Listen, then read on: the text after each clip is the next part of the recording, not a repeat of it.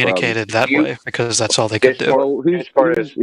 With carrier pigeons, nice, bro. I was just gonna say, No, you don't I even have a said day they 'cause met you don't up know who before the other and guy is. after. So why are you You don't lying know- now about what I said? You don't.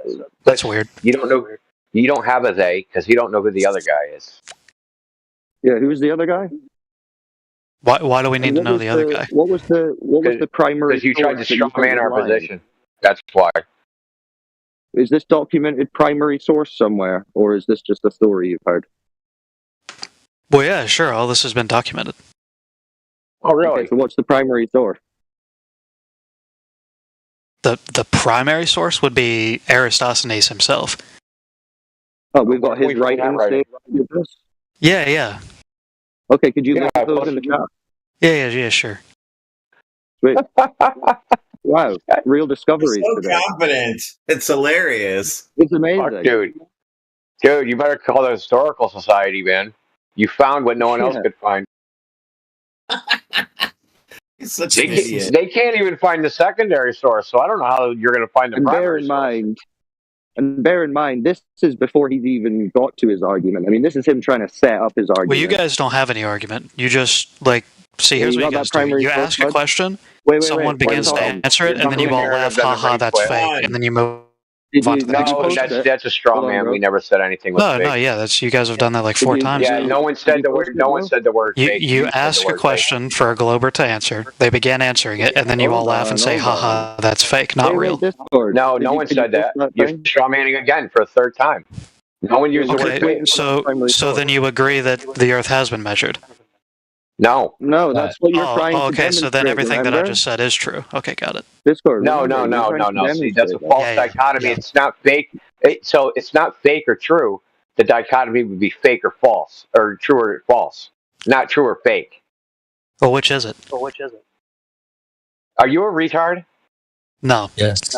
Okay, so true and false is a dichotomy. True and fake is not a dichotomy. If something is fake, then would that make it false? Yes, but not all Okay, false so then- things are fake. But not all false things are. But not all false things are fake. Are you a retard? Doesn't have a Yeah, good grasp of the you are. English language. True or false? That's fake. Guys, we're going to play a game of true or Hey, fake. so can I ask a question for once? Discord. Not So it's really. well known You're that supposed to there's go on no- mute. Oh, yeah. So let me Hold educate on. this dude for a second. It's well known that there's no primary sources for Eratosthenes, that there's no secondary sources. All we have is tertiary sources. Namely, Pliny the Elder wrote that Cleomedes wrote about Eratosthenes. Okay? You don't know what you're talking about. You're talking out your ass. No, you don't know what you're talking about. You're not educated. What are you Clearly. talking about, You just Discord? stuttered, said bro. you had a primary source, so post it. No, you're not. But you're not educated though. Yes. That's Okay, the so thing. you don't have Yeah, what you were claim to have. incorrect. Yeah? You guys got to go to college to know this kind of Okay, stuff. I did. So go through the And I graduated. So go through the Well, story. yeah. Can You I probably make a graduated like suggestion, 40 years please? ago or something. All right, we're gonna get 30. the rest of the story that you don't have the basis for. What? Let's hear it. So you had Oh the no, guy I'm that was just talking I'm just 800 tired of kilometers looking up away. things for you guys that you could all look up on your own. No, you were still to get We to how they did. measured the curve. We're still waiting Yeah, for how they measured that's the curve. fine. I don't care if you believe me or not. Can I You didn't even make a tell us how they did suggestion, it. please? No, well, let's just finish. You on guys the ask a lot of Remember, really this silly guy was questions. saying- The let's Globers just here go are through like you're thinking you're embarrassing them. Okay, that's what you don't realize is that you are literally. No, he's I one of don't- the I don't smartest people in the think- room, actually. He's one of the smarter people in the room.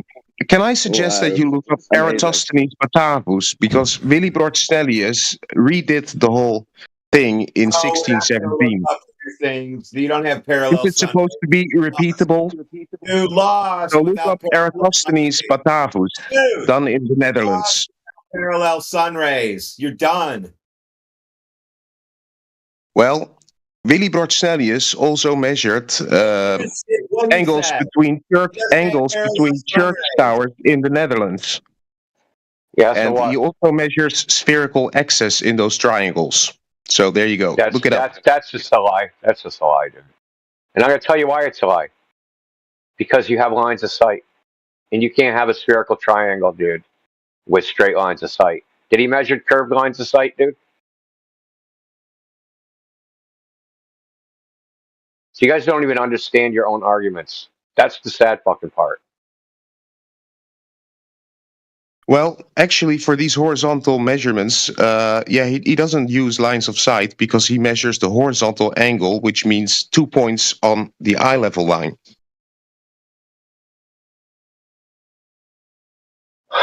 What does that even mean, dude? Well, maybe you should read Eratosthenes Batavus then. Okay, what is he measuring? What instrument is he using? He's using a quadrant with a radius of 2 Okay. meters that I've seen myself because it's still in the museum, in the Boerhaven Museum in Leiden. You can go and visit that and look at the physical equipment that he used to measure these angles. Okay, and he measured the angles between what? Between church towers in a network of triangles in the Netherlands. Okay, a network of triangles, planar triangles? Well, he did find spherical axis, so Planar no. triangles? So he measures horizontal angles, like I explained. So those are 2 points on your horizon, but they're a little bit above the horizon because there's a dip. And that's Indeed, foreshadowed. That he will measure spherical axis. Okay, did he have lines of sight to those points? He had lines of sight to the towers. Were but those when he measured curved? Were those curved? the lines of sight, maybe slightly because of refraction. Oh, Jesus Christ. Did he measure that? I'm not actually sure if he measured that, but because of refraction works like vertically and he measured horizontal axis, I don't think it's that big of a deal. Look, to have spherical excess, you have to have curved lines. No, you have to You can't have a 3 planar angles triangle. of a triangle that add up to more than Yes. 180 degrees. That's right. But you don't, but since you're using lines of sight, right? Can't believe I have to keep doing this over and over again. It's actually pretty fucking sad. Say I take an orange, right? And I stick 3 toothpicks in the orange. Those are my 3 points of the triangle. I can tie a string between all those 3 toothpicks, and that's going to be a planar triangle. Those are lines of sight. The string is the lines of sight. That's a planar triangle. There is no greater than 180 degrees. It's greater than 180 degrees directly on the surface. Only. Not off the surface. Right, so he's not using lines of sight exactly because you need to measure to the horizontal and things drop. So that's why he can't use lines of sight for those measurements. So what's the point of the quadrant? What's he looking at? Maybe you should read it. Just a No, suggestion. maybe you should explain it. Well, I am under no obligation to explain anything to anyone. You know? Yeah, I don't need to present evidence for my claims. Yeah, I know. We hear this all the time. Exactly, Jesus because here's your It problem. always ends up that like you drill down, you're like, okay, where is this measurement? And you want to know the details, and it's I don't have to tell you anything. Exactly. Could we also Right. put a pin? Could we also put a pin in the fact that he said the guy didn't have to worry too much about refraction because he was looking horizontally across the Well, surface. We already knew that, anyways. So for when we discuss the black swan and his inevitable knee-jerk refraction argument comes in, He'll respawn like it didn't happen. Whatever just happened. yeah, of course.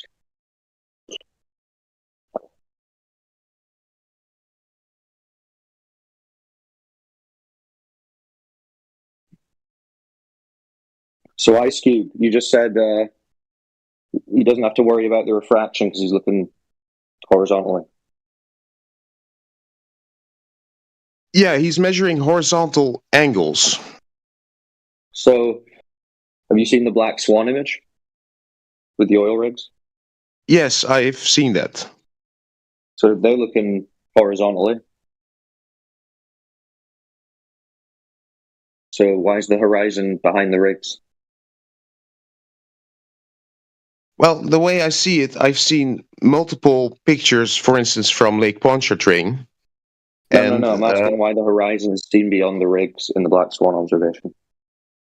Well, there are multiple images of that, right? So it can look different under different atmospheric conditions, and the way I see it, and the way, yeah. If I look at, for example, Lake Pontchartrain, it has it can look different under different circumstances. Under some So why? circumstances, I'm just it looks asking why flatter, the and horizon is under seen some beyond the circumstances, ribs.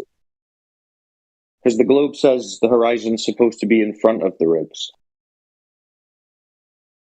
I'm not sure if that's the case. If you model this out, you can You're not simulate this, sure. and it can look different under different circumstances. So I'm not sure if what you're saying is accurate. So you agree the horizon isn't the leading edge of a spherical ball Earth then? All right, welcome to Flat Earth, I guess. That's fine. I posted this Oh, Lake thank you. Thanks for the hospitality. Thank you. Yeah, I Rest in posted peace, Horizon Dip. for you, so there's no curve there either.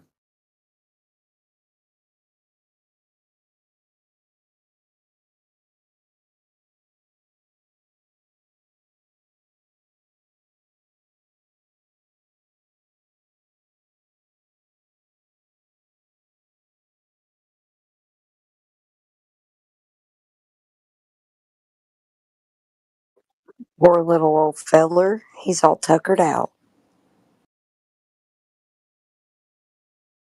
Talking about Booger or these guys? Booker is kind of a baby genius, quote unquote. Our friends that know Booger, they call him a baby genius. I don't, because, I get it. Like, he understands more than the average 6-year old, but he is referred to as a baby genius from our friends. Well, he's gonna be a baby Well, genius that swears like a sailor if he keeps listening to Fed. True, which he doesn't, because I shield him from that. Just to be clear, he doesn't hear all of their swear words. I just try to make them be aware of their like, don't swear. Like, no swearing, man. And Booger, he doesn't necessarily pay attention to all that anyways. He's over here doing math in his head while they're talking about something trivial like Witsit. You name geniuses boogers. Yes, because my baby, my booger, my son, we call him Booger. Yes, and he may be a genius. You can decide for yourself.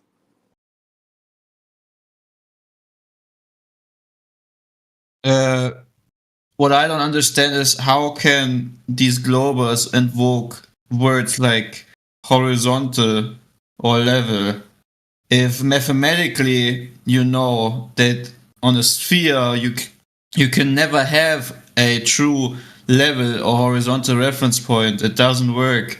It is an impossibility. So how, as a glober, can you jiggle around with these words and think that you're right? That's ridiculous. You can't. Yeah, as soon as you invoke level or horizontal or angles, right, like elevation angles, you're already shooting in your own two legs and you disable it. Uh, when your legs and your ankles and your knees give you the angle to uh, be able to walk an incline or decline, you're already understanding that horizontal is the more comfortable position for your legs. Of course. But again, what globers need to understand, if globers are in here, the only way you get a globe is by having a topographical planar surface, which is a flat earth, quote unquote. The only way you can build a globe model, if it's CGI or if it's a toy you put on your desk, is by starting to have a flat map that you slice up and wrap around a toy. So get this into your head. The only reason why you have your ball belief is because Earth is flat. That is the irony of it all. But yeah, obviously globers don't understand. Gotta play dumb to glurf, right? No, I think that the idea that there is actually no evidence of the globe Earth, and we're just putting that out there, even with a modus tollens, with the black swan, it triggers them so much that they have to hang on to any kind of resemblance to their globe that they can. So they'll parrot refraction, and you, as a flat earther, should be so excited when they say refraction because it doesn't actually give you some sort of explanation for why your observation doesn't match the globe. Oh, it never does match the globe, so can you please give us something that would match the globe? It doesn't even matter if you can at this point. We've already disproven it. It's really just kind of pathetic at this point. Well, yeah, that hits the spot.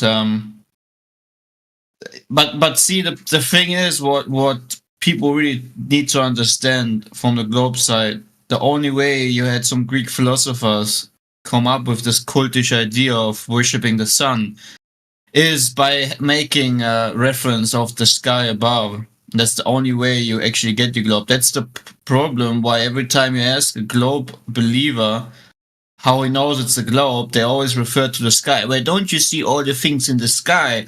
And because of sky, therefore ground, right? So, and what they also invoke is, oh, we have a working model. Look at my model. Yeah, you have a ball earth, you have a They sphere don't have that. that where you have a flat map wrapped around it, and you assume that your model is working just because you always find an excuse to when it doesn't. Right? They Oh, don't where we have have a an model. wait, 1 second, where we have an impossible eclipse, right? And as soon as you have an impossible eclipse, you just be like, oh well, yeah, it's just reflection, it's light bending, therefore it works, right? So the problem is they live in a fantasy land, and they make up whatever suits them to proceed with their lie. See, the problem with what you said is that they don't actually have a model. And then they have the double standard of everything that they think that their idea of what the universe is, whatever that is, would explain something. We don't actually have an explanation for it. And whatever we have that would necessarily model a phenomenon doesn't have anything to do with the globe at all. So every single phenomenon that we can model has nothing to do with the globe. So where's the globe?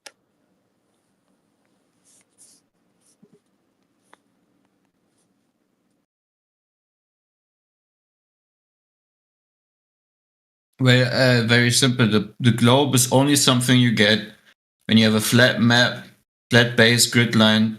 You slice it up and then you wrap it around a fictitious toy. That's how you get a globe. So in order to get a globe, you gotta have flat Earth. Very simple. I agree with you. And I agree. yeah. So everything that they would need to model phenomenon have nothing to do with the globe. They can't give Exactly. me a globe in any modeled phenomenon that we have, or phenomena that we have on Earth. That's a problem because that's kind of what they're claiming, right? That needs to be Right. there at some point, right? It's not.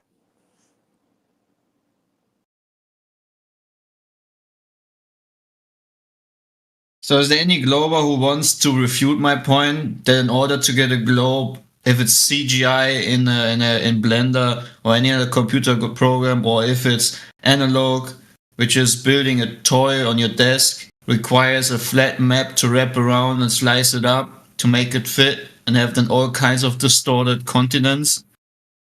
Am I wrong or am I correct that the foundation and baseline for your globe belief is flat Earth? Well, so my Nautical Almanac app is my astrolabe, right? My 21st century astrolabe, and I can prove to you that it's not based on anything flat. Okay. Okay. Where's the okay. globe? Okay. Okay, so where's the globe and all that? Well, I can prove to you that my Nautical Almanac app is not based on anything flat, and it has actually properties that would be possible on a sphere. So to me, it looks Is like it- I, I dig into the numbers. language. You've Is got it- suggestive language. This is it could be a globe. The things that I'm seeing on this app that would represent some sort of astrolabe could be a globe, but where is it actually a globe? Thank you. Okay, so is I it ruled based- out the possibility that it's based on anything flat. So I proved that to myself, and I'm proving it Go ahead to and show others. us. Yeah, Okay, can I just ask, what is it based on? Is it based on longitude, latitude, and meridian lines? Yeah, it is. What It must exactly? be. Yeah. Just Is it show based us. on longitude and latitude? Oh, Your if app. I can show you. I wrote it down because I thought that would be an easy way to communicate, so that I don't have to, read out a whole bunch of numbers when I try to bring this up. It's over at Is your app- metabunk.org. It's over at metabunk.org, Flat Earth section. I took 12 screenshots from the Nautical Almanac app that show at least that the Nautical Almanac app is not based on anything flat. And I do that by verifying distances between 4 points, and I show how you can And put that how on. do you do that? Maybe you can try. How do you do that? Is it based on longitude and latitude and meridian lines? Because as far as I know, in order to get nautical miles as a reference point, you gotta have longitude, latitude, and meridian lines. So what is it based on? You gotta have a grid system. So can you please be more precise? I know last time you have been challenged on your claim and you just refused to answer and give details. But now I'm asking you for clarification. If you want to proceed to just be ignorant and don't want to clarify, just go on and don't make any claims if you can't provide any clarification for it. Clay, Metabunk. Well, I think what I wrote is pretty Are clear. you going to answer my question? Hold on, Ice Cube, Clay. The metabunk.org is kind of like Reddit, by the way. Just going ahead and I know what he's referring to, right? He never knows actually anything about what he claims. He just reads stuff on the internet, but has absolutely no clue about the things that he's bringing forward as an argument. Therefore, I'm trying to clarify, but he can't clarify because he has no clue about the details. This was what really annoys me about these Glovers. They just see some stuff on the forum. Oh, look, I've debunked I wrote that post, bro. I wrote that post. I took those 12 screenshots, and I want to talk about it with flat earthers. Again, your nautical, not your reference system that you're utilizing, is this based on longitude, latitude, and meridian lines? Yes or no? Do you even know what longitude, latitude, and meridian lines are? Well, if you read the post, I think it should be obvious that I know a thing or two about the subject. Oh man, can you not verbalize? If I look, if Clay is going to explain you something about a point he brings up in a conversation, he is able to be scrutinized to every point. He will explain everything until he says, "I do not know." Right? So either you say, "I do not know," or you're gonna tell me. You have two things that you can do. Okay, so it's using a spherical coordinate system, yes. Longitude and latitude, angle. Yes. Exactly. It's based on angles, right? How did you get these angles? I calculated them. I found them with using a script. Okay, how is latitude, longitude, and meridian lines calculated? How do you derive them from the sky? Because they're celestial observations. How are they derived? I'm using my astrolabe to find distances between 4 points using a formula that is commonly accepted by many flat earthers and is also fundamental to navigation. How is longitude, latitude, and meridian lines derived from the sky? How did we Are you came gonna up tell with me? this grid system? Are you gonna tell me? Well, Are you gonna yeah. teach me? Are you gonna Flat teach Earth. me? Yeah, flat Earth You're gonna elevation concede. angus. You're gonna The concede that you reason don't why know. you Clay, The- make him explain. Right, he's the one that claimed he knows what he's talking about. You don't have to explain it to him. Make him do the work, right? Or make him concede that he doesn't know what he's talking about. you're correct. Exactly, because he's gonna have to identify what elevation angle measurements are for celestial navigation now. The Correct. elevation So- angle would be in the Nautical Almanac app, in the 12 screenshots that I took, the height, Whoa. the angle, the height, that would be the elevation angle. Okay, I'm using Okay. that to calculate zenith distances. Show you me have- where you I have- went wrong. Did I add, subtract, and multiply correctly? Did I add, subtract, and multiply correctly? Relax. Did anyone check? Relax. Oh my relax. god, dude! Relax, dude. First of all, Cloud hold anymore? on. Guys, say something real quick. Metabunkus Mick West site. We cooked his ass, dude, in a debate. You can listen to it if you want. I am Anyway. not Mick West, motherfuckers. Relax, dude. Just relax, okay? Nothing. There's no one that wants to hurt you here, okay? We just want to have an intellectual conversation. So again, we established that your app is based on the fundament of longitude, latitude, and meridian lines. So what you gotta do is just realize that those things that are referenced through celestial observation can only be referenced from the sky by having a planar reference point to get these elevation angles. Otherwise, you cannot do it. So the I question posted is, one. where on your exactly? There you go. This is how it's done. So again, the Yeah. question is, if you have longitude, latitude, and meridian lines, how can you get them from the sky if the surface is bending? If the mathematical requirement is a planar surface? There is no requirement of a planar surface in celestial navigation, and I've proven that it's not based on a planar surface. Okay, so how did we Yeah. derive longitude, latitude, and meridian lines? Well, go figure it out. Maybe you should try to actually learn and use Well, I celestial know. navigation. I know how we figured it out. Question is, do you? Because then you wouldn't invoke your spinning, wobbling, tilted spaceboat flying through never expanding world of total darkness idea of sun worship. Because again, what you got to realize is everything in regards to your sun worshipping religion is based on Earth being a topographical planar surface. That's where all, on that planar surface, that's where all these Greek philosophers ran around and came up with vain ideas of concepts. Besides, that this guy that never aren't went true. out with an astrolabe and took angles and did all this shit. He's just lying to He us. never. Obviously. He's reading debunk forums. No, I wrote that post, and I'm waiting after 3 years for an factual response by flat earthers. Excuse me, by the way, that I got a little bit heated there. I'm sorry. I apologize. Never took any It's okay. measurements. It's okay, man. Happens to all of us. By him not denying that, so I'm correct. He just lied to us when he said he went out and took an astrolabe. Well, the Nautical Almanac, I consider that to be my modern 21st century astrolabe. It serves pretty much the same You lied purpose. to everybody. You lied to everybody. When do you Globers not lie?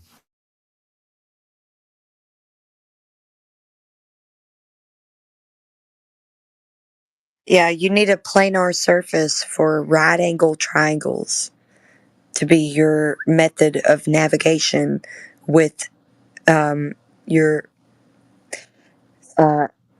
angle to Polaris given the angle of incidence at the equator.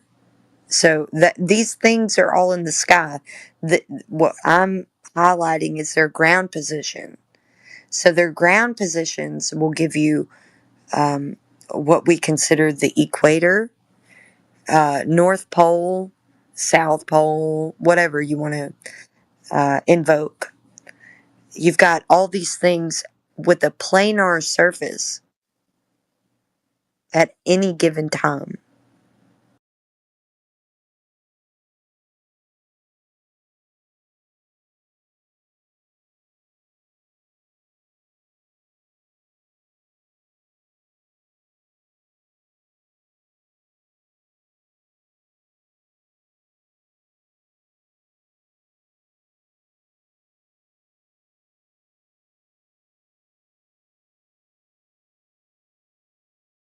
Damn rough. 3 years you've been doing that, and this is where you're at with it? That's pretty rough. No, the thing is, I wrote that 3 years ago, and then I posted it, and I never looked So back you've been- until now with TFE. My interest in the topic got reignited, and so I'm looking at You're- FED, and I see So they're you still managed- selling the same stuff. They're still You talking about the same stuff. managed to stop So- spiraling for some time, but then the TFE came back, and now you're spiraling all over again. That's rough. It's pretty Well, I'm sad, saying- actually. I'm saying my interest in the topic got reignited because I see, after all this time, still the same nonsense is being Yeah, but you're still told, here. you You're know. still here talking about. Well, you were just talking about elevation angles, which don't support a globe in any way. In fact, they prove that you're measuring off a horizontal. I've got 12 elevation angles on my metabunk.org post from my Nautical Almanac app that disprove Okay, what what's you an just said. elevation angle? Well, in the 12 screenshots on my Nautical many Almanac app, different the elevation observers- angle is the height, many- which I how many- get 35 degrees and a little bit 12 times. How many I different think- observers? There are 6 observation points mentioned in the thread in the starting. So different observers? No, it's just me. I'm using numbers in my Nautical Almanac app, and I used 6 positions. So you could consider that as 6 observers, but I don't need to send 6 people there to figure out where the stars are going to appear, because navigation relies on those calculations to be accurate. Well, it's observer dependent, especially when you're given some sort of location that you are trying to put yourself in and figure out where you want to go. So you need some more information that you're, going to navigate with. No, it's not observer dependent. I can put in a longitude and latitude, and I can see where a star in the sky It would appear is if I was observer there. dependent. You just highlighted how it is. I use observer 6 dependent. positions for the observers. Okay, they're virtual observers, if you can think of it that way. No, But it's there's 6 you. positions. No, and it's 4 you. times. Every time it's you, right? So you're giving your pinpoint on some sort of location 6 different times, right? Right, 6 times involving 4 geographical positions. So And 4 your stars that are above observed- that position. Yeah, so your observed location and your observed angle to these celestial bodies that you're talking about. Yeah, well, it's not it's an assumed position. So I have 6 waypoints, like half waypoints, between each combination of the 4 GPs that I use to calculate the 6 distances. Yeah, it should be your 3 points of equal elevation so you can triangulate your position. Well, I'm not using it to find a positions. I'm using it to figure out the geometry of the system and to illustrate the geometry of the system very This clearly. whole system that we're laying out right now is using the Earth as planar already, because the adjacent of the right angle triangle is the surface of the Earth. Well, if the system is using the Earth as planar, how can I find 4 points in the system that have 6 equal distances between them?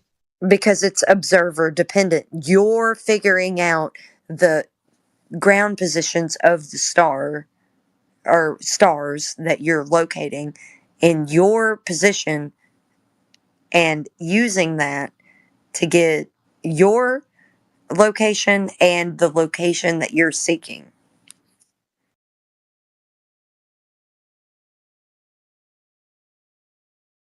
I don't see how it's observer dependent. I would say they are ground positions. I mentioned 4 ground positions with GPS locations, Yeah, and it's I'm just missing. checking distances between them using star positions, using a method that is fundamental to navigation. And many flat earthers agree that that method works. Yeah, you can't actually say that you don't understand how it's observer dependent when literally every single location of some sort of angle measurement, you're using your position. I'm using calculated positions of waypoints halfway in between each combination of the 4 GPs. But it's your position in every scenario. It's a calculation of a position that I made to No, enter that in buddy. I'm saying that the it's Nautical Almanac app. your, yeah, but it's your position in every scenario that you're taking an angle measurement. I'm not taking a measurement. I'm doing I'm letting the software make the calculation for me and predict So where you're it will not be. doing the angle measurement. No, all that has been done for me. I'm just investigating the No, numbers in the buddy, system. we're not interested in that. We want you to do the angle I just measurement. got done telling him that 10 minutes ago. He didn't do any measurements and that he admitted it. No, I did Yeah, calculations. thank you for doing it again. Thank you for admitting it again so everyone can understand. Well, I've been clear about this from the start. I made calculations. Oh, it's just imagination shit.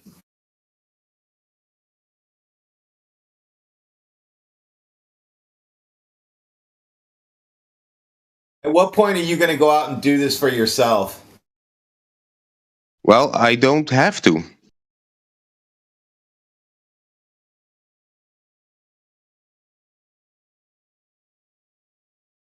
So you don't have to substantiate your claim of a globe that you're navigating at all. You can just assume it and just tell us, and we just trust you. I didn't claim it was a globe. I investigated the numbers of the Nautical Almanac app to figure out what it's based on. That's what I did. I don't know what it's based on. And I found a property of the system that rules out that it's based on anything flat. So I think it's a very bad argument to make for flat Earth. That's what I'm trying to get across. If you want to be a flat earther, keep it simple. Well, Say water is flat, shoes are flat, my phone is flat, therefore the Earth is flat. Okay? Well, that's poor research on your part, then, because elevation angles are actually right angle triangles. No, they're not. You don't need a triangle to have an angle. You need two lines intersecting in one point. You don't need a triangle at all. You've been hypnotized to think there should be a triangle when that's not the case. And the GP is not on the baseline, and that's by design. Okay. Yes, it is. It's funny. It's funny that you said that. This dude's getting worked up. I'm going to show him what a triangle looks like since he doesn't understand what a triangle is. A simple question I want to ask you, bro. Here's a triangle, dude, for you. On your Can I ask a question? Yeah, let me ask you a real quick question. You know, the Samoans are known as the navigators. You're kind of roboting. You're kind you of hear me? roboting, yeah, a little bit. Yeah, how? I'll type it, please. Yeah, okay. I can hear you, but it's just like you're on the verge of roboting. On your headset.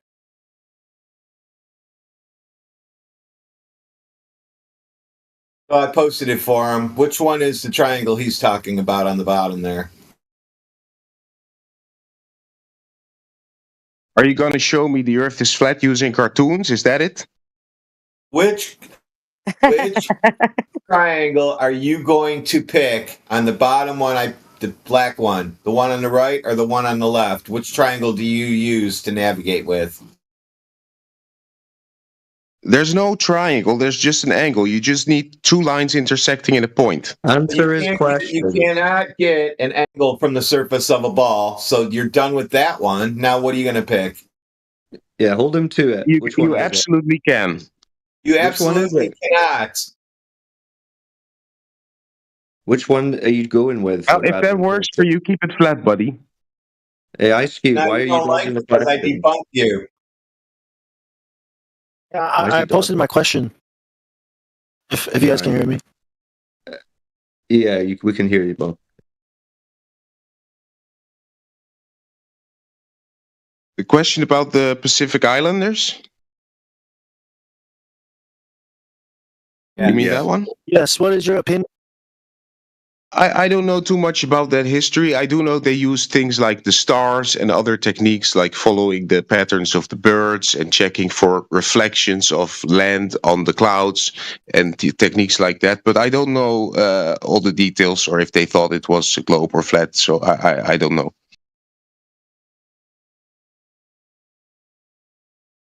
Well, they navigated the oceans using celestial navigation, so you must give an opinion.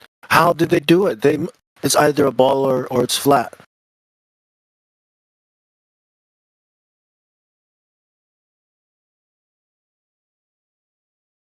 Would you agree they assumed the flat Earth? I don't know what they assumed. I do know that they used the stars, and like I said, birds and other things they looked at patterns, but I don't know exactly if they thought it was flat or curved or whatever. So you tell me if you know. If you had to guess, if you had to give a guess, like what would you guess?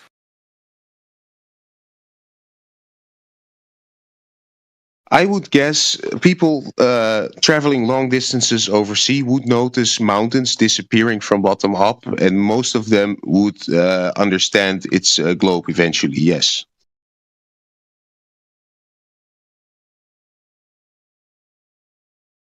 So you just jumped all the way from looking at stars and your retarded angles from a sphere to boats go over the horizon. You're an idiot. So he's claiming Well, the ancient you asked me to make a Polynesians were guess, so I'm globers. trying to motivate why I guessed what I guessed. Okay, I'm sorry about that.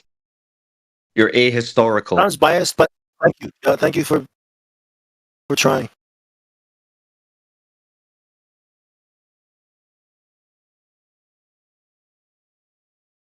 So can you take your post down now since you claiming spherical triangles? Or are you going to go with that you made flat earth measurements or the guy did? So now the ancient Polynesians are globers. Interesting. Bit of revisionist history.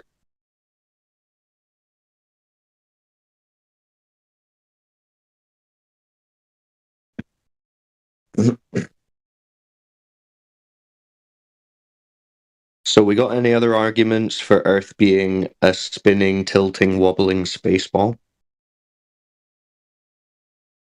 Or is that them all used up? I just wanted to add something. The Polynesian house the roof was designed after the sky being domed shaped, and I guess the floor is flat. So some more supporting information. supporting. They were probably flat earthers. Yeah, you're breaking up pretty bad. We heard you though.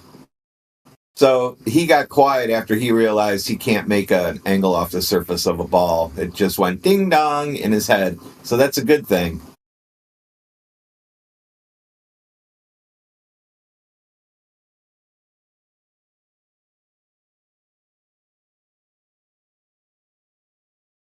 Yeah, last time he came here with this exact same argument, it didn't go well for him. This time, it didn't go well for him. You'd be back again. The same arguments, Cube. I posted a 3D model for you of your not 90 degrees again. Well, here's to another 3 years of Ice Cube doing the exact same thing and getting nowhere. Also, I posted the Polynesian cosmology, flat Earth, like all the rest.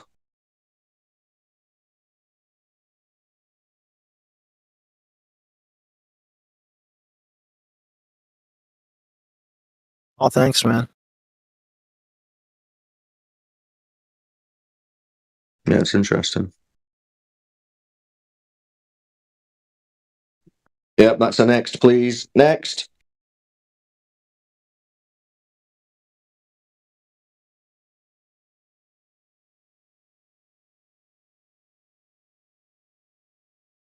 Who else we got in here? We have a moment of silence for the globe loss. Yeah, that's a good idea. Everyone, Globers especially, could you please be respectful while we have a moment of silence for the globe? Thank you.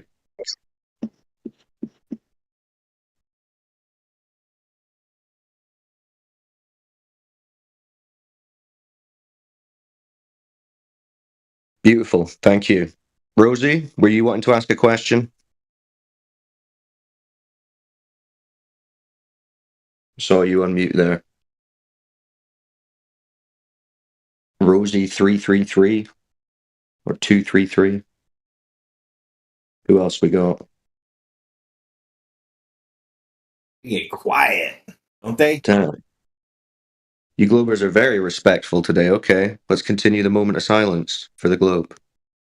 The departed, dead, laughable globe.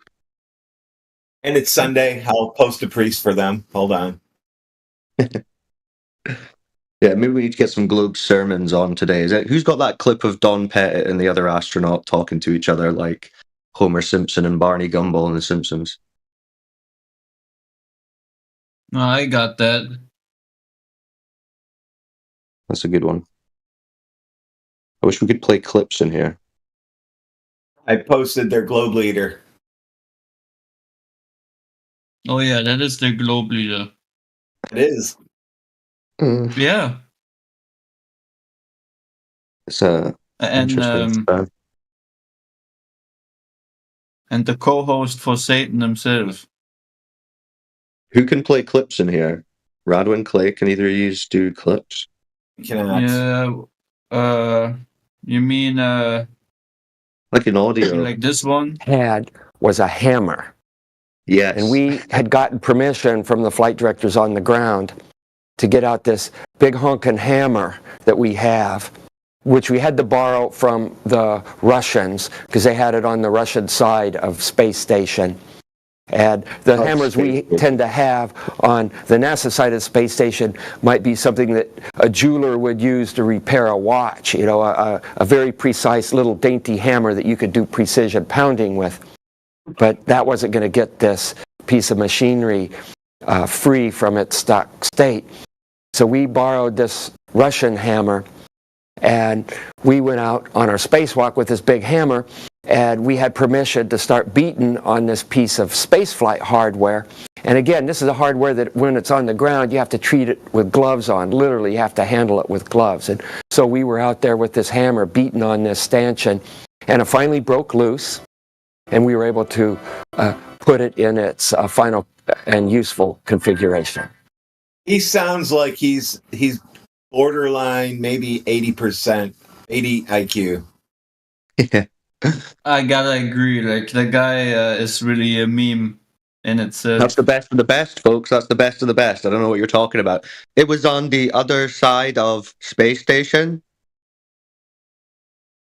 Oh, good stuff. Precision power. The clip where he's pound. talking to the other astronaut. Do you have the one where he's talking to the other guy? And they're like, "Oh yeah, the stars. Wow, they look so." Oh, that good." one. 1 second. That's hilarious. Give me a sec. And in the meantime, if there's any new people in who have questions or want to discuss their globe belief, let us know. But we're just gonna make fun of NASA and the globe for a while otherwise. Well, maybe I can bring up something, switch to a slightly different topic, if you don't mind, because You admit that you can't make an angle from the surface of a ball? well, you can absolutely do that. That's by design. That's how it works, what it's based on. Yeah. So you won't admit that, even though I debunked you? No, it's ludicrous. It's silliness. You can absolutely do that. That's how it works, in fact. An elevation angle has a horizontal baseline.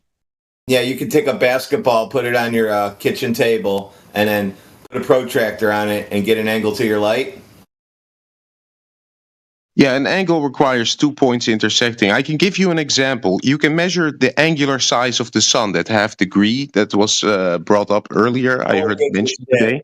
You can measure that with a sextant, the angle, right?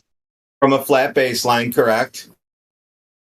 No, if you measure the angle of the angular size of the sun, you take the sextant, and instead of bringing the sun down all the way to the horizon, you bring it down just half a degree so that you have two disks touching each other. Then you measure the angular size of the sun. So you have the line from the top of the sun and the line from the bottom of the sun coming to your sextant, you measure that angle. But there's nothing flat there. There's no physical flat thing there, but you measured the angle. So what? Now what? Now what do you have?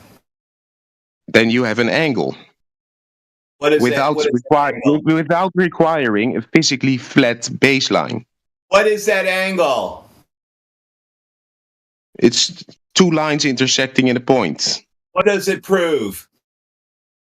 It proves that I can measure an angle without something flat to be there. Dude, you took 2 points of something far away. That's not the same as you looking up at one thing and getting that angle. Correct. Okay, And? so you cannot get an angle from the surface of a sphere. Just say, oh, yes, you're right. And we can move on. No, because I don't agree. You can absolutely do that. You can disagree all you want, but you have to say you're correct. But I disagree.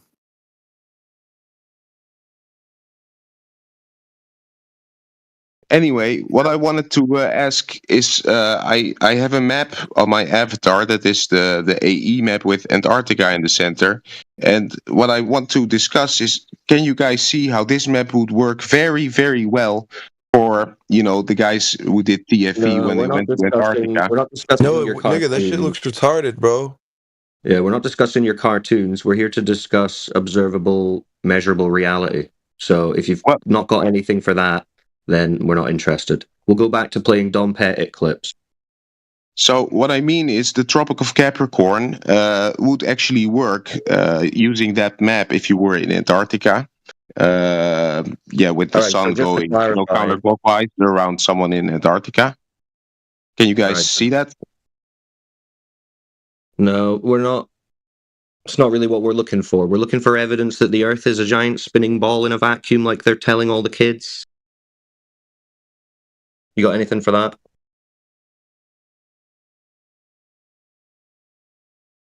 Claire, you still got those clips in the barrel?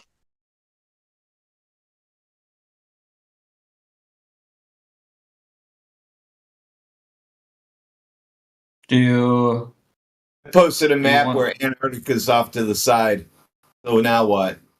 Well, hold on, actually. Sorry, we've got some new people in. Who we got? Addy, Bambi, what's up? You guys got questions? Sydney, don't recognize you either. Come on, guys, don't be shy. Urban. Must have a question. Or a globe argument.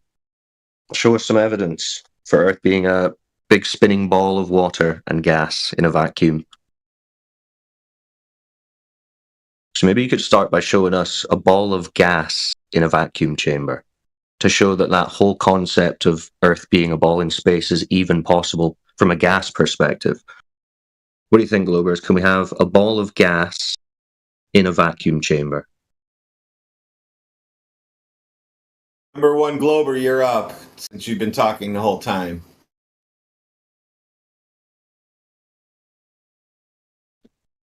Ball of gas in a vacuum chamber, anyone?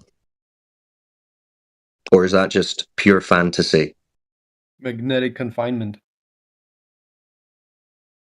Now they're using magnets. So you're using magnets to make a ball of gas in a vacuum chamber. Could you show us? Yeah, it's. I mean, just look up fusion reactors. That's what they do. That's in a container. Yeah, that would be in a container. It's still gas pressure next to a vacuum.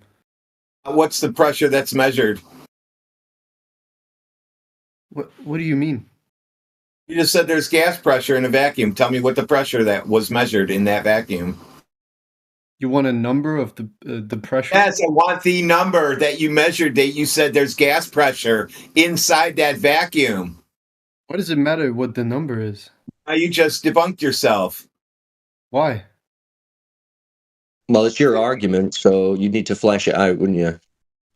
Okay, but the fact is there's clearly some sort of material inside this well, no, chamber. So far it's just your claim. And there's vacuum next to some gas. Okay, post the image of the ball of gas inside a vacuum chamber. Okay. And then we'll move on to a ball of water inside a vacuum chamber.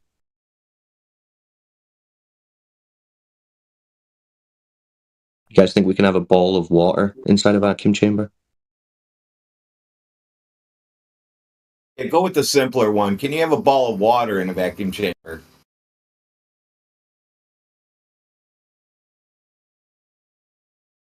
That's a no, I guess. So it's pretty Yeah. easy. These guys debunked themselves today.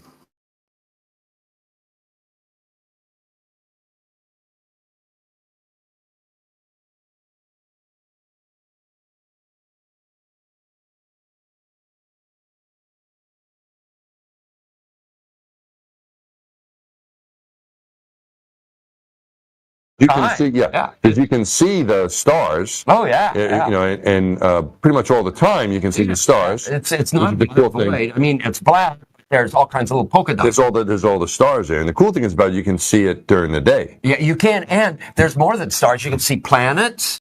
You can see moons. You see the gas Magellan clouds of You the see the galaxy. Magellanic Cloud. Magellanic. See, I just wanted the Magellan There's a large clouds. one I didn't and want a small one, right? Yeah. And what people don't mention that much is just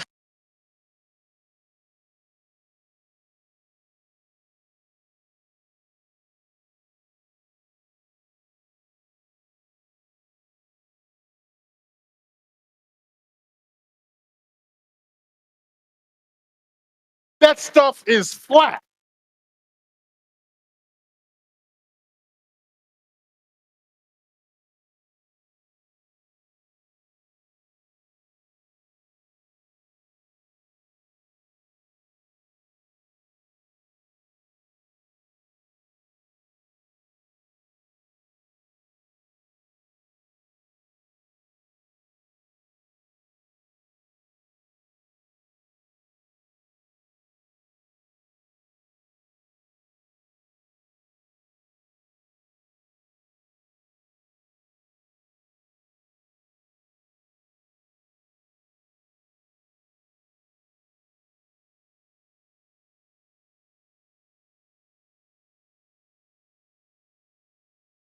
It does. You molt, sort of like birds molt in the spring, and human beings molt, particularly the skin, the calluses fall off the bottoms of your feet. Because it happened in space. Well, it all happens at once. For whatever reason, the skin, all the calluses on the bottoms of your feet fall off about the 2.5 to 3 month period of being in space. Okay, yeah, this sounds actually pretty disgusting.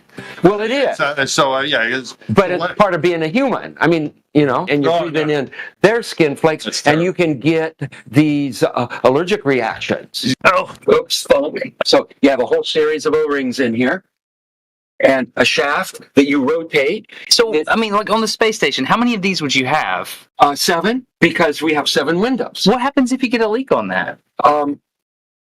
Then you have a leak.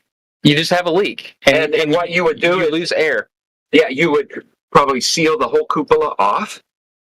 And then there's probably a plan, I don't know off the top of my head, but there's probably a plan for replacing the mechanism. Might require a spacewalk. So my question is, how can you operate a lid on the outside of the space station by manipulating something mechanical on the inside of the space station without losing air pressure? It's called real good engineering.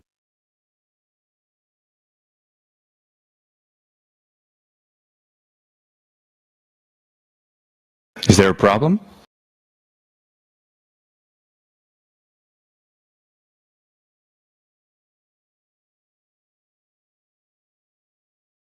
Is this good or?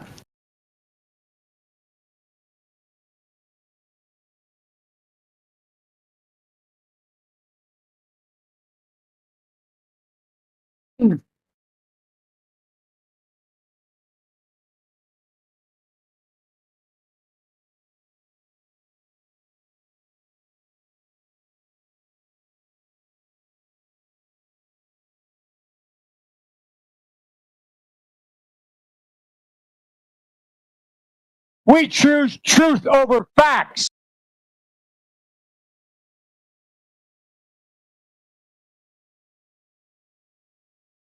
Or Joe. He's probably watching the Flintstones right now in the basement. Oh yeah, yeah, they're cool. Sleepy Joe in the basement watching Flintstones. Yep. That or the Beverly Hillbillies. Something he likes.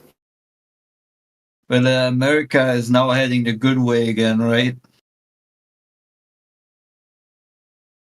America is a nation that can be defined in a single word. I was excuse me. Joe Biden.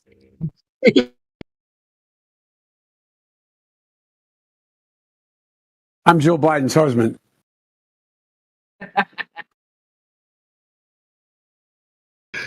That's hilarious. Poor kids are just as bright and just as talented as white kids.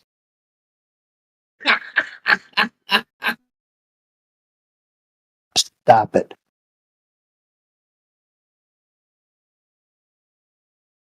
COVID is taken this year. Just Oh, sorry. Didn't know I did that one. Not sure if you can talk about this. Some things we just can't talk about. They're even more of a no-go than Flat Earth.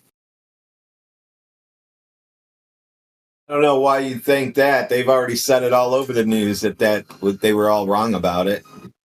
Yeah, but I mean, in regards to politics server, I know it's now illegal on YouTube and stuff, but I don't want to have this channel be in any danger on this server, particularly. I don't know how this politics server is dealing with that kind of talk.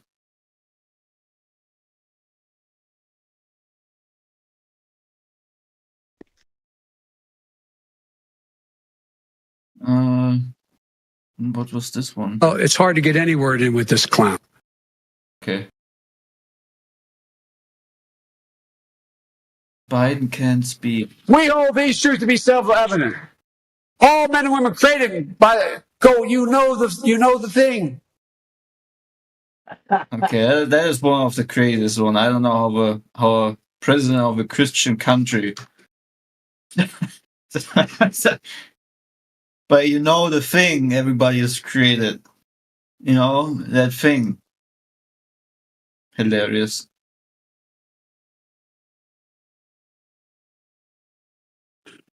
We may even have a Space Force, develop another one. Space Force. We have the Air Force, we'll have the Space Force. We have the Army, the Navy.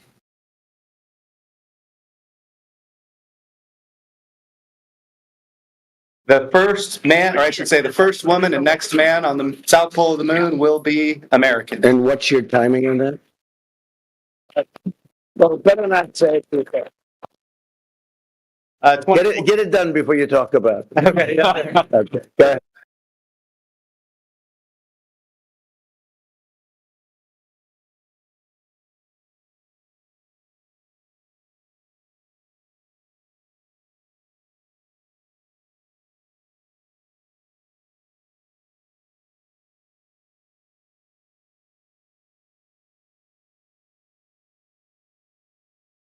All right, kids, it is now my job to teach you the theory of evolution. Oh, boy! Now, I, for one, think that evolution is a bunch of bullcrap, but I've been told I have to teach it anyway. It was thought up by Charles Darwin, and it goes something like this. Hey, violation rules there. Sorry, Clay. That might get us copyrighted. I don't know. Just to be safe. Yeah, I forget about that one. That if it does or not, just to be safe, right? Well, sorry, didn't know that.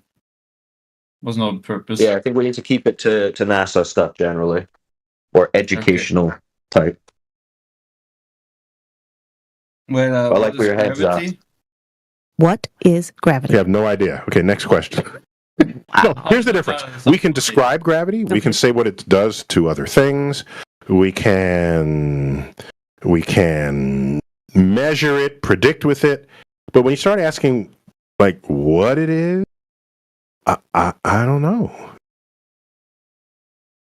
So think about that, Globers. This whole crazy claim of a world that's a big spinning ball and you ask the sensible questions like, how could that be? How could we be on the exterior of a giant spinning ball? And they say, gravity. They don't even know what that is. Should make you think.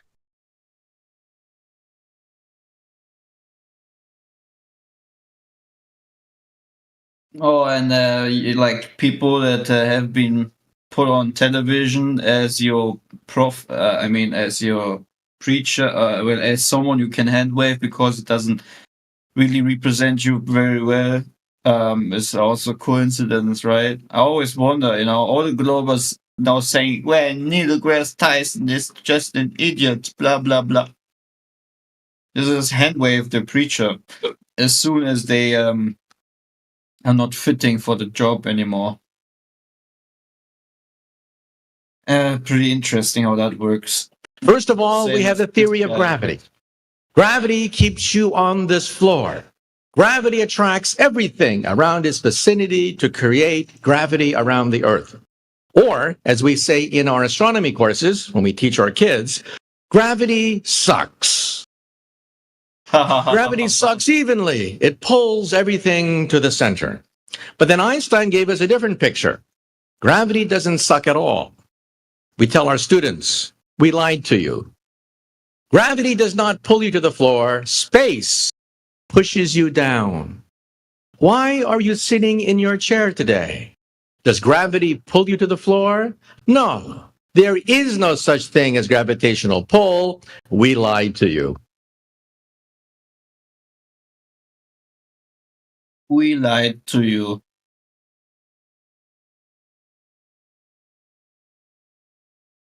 No Globers getting irritated or annoyed. No gatekeeping.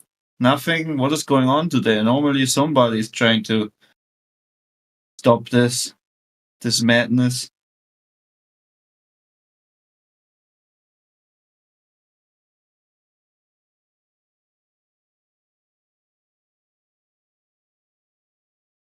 We stretched our clothing out to 8 to 10 days. And we would wait until we started to get a little rash around our waist before we change our underwear. And that was sort of our signal that says, hey, I think it's time to get a new pair of skivvies. Are incredibly robust. You can What? I've never heard that one before. Being an astronaut is a nice thing. Filthy astronauts. All right, I need to dip off, but I want some globe evidence on my desk by the time I get back. Globies. Oh, there's a bit much to ask for.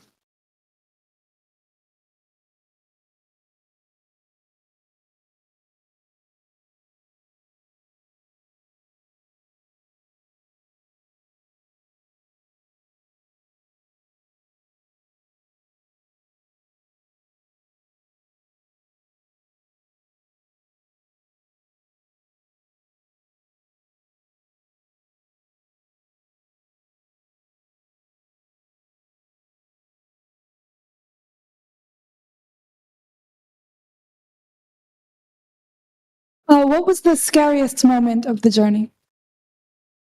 Scariest. It didn't happen. It could have been scary.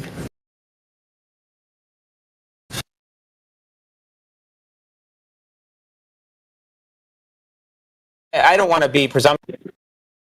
Why has nobody been to the moon in such a long time? That's not an 8-year-old's question. That's my question. I want to know what I think I know. Because we didn't go there, and that's the way it happened.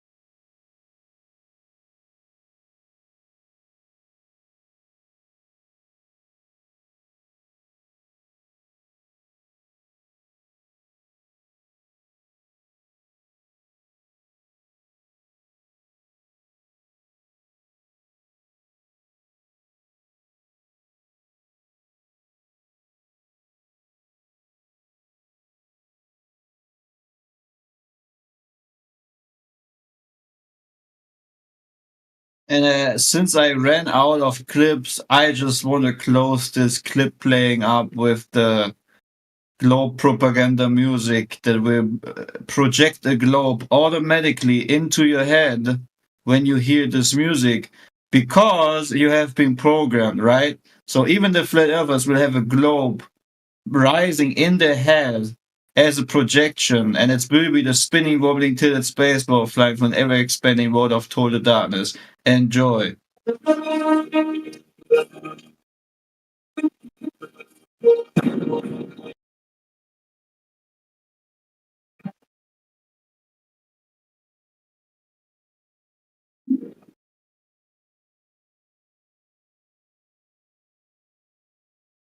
Okay, for some reason Discord didn't detect that, but anyways, it's the universal intro.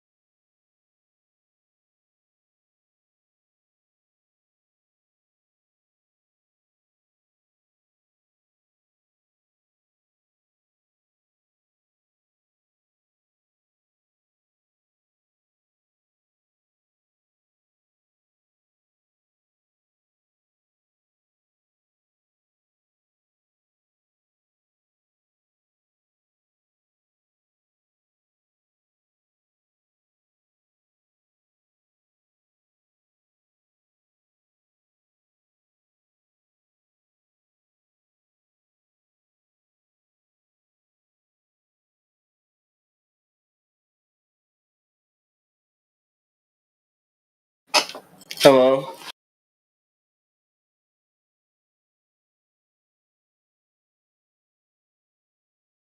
Is anyone here? Yes. Yes, sir.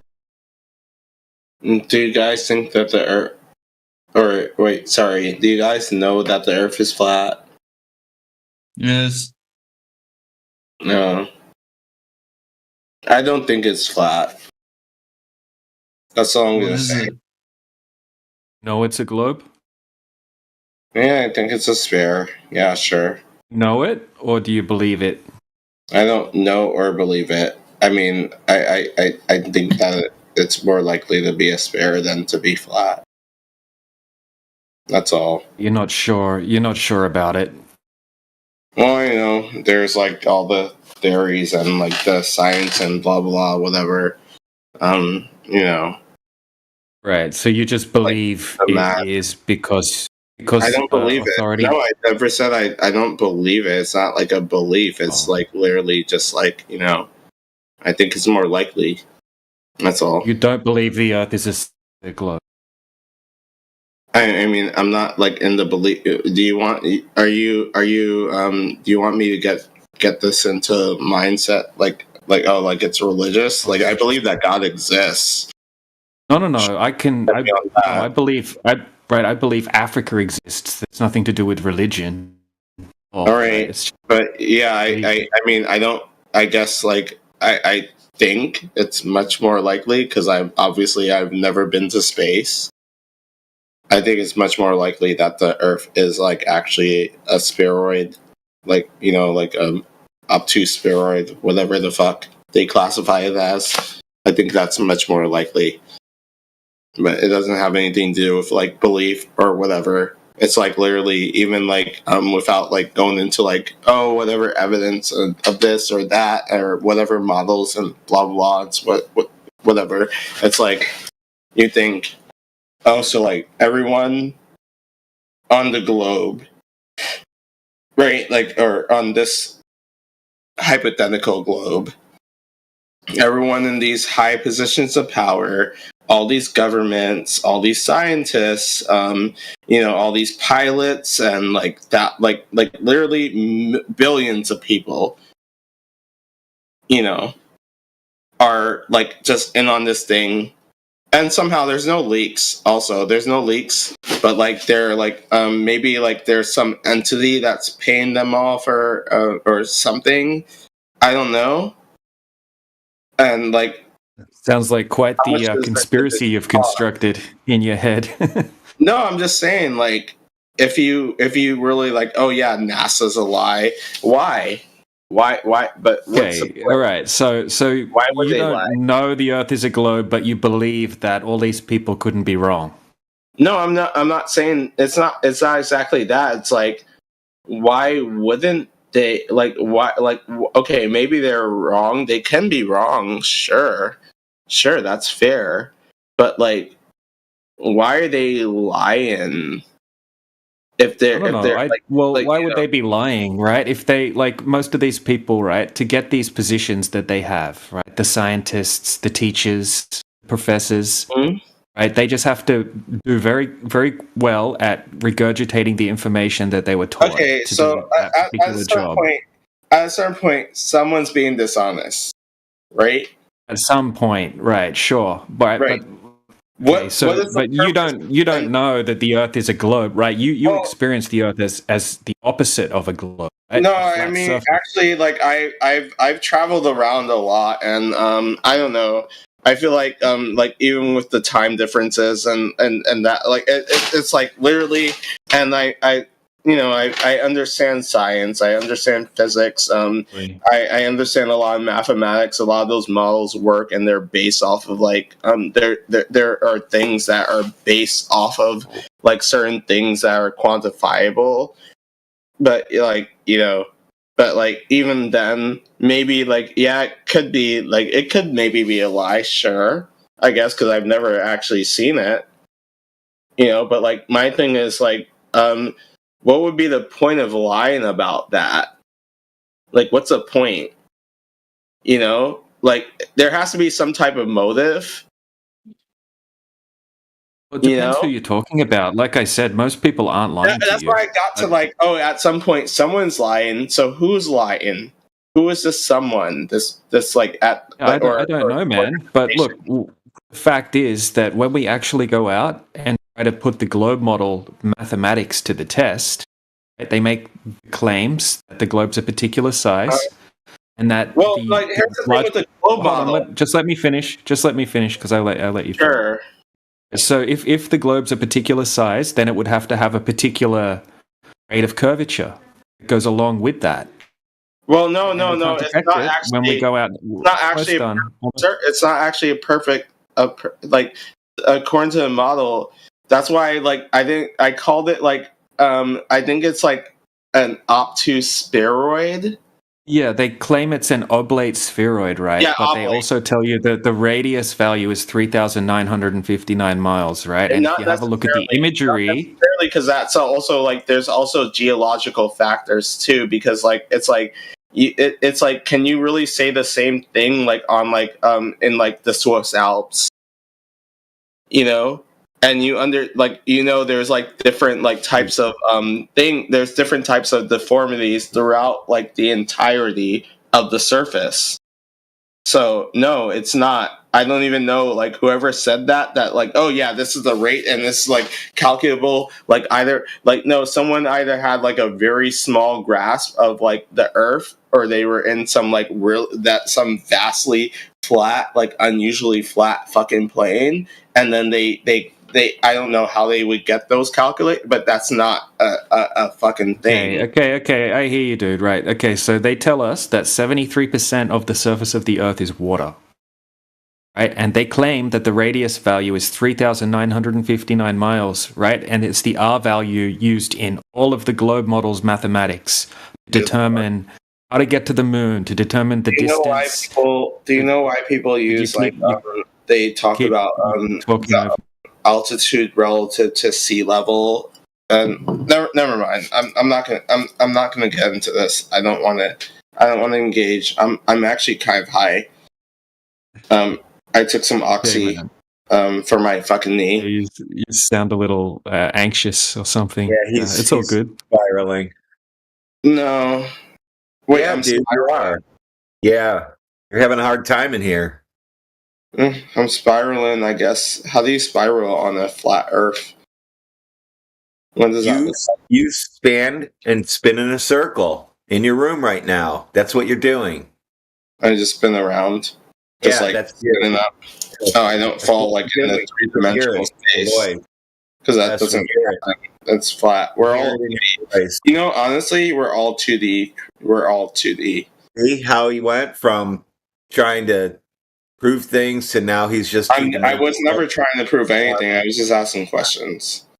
I see. I'm not trying to prove Hapless, just listen to me for 30 seconds, all right? And tell me if you agree with me. A lot. Okay, go ahead.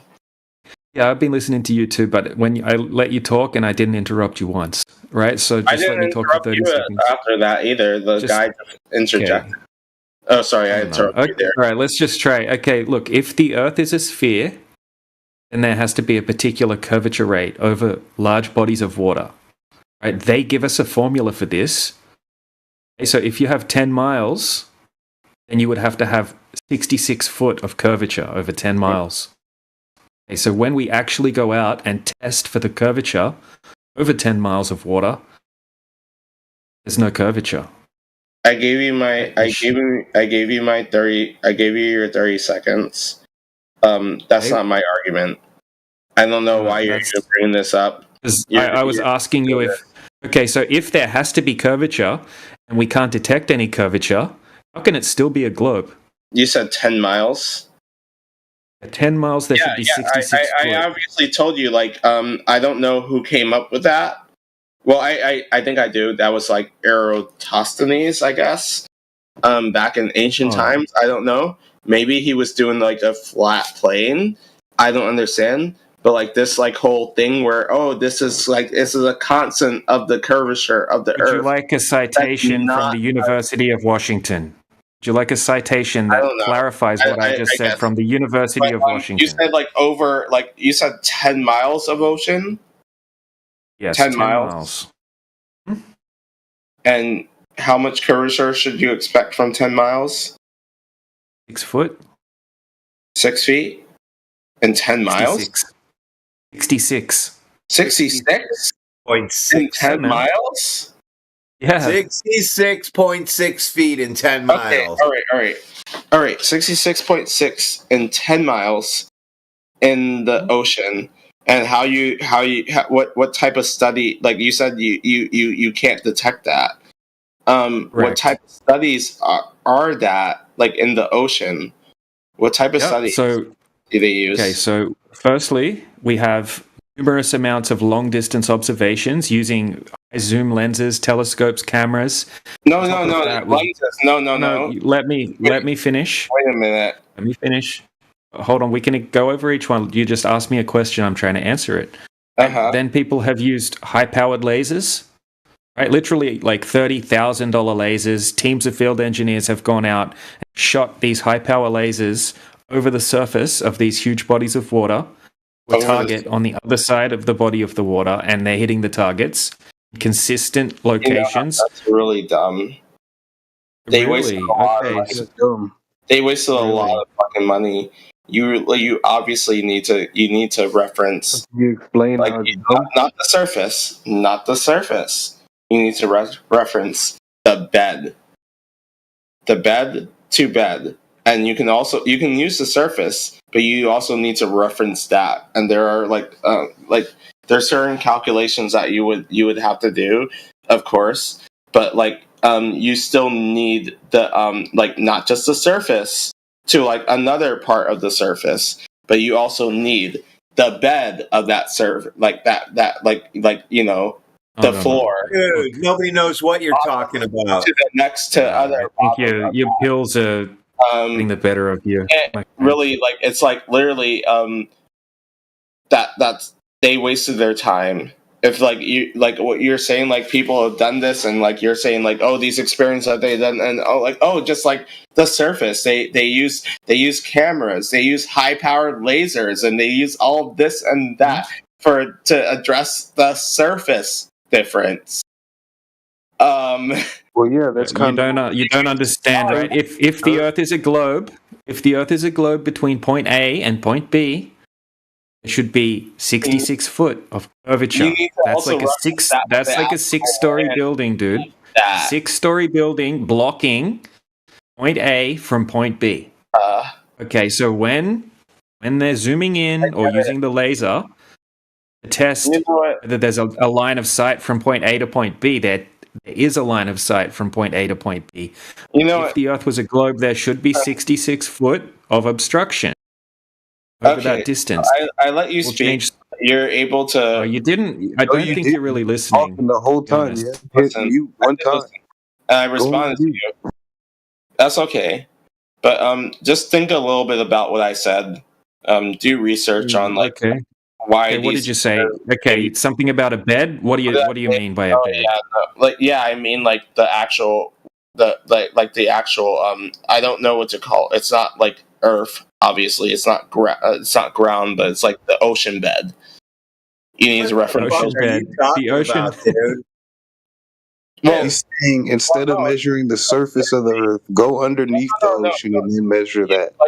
It's a function. There's a function that it would become a function because you also have to reference Dude, you go to bed. Dude, go to bed and come back later. You get those. Yeah, we got Kenshi here. He's going to pick up where you left off. No, what I'm telling you is you have these surface points, but then you also have to reference the actual bed, You're an idiot. Goodbye. Good night. How? What? We're talking about the surface of the Earth, bro. That's what we're talking. No, but you're talking about specifically measuring water, right? And curvature. Yeah, you see the big globe pictures that NASA. You see the big globe pictures that NASA sends. That NASA gives you. You see, you see on those that the surface of the Earth is 73% water, right? That's what they claim. Why are they lying? Why are they lying? No, bro, unfortunately, that's not what we're talking about. You have to go on mute. Oh, You have to go on mute, man. Just can't have a proper conversation. Can she? Can you have a proper conversation about this? Yeah, my bad. I just hate when these Globers think they're gonna come in here and bully some shit, so I gotta bully them back. I'm not trying to Oh, bully. you're on our side. No, That's no, good, you man. keep talking over him the whole time, bro. You need to listen and have an honest conversation. I Or else tried I'm to gonna have an be honest here, conversation. this picture of a Shih Tzu, and I'm gonna do exactly what you're doing to him to you. That's all I'm gonna do. So I tried to have an honest conversation. I was asking him a question, and he was. Anyone else? So I'm big letdown. Yeah, hapless Squall. It's just not going to work out, bro. I think.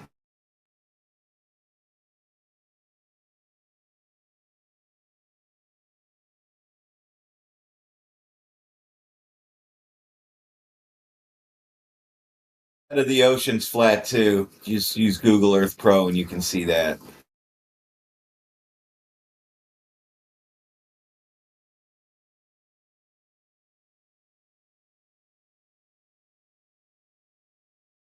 Or just look at any frozen body of water. I guess a lake.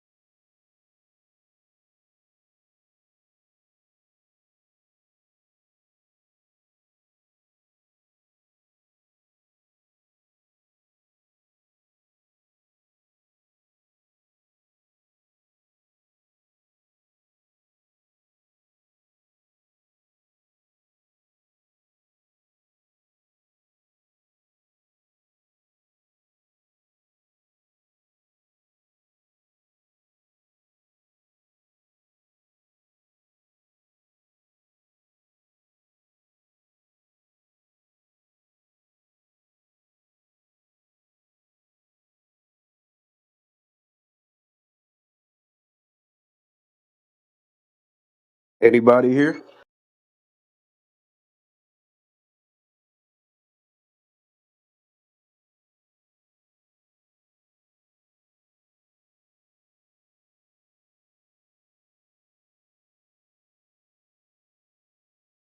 Who's asking?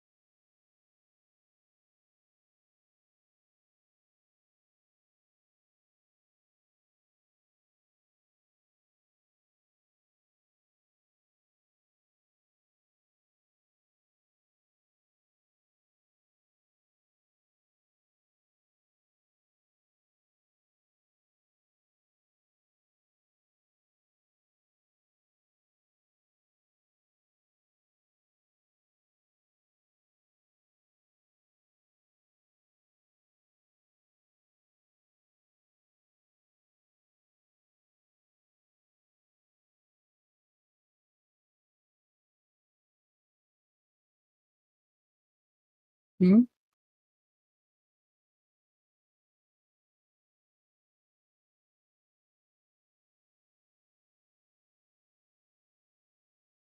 Hello? Hello. Oh, okay.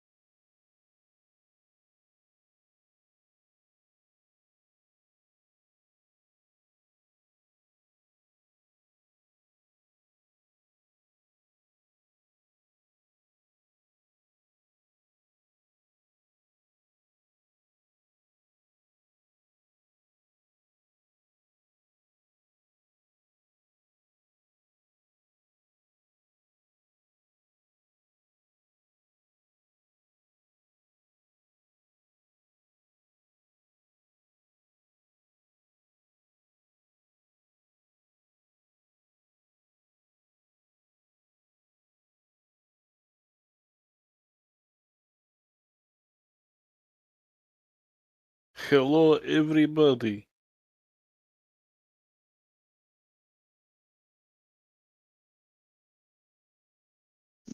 Good evening, comrade. Hello, Des. Are you from Australia? Yes, I'm from the land of Router. Is it true that most of the people in Australia live on the coast and not in like the center of the country? That is very correct. For the population map of Australia, it's all red dots all around the coast, especially on the east coast. And then all the middle is empty.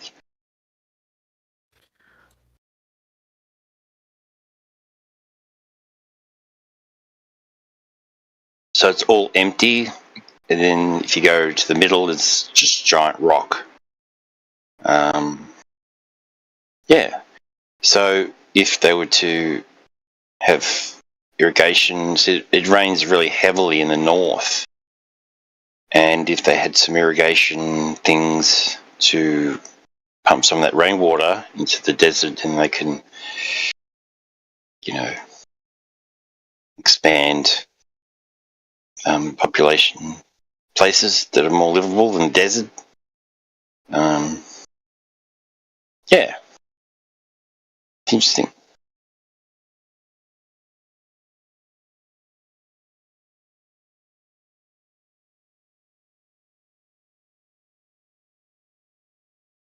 Yeah, it's the size of the United States, basically, but not even, we've got like 25 million or something. America's got like 400 million or something like that, people.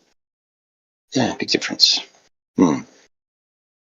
I hear a conspiracy theory. I don't know if it's true, but is it true? Like in the center of Australia, there's like a circular gate or like a circular fence.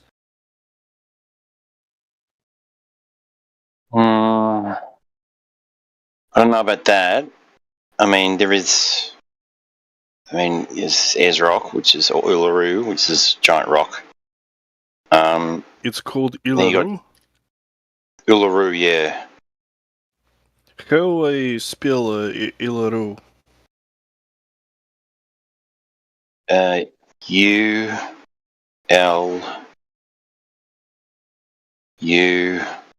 Uluru. R-A. Uluru, yeah. Hang on.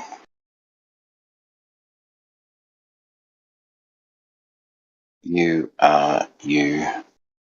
I think. I see this thing. It's a massive rock. Uluru.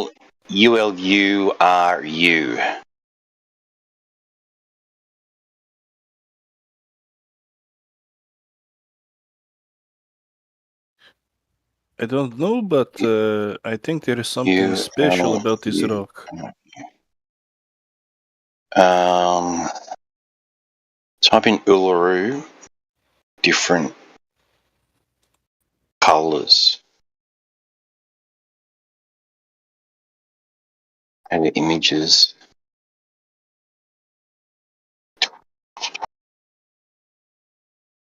Get all the different colors in it. It's pink. When it rains, it goes black.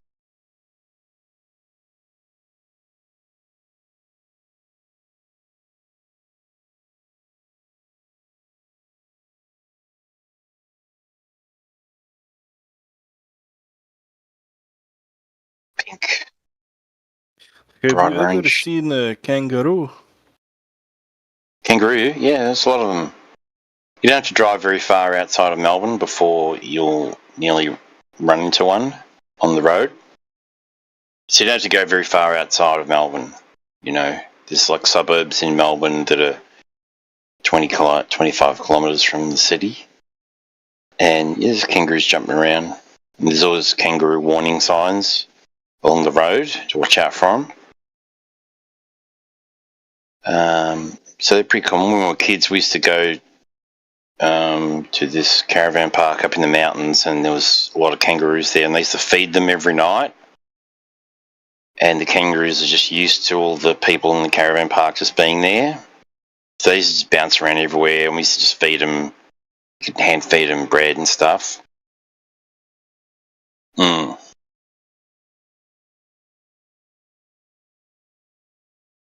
So they're not aggressive or anything. They're very chilled sort of animals. They just sort of chill around.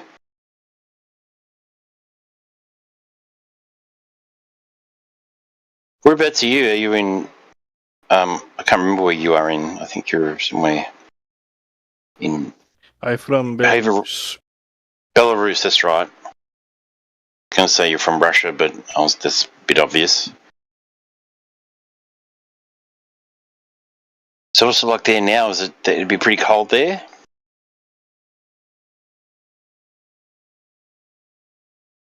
The temperature. Hmm. It's like, do you use Celsius or Fahrenheit? Oh, what's Celsius? It's like We have 5. right now 1 Celsius. 1. Okay, that's pretty cold. Here it's 25. So it's like summer. Yeah.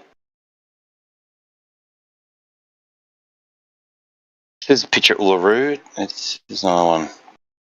It's at sunset. You can really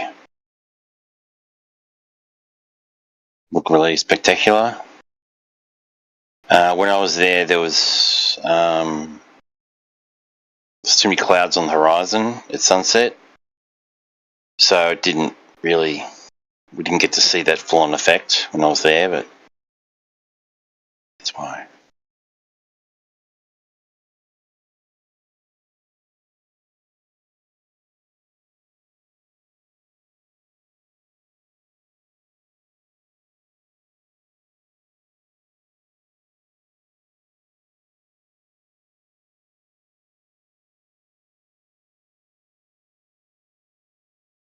But it's Speculation Sunday, so if you ever looked into the mountains where old petrified trees, pre-flood petrified trees, then You mean like the trees being really giant, right?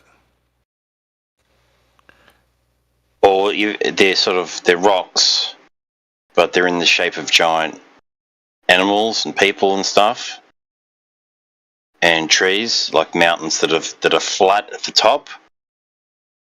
Oh no, it would sound pretty crazy if you haven't looked into it, but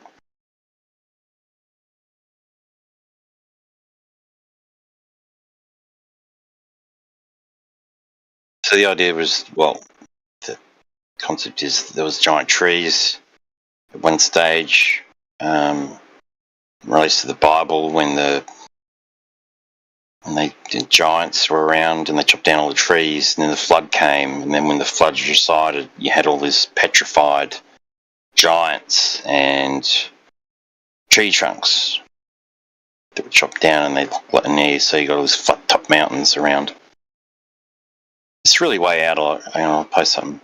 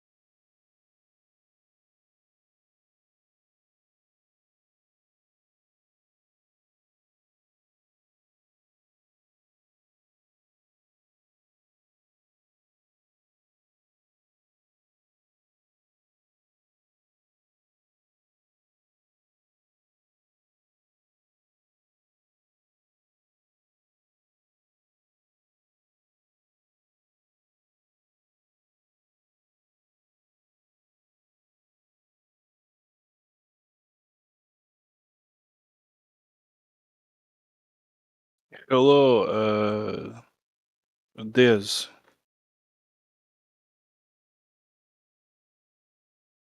Yeah. I'm looking at these pictures of the massive mountains that look like trees. I'll just post a couple of other things. It's this is the obvious one kind of thing. What is that? Massive human? So, yeah, so it looks like a giant elephant, yeah? It looks like it's been fossilized, or what do they call it? Petrified. So when wood or animals, flesh, whatever, bodies, if they're submerged in if they're like they're sunk in water and then the water dissipates, then they're sort of covered in this silt and they become petrified. So it looks like rocks. And like for example, they found this boot, right? And it was from the 1800s, and it was buried. They found it buried in mud or whatever. And there was a foot inside it, and the foot was petrified. It was like stone. So they say, oh, it takes millions of years. No, it doesn't happen in whatever 100 years or something. It doesn't take that long process. But yeah, it's way off, way out there. I just find it really interesting thing. And if you're really hardcore Bible believer and read Genesis and all that,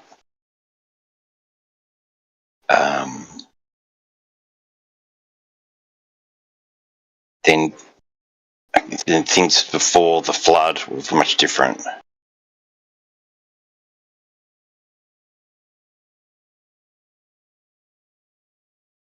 The idea there was higher air pressure. So trees and vegetation was just bigger as a result.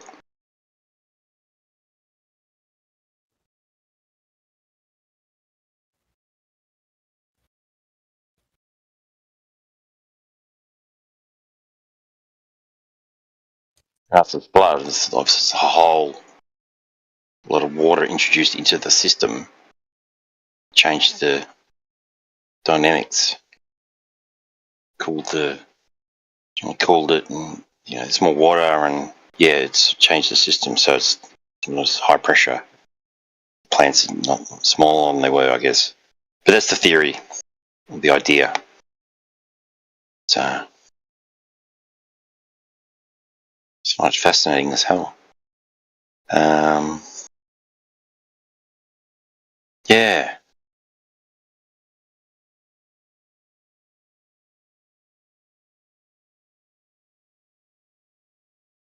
Yeah, if an area is flooded for I don't know how long, and then all the waters reside, and then they're left dry and stuff, whatever, then yeah, they turn out they're petrified, they turn out looking like stone.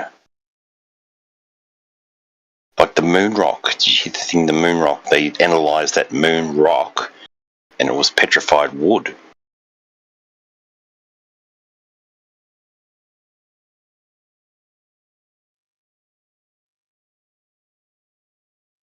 Dudes in the lab are like, it's like a rock.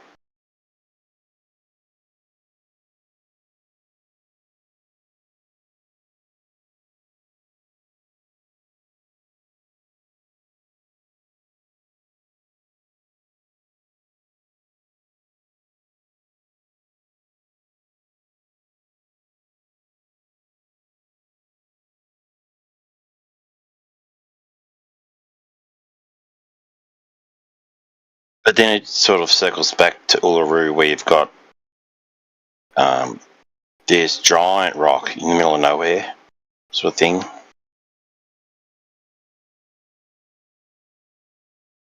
And there's another flat top mountain not far from it. It's probably another day's drive, I guess, or half day's drive.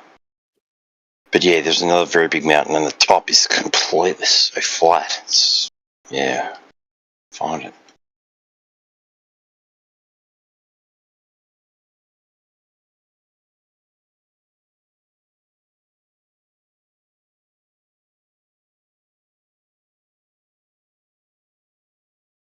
Could be giant trees. No, it just looks like it.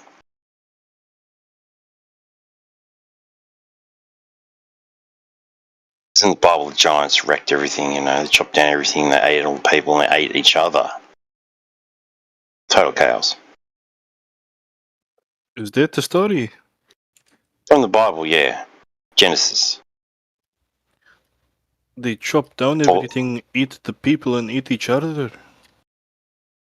The giants, fallen angels. So the angels is in Genesis. Fallen angels came down, mated with human women, and the women spawned giants.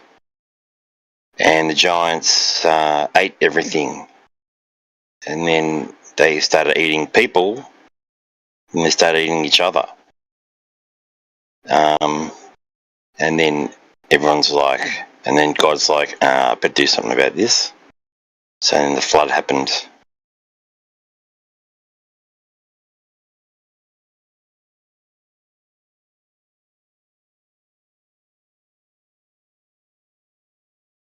Implied that they were messing around genetically, maybe with animals, birds, fish, stuff like that. So this is where the idea of dinosaurs might come from. This concept of dinosaurs might come from. We have these bones being found of giant humans next to these giant reptile-like weird ass creatures. And it might explain that there's only one, you know, there's not many of them. So that could explain it. And then they go, well, we can't have all these giant bones, we've got to hide these. But hang on, let's see if we can use these dinosaur bones to trick people into thinking it's evolution. There's this trillions of years this lived. And it could... Yeah, how do you know these pictures are true, though? How do I know the pictures are true? I don't know, dude. You just, sometimes you get a... This is like akin to a glober, giving us pictures of space, like this is 93 million miles away. Well, the other thing is I've been to Uluru, and I've seen the other mountain with the flat top. So I've seen those two. I've seen that mountain in particular. And it's kind of just like above the elephant-looking one? The real orange one, yeah.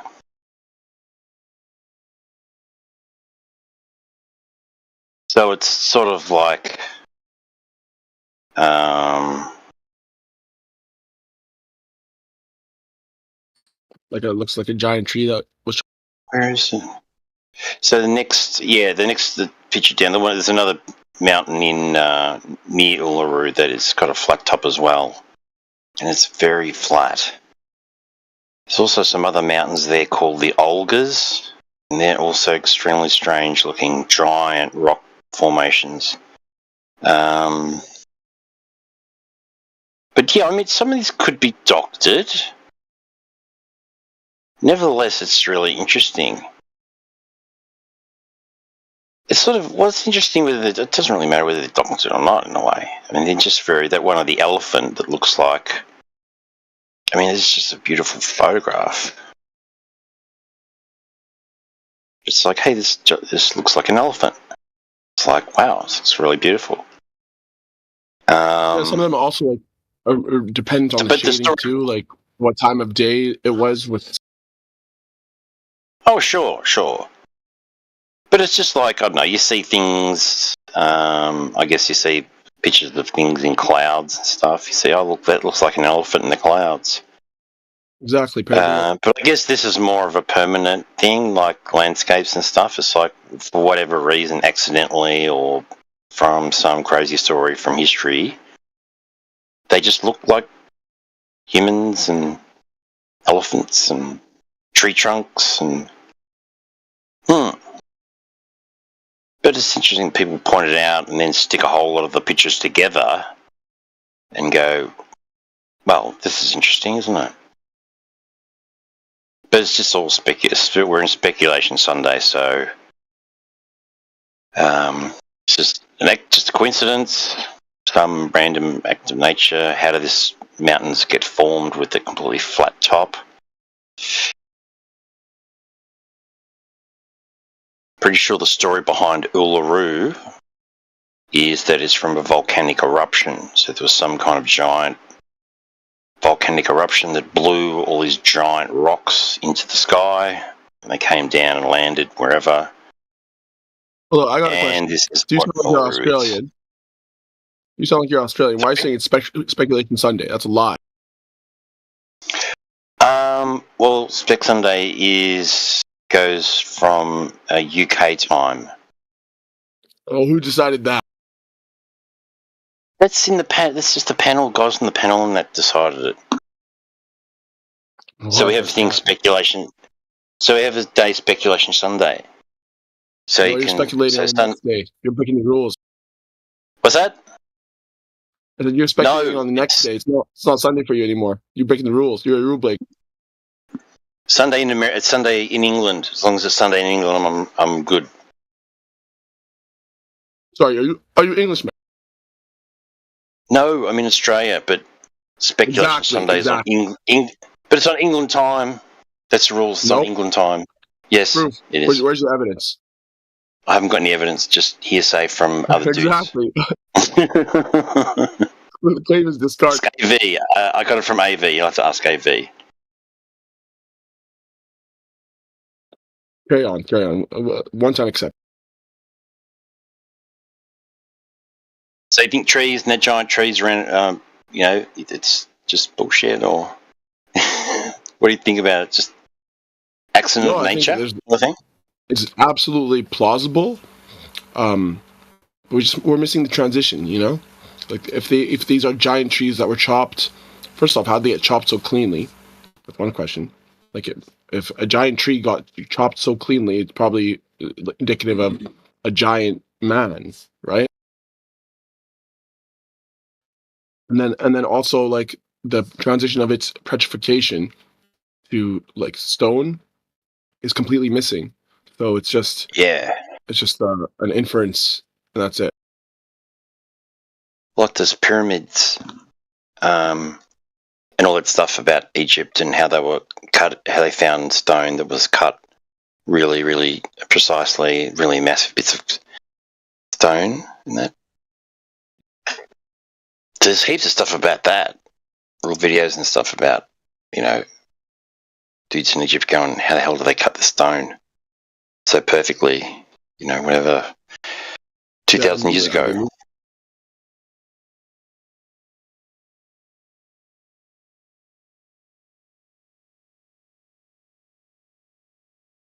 I don't know if we'll ever know, man.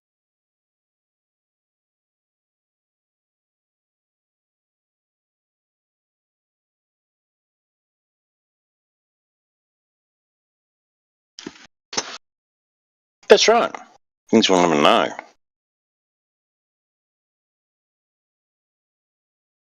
But who knows? One day all might be revealed. Who knows?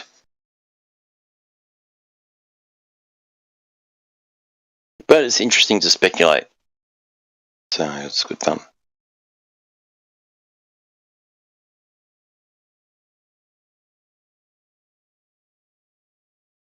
So open for speculation. If you've got a topic you want to talk about that's totally just, I think this or maybe that. Yeah, I think we should stop using the names Sunday, Monday, Tuesday, Wednesday, Thursday, blah blah blah, because they're all pagan, and I don't like that. Well, that's right. Promoting the god. We should say first day, second day, third day. Yeah, they just said first day, second day, seventh day, blah blah blah. They didn't have names for them.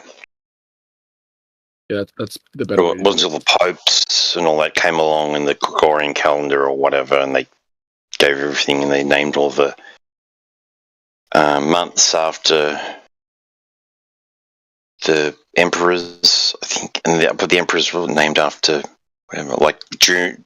No, they're named after gods too. Like for instance, January is named after the two-faced god Janus, right? It's pagan. It's like pagan too. So it's funny that the Pope or like the Christians would do some pagan stuff, you know, to kind of counterintuitive. And July is after Julius Caesar, I think. Yeah, I think so. Augustine, I don't know. But yeah, they're all pagan stuff. No, I mean, I don't know. Maybe it's after the saints, you know, like Saint Augustus. Don't know.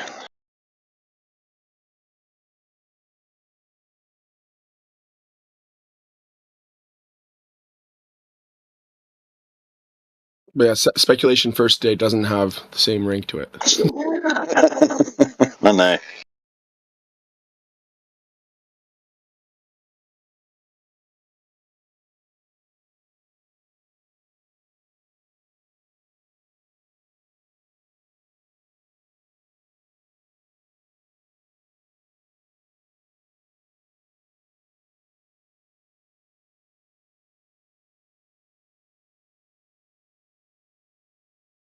But yeah, it's one thing I like to speculate on is what things were like pre-flood. Was it basically the same? Was it just kind of, you know, just dudes, you know, just like in tents, pretty much with camels walking around, or was it something else? Was there, you know? So the giant men are supposed to be like the Nephilim? The Nephilim, yeah. Okay. So the angels came down, mated with women, and they spawned giants. And the giants just went crazy and started eating everything. They started eating each other. Are the angels only men? Yes. Why is that? I don't know. And then why is it that angels in modern day, like iconography and like media and stuff like that and portrayals, they're always like female? Yes. You know, and angelic. Yes. Soft and like caring. So that's that's just like a cherub. So a cherub is seen as like a little baby angel, right? Chubby. That one's usually male. I think Cupid's usually male, but I'm saying like in everything else, like someone that an angelic presence or something like that, it's usually like a feminine thing. Yeah, that's right. But the actual description of a cherub is completely different. It's absolutely fierce, horrifying creature. They're like the guard dogs of the throne. Absolutely fearsome, scary as shit. So they're little chubby babies with wings. In that case, they should have been female. No, I'm kidding.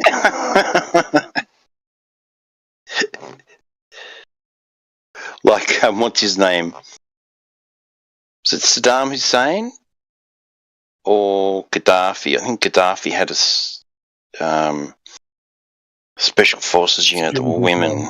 Yeah, his security were women. They were just badass bitches.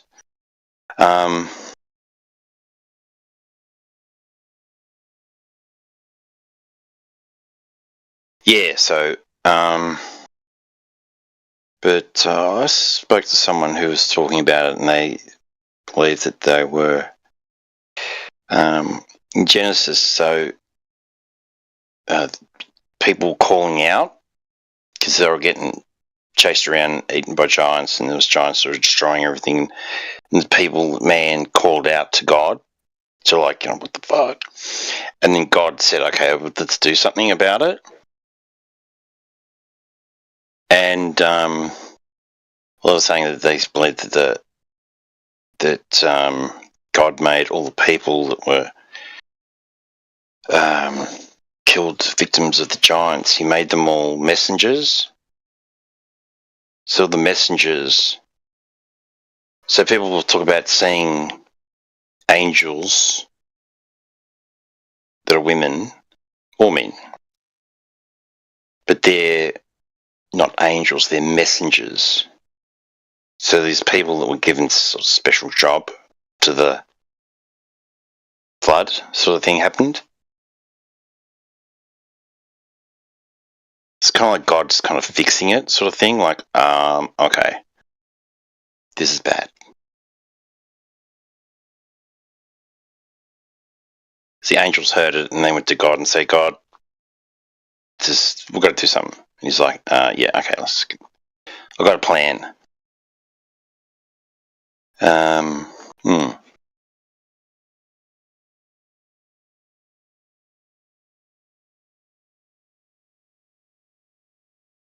And yeah, and it's like, what the hell were they doing?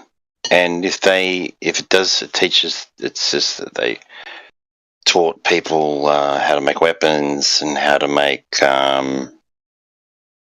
alchemy and gold and how to mine metals and melt them and all that stuff. Yeah. Pharmacia and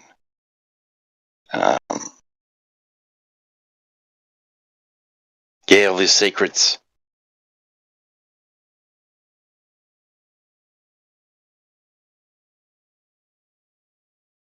But yeah, before I got into Flat Earth, I was looking at pre-flood technology. And that they'd so before I was Flat Earther, I was reading about how they went to the moon, right? But they didn't go to the moon like how they say they did. That somehow they got to the moon and there's all this shit on it, like it's giant structures and all this weird stuff. And then all these aliens came out and said, look, you guys better piss off. Ooh, you know, just get the hell out of here and don't come back. So, or we'll do something, we'll blow it up or something, or they really threatened, they said all this freaky shit, and then the astronauts, get the hell out of here. They went back and told everyone this, and then it was like, oh, okay. That's sort of, but, and that they'd found all this other stuff, like pre-flood, the fallen angels had brought in heat, like technology and that flying saucers and shit. And they were flying around the moon, and these crashed spaceships on the moon and stuff. So I thought it was really fascinating as anything. So then when they go, well, how come you haven't been back to the moon? Like, it's too expensive. They're not going to say, like, well, we went there and there was all these aliens and they told us not to come back. Anyway, next question. So I thought that was interesting how it was just that man has actually been to the moon, but it's all secret. They covered it up because it was too freaky. They found these buildings and structures and giants, all this artifacts, and all these aliens came out and said, get the hell out of here. And they just went, ooh, okay. They just made it too freaky for them to stay and not to go back ever again. Anyway.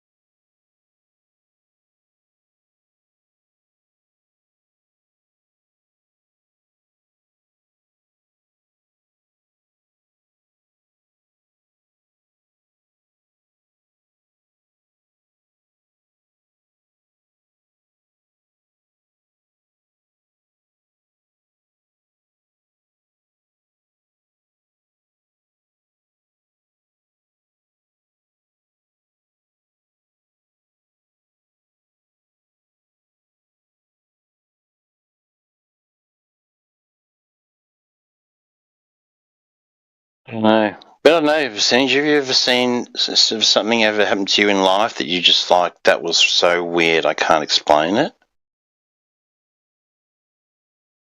Like, I don't know, I've never, yeah. I think I met someone who claims they saw a UFO, but I've never seen one. I've never seen weird lights in the sky. But I've known someone who had seen it. seen something like I'm that. sure if you've had smaller like synchronicities that have happened. Oh yeah, I guess if you think about it, yeah, you can have little coincidences that are pretty freaky in themselves.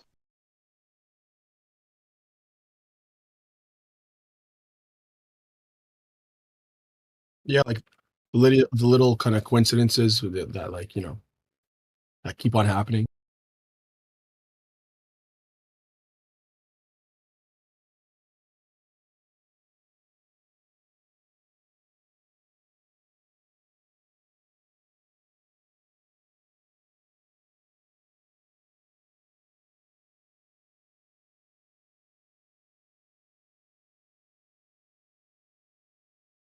Me and my friend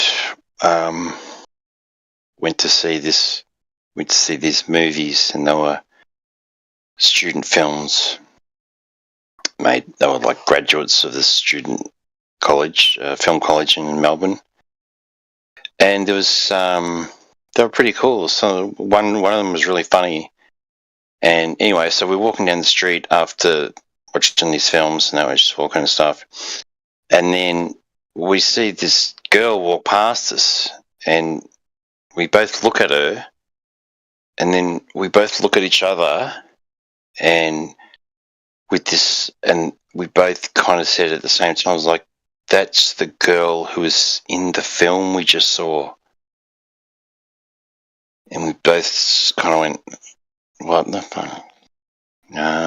That's a coincidence. That's a really strange coincidence, isn't it? It was like, yeah.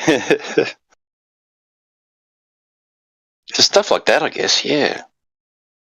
And have you seen your doppelganger? I was on a train once, and I was looking around, and there's a dude, and he just looked exactly like me. And then he was looking at me with the same thought, and he's going, you look like... We're staring at each other, like, are you... And then I had to get off, and that was weird. And the truth is weird? That was supposed No, to that guy looked... Oh, yeah, the truth is stranger than fiction, for sure. Which is why nobody ever speaks it. And Yeah, then if you something do, like you that. get muted, yeah. Possibly, depending if you... Oh, no, it's been this way for thousands of years on Earth. That's so you know who's the liar. I thought you were going to say it's been happening for thousands of years on Discord. No, Earth. Humans, most of their activities are lies and lie spreading. Yeah, they say a lie is 90% truth, though. Yeah, to make a convincing lie, you use a base of truth. Dumbasses will never detect it, and then you build a bunch of lies on top, like a capstone of a pyramid. That's actually what matters, because it's higher than the base. Idiots never figure it out. Mankind's been doing this in a thing called society forever. Right? Bunch of narratives in society. All of them are lies, mostly. Yeah. Yeah. And then there's the people on the side who realize the enterprise of lies and how it works, and they create their own little side lie, and they claim those guys over there are liars. We have the truth, and they lie to people too.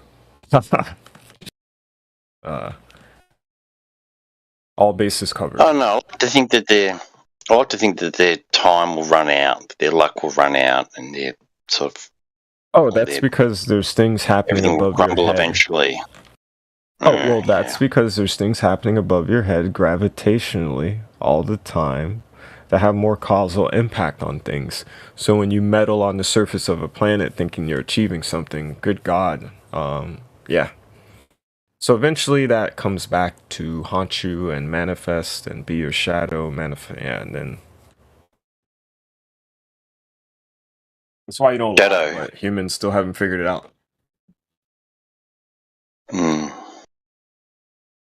The shadow, our shadow, it's a very interesting topic. Yeah. Picture a dark matter imprint lattice that follows your causal steps to the universe. You can't outrun it. It always comes back to manifest and terms of preserving the truth of the universe. Yeah. So, hell lie for 1,000 year, big snake come back, Ouroboros eat you. It's just your shadow, bro. No hard feelings.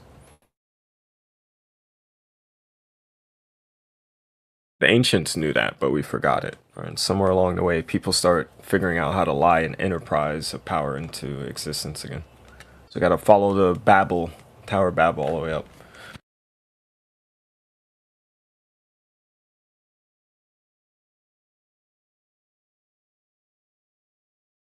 All right, so you guys ever gonna do this flat Earth model?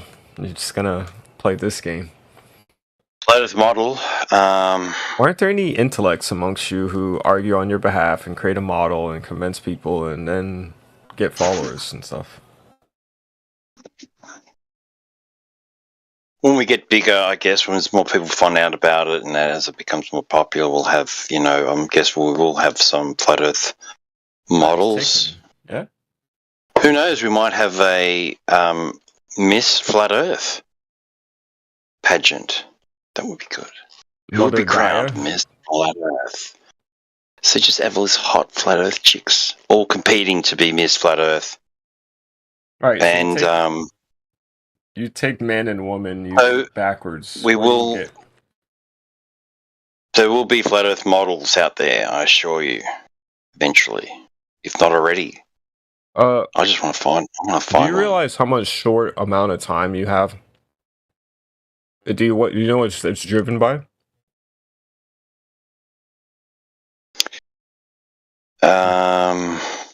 AI, right, is better at finding the truth of a matter than humans, especially with technical things, physics things based on rules.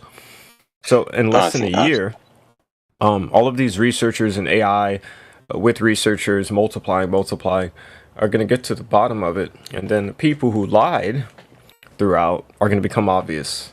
This is the thing about discovering a truth. You can retcon the liars now, and then you can figure out their intentions, motivations, everything. Yeah, that would be a good tool against the Globetards. What if it works against you? After all, people like you that were working really well. Not believe you're so correct. After all, you're not God. Speak for yourself. Your opinion doesn't matter. I haven't given mine. You see? Is AI going to go out and find some curvature, bro?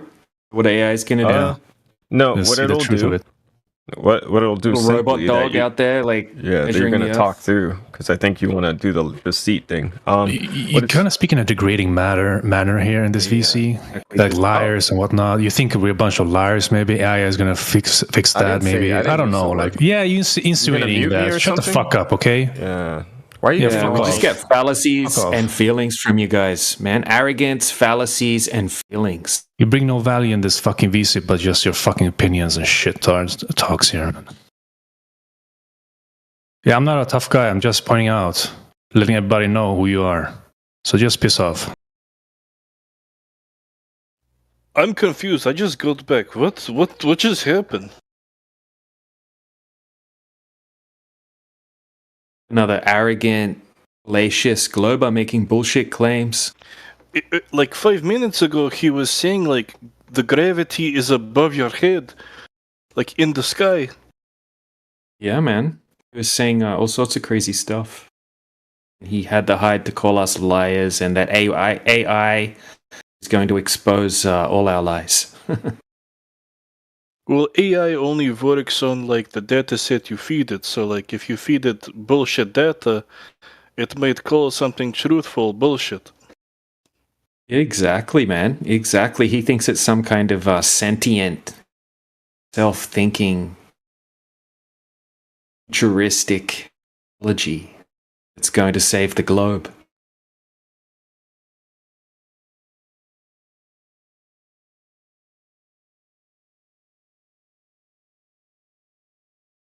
He's typing in chat to get them every time. Yeah, he's having to skank now.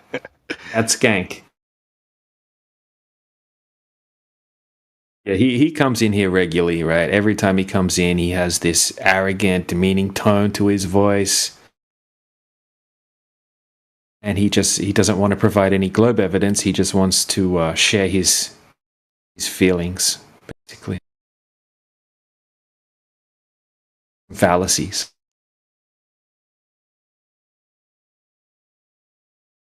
Yeah, that attitude is like you get the feeling like he's above you. You know, that's how you get the feeling, and he does it every time, and he knows that. He's a young kid. Whatever, college guy, university, whatever. He's a young kid, I would say. I hope he grows up to be more mature than that eventually, hopefully. But that attitude isn't going to go far in life. Not wrong amongst us, anyway. Hello. Exactly. Welcome, Nitro. How you doing? Good morning. Good morning, bro. How are you? I'm good. I just got a quick question to ask you, specifically you. Yeah. I don't know if you noticed, but I don't know what's going on. But I haven't watched. I watched the news a little bit, but I couldn't really get what was going on. But do you know why TikTok died? Was it Donald Trump's fault or no? It was the Chinese' fault for putting it full of smut. Okay, so it's the Chinese. Yeah, well, if it wasn't full of smut and communist propaganda, it wouldn't have gotten banned. Simple as. Okay, thank you. I was trying to understand because now I do now. All right. I mean, have you seen the app? It's like 50%, people dancing in scantily clad outfits to various pop music, and like 20% like Chinese tourism videos, and like another 20% of like various crime stuff. So you think they was using the app to spy on us, the Chinese? Well, basically everything that the Chinese do spies on everybody. This is a common misconception. So it's basically only Americans who are at all concerned about like privacy and stuff. Basically, every other country on the planet not only tacitly accepts but encourages and expects their government to be constantly surveilling their activities. Like China has, in any apartment building in China, there is a central television system that is recording and sending. Generic. Sorry, I'm just going to stop you there. So it's the topic of the channel is flat Earth. So Nitro, you got any flat Earth related questions? Oh no. Okay. All right, sweet. Just put yourself on mute then and listen. Yeah. Who's speaking? I was telling Nitro if he's got any flat Earth questions to ask them. Otherwise, just pop himself on mute. Right. What about you, Generic? You got anything flat Earth related to bring to the table? Globe Earth evidence, anything like that? It's very silly. What, the Globe Earth? No. So, how do you think crow's nests work? Crow's nest, like in boats, or just like getting on a big ladder. Have you ever noticed that phenomenon? Yeah, you climb up a ladder. Okay, then what? And then you're able to see further. Have you ever been somewhere flat? Well, you can see more of the flats. Yeah, you see more of the flat surface. Yeah. Okay. Cyclone. Then what? I don't mean to alarm you. Alarm me? How are you going to alarm me? Whenever you get further from something, do you think it suddenly pops into view? Do you think that's how that works? What are you talking about? You just said you ascend a ladder, you see more of the flat surface. Okay, then what? Keep going. This is good stuff. You'll get to the ball eventually, I'm sure. So let me try to explain this concept. So you get up on a crow's nest and you were able to see further. If the Earth were flat, you would be getting further away from the object you were looking at. That would not assist you in seeing it. What? So you think if you go higher up on a flat surface, you're not going to see more of the flat surface? Exactly. You'd be getting further away from the object you were looking at. So what? So what you think? So if I'm standing at the bottom of a 10-foot ladder, let me try to explain the concept. So I'm standing at the bottom of a 10-foot ladder, and I ascend 10 feet. I would be getting 10 feet further from the object I was looking at, which would make it more difficult. If you're on a flat surface, it would not come into view. What would happen? What would you observe on a flat surface?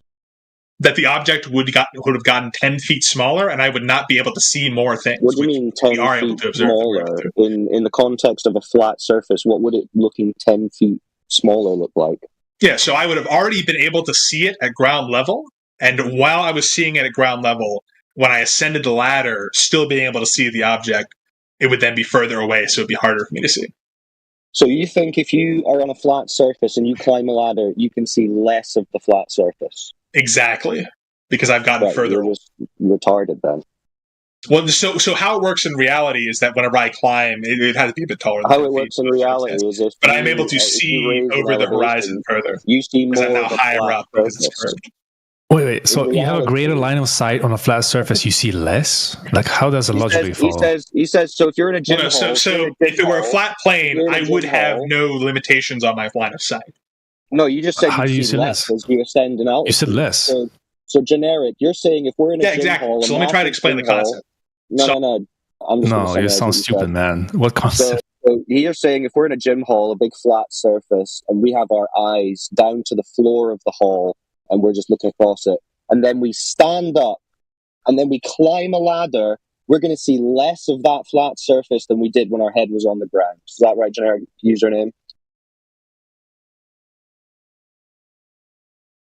He self-deafened himself. Well, Generic, you're not listening, actually. If you are just here to yap, he's not going to get far with you here. Just so you know. Listen, so anytime I get muted, I'm going to disable my speakers. Yeah, so. because if you're going to listen... Okay. Let's try that. Let's test that theory. Yeah. Good for you, bro. That's these people, man. He just want to yap. What the hell did he just say? Someone needs to clip that. You see less on a flat surface the higher you go? What the Yeah. You climb up on a ladder and you actually see less of the floor beneath you. Amazing. I thought he misspoke, but he said it 3 times already. Yeah. Yeah, I just want to make sure he clarified that is what he's saying. So this guy doesn't even know what happens when he climbs a ladder, but he's in here telling us that he knows the Earth's a giant spinning ball. Good stuff. And I gotta go on mute again for a bit, but that's quite funny. So I think he probably shouldn't get an unmute unless he can actually present something not retarded. Yeah. Good luck with that. Anyone else? That, DJ? Oh, that was hilarious. I can't wait to start clipping some of these moments. Yeah, that should be clipped, man. That was golden. Yeah. Oh, man, I'm going to go through all of them and just clip out all these little bits and mark them on YouTube or something. All right. Do we have any other globe earthers in here with a higher quality debunk of the flat Earth or evidence of the globe Earth? Or a sound argument. Yeah. What the fuck? Just some basic manners like that. That'll do. Doesn't even have to be a great argument. Just someone that's not arrogant.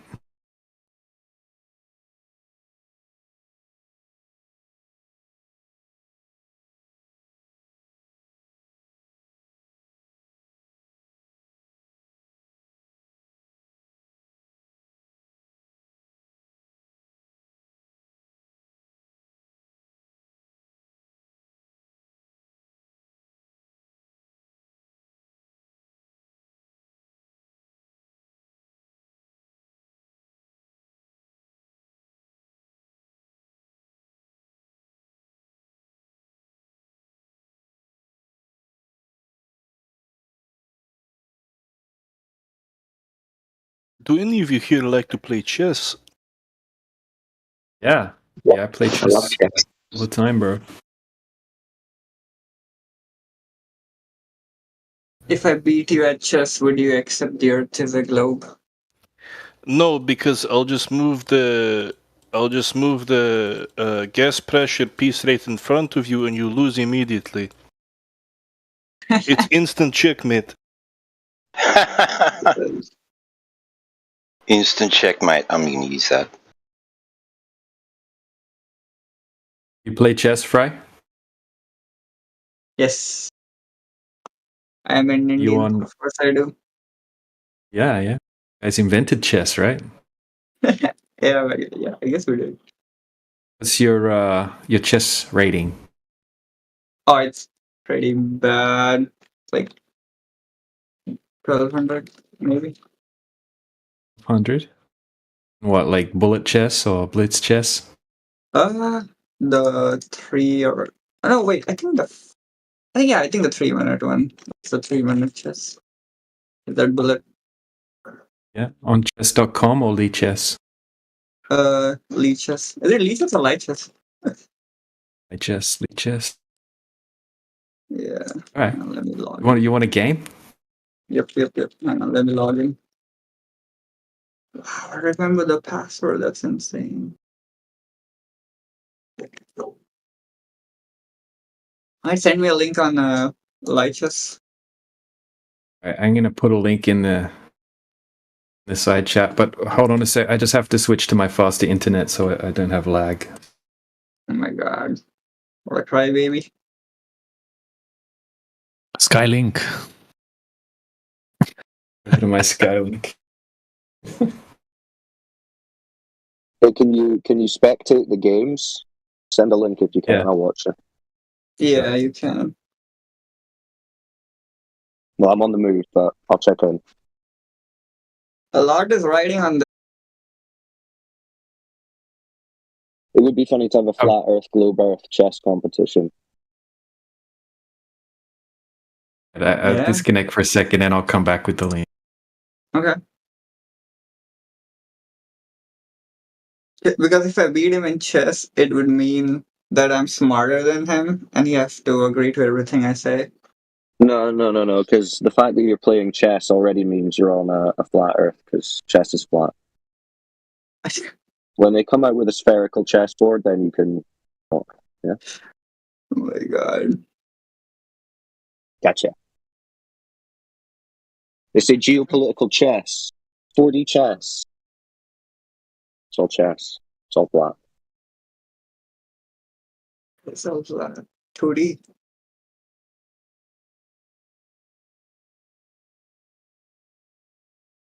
Is that guy still here? Is he? Oh yeah, he's still deafened. Man, he's so upset. He's still deafened, but talking in the chat. Have you guys heard of this or like read this book called Flatland? Do you guys know what it is about? Oh shit! Never someone's at heard the of it. door. Oh, it's a really interesting book.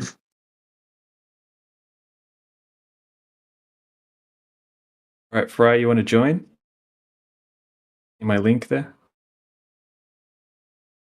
At water.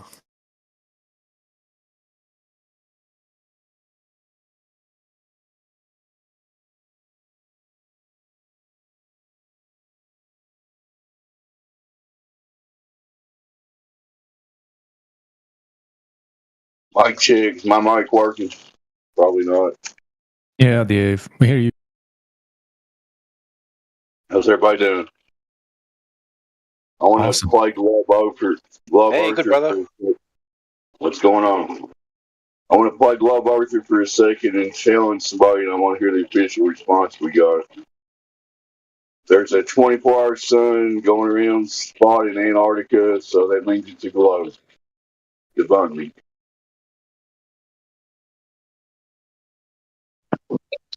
The sun's got nothing to do with the earth. That's a good Yeah. start. Okay. I'm not playing with DJ anymore. I'm not playing with an 1800 player. Or if he beats you, what would you do?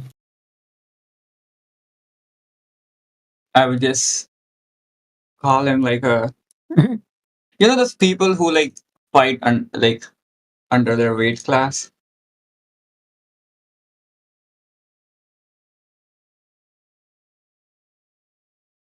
Yeah.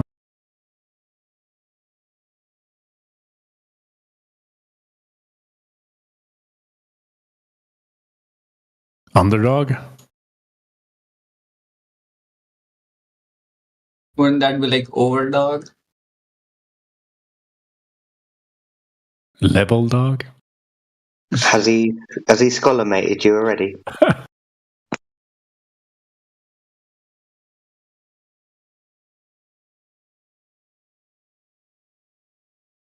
I'm not even playing. I don't know who's playing. who's the one who's playing? You're not playing? Nope, that's not me.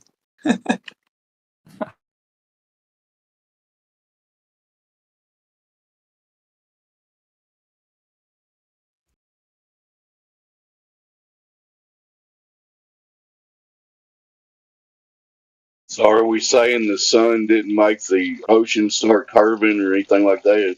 Okay, back you go.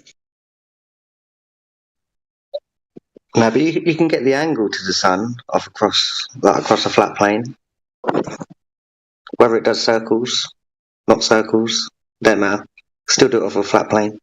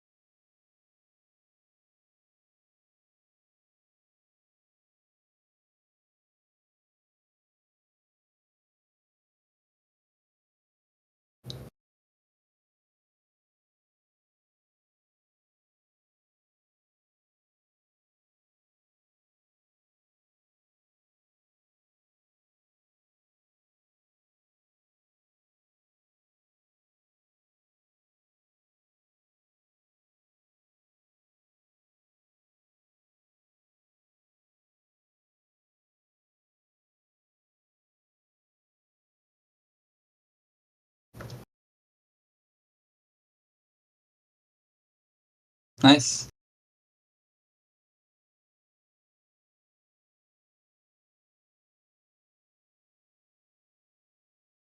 Nice. Good game. A good game. Whoever I was just playing, maybe it was decent rated player. I think it was the Russian guy. I don't know. Someone said they play, so A Russian. All right, Fry, you're up. oh my god. It's gonna be a massacre. Hey DJ, do you know Martov CLO? Because he plays, doesn't he? Who's that? Martov. Oh yeah, I play him sometimes. Yeah, he's really good. What do you know what ELO is? He's kind of like between 14 and 1800. He said. Okay, nice. Similar to me. I'm like 1800 in bullet and 1500 in rapid. It's like 16, 17 in the other classes, but yeah, he's really good. He's very technical. He's a good player, and Fraud Buster, the other guy in the server, he's really good. 1,000 rated or something.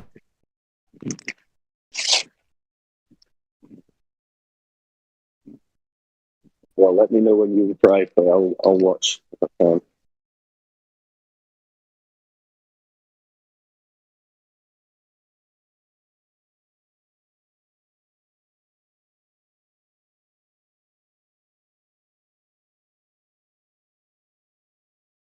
Wait, flat earthers aren't supposed to be smart. Are you sure you're a flat earther? It's on a Cartesian chessboard. That's why we're so good at it. Oh my god. This is flat Fry.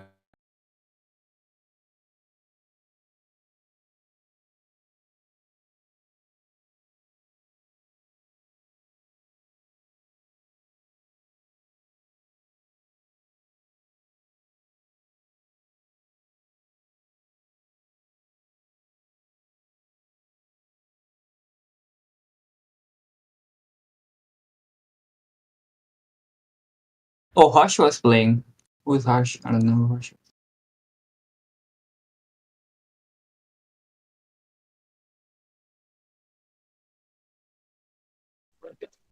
Oh, it was Hush.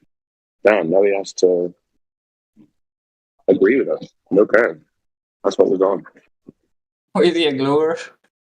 Yeah, he lost the game, so Yeah. clearly we've got the First, you smarters. have to submit to the DJ's intellectual supremacy over you.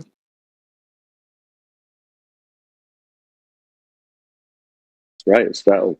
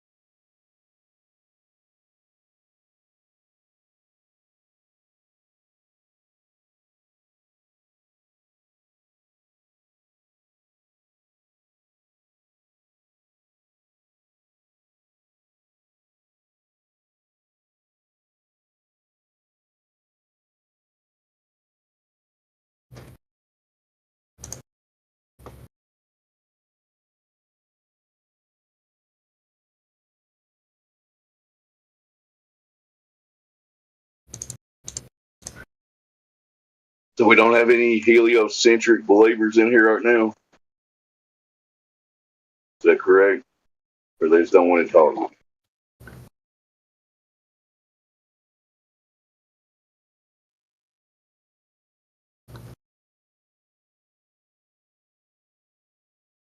I might work. Heliocentrists that are willing to defend their position, probably not. They should be all excited now. They got sun circling and all kinds of stuff. They should be in here telling us about it. What's wrong? Come on, globe believers.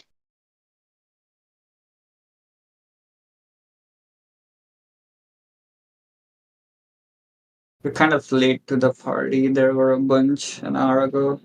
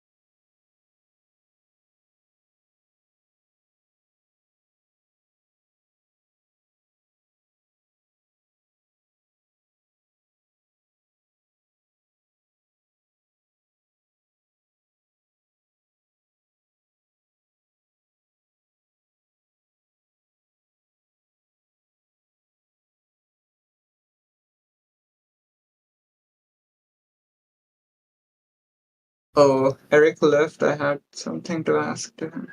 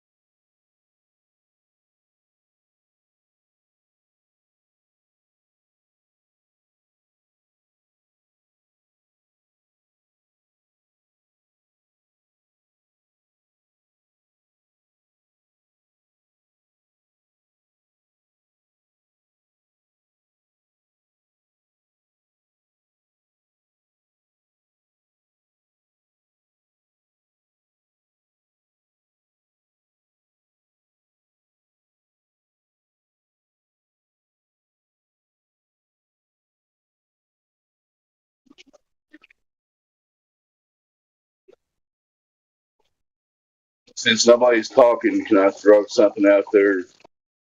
I'd like to hear one of you knowledgeable and articulate gentlemen refute. I won't say his name, but a certain YouTuber is saying if you build a bunch of Home Depots around the globe, that all the water will be level. And if anybody knows that argument, go ahead and refute it.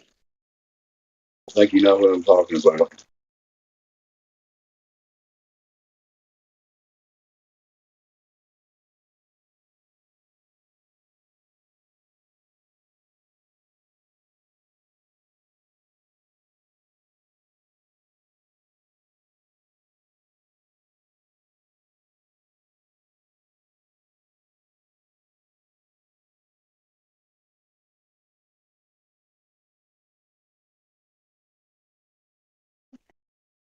Nobody. Did my mic work? Because nobody wants to address such silliness, I guess. I hear you, Dave Hinkle.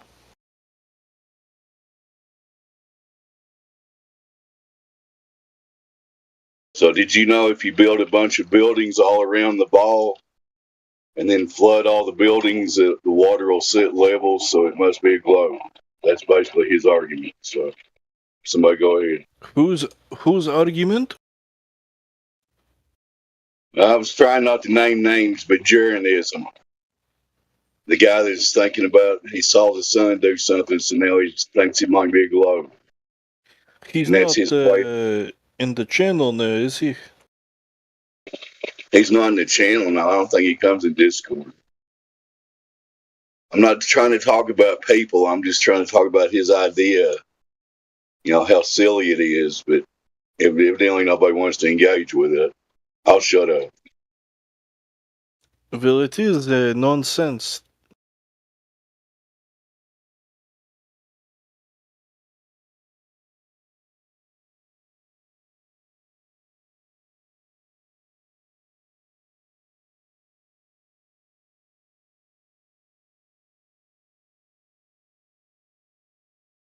Well, the globers think level means curved, so it's quite fine for them to say that you would have the same water level in whatever different locations.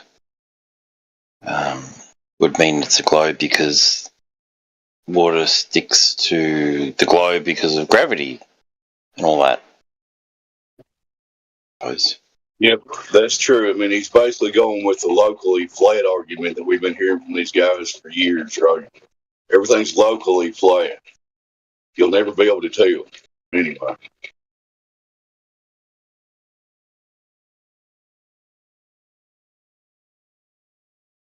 To them, sea level is curved.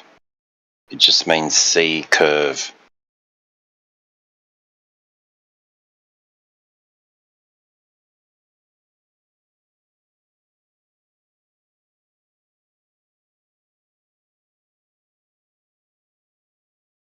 Yep, I mean, like, if you could hypothetically construct something 24,000 miles around this ball and have like a little canal of water.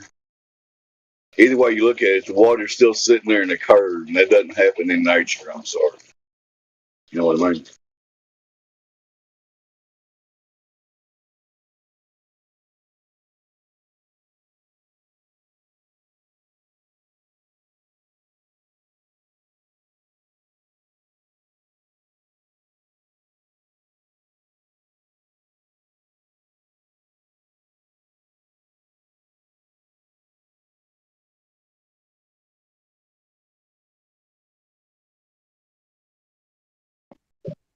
Yeah, I always see level as level. Like, even if you write it down and read it backwards, it's still level. No curve in that.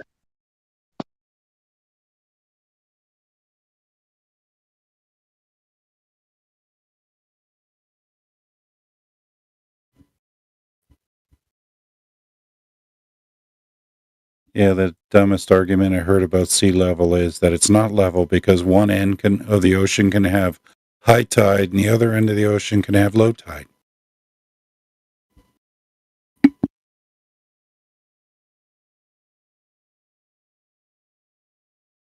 Yeah, that argument is basically water sloshes around, so it can't be level, right? Gotcha.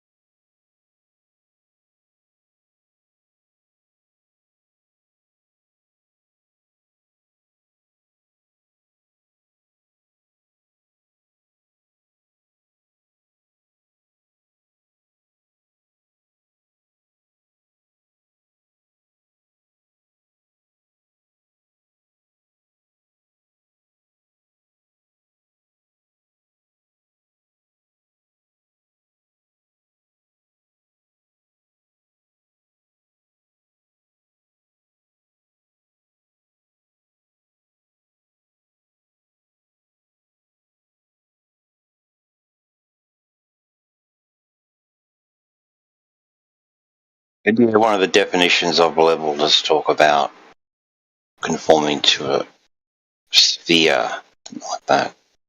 So they really latch onto that definition.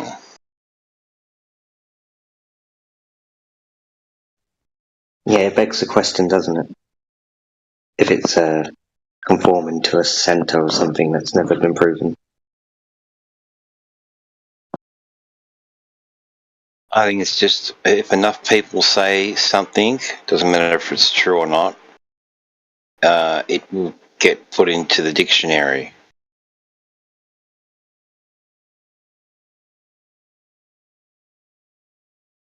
So just because it's in the dictionary doesn't mean.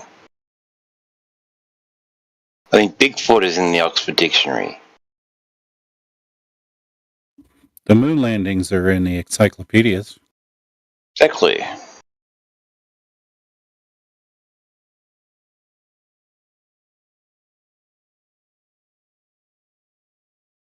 The history books say that the Americans won the Revolutionary War.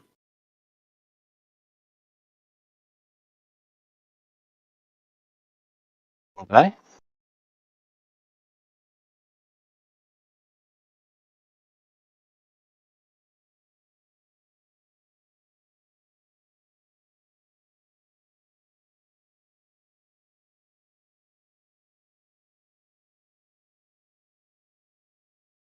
Because that was France, I suppose.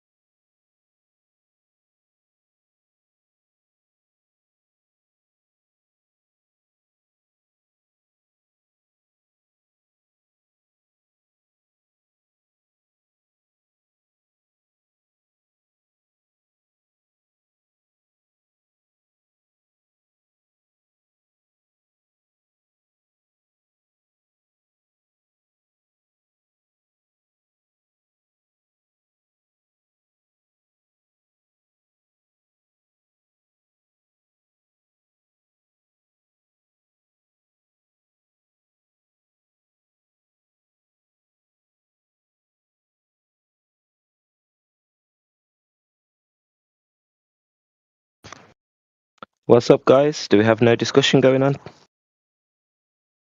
Hey, Roots. How's it going? You. How you doing, bro? Good, thank you. Good. And you? Yeah, very good. Had a long day out with the kids playing football. We lost 2 games in a row. Tough day. Hey, at least you had fun. And you were enjoying Yeah, how are nature. you, bro? That's it. That's the key, getting out. Yep. What about you? You good? Yeah, all good, all good. It's been quite eventful earlier, I guess. Oh, nice. But it's Speculation Sunday as well, so I guess you gotta get those people. in as well. Oh, is that in full effect today, is it? Yeah, it was a little bit, yeah. But we had to divert it back to Flat Earth. Somehow. So what's it been? Have we had new people in, or has it been the usual suspects? Some new people, yeah, definitely.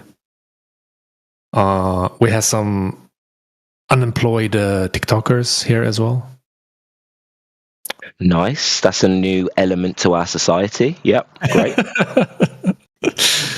Yeah, Glad they were they like, could make yeah, we're it looking around for new content or whatever. Like, some God. I'm like, what the hell?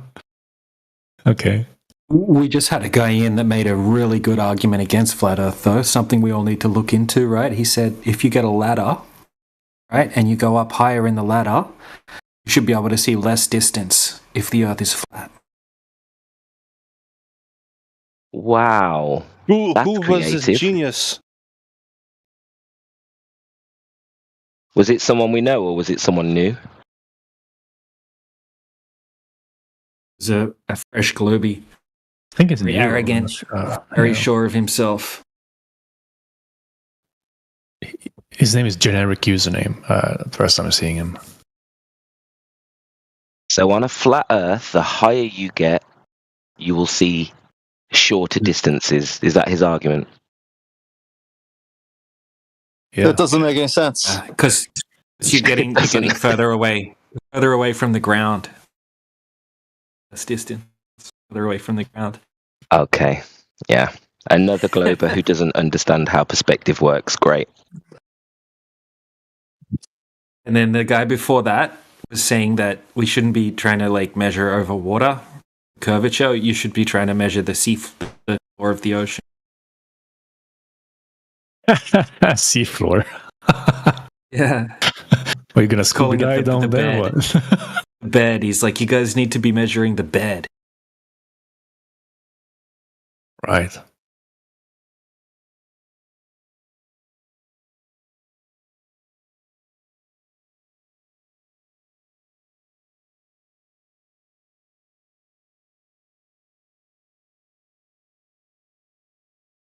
So you will get some kind of sea mean floor type of thing instead of sea mean level. So if there's a glober in Antarctica on a ladder 6 feet above sea level, via perspective, is Antarctica now an ice ring around the world for them? Who are you asking? Are you making claim or what? There's a question. Why? Yeah, don't ask questions. Yeah, we don't like questions here, man. Make an argument instead.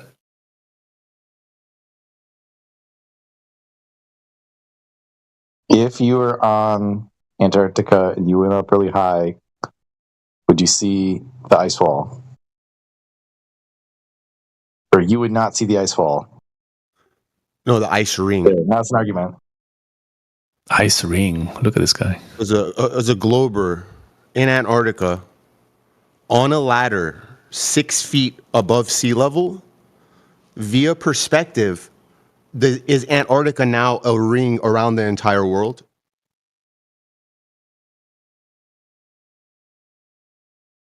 He's a concave guy. Yeah. So wouldn't the flat Earth people think it was always a ring around the entire world? That's what I'm trying to figure out. No.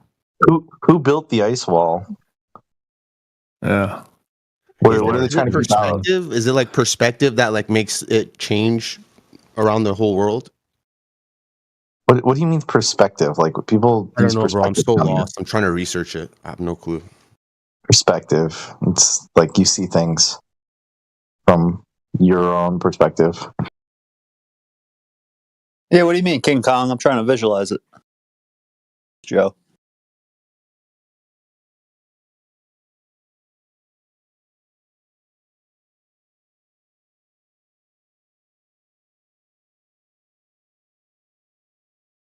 Good talk. Good talk.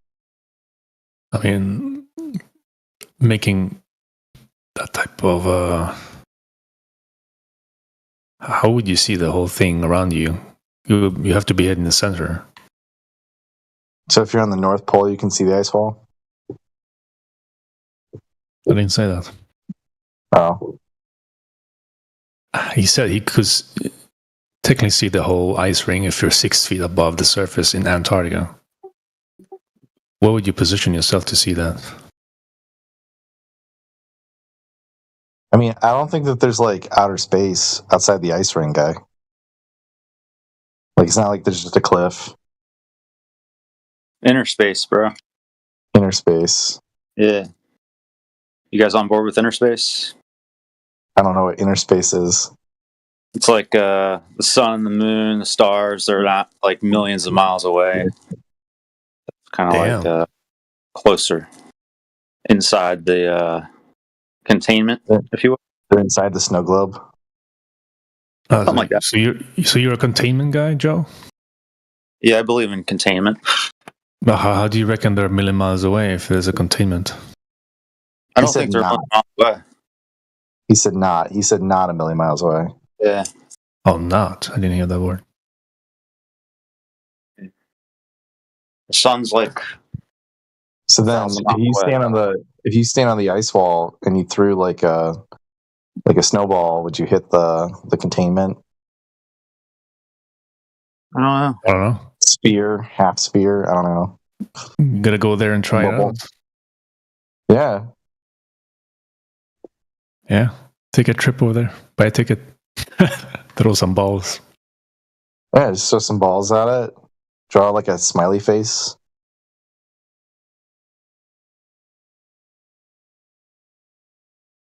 I think someone should just go there and like put a big glass like wall. And just be like, see, this is it. This is the containment. This is it, guys. We found it. We found it. We threw a snowball at it. It bounced off. You could see. Kind of disappointed that Jaren and Witsit didn't do that. Go out, look out for that. Put an alien on the other side. Whatever. Like, oh no. Yeah. Put a drone up there and just hoover around. I don't know. Take some footage. They didn't do any shit. Like when they fire off rockets, they just fire them into the containment.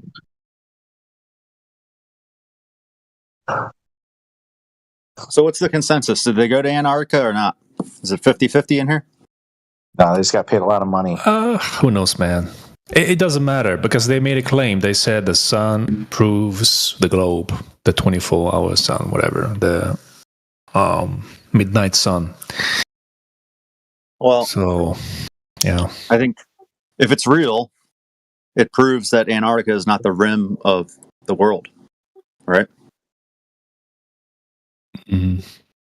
Well, the rim of the world, like the outer edge of the circle. Yeah, there's no right. I mean, proves. How does that prove it? How? Because the sun goes around in a circle above them, and they were just on one part of the alleged circumference, right? So if the sun goes in a circle thinking around, there's more? Okay, yeah. But yeah, I mean that's stretching it a bit. You don't really know where. That's not stretching it, I don't think, because if the sun just went in a circle around them and they were just on one part of the circumference rim of Antarctica, right? So how could that work? To me, it proves if the footage is real, it proves that Antarctica is not the circumference of the Earth. So you guys believe that the government's lying about going to space, but you were willing to believe that they couldn't just pretend to be a flat earther and then go to a place that actually has the 24-hour sun and just say that they're in Antarctica. I think that's ridiculous, and you should be ashamed for believing in such. You're saying one place that no one can go to normally, but Antarctica people can go to if you have the money and the permits and all that. They have races around it. Well, they have what? They have boat races that go around it, like a canoe or races, like a car, like a kayak, a canoe, like a boat. Kayak goes around Antarctica. Yeah. You never heard Isn't it supposed to be like a really bad weather? You can't. Yeah, I know, right? I guess they're troopers.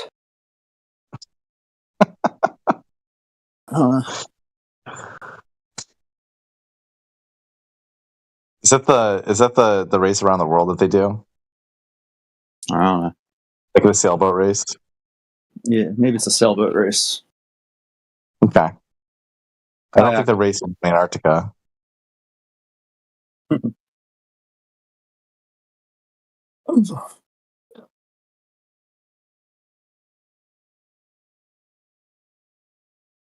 Which flat Earth books have you read?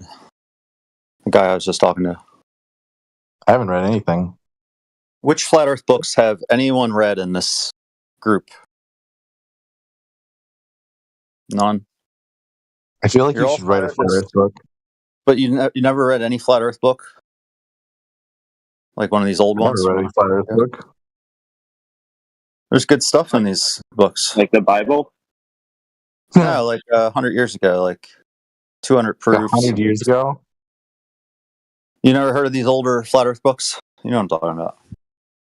No, I don't know what you're talking about. Okay.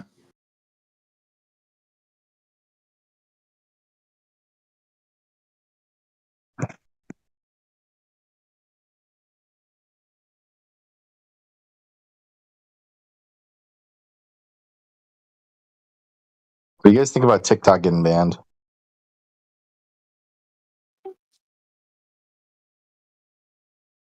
Yeah. Well, whatever.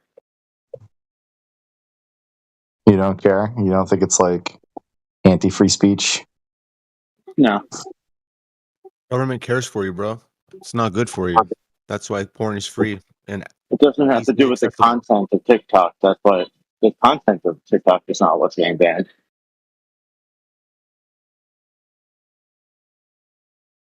I mean, if any of the other things were any good, then people would use those things. People make the same content, but it's the algorithm that brings it to you.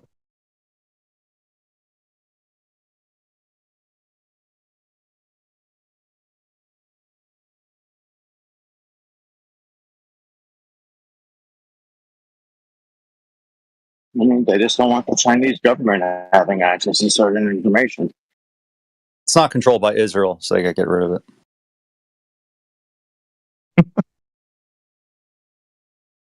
Oh, so you think Twitter's controlled? You think Elon Musk? You think Elon Musk is controlled by Israel? Probably. It's probably exactly that. Mark Zuckerberg, he's controlled by Israel. That's not with TikTok. Yeah, guys, drop that topic. Drop the Israel Elon Musk topic. Yeah. No noticing. They're noticing, yeah. People are saying that Elon's going to absorb TikTok, and it's going to be like it's on X, I guess. He's going to merge TikTok with X, maybe. I don't know. I'm pretty sure Trump already got bribed to keep it open. Yeah. I mean, why else? You just got to bribe him with more money. Like, why does Trump care whether TikTok gets banned or not? What are all these flat Earth grifters going to do? I mean, they depend on TikTok. Clearly, you guys have a lot of conspiracies. You can make a conspiracy that involves Trump getting paid to have TikTok not be banned anymore, right? I mean, Shouldn't be that that's hard for you pretty guys. believable. It's pretty believable that people are just, paying money to have things banned since it's happened like forever. No, to not have it banned. Trump's saying he's going to sign an One way or the other. executive order not to stop the ban. So, I mean, it shouldn't be Yeah. hard for you guys to come up with the conspiracy that Trump is bought and paid for by China, just like Joe Biden was, right? Sure. So, Good to see we're being charitable.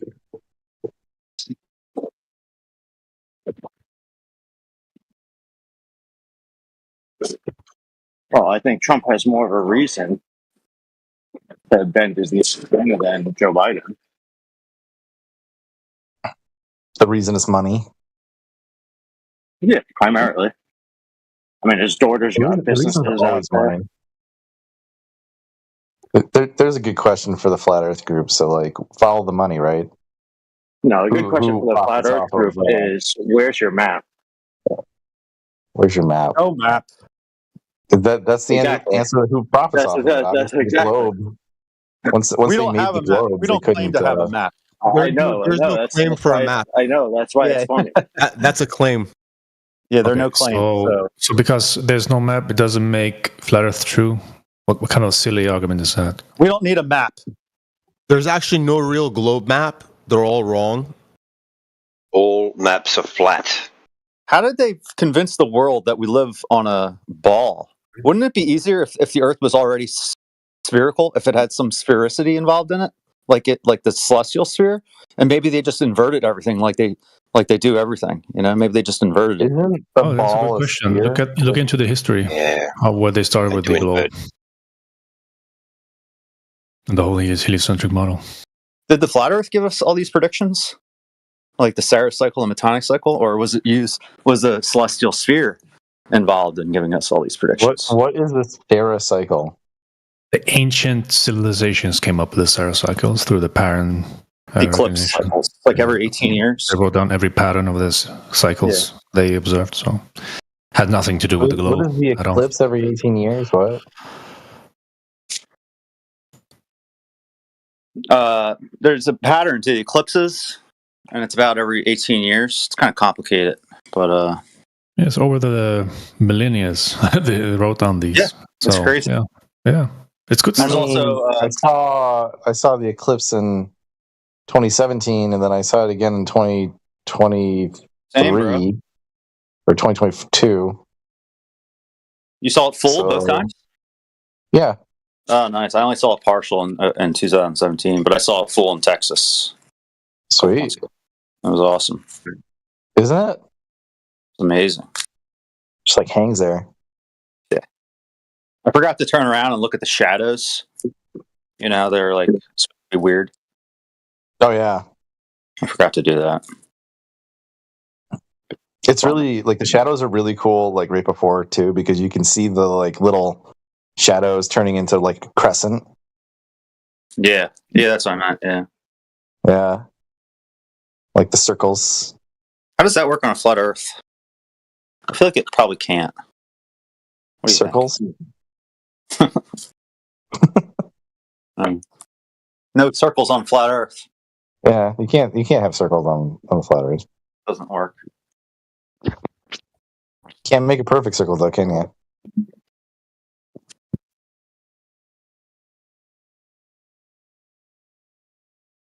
Only What do you mean? Circles are flat, numpty.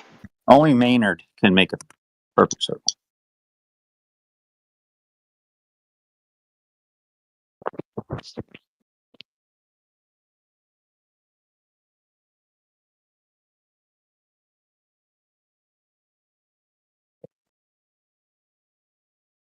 What if the Earth wasn't flat and you guys are just wrong, but you're right about a lot of other stuff?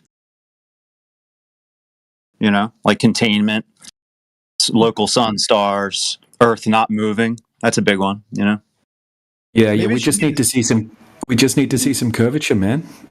Right? They claim a specific amount of curvature, a geometric horizon. We just need validation of that. Shouldn't be that hard.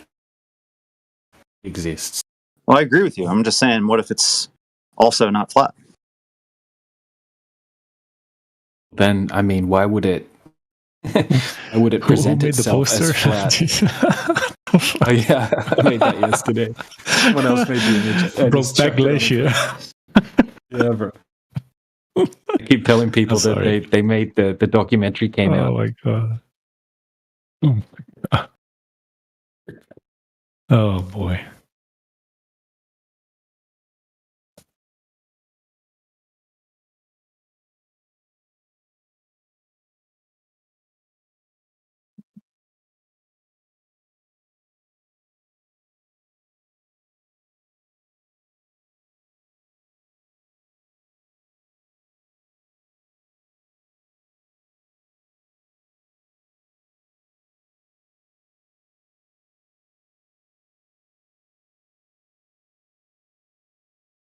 Welcome, Jedi, to 24/7 Flat Earth Discord. What's going down, gang? What's happening? How much, Jedi? You missed out on the Some amazing fun. Globy arguments. Yeah, we got told that if you get a ladder, right, and you go up on the ladder, you would be able to see less distance, right, if the Earth was flat. One of the most solid arguments that we've had today. Oh, can't believe I missed that. That's new. Yep. That's new. And we shouldn't be taking these long distance observations over surface of the water. We should be taking them under the water, over the bed.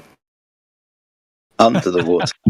The seafloor. The seafloor. Yep. What the fuck? So yeah, that's what you missed out on. Yep. Yeah, I'm a little bit sad that I missed out on that, but fair enough.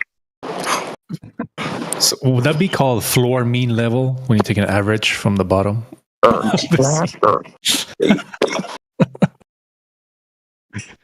Oh god. They presented these arguments with such confidence and arrogance. Yeah. I like the confidence and arrogance. Does anybody disagree that the Earth is flat in here? You know what the gematria of flat Earth is? 33, and you're all fucking Masonic fucks. Okay. Every Masonic fucks. Satanists. Out of nowhere. Flat Earth. Might be 666, actually, the gematria of it.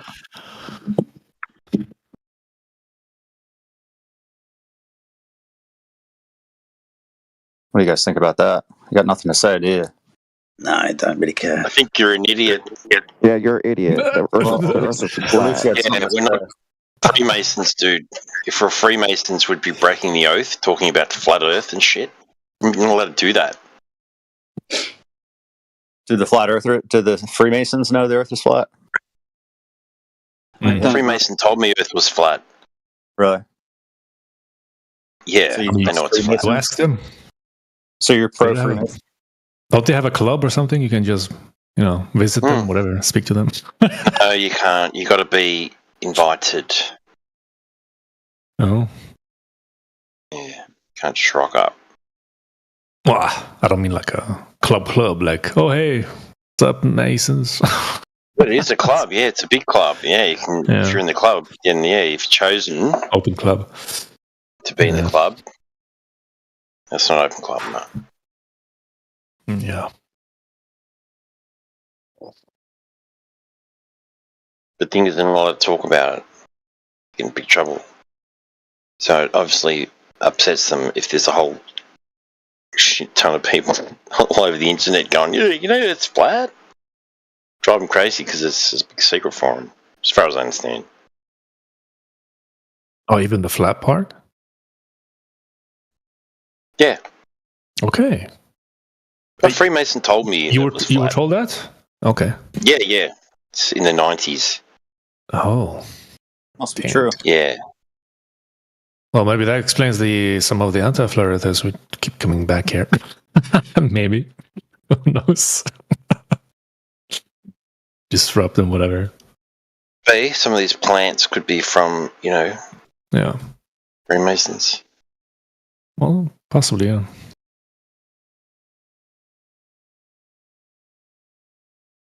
Or the CIA or something. I don't know. We can speculate, I suppose. You have to be a pretty big fuck up to end up being a fake flat earther for the CIA. You really stuffed up here, Dave. I'm afraid you're going to get demoted. No, please don't. No, you're. We want you to be a fake flat earther. Oh, no way. Yeah, that's it.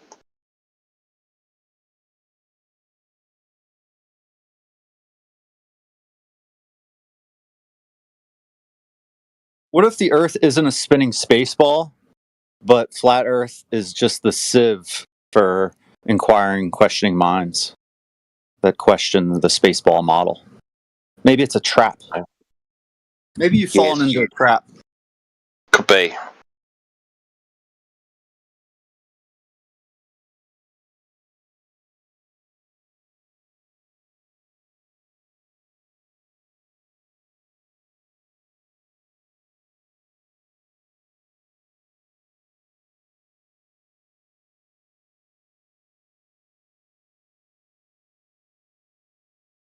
It's the evil trap set up by Elon Musk and Eric Dubay.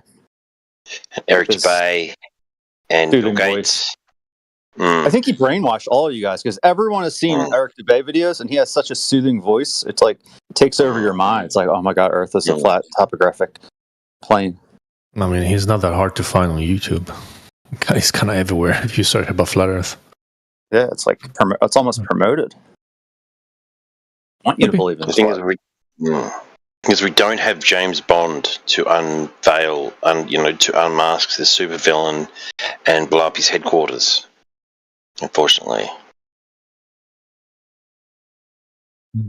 All I know, if Earth isn't a ball, they're definitely going to have a special on Netflix telling you what it is. That's all I know because, they want to tell you the truth, especially on Netflix. Definitely.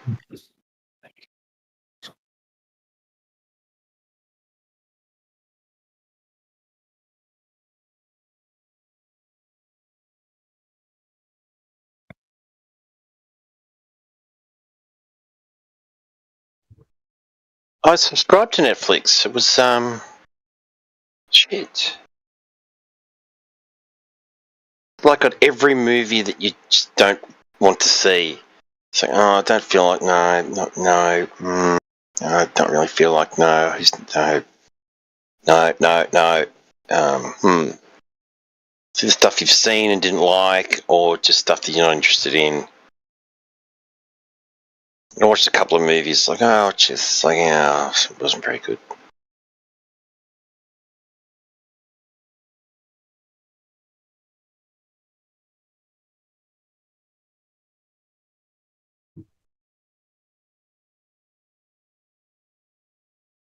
To watch Twin Peaks was good, and Fargo was really good, though.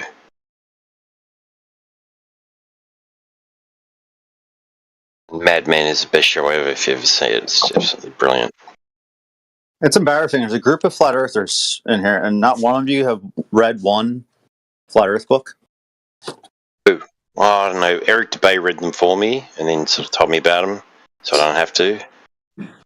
Just watch those videos, or goes over them. Well, same with the Antarctica videos. I mean, he just goes over all those videos with a fine-tooth comb, so I don't have to. So we don't have to, and he just tells us about it.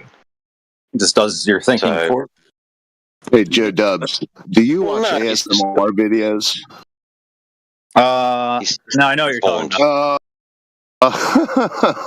That's the trap. Why? You guys listening to these ASMR marbles rolling around on the table. Do you watch ASMR? The answer would be no if you don't. ASMR Dubs. How about that for your new name? Sounds great. Sounds amazing. Yeah, you do listen to him, you creep. I'm gonna adopt that. That's the trap. You creep. That's the trap for you generation. ASMR is the trap. Okay. Yeah. ASMR, or the fuck they call them. I can see that. I'm gonna unwrap some paper. Joe listens to it for 7 hours. Hell yeah. Here, you want to listen to this? Roll a cigarette. Go run away. That's the trap you're looking for. Let me turn off the noise cancellation. Okay, just rolling a cigarette here.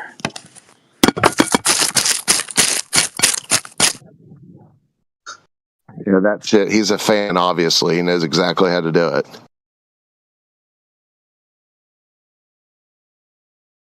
Nice. Dude, enough of that shit. You are trapped inside it, aren't you?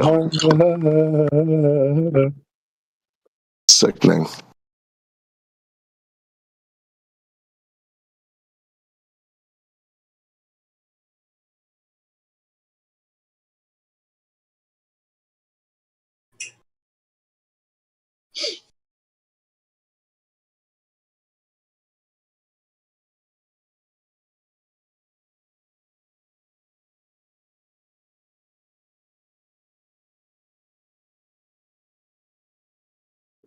Earth is flat. It's really, really flat. Except it's not. So where's the curve on your cave, caveman? It curves up. Yeah, where's your curve?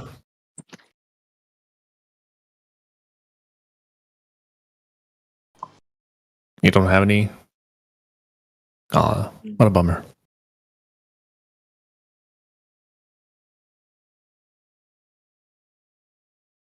Show me the curve.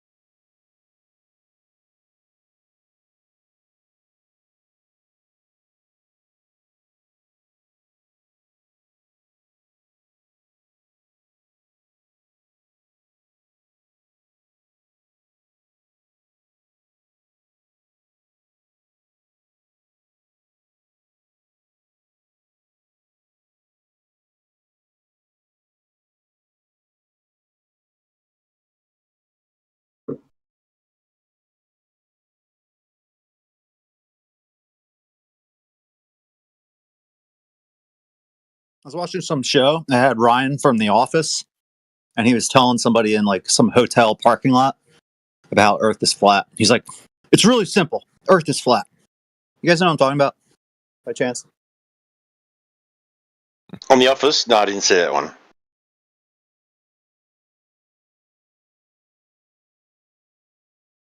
It was a different show, but it was Ryan from The Office in the show.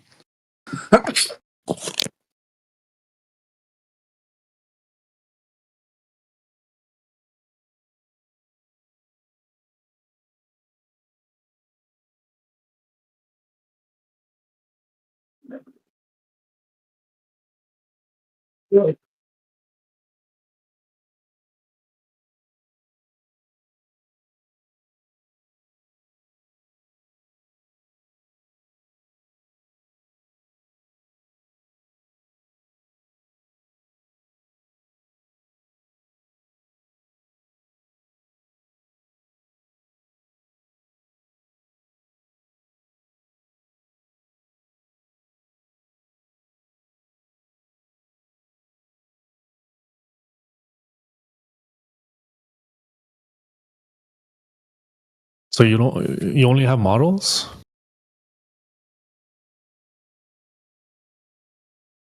Hey. We don't need a model. Earth is flat.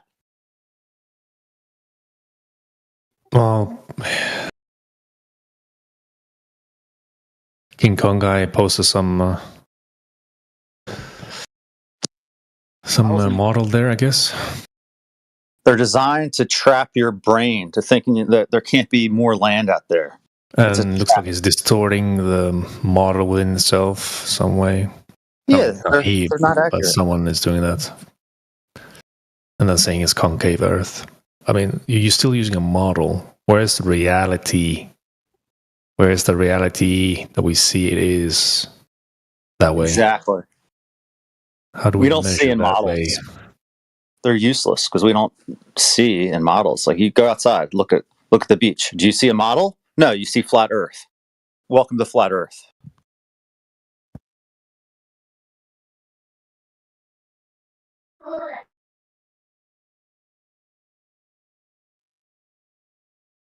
Yeah, it's wild, isn't it? It's nothing in reality outside the TV would show you that ball, yet everyone's on board with the ball. It's kind of weird, Joe. Yeah, bro, because they have a model, right? It doesn't matter if the model just doesn't match reality at all. As long as you have a model. And They that's give how you a we know it's model. flat. They'll test you on the model. They don't tell you what they're testing you is just a model. And then you get your grade and you go on. Then you turn into Joe Dubs. Yeah, exactly. As long as you have some kind of horse shit model, and you can just claim that's. We know it's not a ball, so it has to be flat because when I go to the beach, it looks flat. It doesn't matter how big Earth is. If it looks flat to me, it's the coping default. hard, We have to Joe. start out with flat. Is it You're right? coping hard, Joe Joe. Dubs, you can It's cut the natural your troll behavior bullshit. of water. You can cut your trolling. It's getting It's annoying. the natural physics of Now water. it's It getting lays annoying. level, takes the shape it's contained in. Exactly. Yeah. I'm not gonna say it again. Trolling, you can simple as that. No trolling or talking about Israel. Both of those things. I mean, I think Joe, you should know by now how this VC runs. I don't care. I'll just. Wait. No, I'm just saying, like, you can do whatever you want with him. It's very kosher in here. Flat Earth is very kosher. You sound like your mind is in a vice, Joe, and someone's squeezing it. My neck hurts. It sounds painful what you're going through. Can you hear my neck cracking? Oh, Is that where your brain is? A nut? my neck is sore. A little Filbert nut?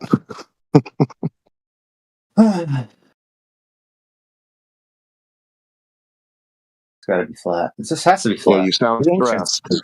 The You ancients sound knew it's stressed, flat. Joe. The ancients knew it's flat, guys, even though there's no evidence that they really did. All right, Joe Dubs. You in 2 days, bro. Bye.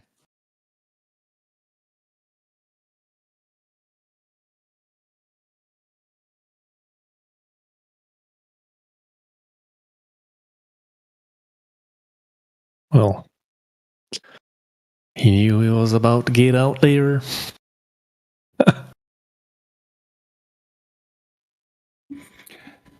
Yeah, I love it when they say that, oh yeah, we've known it's been a globe for a long time, except we haven't had the technology to prove that until like the last 100 years or so.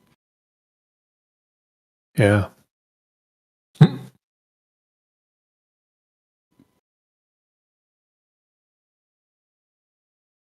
And the ancient Greeks, they knew it was a globe. Yeah, they also thought the sun rotated around the earth. They also thought the earth was motionless.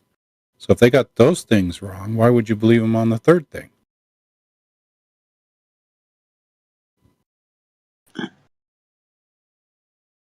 Yeah, we got Russell King in DC.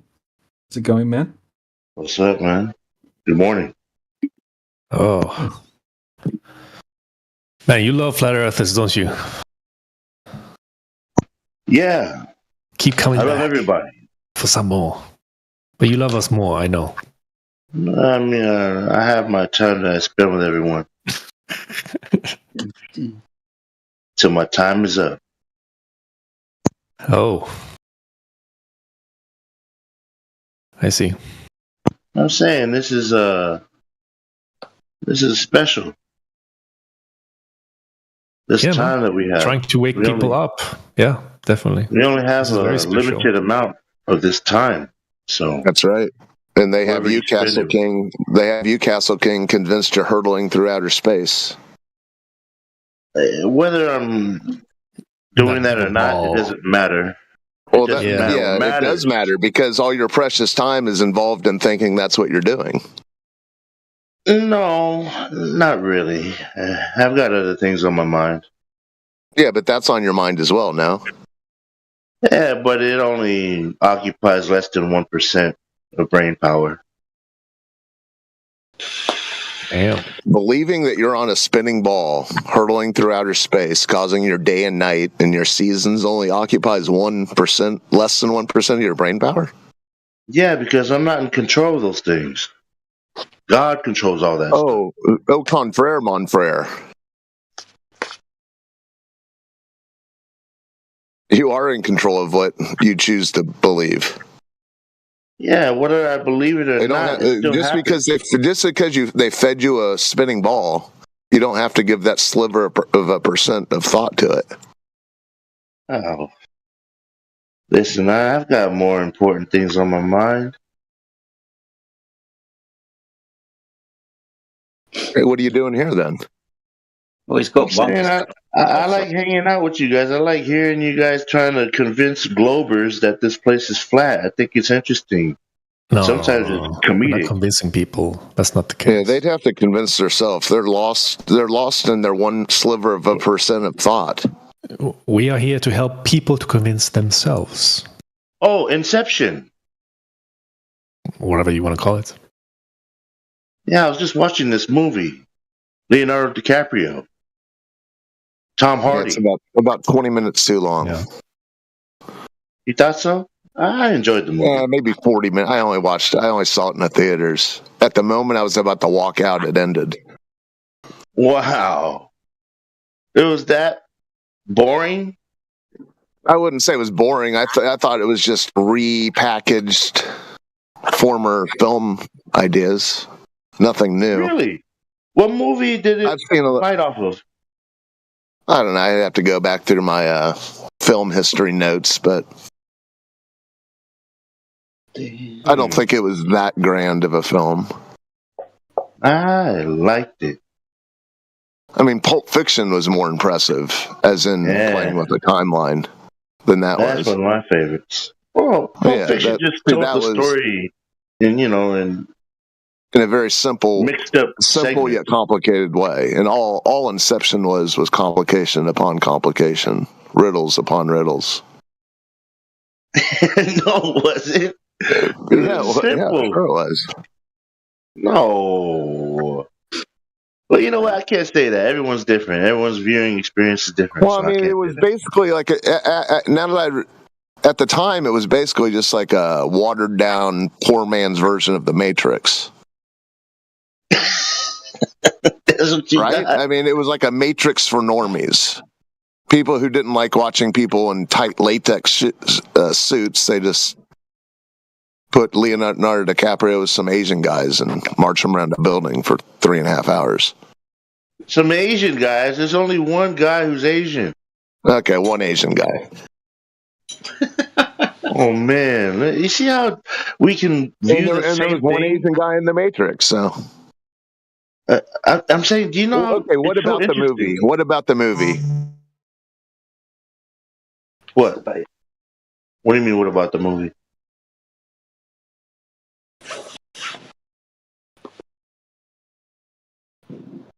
Did you cut out there, buddy? The Matrix has your connection. They got him. They got him. They got him, Morpheus, man. We need help. Run!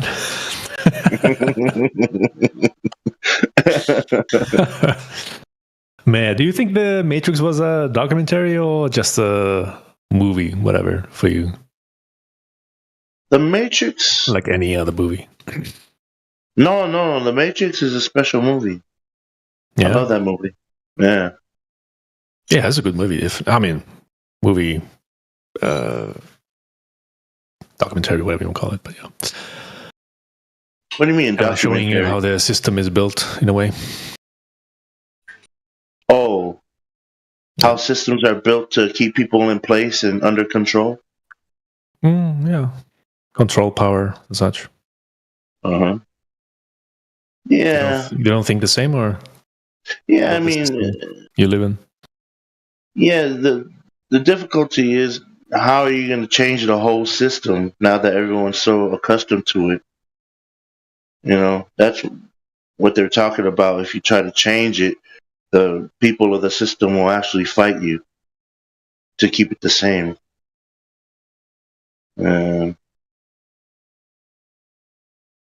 Yeah, I don't know what a world would look like. America alone would look like if we were to try to change things. Yeah, I don't know. Do away with money? Maybe we could use a social currency like China does. No, that's know. worse. That's even You think worse. so? There's more control.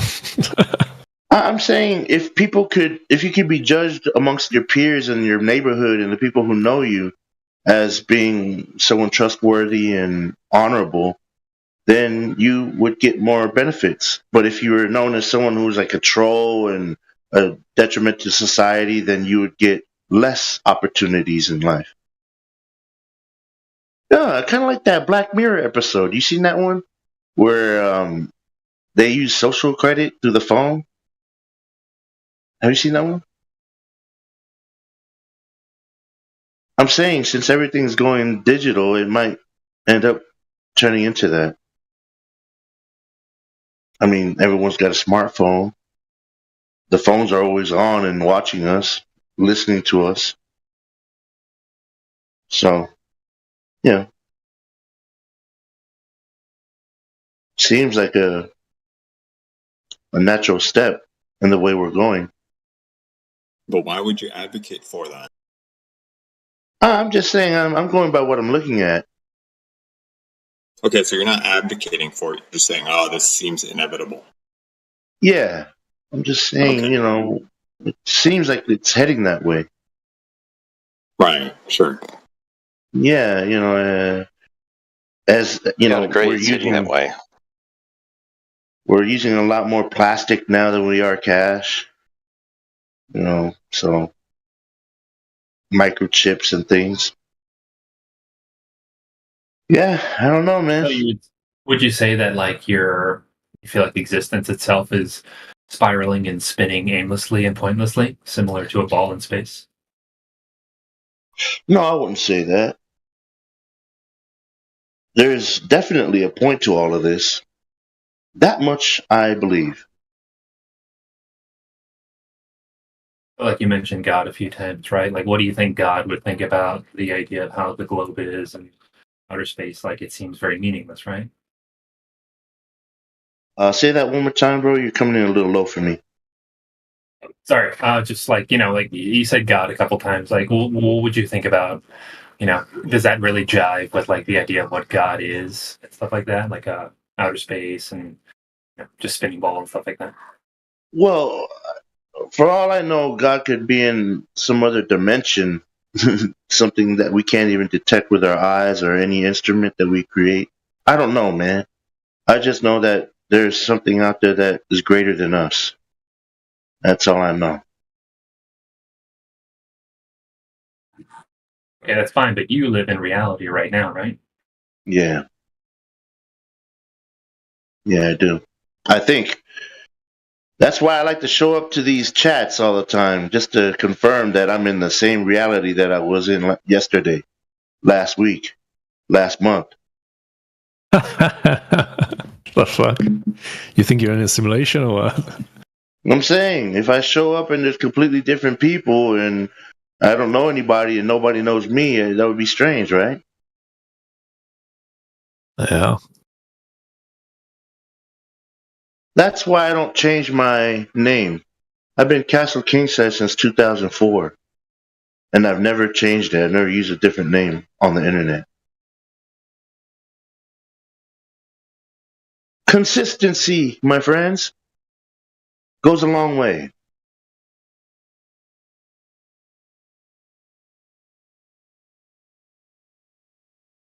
Man, that applies to everything, actually. Working out, going to work, hanging out, talking to friends. Yeah, the more you do something, the better you get. Repetition. I do this thing. I speak publicly and I sing for people out of nowhere, just out of the blue. The other day, I went to Walmart to pick up a gift for my nephew. And some lady, I asked her, how's your day going? The one who was bringing up my stuff. And she said, it's horrible. somebody just yelled at me. And I said, you know what? Let me sing you a song to hopefully cheer up your day. And I sang her that oldie from Tieta. It's called Together. And, she knew all about that. And, the smile on her face and all the coworkers coming around smiling. It was wonderful. A wonderful moment in time for us to have that fellowship right then and there. Isn't that cool? That's what life is about. Those kind of moments. Inception, the musical. Hey, I'm just saying, you'd be surprised how powerful this music stuff is. We all share the same kind of music, and then we can enjoy it together. It doesn't matter where you came from, how you grew up. We all heard the same song, and we can all relate to it, and we can all enjoy it. See? That's why my goal is to learn a song in different languages, different kinds of songs. I have a Spanish song, I have English. I need to pick up a Japanese one, and then maybe a song in Tagalog. A lot of nice songs in Tagalog. I'm saying yesterday I was at a party and there's a lot of Filipino people there. I had my karaoke machine there and I said, hey, come on up and sing a song because I know Filipinos like to sing karaoke, but nobody took up my offer. Maybe I should have sang a little bit more flat or something. It would have boosted their confidence. Yeah, they like Disney songs. They're obsessed with Disney. Nah, they like all kinds of pop. They like pop and rock. A lot of older stuff from the 80s. Really? I didn't know that they like Disney like that. They like country and western. I don't know. I just know they like that pop. They do. Yeah, they like George popular. Michael. George Michael's not country western. I know. I'm just saying that that's who they like as well. Oh, okay. Yeah, he wears denim. That's close enough. Yeah. Rest in peace. Yeah. Wake me up before you go. The most popular song they sing at my bar is that Careless Whisper. Yeah, that's the one. That's one they like in the Philippines. Yeah. The other thing they like in the Philippines is Korean drama. And if you ever watch Korean drama, it's hilarious. You must watch it. It's so corny and ridiculous that it's real funny. But Filipinos Korean take it drama? seriously and they cry and Korean soap drama? Soap opera. Yeah, Korean soap opera drama. Yeah, they love it. They get right into it. Never heard of that. Yeah, I'd like to learn a song in Korean too. Like I said, I believe that this music connects people. And it's really about how you make people feel. The Pied Piper used it on rats too. Works on rats as well. And if you've seen Shrek 4, it works on ogres too.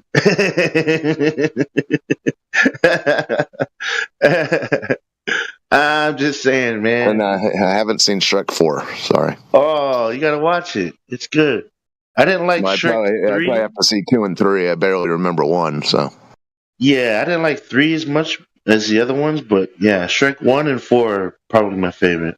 Yeah, if you put Shrek 1, 2, 3, and 4 all in one movie, you can get DiCaprio to play Shrek. I saw a funny meme for that where it's like like the different characters where it shows the one guy I trained the dragon, like the dragon training Viking kid. Yeah. And another one's like I slay the dragon. It's like whatever, the dragon slayer or something like that. And it's another one, I have a dragon as a friend, and it's like Braveheart or something. And the last one is just Donkey giving a wink to the camera. I don't know if I get that one.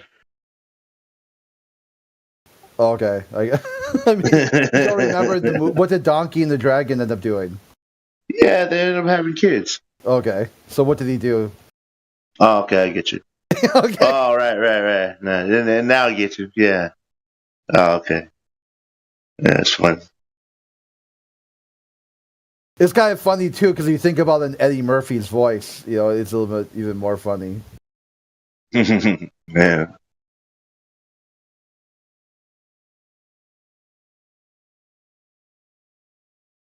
So, what do you guys have planned for today, man? Well, I played D&D this morning, and then online. It's an online group. Oh, okay. Yeah, I used to play that when I was a kid.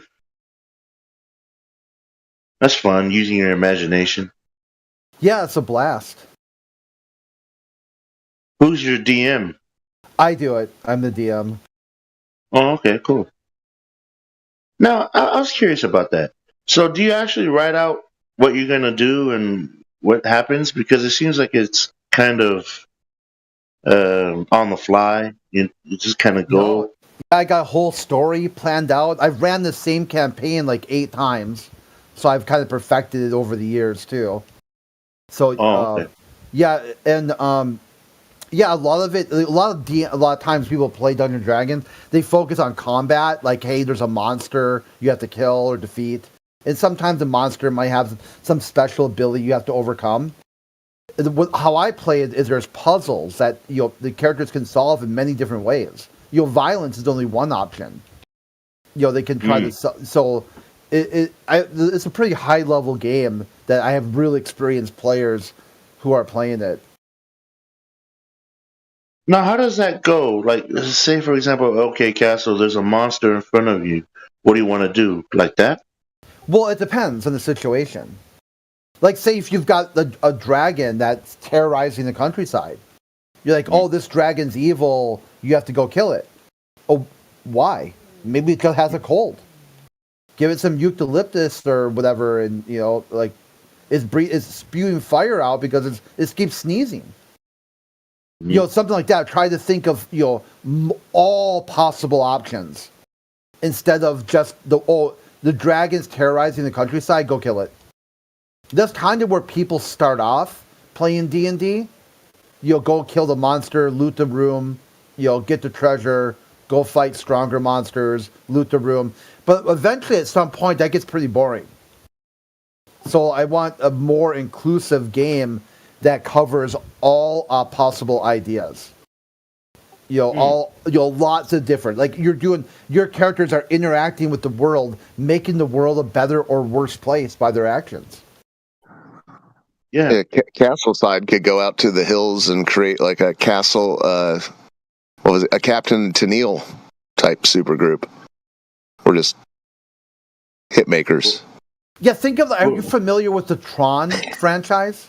Have you watched Yeah, I've seen the original movie? Yeah, past the original movie, like going into the whole series. No, I don't know beyond that. Yeah, it goes into a lot of stuff about how self-aware is AI?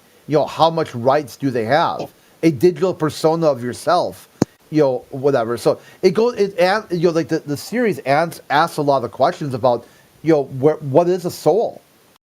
Like how valuable is certain things. Do you defrag somebody just for because at the end of the show they sort of I mean I don't want to spoil it for other people for it, but there isn't a reason why Tron had to be such a violent, extreme sports arena. It was only built that way because it's a video game. But once the characters, the programs inside realized they could do whatever they wanted, they started making the society and the government and whatnot, and started recognizing people's rights. And when you lost in Tron, you weren't like deprogrammed or whatever, deprog or whatever. I can't remember the term they used. Well, what happens if you lose that little disc game? One-on-one. Yeah, well, originally you died. Yeah, you were killed. I thought they just fall off the platform. Yeah, and they fall into like a void that shreds their code. Oh, that's messed up. Yeah, later on they fix it where you fall kind of into a net. And what happens there? Then they lose and they just get picked up and they try again or whatever. Yeah, but what's the goal of fighting each other? Do you get some kind of competition just for fun? Oh, the same way you go to a basketball game or whatever, a football sports event. Yeah, but they also do it for money. Yeah. What's the money like in Tron? If everyone's they talk about that too. There's like a cryptocurrency that people can buy equipment and better housing and whatnot. Money is simply a means of acquiring services and goods, right? So, what kind of goods and services do they have in Tron? Glory. Yeah, well, I mean, you look, go check it out. It's a lot of it's a huge franchise that covers decades at this point. Yeah, you can just summarize it for me. I'm not sure I can. That's what I'm saying. It's a pretty complex IP that saying what's their money, man? Yeah, it's a kind of a power cell that. Oh, okay. Yeah. Gives you more power over others? It gets you more sustainability, like more kind of like energy in a way. Does it give you cool upgrades to your outfit? Yeah. Yeah, their outfit can glow different colors and whatnot. Ah, okay. Yeah, now we're talking. Yeah, different colors. Yeah, skins and, Oh, see, this is probably how racism began. They got the elite color that they thought was the best of the best, and anybody else who tried to contest with that would get beat up. Well, they talk about racism. And see, I was right on. Well, how did I know? There's people who have personas that represent a real person in the real world, but there's also kind of like code, the NPCs that don't have a person in the real world. And there was a little bit of racism between these two groups. They're like, well, you're not real. And the other person says, well, you're not real here. So they kind of went back and forth. It's like, just go off back to the real world. Leave us alone. And the other people are like, well, you're not real anywhere. You're not real here, and you're not real in the real. So there's like they were kind of dehumanizing or not, devaluing each other's existence. I mean, I don't want to spoil it, but it does sort of end in a genocide. Oh, that's too bad. Yeah, it does. But not fully. It turns out that they thought it was. Well, yeah, check it out if you're really interested. It's quite the story. It's quite the tale that can take. I mean, I'm sure if you were to just type in YouTube, Tron in 10 minutes 15 or something. minutes? Yeah. Yeah. I'm sure you'll find That's what someone I did. who will break down the whole thing for you. And I did that with I'm probably not doing it justice myself, like. No, you did a good job. No, you broke it down pretty easy to understand and follow. I mean, I did the same thing with Warhammer 40K. Oh yeah, that's another good idea. I just watched the video that explained the whole lore from the beginning all the way to current day. Yeah. What I like about Warhammer is a lot of confusion. You don't know for sure if it's Imperial propaganda or like legitimately the truth. Mm-hmm. Yeah. I just like that idea of brotherhood. That's my favorite theme from that. Oh, between the Space Marines. Yeah. That camaraderie, brotherhood. I like that. Well, it's funny because the globe idea is the concept that introduces strife into everything you do. What? Just because you believe the place is a globe? Well, no, yeah, everything. Well, every time you drink a water bottle, you have a bottle of plastic, and you're guilt-ridden. I'm destroying the planet. Yeah, that all comes from globe. Somebody needs to come up with a machine that can recycle the plastic into something useful. Bro. That's all we need. Melt it down or do something with it, man. Well, then you have caustic chemicals in the air. Throw those little mushrooms in there that eat up the bad stuff. I'm sure there's smart people out there that know what to do with this stuff, or they're gonna find out. Well, yeah, that's my point. There's all sorts of industries that is based on this idea that the Earth is dying and being poisoned, and perhaps that isn't the case. No, I think it's doing just fine. Wait a minute, did you know about that trash island that's out there in the middle of the Pacific Ocean? Yeah, and like you said, didn't some guy invent some machine to net it all up? Did he? I didn't see that yet. Yeah. Trash Island's old news. I mean, okay, well then what do we do after they we would net like it up? they would like it. If Trash Island were that big a problem, shouldn't the whole goddamn place be Trash Island? It's not. It will be eventually. It will be, huh?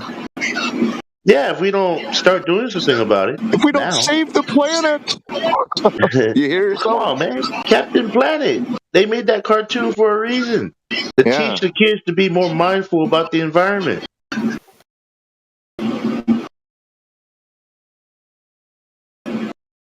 These are useful cartoons. The environment's doing just fine, Castle King. Are you sure about that? What about that thick layer of brown I'm pretty damn smog sure hovering about above LA? I got to go into LA today, as a matter of fact, and I got to go into that thick layer of smog. Not only that, all that the fires that happen with all the air pollution. Yeah, from the fires. isn't that funny? Isn't that funny? The city with the biggest smog cloud has the biggest population. Yeah, but smog is an issue. Yeah, see, there you go. And we're surviving it, and humanity has survived it. No, they have not. They're not. I mean, lung cancer is high. I mean, it's an issue. So we're just trying to make sure that things don't get out of hand. That's all. You'll be fine, Robert. The Earth is fine.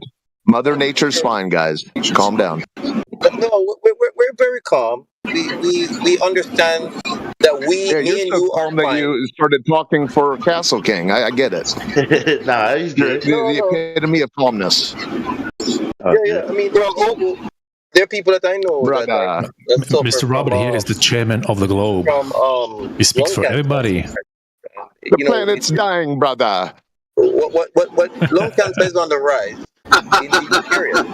So it's not saying that the planet is dying. What we're saying is if it stays on this trajectory, things can get pretty bad for us. That's all we're saying. Yeah, but you guys have said this trajectory. I agree with that 100%. Hey, Castle King. Rapper doesn't mean we're doomed. Exactly. So, Castle King. What other people are doing. Yeah. Castle King. Yeah, what's up, man? So, if you don't like that smog, maybe you should just stay home today. Don't drive. No, I have a responsibility that I promised I'd be there for, so I gotta go. Well, I thought you had a responsibility to protect this planet you think you live on. I mean, we only have limited resources and so much air. Let's take care of it. You stay home and not add to the smog problem. But I have, like I told you, I have an obligation I have to fulfill. But what about the obligation to save the planet that you were talking about earlier? We're gonna have to do that tomorrow. I see. So you want awareness about people doing things differently to help save the planet you think you live on, but you're not going to do any of that shit. I get it. I will tomorrow on my day off. I don't have to go anywhere. I just stay home and play PlayStation. How's that? Well, PlayStation that requires you to burn coal, hydro and coal and nuclear power. If you're going to play PlayStation, you're going to be adding to the smog problem again. It's amazing that the government managed to convince the Globies that for them to be environmentalists, they need to stay home and play PlayStation. Well, how about just lay in bed and not do anything? Would that help? There you go. That's the green way to go, my brother. And try to limit the amount you're breathing, because obviously that's putting out harmful gases. Maybe reduce your breathing by about 50%. The thing is, as humans, we use up resources just naturally, right? Every organism does, right? Oh no! And Castle King told us to stop. Yeah, so the more of an organism that's there, that they're going to take up more resources, right? That's What all it the is. hell are you talking about? Absolutely. Well, for example, as humans, we depend on fossil fuels and burning coal and these things, right? These things are adding pollutants to the environment, but these things help us survive as the race. Listen to these people. So basically, the planet. Robert. Robot. Yeah, Robert. Stop with fossil fuel. Yeah, what kind of fossils is it made of, Robert? Is it dino bone? No, dead things. Every dead organism before us. Come on, guys. That makes sense. Wow. Not dinosaurs. Who told you that fossils were made up of only dinosaurs? What fossils are you talking about? Every organism from millions of years ago that have died are seeped into the soil, Well, contributing. that doesn't sound like it's limited at all. That sounds like there's a pretty good source of that. Absolutely. I agree with that. I agree with that 100%. There's a good source of it. But when we burn fossil fuels, it adds pollutants to our environment, harms our environment, right? So what we're trying to do, we need to survive, right? Yeah, and people have been burning these quote unquote fossil fuels for a long time, and everything's fine. The planet is very large, just like you said earlier. Just like you said, the planet is very large, so it's able to sustain for a good while. But we don't know how much longer it has, right? If we continue on the trajectory. If it's not a planet at all, Robert, you hearing me? It doesn't matter. It doesn't matter. No, it does matter. Then that good while will be a good while. Exactly. It could be. It could be. The point is, it's a planet. It could be. It could be 2 generations from now that will suffer.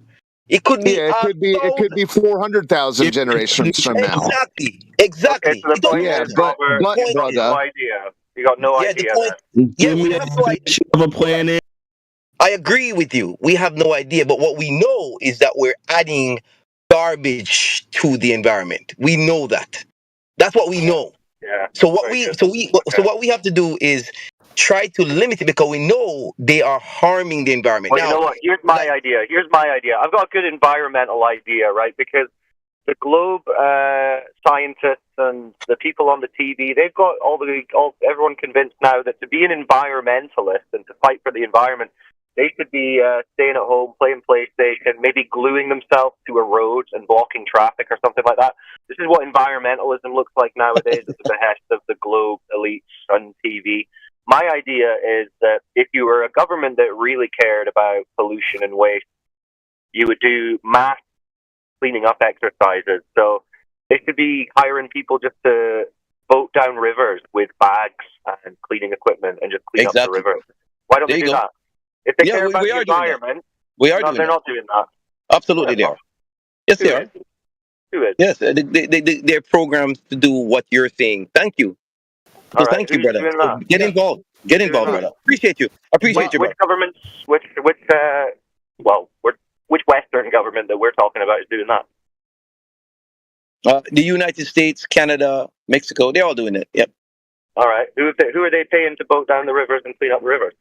They're paying many industries to do that. Many government contracts are issued to entities to try to help these situations. So, brother, which one of them what you can do? Cleaning up the rivers. What you can do, brother, is start a 501c, man. Get some government contracts. Get to work. No, you said it's already being done. So I'm just asking, who is it that's going down and cleaning up the rivers?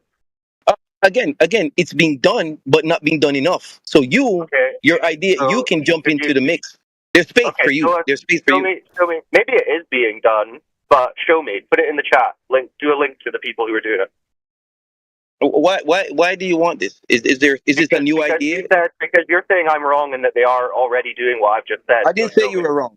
I didn't say you were wrong. Well, I said this is what they should do, and you said they're already doing that, and I said, okay. Oh, I see you. Yeah, absolutely, no problem. There are people who are cleaning up the rivers. Yes, sir. Yeah. So post it in the chat. Let me see them. No problem. Just give me a chance, okay? But thank you for your idea, brother. Join the mission, man. And environmentalists are not globalists. They're two different groups of people. No, they're gluing themselves. Yeah, the globalist environmentalists are gluing themselves to the road and telling people to kill their livestock. Yeah, that is propaganda that has been fed to you. The globe edge propaganda. Yeah, that's that's fed to you. That's fed to you by right-wing media and all that stuff, brother. But let me post the ideas, brother. That's the globalist. Thank you very much. I'll be right back. Yeah, go and find that. Yeah. There you go. That's my environmental idea. What do you think, guys? Pretty good.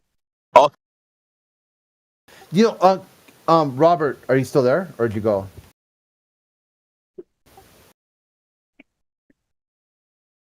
Okay, maybe he'll come back.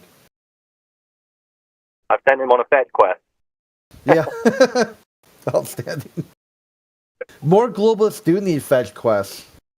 Yeah, we like to keep the globers busy because the devil makes work for idle hands.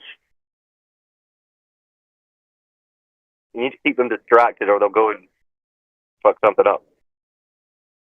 Yeah, it's like they're making the world suck. It's like, hey, dude, you're out here shit talking and So this is our contribution to society. We're trying to keep the globers busy so that they don't get involved too much in anything, really.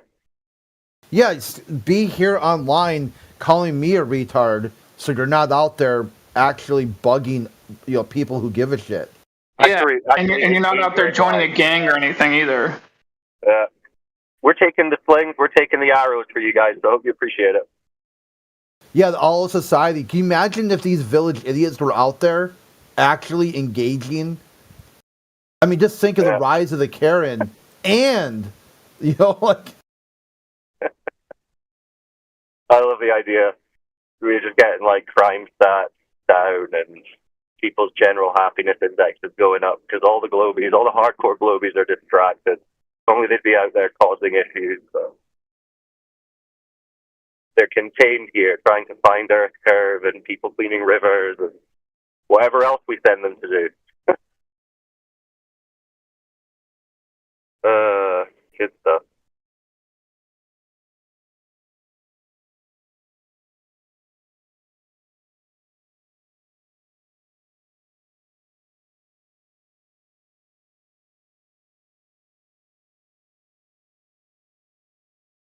Yes, Paradigm. Community service. That's a good point. We come in, we put the globers on community service by having them interact less with the community. That's their service.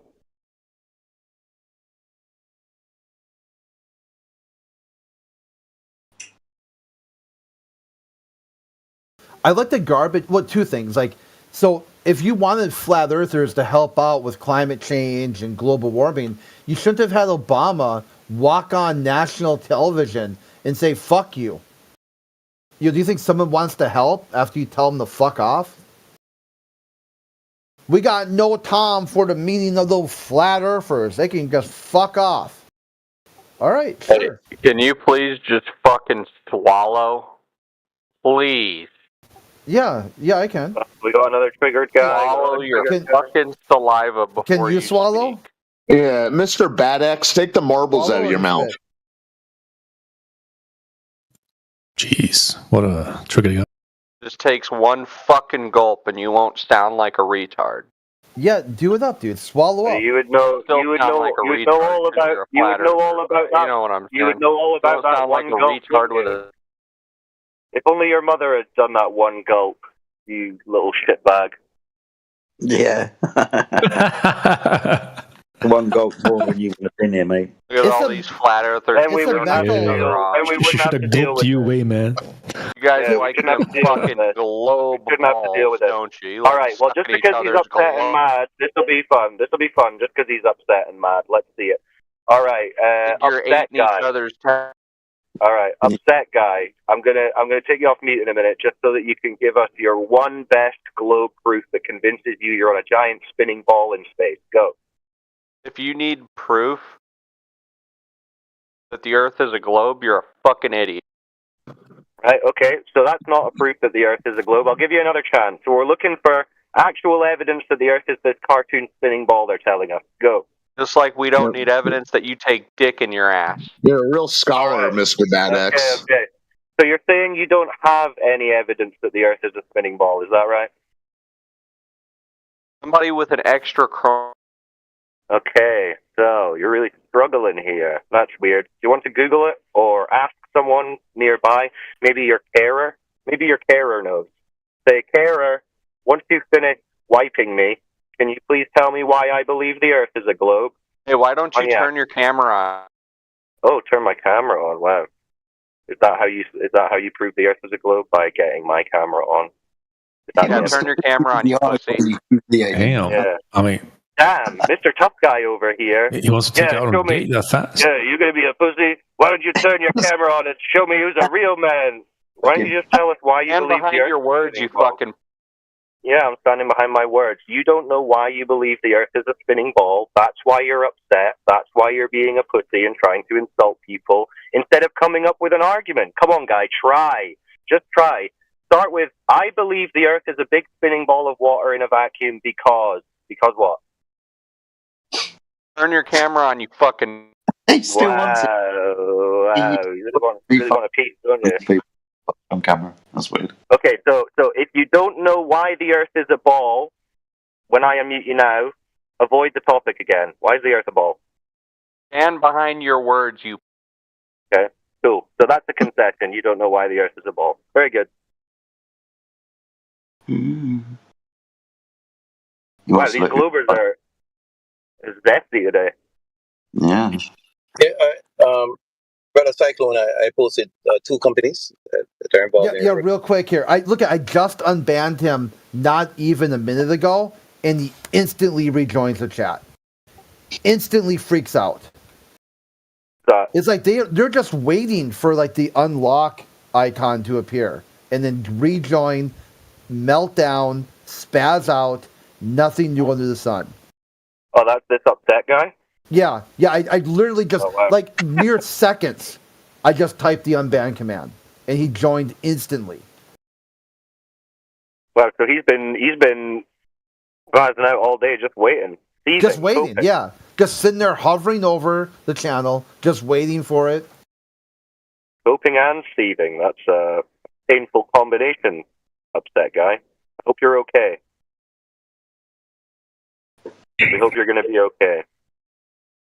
Yeah, brother Cyclone. Yeah, I was saying, look in the chat there. I put 2 companies that do a lot of work on river cleanups. Pretty interesting stuff. All right. So not the government though. Independent companies. Well, one of them is a .org, and they do receive government contracts and stuff like that. So. Okay. Well, why aren't they showing these guys on TV instead of, hey, you guys should stop breathing and stuff and stop, make sure you're recycling? Do some actual work. Well, if you consume, I consume a lot of National Geographic, Discovery Channel, NASA, TV. Oh, I know you do, Robert. Right. So I see these companies. You're a real scientist. Yeah, I am a real scientist. I have a degree in physics, and so when you consume a lot of this, you see these companies. You hear about the efforts. Kids are involved. People of all walks of life. They're helping to clean up the environment and stuff, because these are real issues that we have. What would be more useful? You guys are all right. Cleaning up the rivers or electric cars? Both of them have their place. We should do it. We should do as much as we can. That's my position. Yeah, well, we're the ultimate environmentalists. We actually care about the Earth enough to understand that it's not a spinning space ball in a vacuum. So, I would say flat Earthers are the real environmentalists of the Earth. Well, but it's not a competition. You guys can glue yourselves to roads and stuff, whatever you think is best. No, not me. We don't. There are different levels of people in every group, right? So, like for example, like you just mentioned, how did they get to glue yourself to a road level? Right. Yeah. I mean, there are people who they're very afraid. Then they see they probably live in areas that are affected by, industrial waste and so on. And what about the guys who are throwing baked beans over Rembrandts and Right. Van Goghs and things? it's Yeah, kinda that's like- another good, effective environmentalism campaign. It's kind of like the January 6ers. It's the same thing, right? Most people in the Republican Party are peaceful people, but they're groups that are fired up. They really are scared of the way the country is going, so they get physical. That's just how it is in life. Yeah, out there. I got concerned. I got Utah. I got a couple things for you. All right. Number one, EPA Earth Day. That supposedly came from the Apollo program. Government's like, you know what? We got to clean up the planet. It's fragile. It's a pale blue dot. And if we pollute this Earth, there's no place to go. So since then, I think I mean to look this up, but I haven't. But when they started the EPA, how many Superfund sites were there that they said they identified need to be cleaned up with government money? Let's pool together government money and clean up some. Most of the sites had to do with World War II weapons manufacturing. A lot of lead contamination and whatnot. How many do you think there were? I mean, just guess. What do you think? One. You give up Utah or what?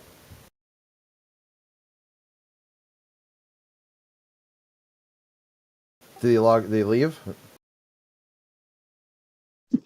Robert, Crit is speaking to you.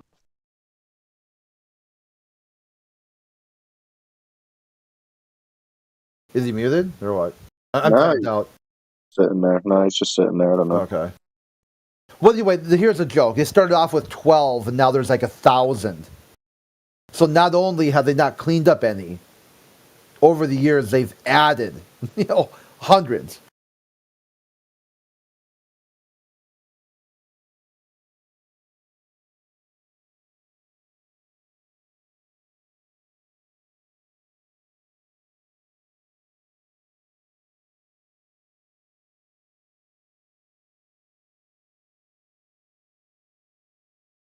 So then the other thing too is all the pollution has gotten worse over the years, not better. Even if you thought it is a problem, Obama went on national television and told flat earthers to fuck off. The next thing you got this garbage island in the Pacific, which is a hard counter to this sort of Coriolis force. How do you have like a whole patch of garbage that just sits stationary in the ocean if the Earth is like, moving and like these hurricanes turn certain directions? You got this concept of, we gotta go to batteries. So what, lithium and stuff? Then that, all this other pollution that comes from making car batteries. And also too, doesn't it increase? Do you have to charge your batteries with fossil fuels? All these dead animals and stuff, tar, gas, natural gas, oil. I don't know, dude. It just seems like it's a hot mess. This environmentalism is just one of those other contradictions inside heliocentric.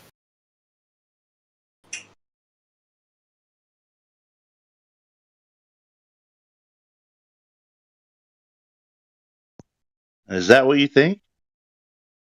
Yeah, I mean, can you make it make sense to me? Yeah. If you have a dirty room and you keep it like that and keep adding more dirt, it eventually becomes a pigsty. That's like the earth. If enough of us start treating our earth like a dirty room and don't take care of it, it's going to end up to be a pigsty. So what's the solution? Pick up after yourself. Throw stuff in the trash where it needs to go. And then what? Add it to a landfill, and then the landfills leak and contaminate groundwater? The landfill seems to be necessary for what we do right now. Oh, really? Until we come up with a better way of disposing of our trash. Do you know mean they don't have a? You mean they don't have a process already available to take care of this? They don't. We don't have the technology yet. We do. I live We in use an the area. landfills. I live in an area with a landfill, and it leaked. And a lot of people have contaminated drinking water. Oh, that sucks. Yeah, they Sorry have to hear that. get bottles of water. The government drops off crates of water in the different neighborhoods, and they can do things with the. You can't drink it. There, it's like got some unsafe levels of. I don't know. So I have to look it up again. The warning, but yeah, I was happy. I got well water, and it wasn't contaminated. People were worried because they were going through neighborhood to neighborhood testing the well water, and it's one neighborhood after another contaminated. And finally, you get to our neighborhood, and they're like, "You guys lucked out somehow. It must be just the way it is underground." We're like, "We'll test it again." They test it again, and everyone's worried, and it takes like months to get the test back. Finally, get the test back. Yeah, it's about the same. We're like, okay, so now do we trust it? And some people don't. Some people are like, yeah, fuck that. They're lying their ass off. You know, like. Yeah. It's you guys, you flat earthers. You don't trust the government and what they say. No, these aren't flat earthers, dude. Those Sorry, Crit. Sorry, I jumped in the middle there, but no problem. I heard, Yeah.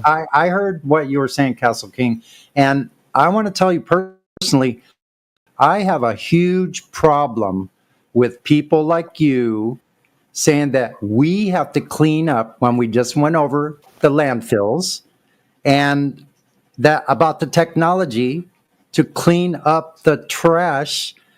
Who do you think has the technology already that could actually take care of that trash problem? Do you know? Government? I'll tell you exactly, since you're not answering. I'll fill in the blank for you. It's the corporations. They have the technology right now to solve the problem where there would be zero landfills and everything would be recycled. They already have this technology right now in 2025. So, who do you think's responsible? Who do you think's responsible for regulating those corporations to tell them through regulations what they can and cannot do? Do you know that? Government? That's right, the government. So you're telling us that we have to clean up when the entities responsible for cleaning up have the technology and they're not doing it. So Okay. you need to rethink your whole paradigm about that. How about we just continue doing what we do, place our trash in the proper recycling bins, and then we hire people in political positions that are aligned with our interests. How Yeah, about that, Castle. really? Nothing's getting recycled. Those bins. What? Yeah, those bins just mean that your trash production has gone up. They just got you to sort your trash into 2 bins to make it seem like your trash isn't more. Yeah. And then what do you haven't think they're recycled doing? For years? Then what do you think they're doing? Yeah, Yeah, sorry. real quick, Sonny. What they used to do was they would collect their recyclables, like pack them into a box, like smash it into a box, send it to a third world country that would then they would landfill it. That was the recycling. My guess program. is though that they probably are not recycling most of that, but they probably are recycling the steel just because of 2 reasons. One, it's valuable, and 2, it's easy to separate with an electromagnet. Oh yeah, they take the metal parts out. There's like a magnet that goes over the top of it. So it goes back to what I was saying. So the corporations are only going to do that if it's profitable. So what do you think, like was explained, when you recycle all these different things and all these people all over America are supposedly recycling, then what do you think the corporations are doing when they pick up that trash? Charging you for it. Oh. So they're taxing you for it. So you're not only being taxed for the garbage that the corporations actually create, wasting resources with all this garbage, all this packaging, all this junk that is littering our earth, and you think it's coming from people. It's not coming from people. It's coming from the people that are running the corporations and the government that are controlling them. So you're wrong on all 4 counts. Aren't those people? Yeah. they are people. They're the ones controlling who is controlling you and your trash that you're being double and triple taxed for. Yeah, I was including everybody when I said people, us. It's not everybody. That's It's not What's the aliens. solution? I don't see what the solution is. Someone tell me. I mean, it's not ET from outer space or the Predator or the aliens, the xenomorphs. Us. Okay, so There's no vacuum of space, so it certainly can't be those assholes. Yeah. Do you think your vote is going to vote in somebody who's going to take care of that situation? Do you think you actually have the possibility of doing that? I mean, that's what we vote for. Oh, really? That's what you think you vote for? Why is it that nothing's fucking changed? I've been here for 66 years, and I've watched that politicians come in over and over, people voting because they think it's changing for certain issues, and this has gone on decade after decade after decade that I can remember, as long as I can remember, and nothing's fucking changed in my whole lifetime. Okay, so when does it get changed? Wait a minute. No, I wasn't done. When does it get changed? Your vote doesn't matter. If it does, things would have changed already. They just voted When for people change, Sonny. The people haven't changed. That's why that's never changed, because the people that vote have never changed. Listen. That's true, but things change. They just voted. They just voted for banning trans females in female sports. That's a change. There you go. Like that's really fucking important as far as like the concerns of our society these days. Well, like that's really important. It's a step in the right direction. Is it really a step towards? Wait a minute. Castle King, get back on topic. I'm just using your own words. You're saying it's a step in the right. What direction is that? Where we come together as people and we vote on what we think is most important. Oh, you think that's making people come together and not being more divisive? And hold on, Castle King, you told us that this occupies less than a sliver of 1%, and now you're telling us it's what's most important to you. I'm saying, listen. You're talking to both sides of your mouth. No, man. I'm saying no. What I'm trying to say is we need to put the right people in positions of power. Yeah, you said this occupied less than 1% of your brain, and that's all you've been talking about for the last hour. Yeah, I'm saying no. How big is your brain? It's pretty big. Have you seen my head? It must. No, luckily no. I would like, based on what was just said, that you concede to the fact that your paradigm about what and who you vote for, what reasons you vote, isn't doing anything. Concede to that. Well, I can't say that because I know. That's why I asked you. That's why I asked you, because I knew you were going to say no, because you're stuck in your mind. Stuck? You're stuck. Yeah. So you have very limited cognitive ability to change your mind based on new information. So I wouldn't expect you to believe or to go out and figure out what Earth is either. Like, because you don't have the ability or the intellectual capacity to go and do that yourself unless you go check with some expert. So you're very limited. You're not unique. You don't have a individualistic, unique thought in your entire brain. You have very small brain. I hope that makes you feel better. And nervous laughter. Nervous laughter. Hold on. Nervous laughter is not a rebuttal to what I just said. Sonny, dude, that was uncalled for. I think Castle, he's got some big ideas that they seem small, but he's thinking big. He's just like, I think there was lack of charity on your part there. Okay, so here's the thing. The reason I do that, Crit, and I'll explain myself, is to force people to confront their cognitive bias. That's the only reason. It's a tool in my toolbox. Now, I'm not trying to be disrespectful. Okay? So I want you to know that it's a process that I use to determine where people are stuck. And hopefully it'll push them over to the brink where they have to go, maybe not online here with us, but in their own time, they'll think, holy shit, maybe I am stuck cognitively. Maybe I am thinking too small. Or select the medical gymnastics to being that. I didn't catch that. gotta say that again, buddy. It was kind of muttered there.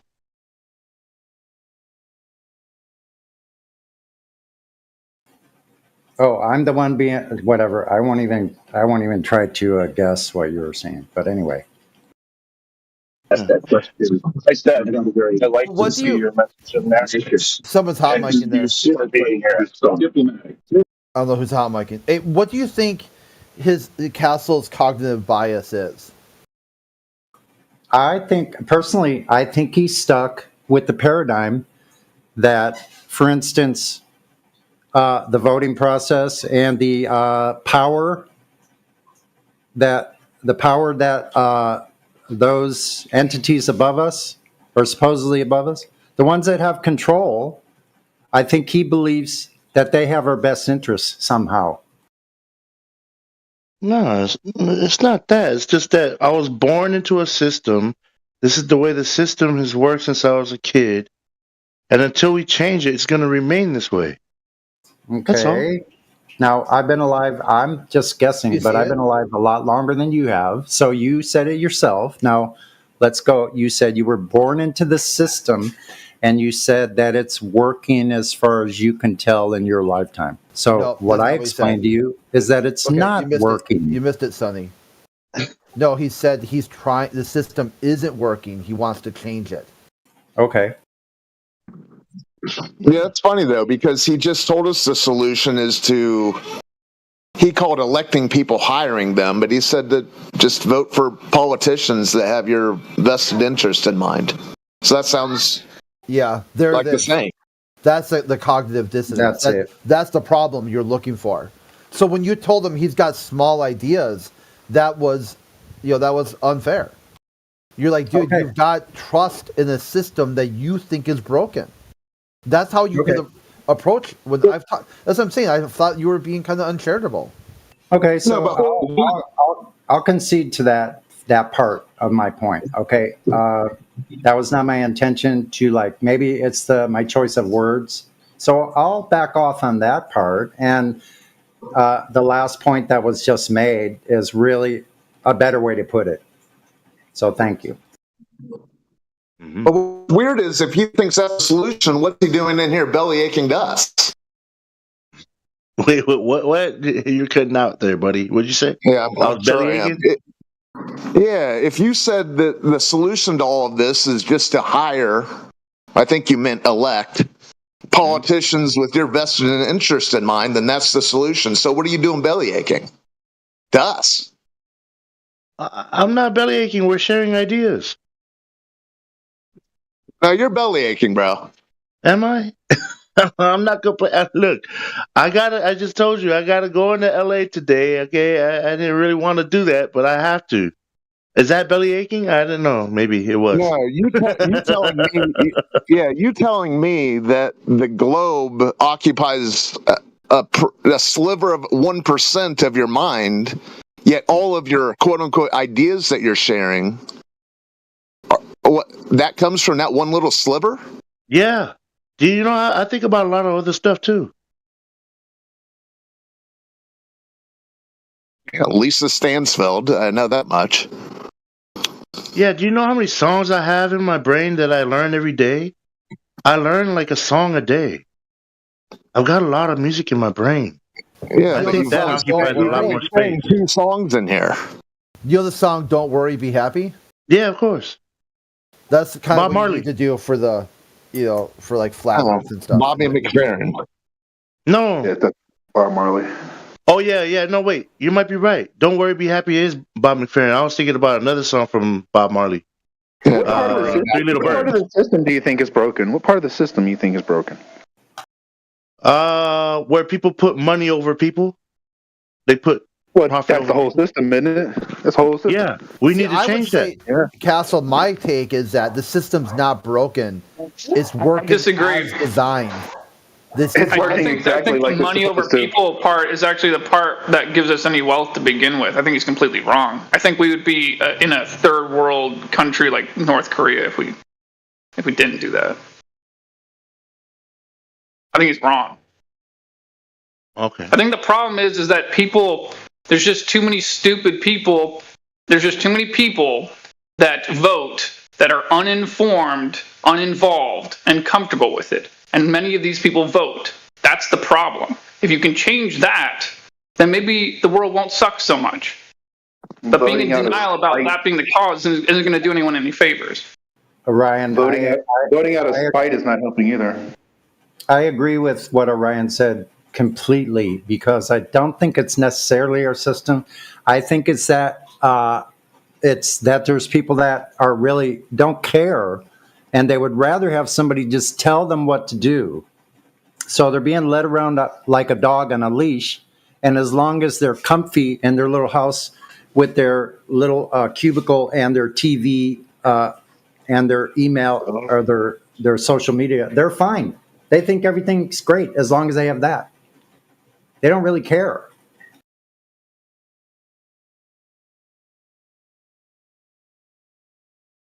So that's the problem. Agreed. Now, if we have more people, all the problems mentioned are the problem. All the problems that everybody just mentioned. so if we have people that were active and true participants in democracy, we really don't have, but that's besides the point. We've been in the War Powers Act since before World War I. That's never changed. So that's why they can do things without asking Congress, because they've got a loophole, and they've been using that for 100 years. People don't even know this.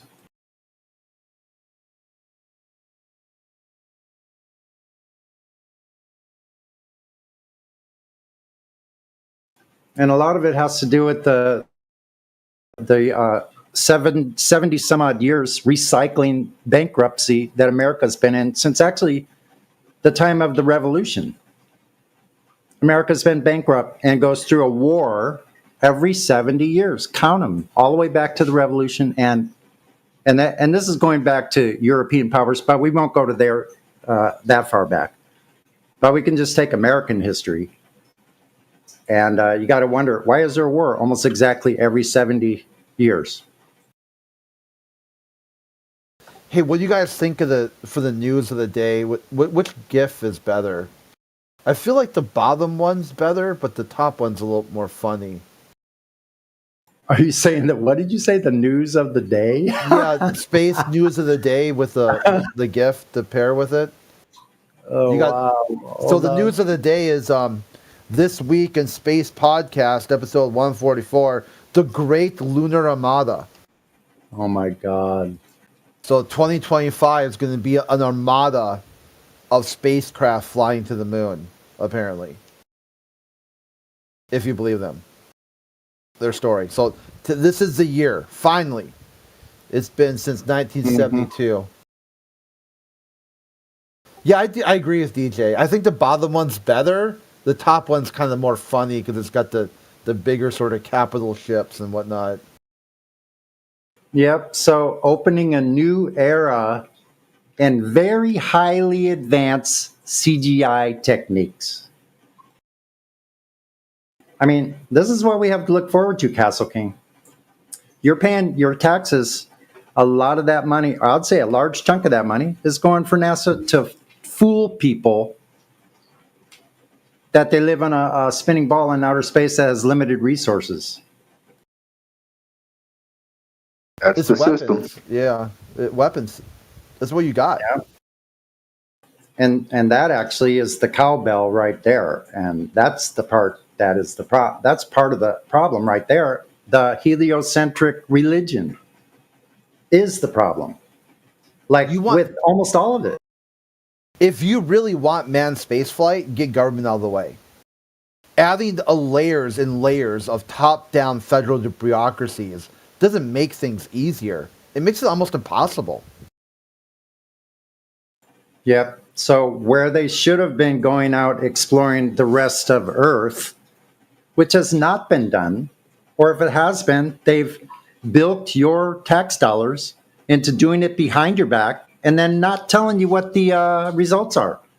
So they've probably been sending all these rockets horizontally out as far as they can for as long as they've had rocketry and try to test the limits of Earth so they can hide it from you, tell you you have limited resources, and keep on taxing you until you die.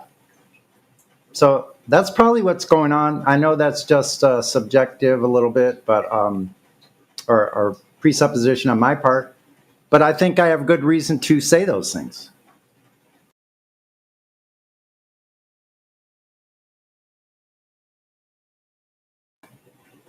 I mean, it's clear. Like, if you look at all the technologies that's used on the surface, above the surface, or below the surface, meaning submarines, torpedoes, like all those things, aircraft of all types, they're all using flat Earth. Not one of them is calculating in their trajectories or their motion or their telemetries. Not one of them is using anything having to do with the globe. And I've actually asked for almost 10 years ongoing here for the Globers, any one of them, which I've asked from PhDs on down to the engineers, all the way up to professors in astronomy, cosmology, whatever, asked all of them, provide me with any technology at all, any technology being used above, on, or below the surface of Earth, where that technology is using globe Earth. Bring it to me. Show me. I'm from Missouri, the show me state.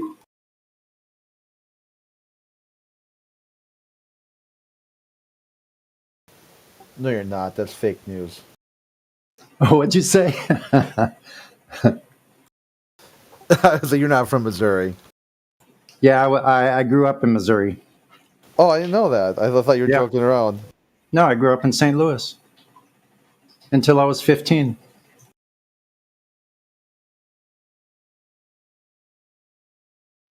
Moved there when I was 1 year old.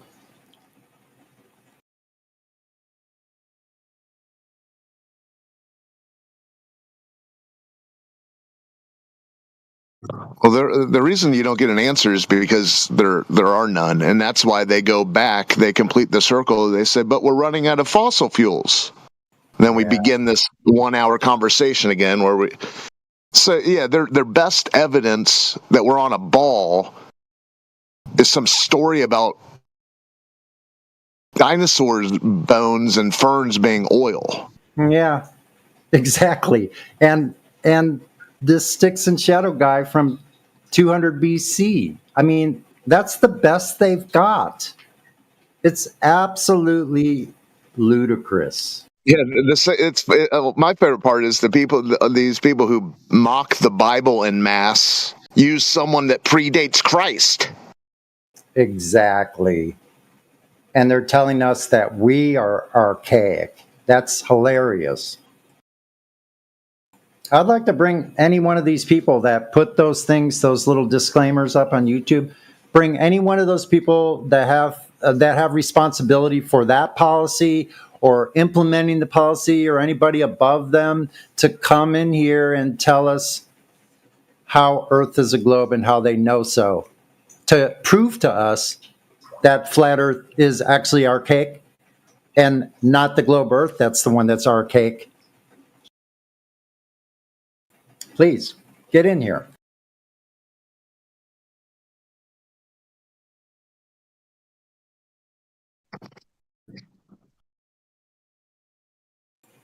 But I don't hear Castle King asking for those people to come in here to prove their globe. I don't hear him doing that.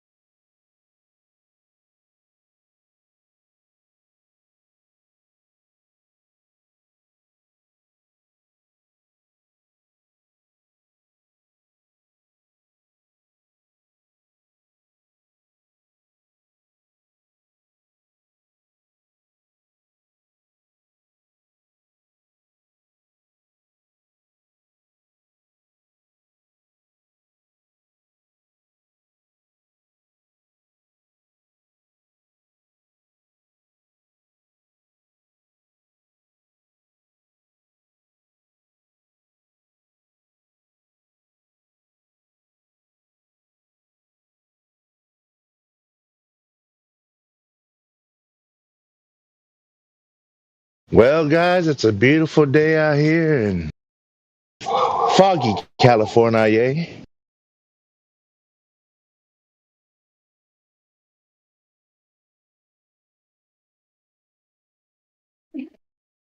Under weed smoke. Thought I heard someone say my name. So when you drive in, is it going to be like is it a really long commute? Or is it Nah. a little bit easier because it's a weekend? I'm only an hour away from LA.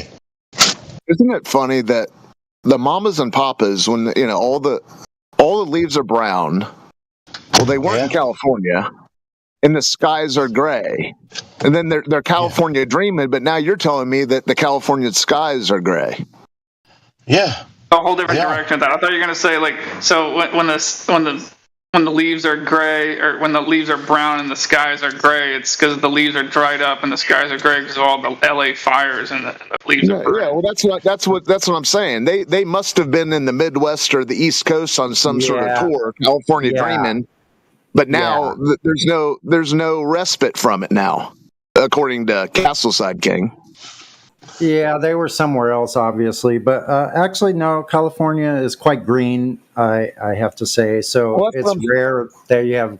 It's rare that some types of trees shed just like they do in the Midwest, but for the most part, it's green year round. It's quite green. I mean, there's around the cities, even though the natural disaster there, Mother Nature out on the West Coast is doing just fine, as usual. Yeah, it is. But along the coast here where I live in California, there is quite a few days where it is gray and foggy or overcast because the coastal, what is it called? I forget. There's a name for it, but anyway, there's a moisture barrier that comes in. It's in from the ocean.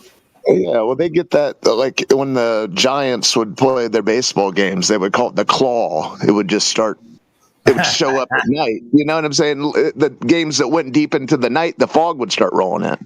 Right. So that coastal climate is different. But like for here, where I live in San Diego, if you go just like 15 to 30 miles inland, then it's a whole different story. And when you go 100 miles inland, it's literally baking probably this time of year, it's anywhere from 75 to 85 degrees already. And in the summer, it gets up to 110. In the desert, it's only 100 miles east of the coast. And in LA or Orange County, it's even warmer than where I live.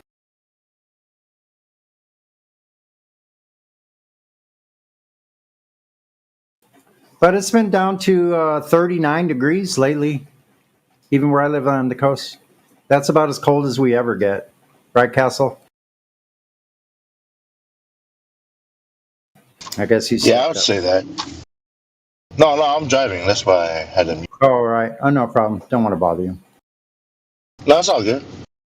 Yep. Now, I remember living in LA when I was there up in the 70s. I remember a couple of times where there was ice on the sidewalks, but not very often, that's for sure. I've actually I've actually seen pictures of Palm Springs in the 20s where they had blizzards with like 3 feet of snow in Palm Springs. Because they have a huge bunch of mountains around there, the San Gabriel range there, the San Bernardino, and then they have Mount San Jacinto, which is a huge mountain up there, and that almost has snow on it year round. I was up there before. They have a tram that goes up there. It was in June or July, and there was snow up there on the very top still in the summer even. But Palm Springs got blizzards before. Yeah. Yeah, it doesn't really rain or snow too much out where I live. I'm in the desert. Oh, yeah. You're kind of east. Yeah. Yeah, the skies are gray right now. That's a trip. Down here, it's well, you know what? It's hazy sunshine. Yeah, it's kind of overcast, kind of high clouds, but here the sun is coming through. But I do see some thicker clouds, kind of to the east. That's what I've heard actually on the weather news. That there's these big clouds off into the east, so that's probably what you're getting. If you're like east of Redlands. Yeah, I'm Riverside. Right on. Yeah, it's hot in Riverside, man. Oh, I know. We get the hot, and then we get the cold, and that's pretty much it. We pray for rain, and once in a while we get it. Are you like close to Paris? About 20 minutes from there. All right, not very far. Yeah, I used to drive out that way to the desert a lot. Mm-hmm. Yeah, excuse me. I have to go and buy something real quick. No worries. See, I know how to have a civil conversation still, in spite of what y'all might think.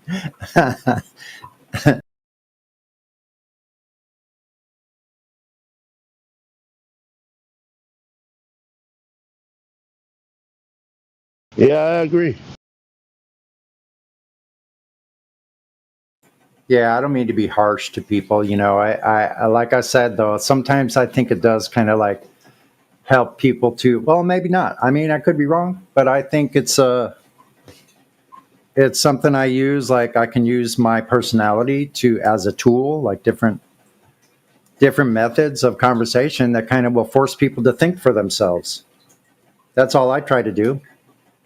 Have you ever watched an episode of Kill Tony on YouTube?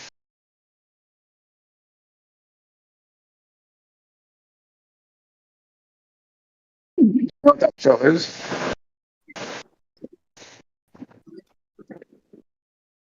What'd you say, Orion? You kind of cut out there. Are you trying to speak or are you hot micing? Have you ever watched Kill Tony? Do you know what Kill Tony is? No, not familiar with that. Yeah, I do.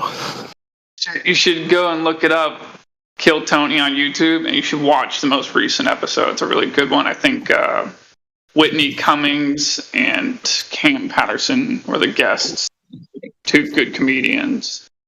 But yeah, you should watch that show. Like I've been thinking lately, like I live so far away from there, and I may even move to another place that's also far away from there. But you know, it'd be great if one of us flat earthers got to Austin, Texas, and got on that show and made jokes about, you know, NASA and made jokes about Globers and stuff for a minute. That's what the show is. It's you know, everyone that wants to go on stage puts their names in a bucket, and they pull the names out, like maybe 8 or 10 of them per show or something like that, and then they give them a minute, and it's a minute of stand-up comedy, and then they interview you afterwards. And you know, well, you know what, Orion, you know who would be a good you could write him some jokes in the mail would be William Montgomery. He would deliver those just fine, I would say. I've even heard him deliver some jokes that are teetering on. He's sort of shattering the normie perception of things. Yeah, it's an interesting show. It grew on me. It took a while, but yeah. I pulled it up. It sounds like that'd be a lot of fun. So I'll definitely watch that at some point. It's a fascinating show because it's sort of like a comedian's America's Got Talent, but at the same time, it's sort of a job interview where Tony's sort of interviewing them because if he approves of their minute act, then they'll return. But yeah, it's interesting. It's sort of it's given rebirth to a stand-up comedy. Oh, that's not exactly true word for word what you said. Like they can return even if he doesn't approve of their comedy act. It's just they could go back in the bucket. They could go back in the bucket, and wait another 2 years, sure. But if he approves, you're a regular. And it seems like these guys are booking shows across the country. Yeah, it's kind of fascinating. Yeah, as popular. Well, it was supposedly the biggest podcast on YouTube for a while. I think currently it's the largest live podcast. Okay, yeah, that makes sense. Yeah, but for as being as popular as it is, there are very few people who are privy to it. It's weird. Do you know what I'm talking about when I say William Montgomery? Oh, yeah, I know what you mean. And I actually think you make a good point there. I think he may be more into listening to information about the Earth being flat or jokes about the Earth being flat than most of them. Yeah, definitely. Yeah, he's sort of a Seinfeldian pointer outer of the absurd. It's like if Seinfeld and Sam Kinison were one person.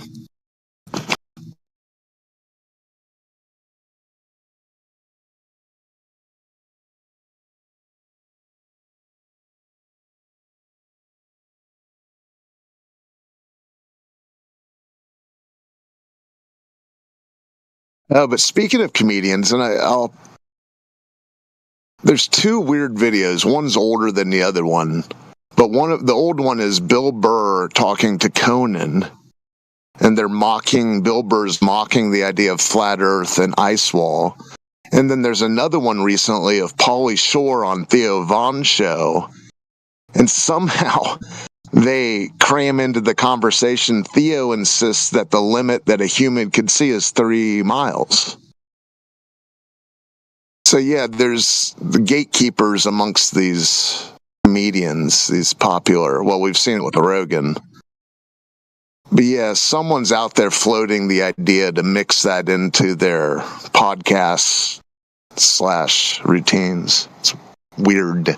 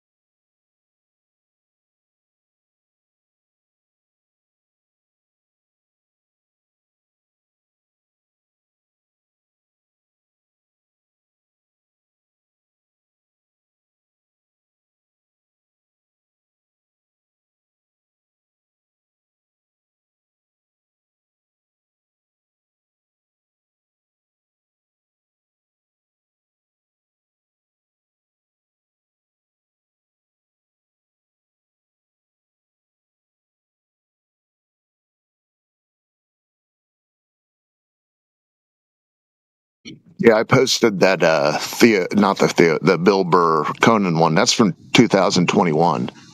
But what's funny is I went back after I saw this clip and watched I didn't watch the entire thing, but I watched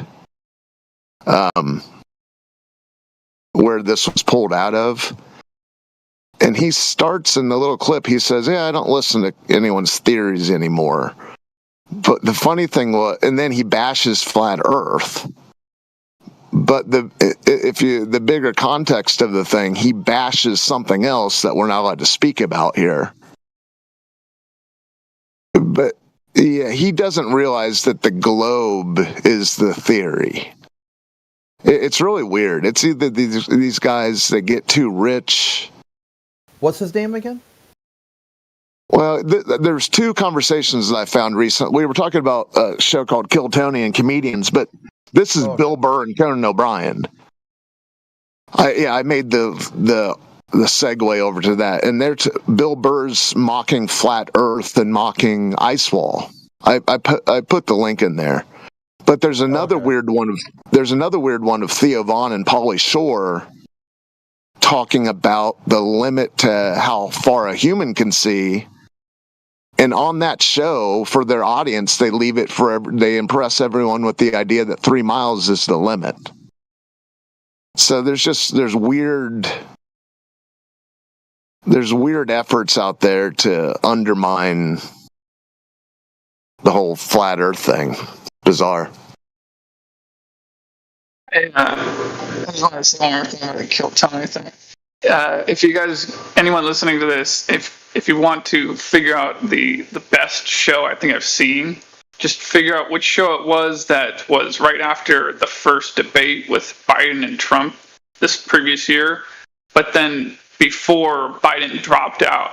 Because they had a Kill Tony show where two comedians dressed up, one is Biden and one is Trump, and impersonated Biden and the other impersonated Trump.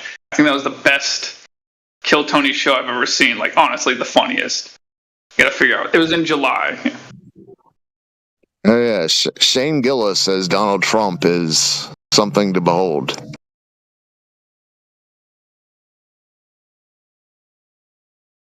It's weird too what the intent of that whole Shane Gillis, something to, because Shane's sort of the ultimate normie in a lot of ways. There's a lot of interesting things going on.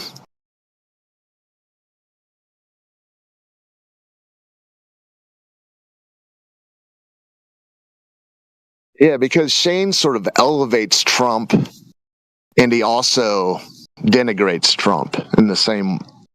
It's interesting. Yeah, I wonder if, because since the election or since all these things have been going on, there hasn't been Gillis as Trump on the show. I don't think. Oh yeah, that's not surprising because he's probably like most comedians there. Like, take for instance Hans Kim. If you haven't seen him on the show recently, you've been watching it lately because he's busy making money somewhere else, more money. Yeah, Hans Kim. He would have been a good Kamala.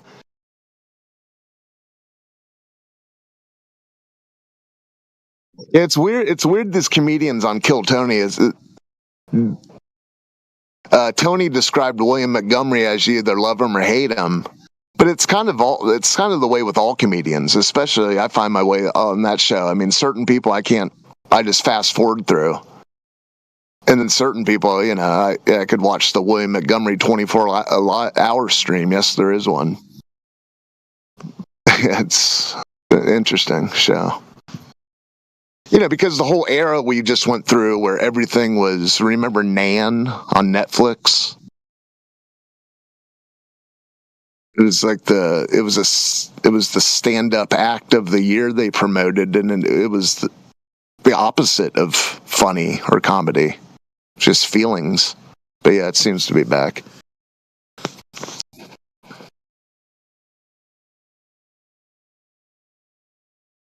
But yeah, they've definitely used these people to gatekeep. I mean, look what Bud Light did with they used Shane Gillis to resurrect themselves. So don't tell me that other ideas aren't being put on these people's desks. Hey, talk about this. Why don't you?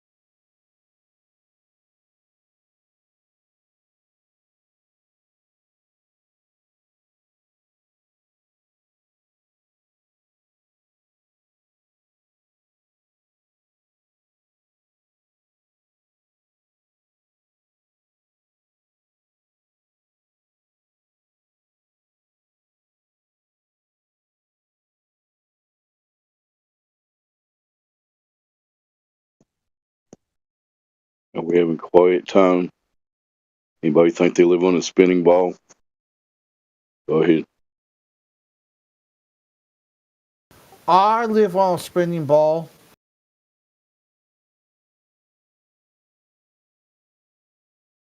Thank you, sir. Do you have any empirical evidence for that? Fox, no.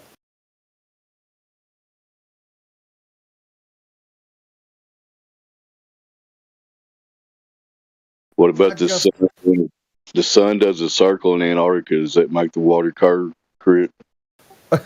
No, it's, sure enough, does not.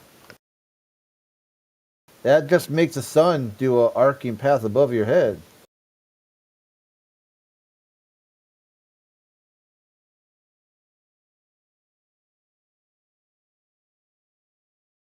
We're currently not graced with the presence of a heliocentric expert to tell us the globe story, it seems.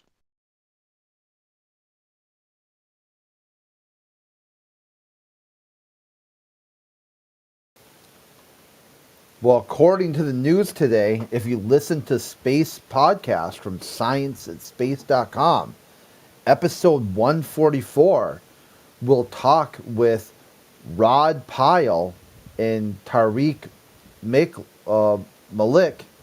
We'll take a look at the planned space armada that will be heading to the moon this year. Did you say that's a manned mission going to the moon? Yeah, it's a Firefly, Aerospace, iSpace, SpaceX, space, everything. There's going to be an armada of spaceships heading to the moon. 2025. Sorry, but are there going to be human beings on one of the spaceships? Well, I mean, unless there's like an armada without humans involved. I mean, that seems kind of cringe. All right, next. So that's going to happen this year. I look forward to that. Thanks for the info. Ready to launch. You just got to write them a big enough paycheck, and it can happen today. Are you saying that NASA doesn't have enough money? Everybody, there's a NASA GoFundMe. Make sure you donate to those guys. They're working hard. Their space is hard, and they're trying to explore it. So they're you need to making help them. $25 billion this year. Is that not enough? Space is real hard, man. You need more money than that. Come on, man. Well, no, it was enough. They did it. They're just holding out for the new DLC. You got to upgrade the software. You have to get. If you want the Armada, that's going to cost $1.09 more. Plus tax.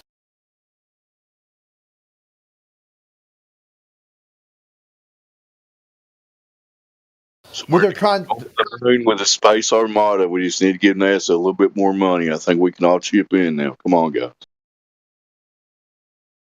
They're trying to figure out if you're the type of. They're trying to figure out if you're the type of chump who's going to pay up. They're like, let's see here. Can we squeeze them for a little bit more? If not, fuck. I guess our grift is over. If so, then they know they can keep on keeping on and keep milking that Apollo program from 50 years ago. It'll be cool, man. It'll be like watching Star Wars, but in reality, there's be a space armada landing on the moon. We just need to give them a little bit more money. Come on.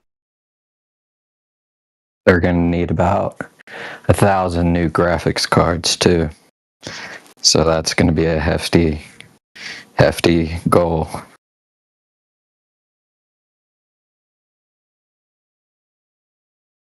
mean, it's a good idea taking the space armada into outer space. I mean, everybody should be able to get on board with that.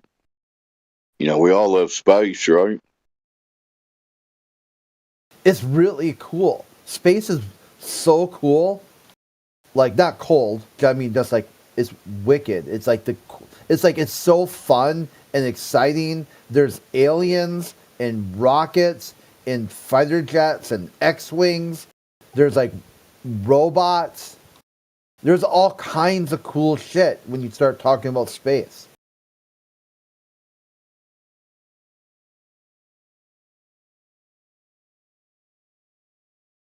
Don't you want? So who here doesn't want a sky life? You could go up there and have a life in the stars. You tell me you don't want that? I'm on board with it, man. There's land out there. There's land ho. Let's go. I actually do want a sky life, but not a vacuum of space life. Like I want a lighter than air aircraft life, not a fictional vacuum of space life. Remember, the Hindenburg burned down because it was accidentally covered with flammable paint, not because it was full of hydrogen. Come on, Charles. You don't want to land on all the land in the sky? Come on, man.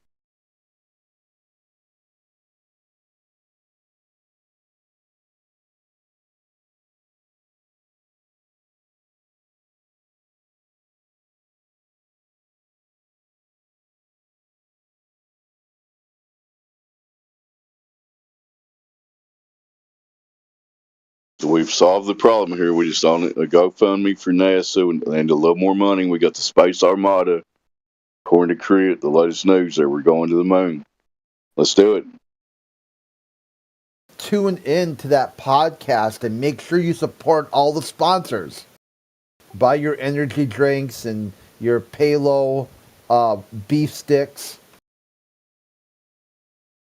Did you guys ever think of like different flat Earth or NASA BS related like vanity plates you could put on your car? Because I'm about to go to the DMV and get NASA Lie my license plate. I guess you could do NASA BS.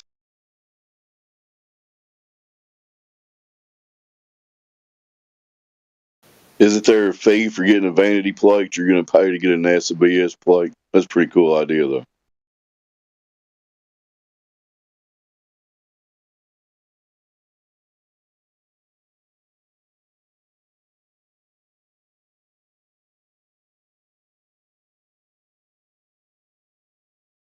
Oh, wait. Oh, this is a good one. I should write this one down. NASA sucks. But like SUX, because you only got like 7 digits to work with, at least where I live.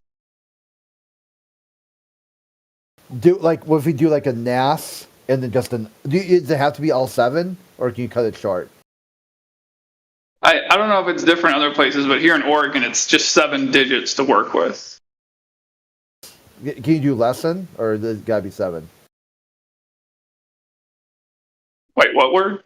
Can you, well, like NASA, NASA, and then like HOL or HOE, or just do NASHOLE. Oh, for NASHOL, right. Yeah, that would kind of work without the E, just having the E cut off with 7 digits. I think a lot of people would get that. But I just wouldn't want that one of the ones I can think of. It's good because George Carlin said, "Hey, I got something to tell you about these social criminals, the people in the space program, NASSholes, I call them."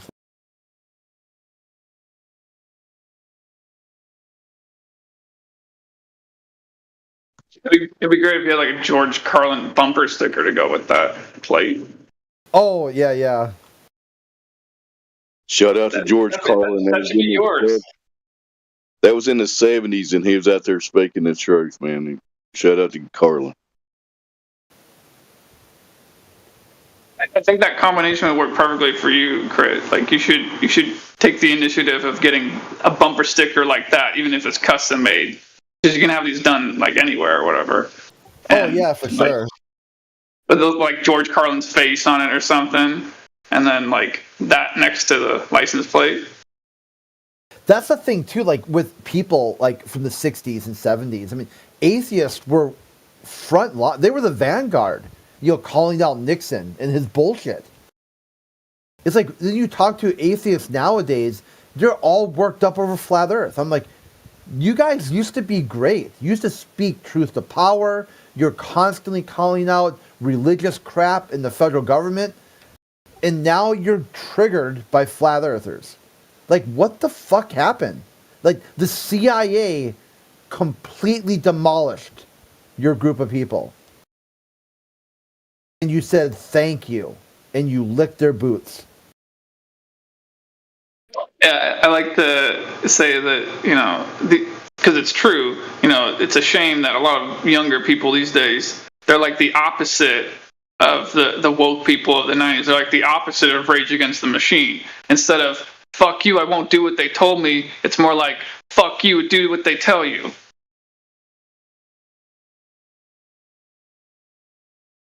Yeah, like the government saw these like political movements of calling out government bullshit, and they're like, wow, we are about to lose a whole generation. Let's start slapping conspiracy theory on everything.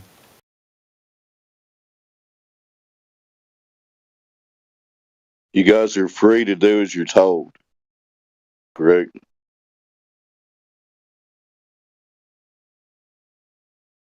Anyway, I haven't heard the globe story in a while. Is there anybody on here who wants to tell us the whole story about how there's balls zipping around in a vacuum and atmosphere and water sitting there in a ball zipping around in a vacuum? Anybody got the details on that? I'd like to hear it. I haven't heard it in a while. Back to you guys.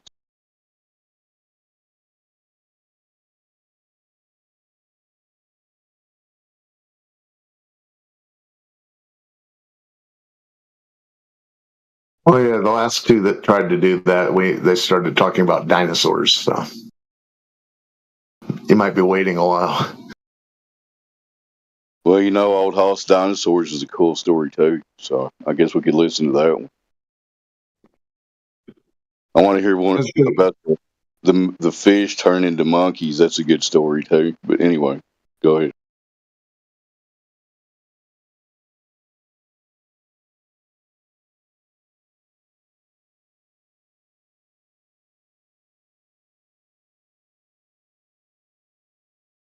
Yeah, I was in the other room, but I heard Rage Against the Machine get brought up. I started getting mixed signals when they were on the campaign trail for Hillary a decade ago. I was like, what exactly is going on here? That's what I'm saying. The government did an amazing job at just completely fucking it all up. Didn't you have to go get the jibby jab to go to one of their concerts back 4 years ago? Just saying.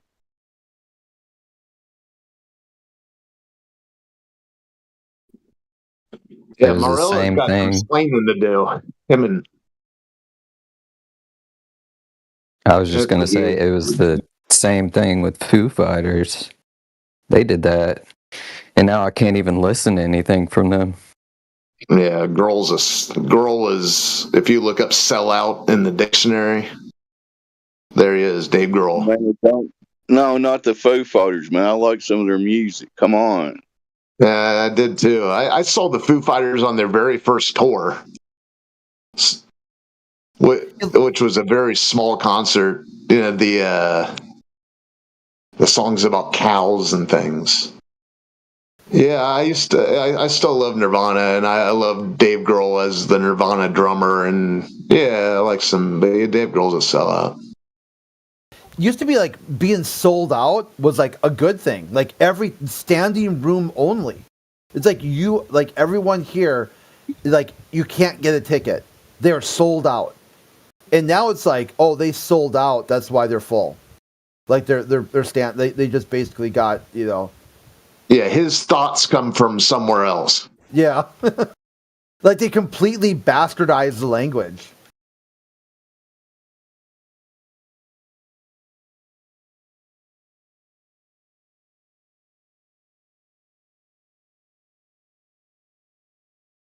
Well, I need to proceed with other things offline. You guys have a great day. This has been Dead Air Day.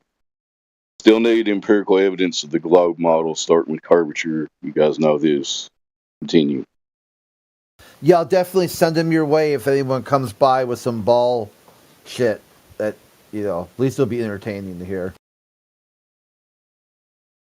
Yeah, people come in here. You're invited to come in here and tell us your best globe story. Maybe it's one a version we haven't heard. I doubt it, but you can try. I mean, I got a quick one. When I was in kindergarten, the teacher made us all spin the globe and put our fingers down, right, and stop the globe and say where it landed. It was like a ritual for everyone. The good example, man. That's a cool globe story. So maybe somebody will they'll inspire somebody out there. Good job. Thank you.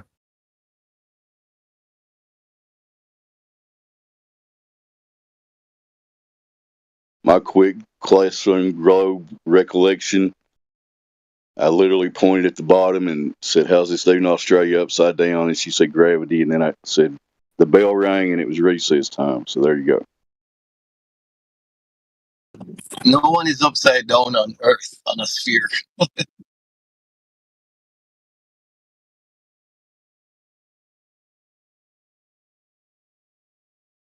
I think Robert has the full story. All the teacher needed was one word. Isn't that cool, guys? Anyway, I mean, That's crazy, Dave. You always bring him out of the woodwork. Here comes Robert to tell his special ball flying through space story. No one is upside down. It's wild how that works. No one is upside down.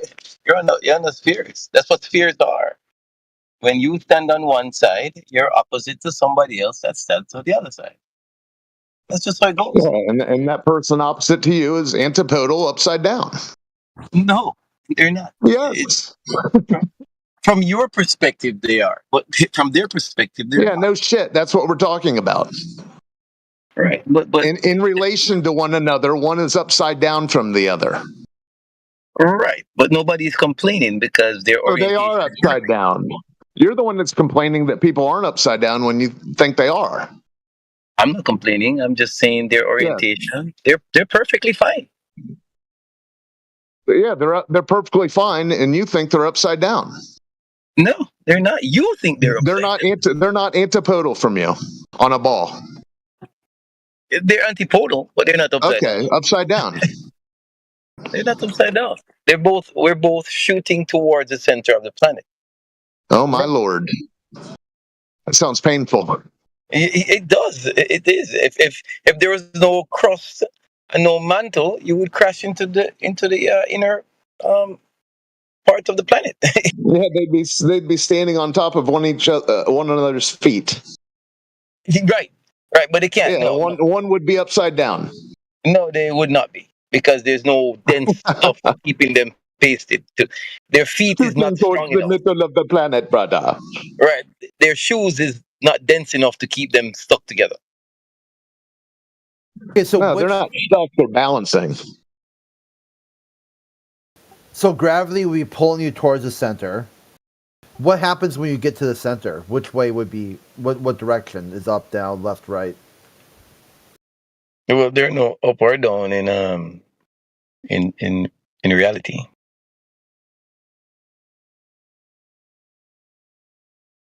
It's So up and down. Somebody clip that. Yeah, right now. Okay, if I point down.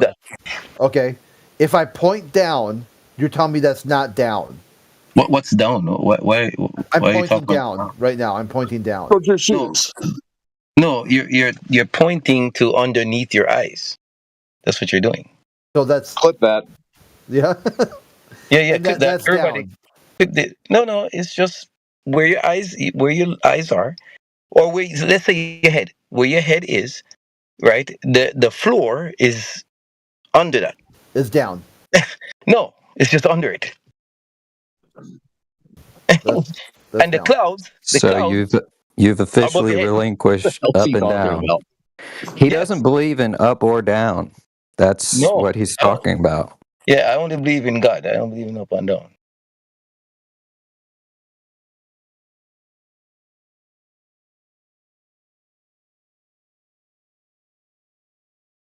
There's no up or down in reality. It's okay. Stand on your head. Where is up or down? Wow.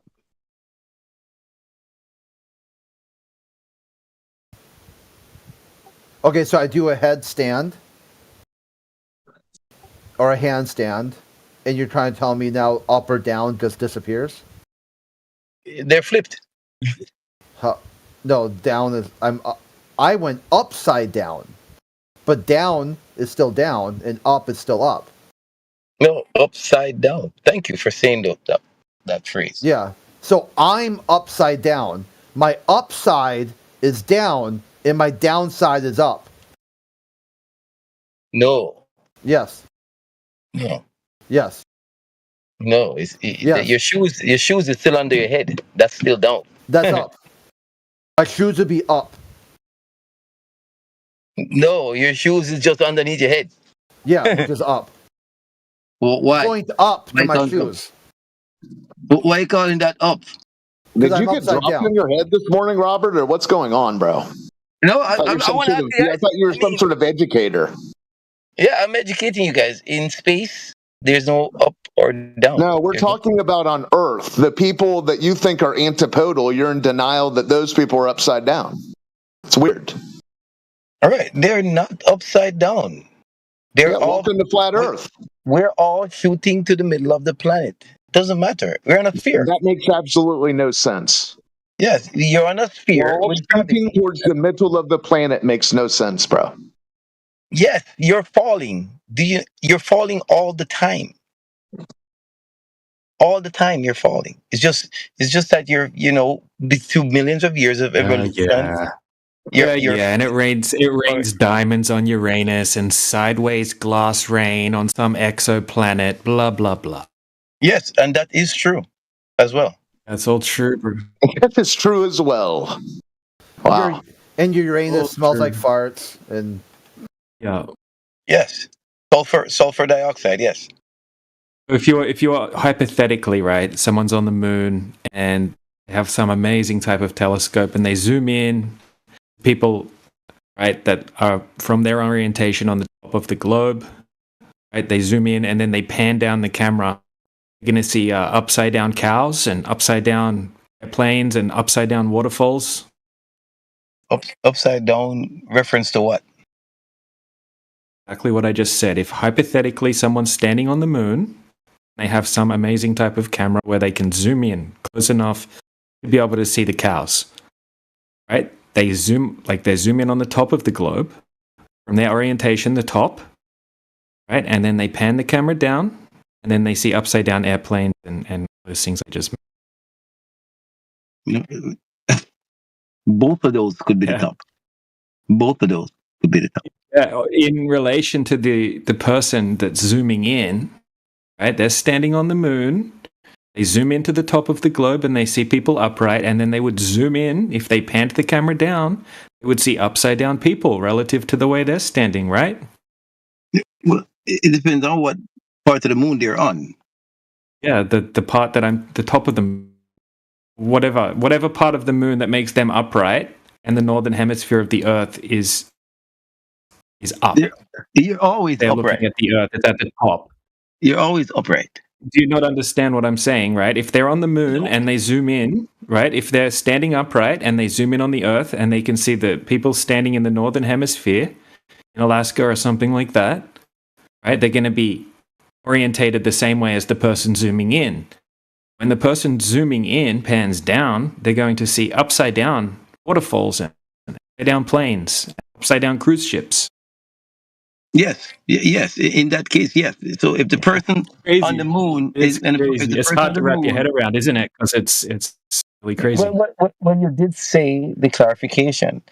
If you're standing on the moon and you're looking at the Earth and you saw a person that their head is aligned with your head, yes. If you pan down to the bottom of the planet, you will see people who are oriented in the opposite direction. Yeah. Oh, so they are upside down. Well, brother, you can say that, but they're not. From their perspective, they're not. I'm just letting you know. It's from whose perspective that you're saying. Your perspective on the moon. You clarified very good. You and the person, the first. Yeah, person. well, you were on a soapbox telling us that no one was upside down. Remember? No one is. Is reference to what? Yeah, no shit. Welcome to Flat Earth. He clarified it for you. Reference to himself. No, it was you who started this no one is upside down chant. No one is upside down. There's no up or down in space.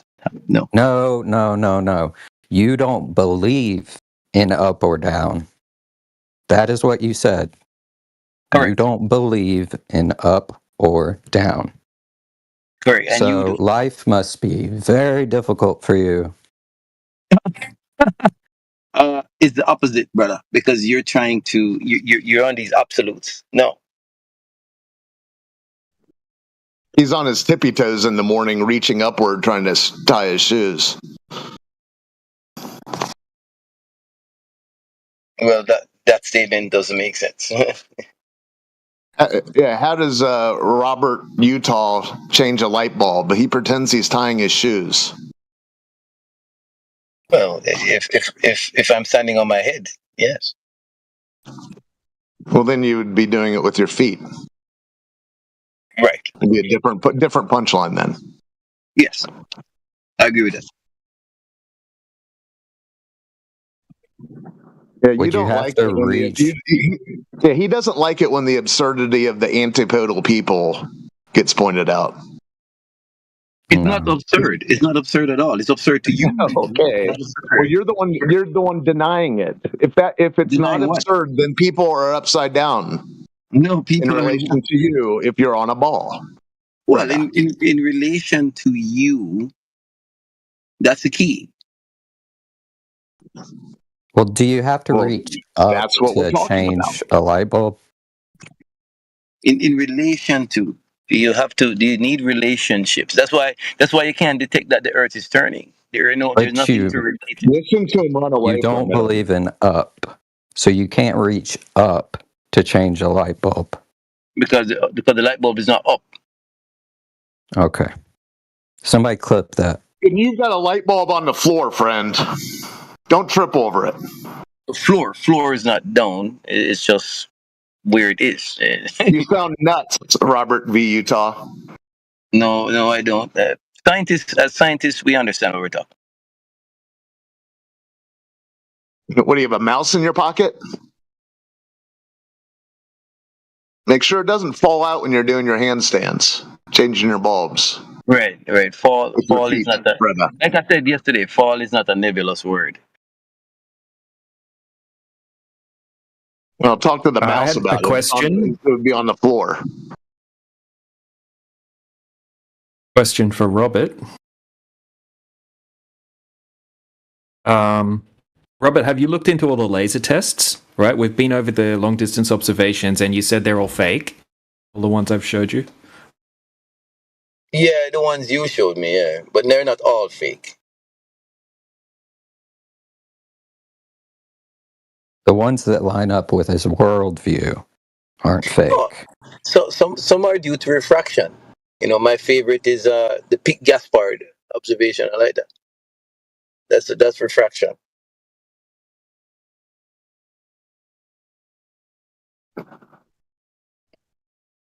You've got a lacking script, Robert.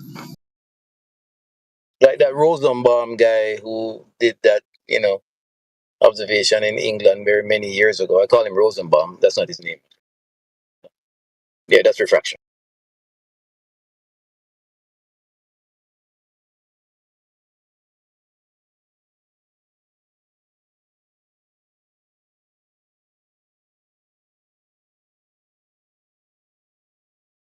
When you're doing these observations, you have to do them multiple times. That's what I tell flat earthers. Don't do it one day and then yell hooray. Come back tomorrow. Okay, Robert, we've been over this because these have been done many times, right? Even in the same location. So the ones you're calling fake, they've been done over and over again. And we even had Matthew, who's a math professor, right? A Christian, a math professor, a super legitimate guy, right, from your side, the Globe side. He was in here with you the other day. He said he's been to that location and he also used his telescope, and that's what it looks like. Right? He zoomed in. I've got his photos as well. So it's not being faked, my friend. right? You're going to have to come up with something different than it being faked, because it has been done on different days, in different weather conditions, at different times of the day, from different altitudes, right? There's so many of these, and they're just not faked, right? These people aren't trying to trick anyone. We're not trying to trick anyone. We're trying to expose what we think are lies, right? We're not trying to trick people. Well, you have to. What you said. Well, what you said was that it would be impossible on a globe, right, to be able to see these distances. Well, right. So that's why you said. Do it in Sorry. Well, let me finish one last thing, and then I'll let you fully reply without interrupting you. Right? You said it would be impossible on a globe. You said it's not possible. And then that's why you said it has to have been faked, right? But it isn't fake, right? And then when I asked you, I said, hypothetically, let's say it hasn't been faked. Would that be a problem for the globe? And you said no. That's contradicting yourself there. No, if it's not fake, it's refraction. So you have to do it in winter and summer, fall, spring, different days in order to ensure that what you're seeing is what you're seeing. You have to eliminate refraction. So that's what I'm saying. Oh, really? It has been done at different times of the year. It's also been done in many different locations. Right? That's why I showed you the one with completely different weather conditions over that large lake in Canada. Right? Completely different weather conditions. You can't say the same thing. Okay, so look, I mean, refraction can do all types of different things depending on the weather conditions. Right? Refraction isn't something that's going to have a uniform effect, which would be to bend everything up perfectly to hide the geometric horizon in every single one of these observations. Right, that's not what refraction does, right? Refraction, you have stooping, sinking, inferior mirage, superior mirage, super looming, right? Looming, all sorts of different effects depending on different weather conditions, right? Like vertical temperature gradients and all that sort of thing, right? So refraction doesn't have a uniform effect, right? We can't say refraction it makes it do the same thing for all of these different tests. It's not possible. Right, that's why you repeat the test. You have to eliminate we have repeated the test. Yeah. Okay, so in that one location, it's been repeated at least 5 or more times on different days, at different times of the day, from different observer heights. You can't say the exact same refractive effect is going to happen, right? And in fact, you can't even validate that there's a type of refraction that does exactly what you're claiming happens at that magnitude. Standard refraction doesn't do that, right? Yeah, looming doesn't do that. Sinking doesn't do that. Stooping doesn't do that. Superlooming doesn't do that. Inferior and superior mirages don't do that. Fata Morgana doesn't do that. You can't demonstrate that on a smaller scale in any way, shape, or form. It's just like a cop-out. Yeah, but what evidence do you have that those different methods of refraction are not involved? What do you mean that? No, none of those methods of refraction, none of those types of atmospheric refraction that I just mentioned, right, have the effect that you're claiming when you say refraction, right? They don't allow you to see. Right? They don't allow you to see 10, 20 times further than you would be able to see and completely hide the geometric horizon. That's not what refraction does. Again, the pick gas part. Dude, you don't even. You don't hear yourself reacting as if the explanation was a cop-out. If you're giving some just ad hoc coverall excuse, the way you react when these things are pointed out to you, that it sort of highlights that that's what you're doing. No, remember, there's a bias here. So that is why you're responding. You're the one with the bias out the wazoo, bro. Well, no. Listen, there's millions of evidence that the Earth is a sphere. Millions, right? So that's why. So I'm saying to you. That's why I'm saying to you, if you're doing another these observations, you're copping out. Even you're doubling. So Robert, I haven't got to my main point yet, which was the laser tests, right? What I wanted to talk about. Okay, so on top of these long distance observations, we have even more laser tests Okay, so we've literally had teams of field engineers go out with a $30,000 laser, and in different locations, they did 17 different tests. They have a 180-page PDF documenting all of these different tests and the variables that go along with the tests. Right? They're shooting the laser across the surface of the water, the target on the other side of the body of water, and the lasers are hitting the target, all of the different locations. On top of that, we've had PhDs like Dr. John D., who's a specialist in that particular field. Okay, he's gone out, he's done all sorts of crazy long-distance observations. We've had many flat earthers go out with these expensive high-powered lasers and shoot them over salt lakes, frozen lakes. There's so many that we can show you, right? And we can't say that every single time the laser beam's perfectly bending around varying amounts of Earth curvature, ranging from hundreds of feet, like hundreds of feet of Earth curvature and perfectly hitting the target every time. It's simply not possible for that to be happening in all of these different tests. Listen, I've done long distance observations myself, but the answer is refraction because it cannot be repeated. So you do it in summer, you do it in winter, it's not there. You do it several other times, it's not there. Robert V. Utah, you're highlighting that you're lying about doing your own long distance observations because if you were honest about the plethora of these observations you've done, you wouldn't present them to be so anomalous. You're acting as if these things are anomalies. They're not. Many of what has been presented in the flat earth community is indeed forgeries. I am telling you right now. Dude, right? What is wrong with you? I'm letting you know. The Chicago skyline, for example. Post one of them. So Chicago. Oh, Lord. Okay.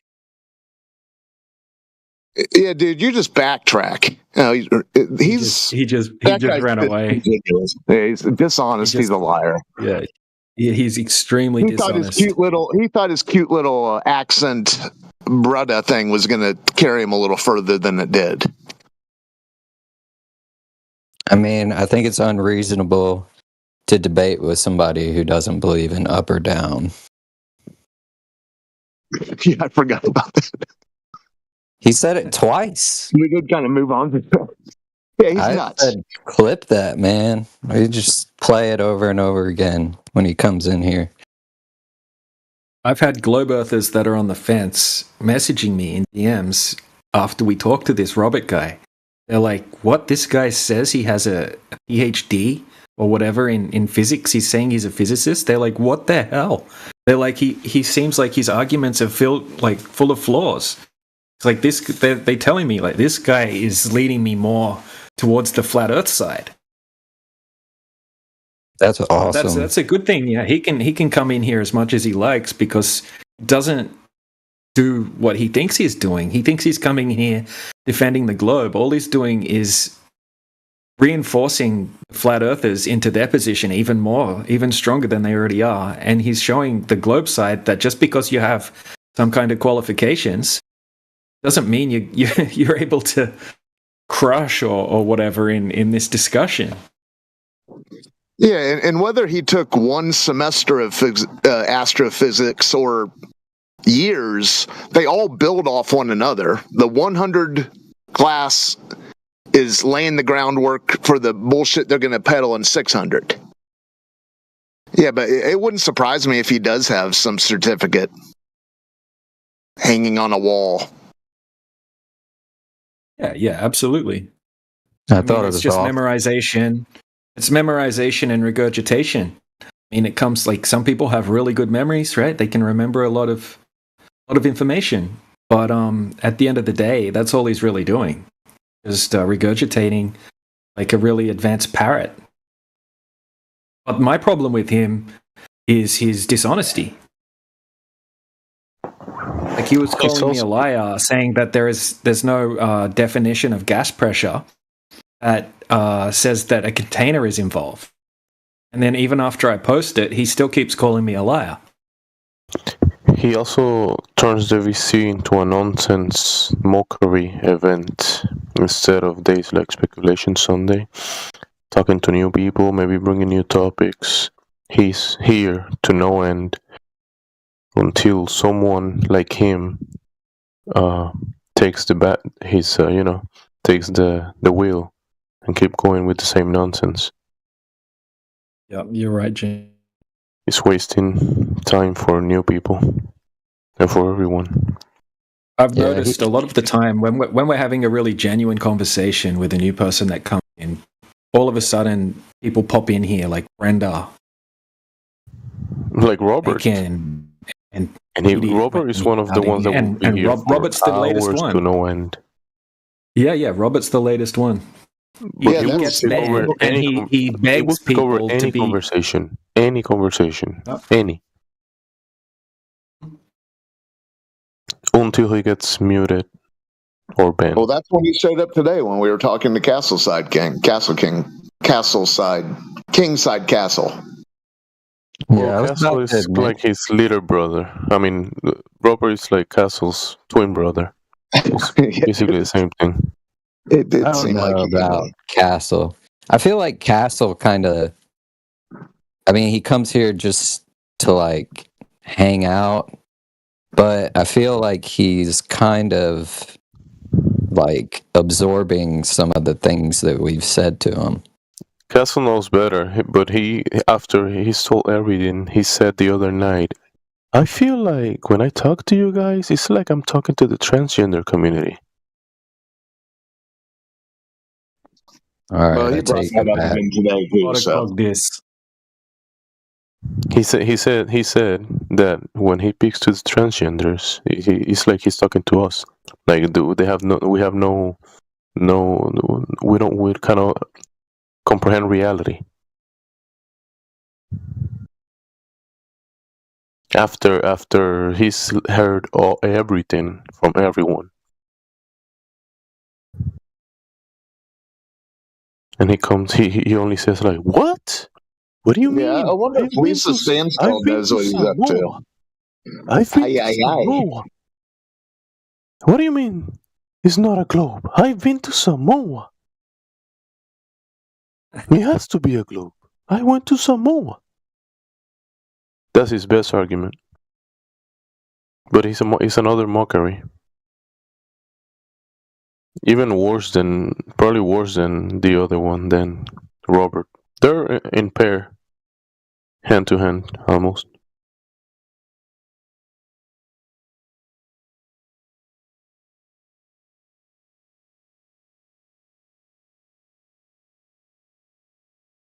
Yeah, if you're talking to Castle, then Robert takes over, takes the wheel, then Robert drops, and then someone else will.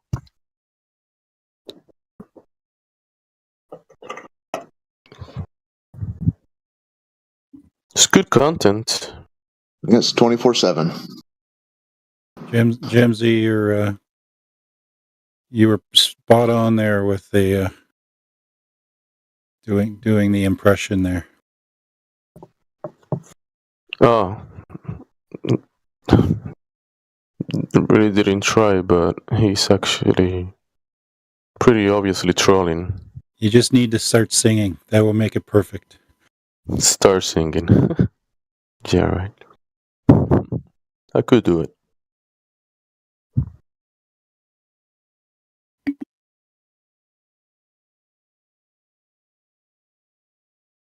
Did you guys finish with Robert, or did he leave? Or I mean, he was kind of like, yeah, he just bailed. Yeah, he backpedaled out of here. Yeah. All right. Speculation Sunday turned into Trolls Sunday.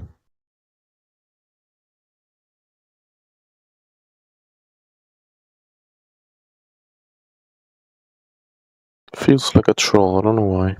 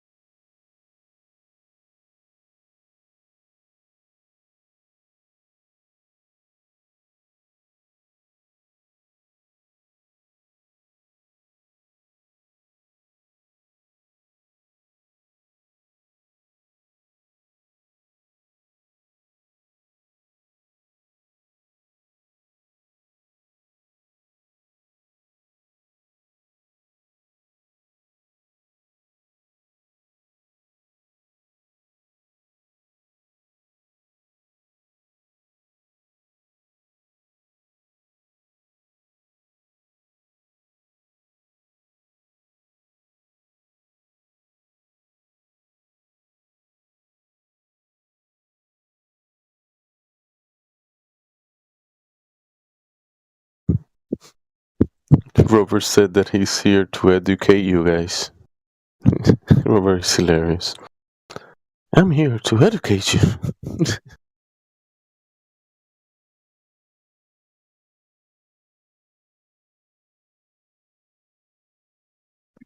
Yeah, where the hell did Robert come from? He just out of the blue. Here to educate us.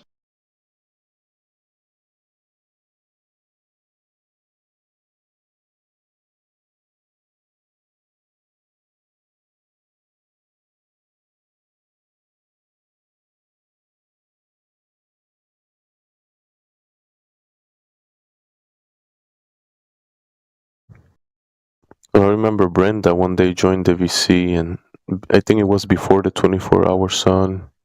He was bringing in that topic, and then he said, or she said, after this, it's just gonna get worse for you guys. And then she left the VC. And yeah, after the 24-hour, there's been like more of these people just in the VC spending their time to obfuscate from conversations with new people. But wasn't it the Globers who said that if we could see the sun in the sky for 24 hours, that meant the Earth was flat? Yeah. It's funny how they forget that. Yeah, but we already knew about a 24-hour sun in Antarctica. We're like, dude, like right there. Right there. The sun doesn't set there 6 months out of the year. So, yeah, and I honestly don't think that the Antarctic trip actually happened, right?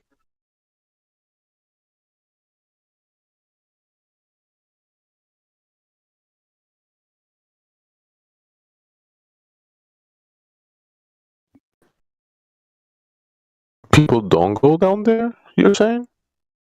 It's like people don't go down there and do that?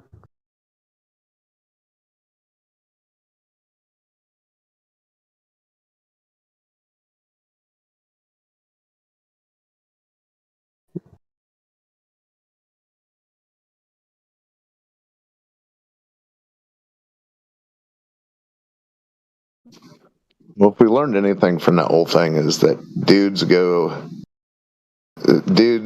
take off their shirts in the name of science. That's the bottom line.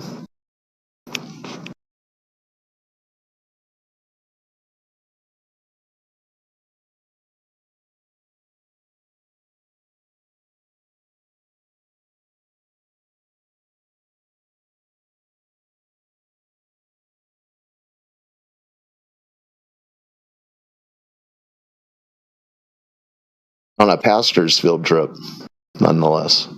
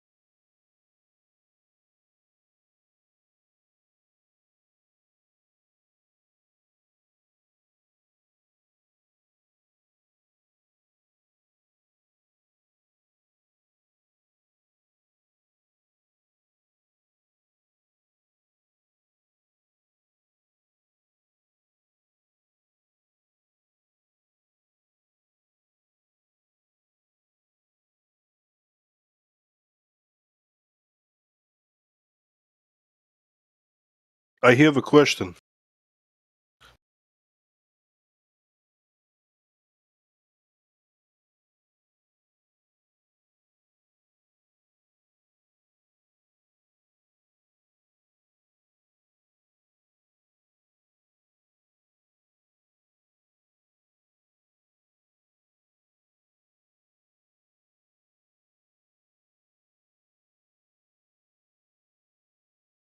Ask away. The suspense.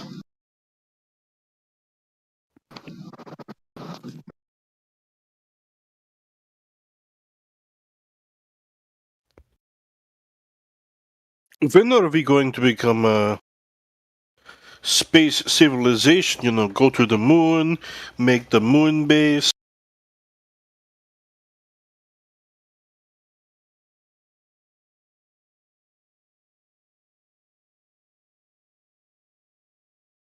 Haven't they been saying that they're going to do that since the 70s? There's heaps of old I ads know, that's saying... what I'm wondering.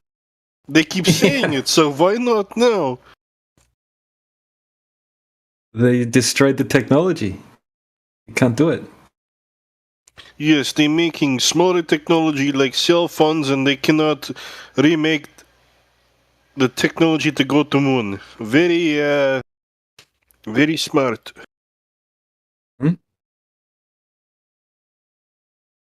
Yep, the ace curtain rods that they used, gold foil tape, with the factories they used to construct those.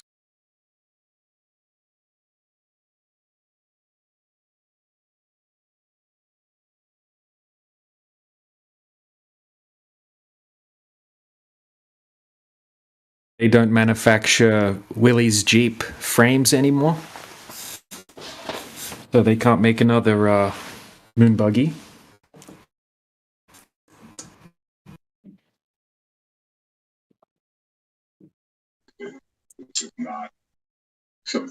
You know, if it's speculation Sunday, I speculate that dinosaurs were never a thing and that they were. It's a hoax. You know, they took like a hippopotamus skull and like attached it to a giraffe or whatever, and they're like, "Here's your Stegosaurus or something."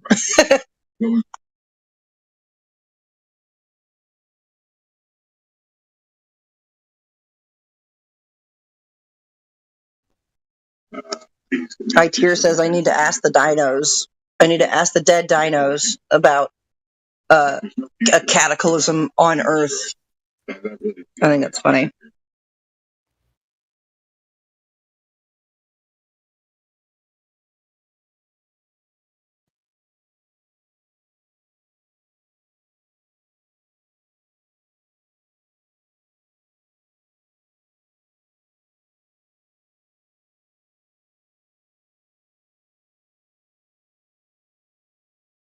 So, if there is flying dinosaur like Velociraptor, how it goes extinct if you can fly it away from the meteor?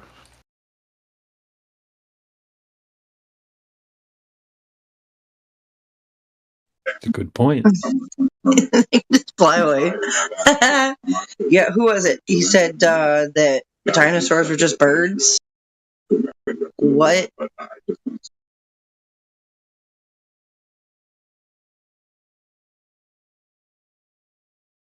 They claim like chickens are related to the T-Rex.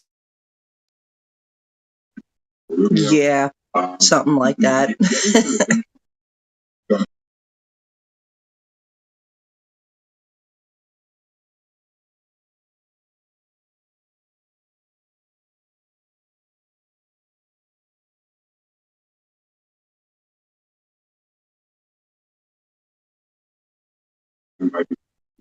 What was it like back in the was it like mid-late 1800s when they started hunting for dino bones? Like you had to have a permit, like a license to do this. Like, why can't anybody go out and dig up dino bones, right? No, you had to have a special license to do so. Like, come the fuck on. Yeah, then about every decade, they have some story where some guy in Wyoming digs up a T Rex skull and it becomes government property, 200 square acres around the site. So, yeah, it's always shrouded in some sort of story, and it's bizarre. Hello. Hello. Hello. Hey, I got a question. Does flat earthers deny the existence of a 24-hour sun in the north and the south? Or what is the difference from a flat earth perspective on 24-hour sun on both poles? Yeah, I don't deny it. I have heard some flat earthers deny that you can have a 24-hour sun in the south, but from this is 24/7 Discord, right? We try to keep things like as empirical as possible and not speculate, right? So when we've heard people say that over the years, usually we try to educate them as best as we can and say, look, you probably shouldn't make definitive claims about things in the sky that you can't validate. Right.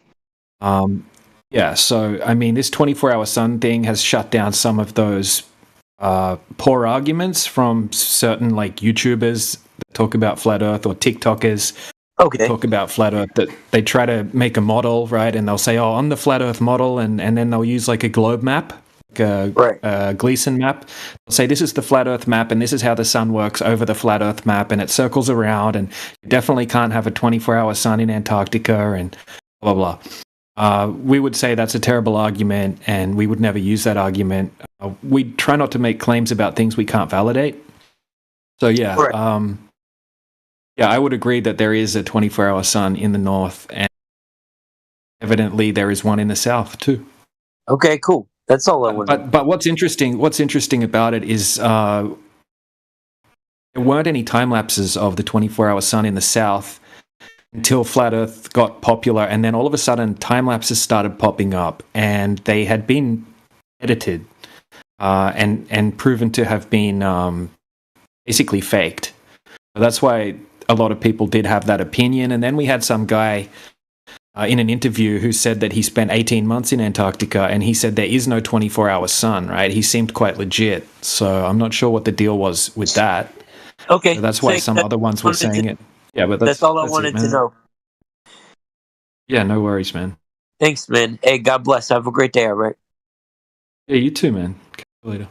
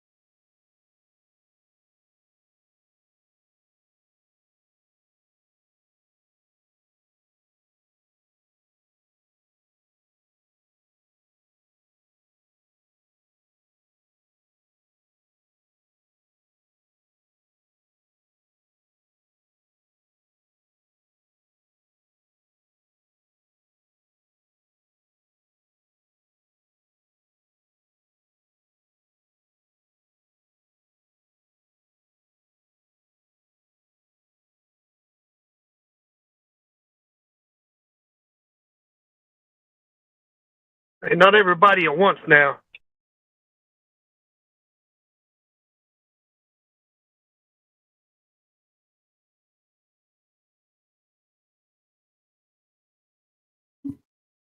Well, if I were given the option between spending $35,000 on a trip to Antarctica or $35,000 on top-notch camera gear, I would take the camera gear every second.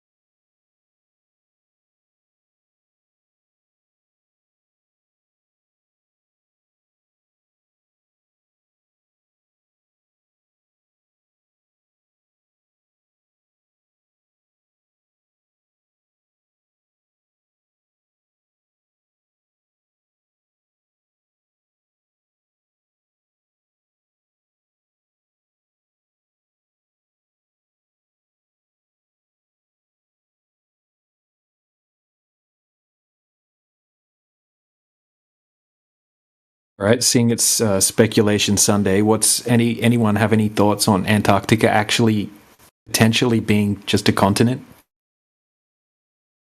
similar to the way that they show us what it looks like, actually go around it, and see how that would disprove FE.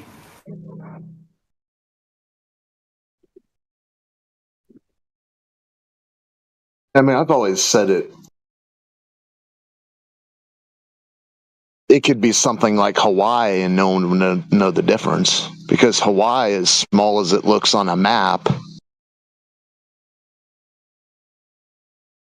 photograph the coast and it's going to look like it goes on forever.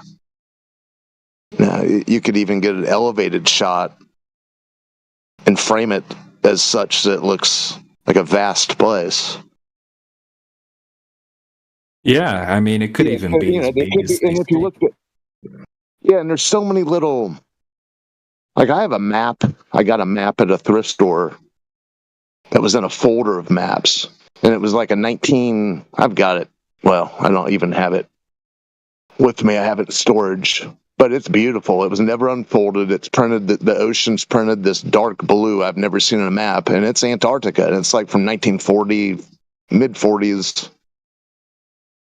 And all the little places that are named, those could just be, who knows whether all these things are a vast, quote unquote, just ice or whatever they are. They have it in everyone's head that they're ice, but whether they're just islands, they could be just it could be just places on an unending coast surrounding, if you must. But who even says that's the limit? But yeah, it's really it's sus. The way it's just presented that way as a huge ice cap, at the bottom of a Earth. Just something strange about it.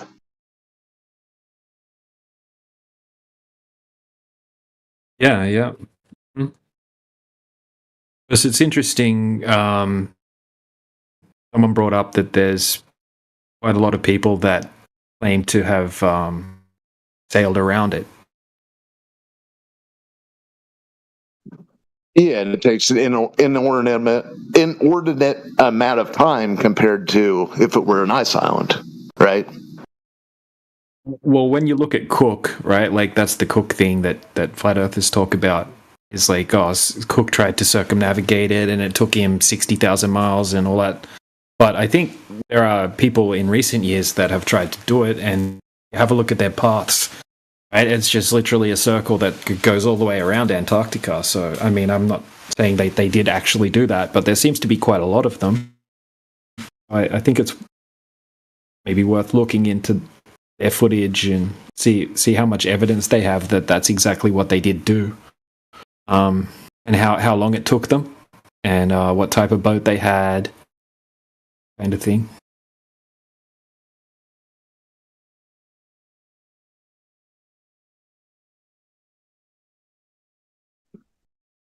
You gotta also take into account that every time someone goes to, let's say what we call Antarctica, you go from port to port, or they go to certain areas, and or from an airport, fly over an area and come back. That doesn't mean that they have covered all of the landscapes that are beyond the 60th parallel, because Yeah, that's what I was going to say. Even like these boat races that are in Antarctica, they leave some port. It seems like they go to the South Pacific and other places, and then back to some other place on so-called Antarctica. And I've seen it charted both, where they show the white Antarctica in the middle, and they've made these lines around that, or a different map where they show this race happening north of Antarctica and then ending up back where, somewhere where they started, or some other place. But yeah, the Antarctic boat race gets brought up in here every few months, and it's just, I don't know, it's just a boat race. And I like how they call it an Antarctic race, and they get nowhere near the Antarctic. So that's what I say. It's like, seems like it occurs in the South Pacific.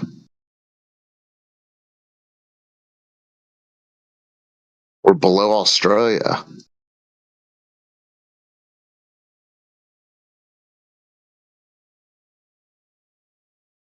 Yeah, I wasn't necessarily talking about the race. Yeah, I know. There's individuals that have done it.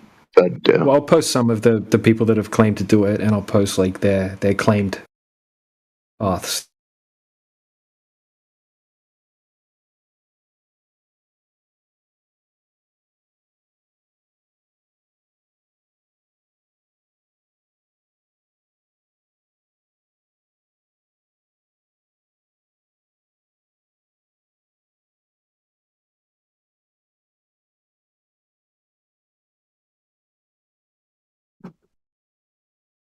Yeah, and I do find it odd that, I guess it's the right day for it, that why not Antarctica on the UN map?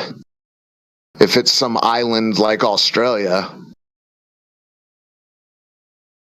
especially a place where they all kumbaya in agreement, and those maps arrive around the same time of this, this bizarre treaty.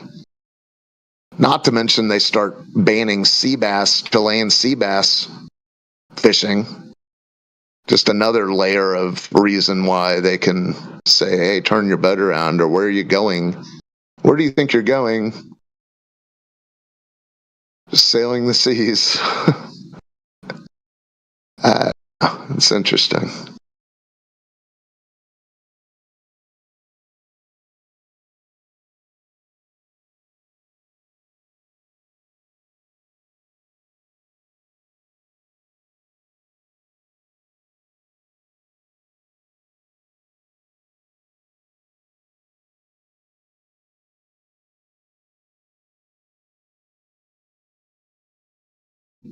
Well, Shackleford disaster story, that's Antarctica, isn't it?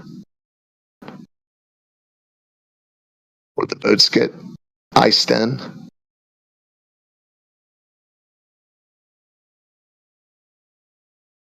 Some of these maps I'm clicking into, it kind of looks like someone did this path around Antarctica. And then when I click into their website, it was just like a planned trip. It doesn't look like it ever happened.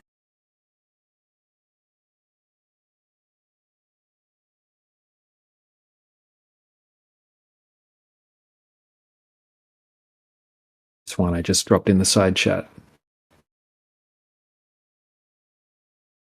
Yeah, I see it.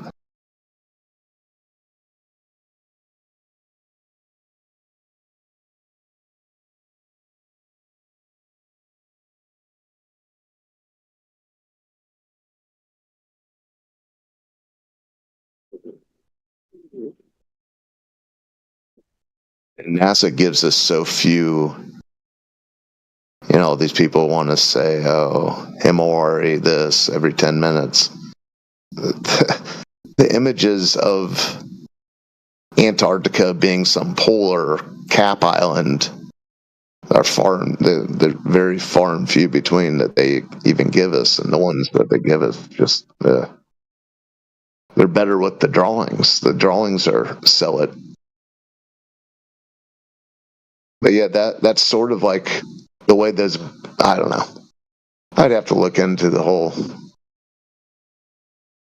those things, but beyond the boat race things. But then, like 10 years ago, they had National Geographic were sending an all women's team. What they claimed that they had gone all the way across Antarctica, and then I don't know. Even their shows on the Science Channel, it's just weird.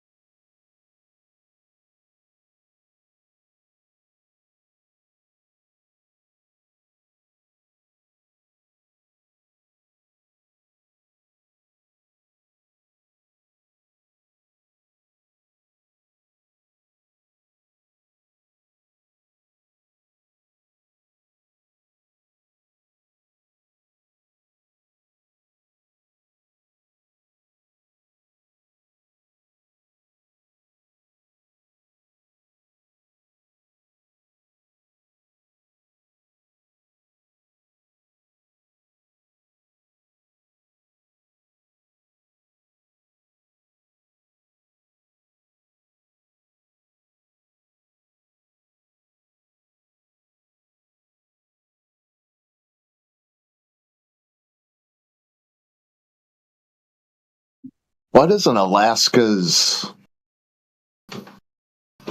supposed 24-hour night or sunlessness? Because I've never been to Alaska, and I'm not sure if when they say 24 hours dark, that it doesn't mean, it just means that the sun's not above horizon.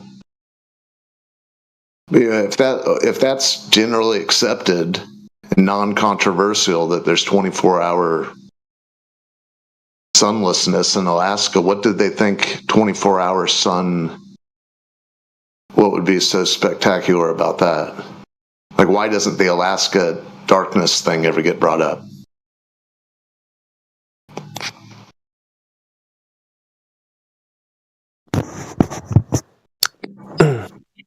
I think it does. You ever watched the documentary 30 Days of Night? No, I've not. Haven't even heard of it. It's actually a movie, like a scary movie. Kind of silly, but yeah, it's in Alaska, and it's like some type of terror that comes during the night, the 30 Days of Night in Alaska, or something like that. I've watched Cops episodes that were in Anchorage. Maybe it's probably similar to that.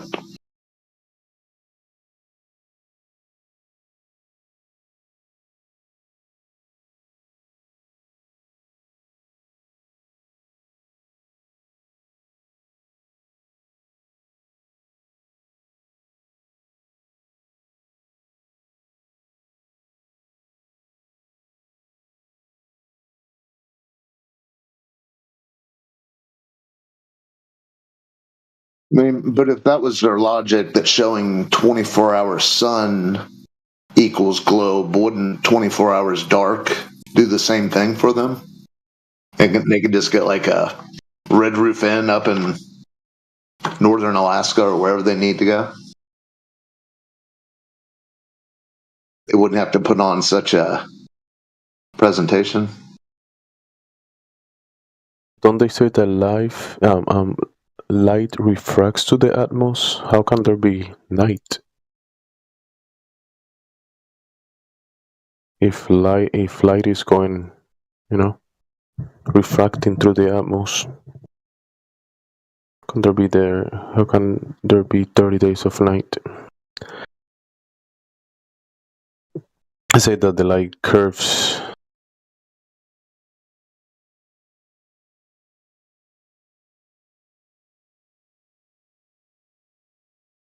I don't know. It's always sunny in Philadelphia. It should always be sunny everywhere.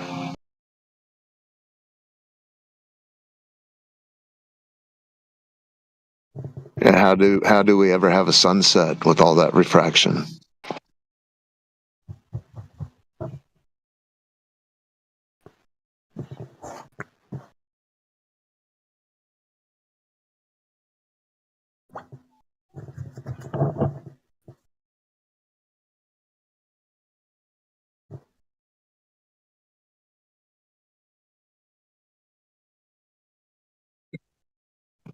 Ping Pong Cave Earth has arrived.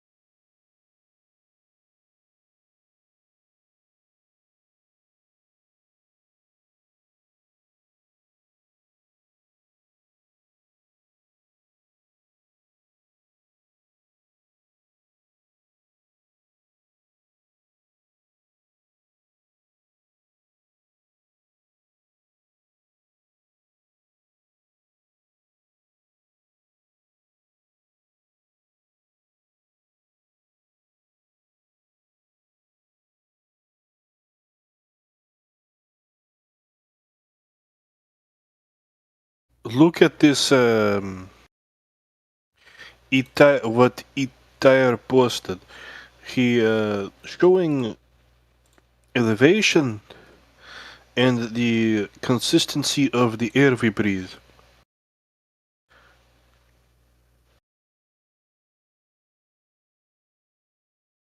Acting like it has something to do with gravity.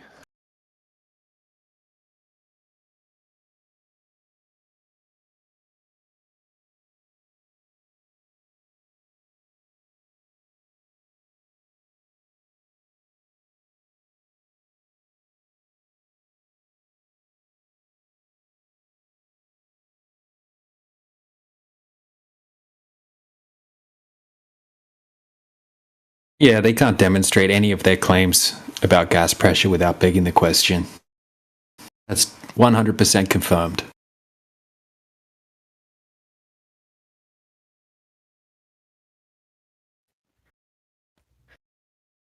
And it's not like it shows anything with gravity, anyways. It's just what you would expect, because certain gases would be less dense or more dense than some others, so they have a higher percentage high up in the air.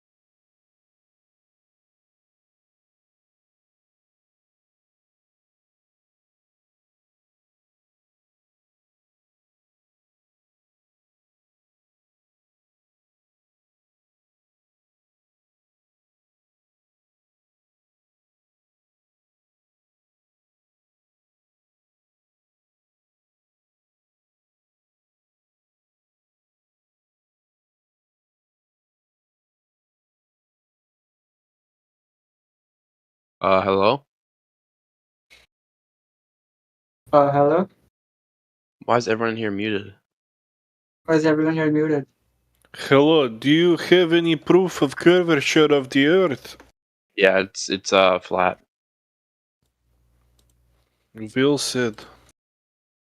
Wait, are you really oh shit, he left. There's no way he was a flat earther. I've never seen him before.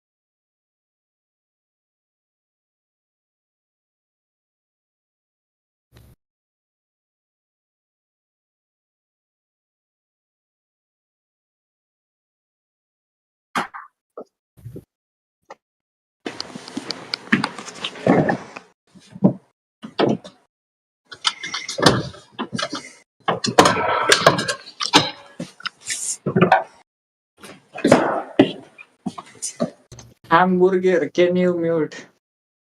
Yeah, 1 second.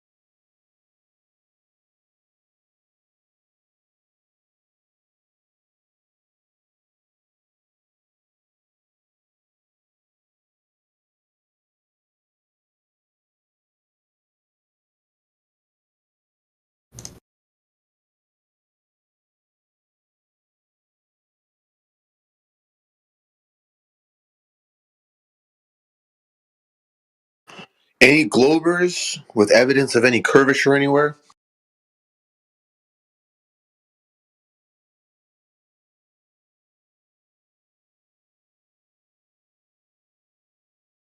That's what I thought.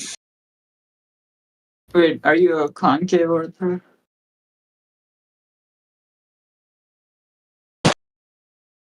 King Kong? Concave Earth's a troll, bro. How can the Earth be concave if water is level and stationary? It's in your name, bro.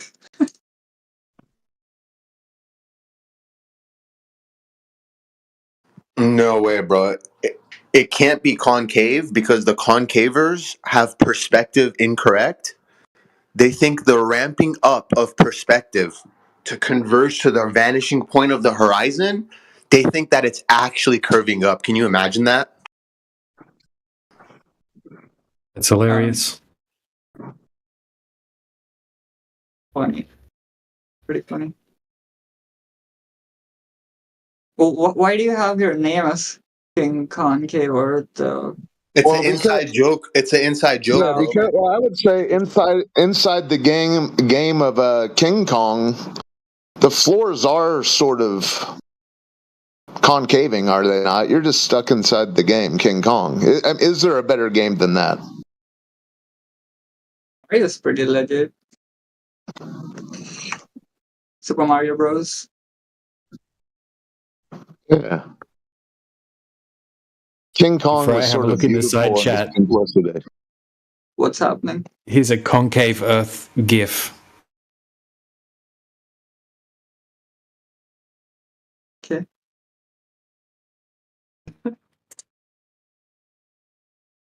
Wait, that's it? What does that even mean? Well, you can see how the perspective Globers don't do well with perspective either, but you know how perspective things like appear like they're converging, right? So the ground looks like it's ramping up. Oh. Do I have to explain that, Fry? Come on, man. The idiocracy behind that meme, surely. What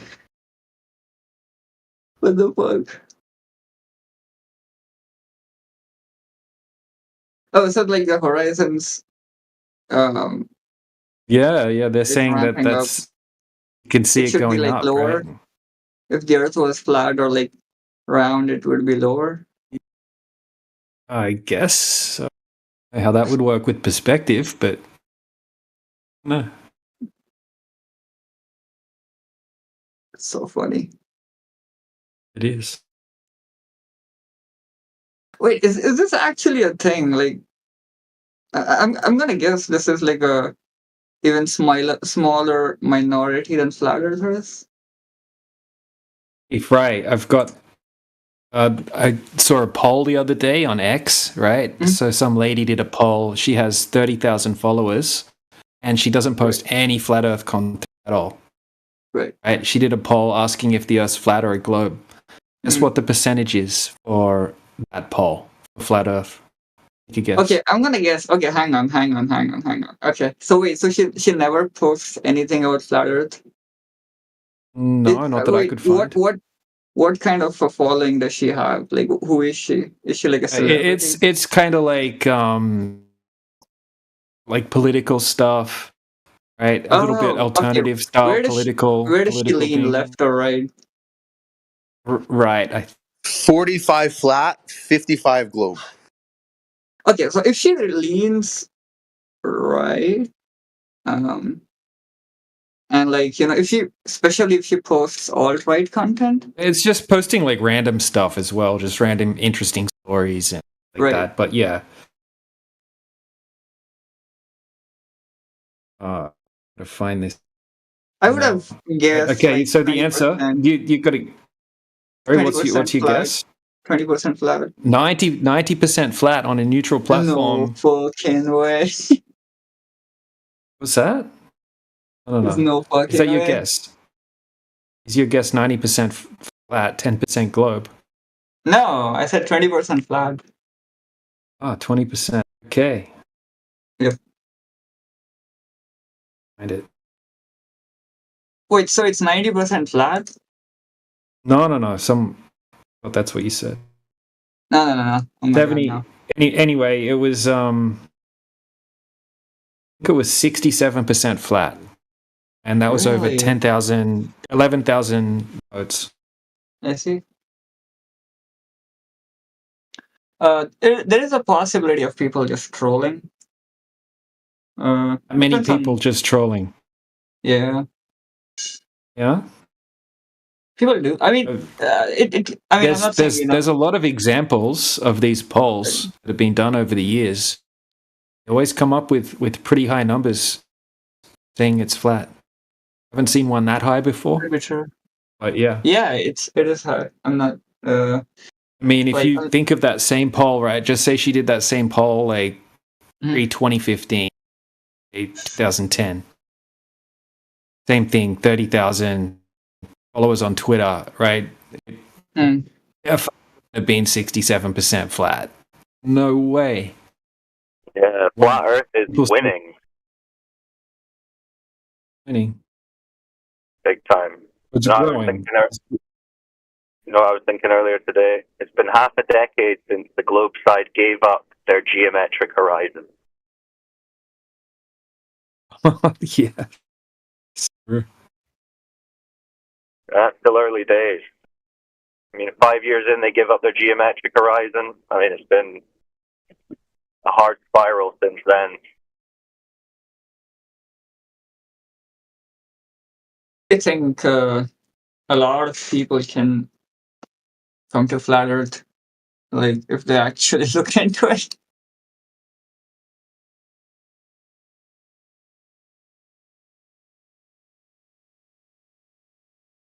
Yeah, that's true, Fry. If someone actually can put their ego aside and get past that cog disc and truly look into it and maybe go and actually do some tests themselves, I think most people can at least take it very, very, very seriously. I mean, most of the people that mock it, besides the anti-flat earthers, they really have no idea what we're actually claiming. They're just rightfully mocking it if they think that we claim a disc in space and all the crazy stuff that they come in here saying. That's fair enough. If that's what they truly think, and they're right to mock it. Because that would be stupid. But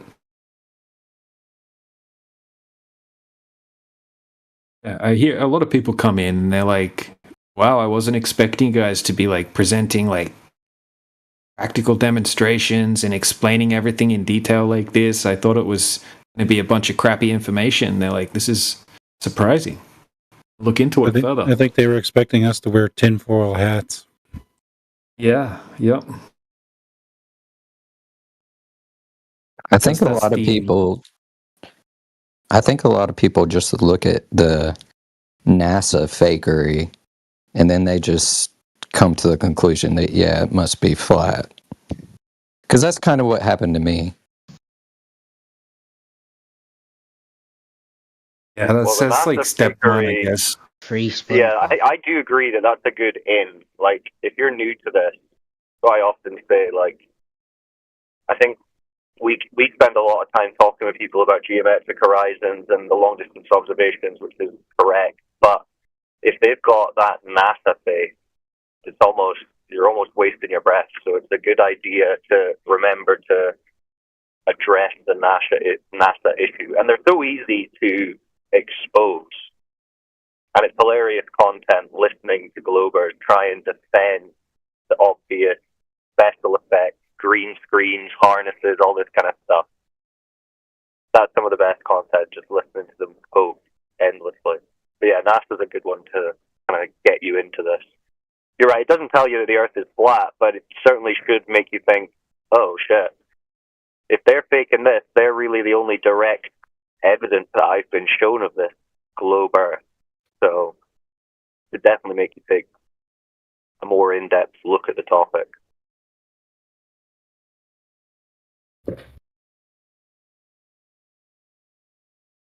Yeah, it really took me like 2 days. I looked into the NASA fakery and then I looked into flat Earth. And then I was like, this is the only possibility. But then I, dug in and found better arguments and stuff like that. But that's just kind of how it happened first.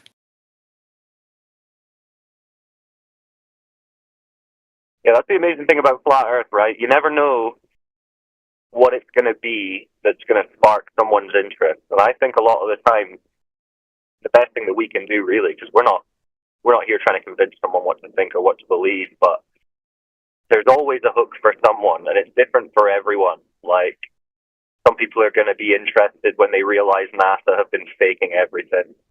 Some people are going to be interested when they see some of the long-distance observations. Some of them are going to be interested when they realize that satellite technology, as they've had it explained to them, isn't necessarily the only option for having high-altitude technology. It can be like, I mean, the topic is so broad There's so many different avenues we can go down. So that's the cool thing about it. It's like a case of figuring out which jigsaw piece to use with which kind of person. So yeah, you're right. It can be different for everyone. I don't think there's a jigsaw piece for Robert, though. Oh no, Robert. No jigsaw pieces He's for lost. that man. Lost in the sauce. That's true. Completely. Doesn't believe in up or down. I was Jeez. here, and I really would have had some fun with that no up or down thing. It Next was time he comes great. in, someone ask him, when we drop a rock, where does it go? I guess he would have to say in. Yeah, it has to go in. So then we can just like move that around to the whole load of different examples. Like, so what if you're hanging a picture, Robert, and you want it to be yeah. adjusted? It's too high. What are you going to say? Move it in. What? Move it in, man. It's too high. Move it in. What are you talking about, Robert? We're trying to hang a picture here, for fuck's sake. Crazy. I think you are jealous of Robert's physics degree. I am. I'm very jealous. How's he getting that physics degree? Studied under Michelle Fowler, I heard. He's pioneering the complicated tree theory. Lead high priest in globe theory.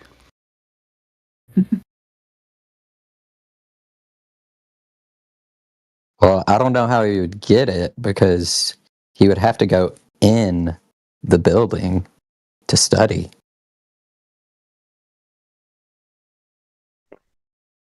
He doesn't believe in. He'd have to take notes down, which he doesn't believe in. So yeah, he'd have to take notes in, I guess. Yeah, we should just What troll does him he with do? that. What does he do when he gets in an elevator and someone asks him up or down? Does he just stare at them? In. I gotta go in. In. Sir, you're in an elevator. In, goddammit. Sir, we're going to call security.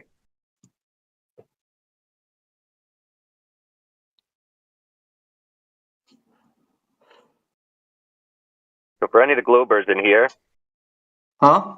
Any Globers in here? Yeah, just Fry. Yeah. The elevator attendant says, like up or down. He goes, "I need to go out." So the attendant just opens the door. There you go. And then Sparta he goes, kicks "No, him. man." Out, I said. Yes, sir. The door is open. You can leave. No, man. I need to go out. I need to get to my apartment.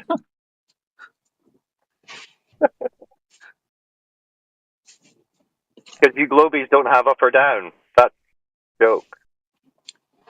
Come on, I thought I was gonna learn actual, I was interested in the subject. I want to hear some actual arguments that I can use. Arguments for what? For the Earth being flat. I don't know anything about it. Okay. Yeah, there's loads of arguments. Actually, there are only arguments for the Earth being flat. There's no argument for anything else, really. I'm gonna write these down because I'm not. I'm not here to fuck with anyone. I actually want to learn about this. So okay, what's the actual argument? Okay, DJ, you here? Yes. Our DJ is taking requests. This man wants to know why the Earth is flat. You can help him out, right? Yeah. Who is it? HNG? Hey, bro. Yeah. I'm used. I actually want to learn. I'm not here to argue, really. I'm just a dumb human. I don't know the shape of the Earth.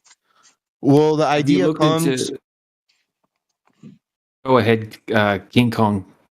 The idea you could start learning about flat Earth is by starting to make observations. For example, if you stand by the beach, you start to make you'll this is flat Earth, right? So you'll look around and you'll see that the horizon's flat all around you. Yeah. You'll see that the horizon is appear to rise up due to perspective. Yeah. So you basically it starts off from there. Starts off from the idea that knowing that water is level. I think King Kong can take a seat and we'll let the flat earther, not the concave earther, to this Actually, guy. speaking of that horizon thing, I was at a Christmas party and my folks were laughing about flat Earth, and I asked him like, "Why are you laughing? Like, you're all just like relying on secondhand information, like, but you have a bit more people on your side." Were they laughing or 2 giggling? months later. No I don't know why that other guy jumped in. I asked DJ to explain some stuff to him, or one of the. Yeah, HNG. So look, this is something that you can test yourself. Yeah. But have you looked into it at all? Do you know anything about the flat No, Earth that's claim? the thing. Like, but Yeah. I haven't looked into the Earth thing round. Like, I've just accepted. Like, yeah, it doesn't Yeah, so matter first- too much to me, but I want to learn. Right. When you think about flat Earth, right? Yeah. A lot of people have a misconception that flat earthers are claiming some sort of flat disk that would be floating in space, right? With all other round planets, and then you've got like a flat disk, right? That is not what any flat earthers claim. No. That's just propaganda. If you looked up flat Earth, right, on Google or some mainstream platform like that, or YouTube, right, the first things that are going to come up are absolute nonsense propaganda that no flat earthers are claiming, right? So we're not claiming flat disk planet. No. So that's the first thing. That's the first thing you would have to know. They paint you as Right, so- crazy, like they love to do that with people who think like differently. They paint them as like insane people, pretty much. It's kind of yeah, exactly. silly. Yeah, because in 2016 they actually censored YouTube. I mean, censored us on YouTube and Google and major platforms, and they replaced like when you search flat Earth, they replaced the proper videos with like a playlist of like propaganda and like mockery, things like that. So when people look into it, they'll think that flat earthers claim all these crazy things that we don't claim at all, right? And that'll just turn them away from it right away. Yeah. Yeah. Once you actually look Why into would it, they do like that if there were no truth to it? Like, it doesn't make sense that they would actually censor people. Yeah. I mean, continue. Well, Yeah, HNG, so HNG. Remember what your PFP said? We don't have time for a meeting of the Flat Earth Society. I'm from Sweden, so I used I had a picture I got banned for first. I think it was Kim Jong Un. Yeah, that was him, Barry Shotero, who said that. I don't know what's another server. Man, this group was really interesting. You just keep telling me about this. This is I love learning about like new things. Yeah, so when we're talking about flat Earth, right? We're talking about the surface of the Earth, and you could describe the surface of the Earth on a flat Earth as a topographical plane, meaning that we have topography, right? Hills and valleys and things like that. But when we're talking about flat, we're talking about no drop over distance, like you would have on a globe, right? So they tell us, mainstream, that over 70% of the surface of the Earth is made up of water, right? And when we go to any large body of water and perform different types of tests, long distance observations, various types of tests, we can't find any curvature at all over huge distances, right? So if the Earth is a globe, they tell us the exact size it has to be. Yeah. Right? And the radius value is 3,959 miles. So that means that you can do the math and you can work out how much drop or curvature there should be over a certain distance. Yeah. Right. So over a body of water, for example, if you have a 10-mile lake, you should have 66 foot of drop over that 10 miles. Meaning that if you're standing on one side of the lake and your friend's standing on the other side of the lake, you shouldn't be able to see your friend. Zoom in with a camera or something like that, because obviously you can't see 10 miles with your naked eye. But if you zoom in with a telescope or a camera, you shouldn't be able to see your friend, because you would have a horizon, right? A geometric horizon and a big mound of water basically blocking you from being able to see them, right? That's like a 6-story building, 66 feet. Okay, so when we actually go out... Does it bother you like a lot? It must bother you a lot, like how you're painted in like the news and stuff. Yeah, it sucks. Yeah. But hey, that's the way it is.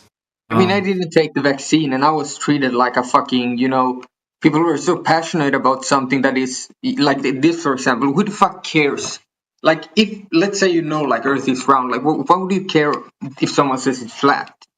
But it's regular Yeah, people they make to be passionate about it. Like people get this is one of the most triggering subjects that there is because it's like a deeply ingrained belief system that people have about this globe Earth, right? And yeah, but you know why they treat you badly, right? Look, you probably have more arguments than most people who say Earth is round because they've just heard it on TV.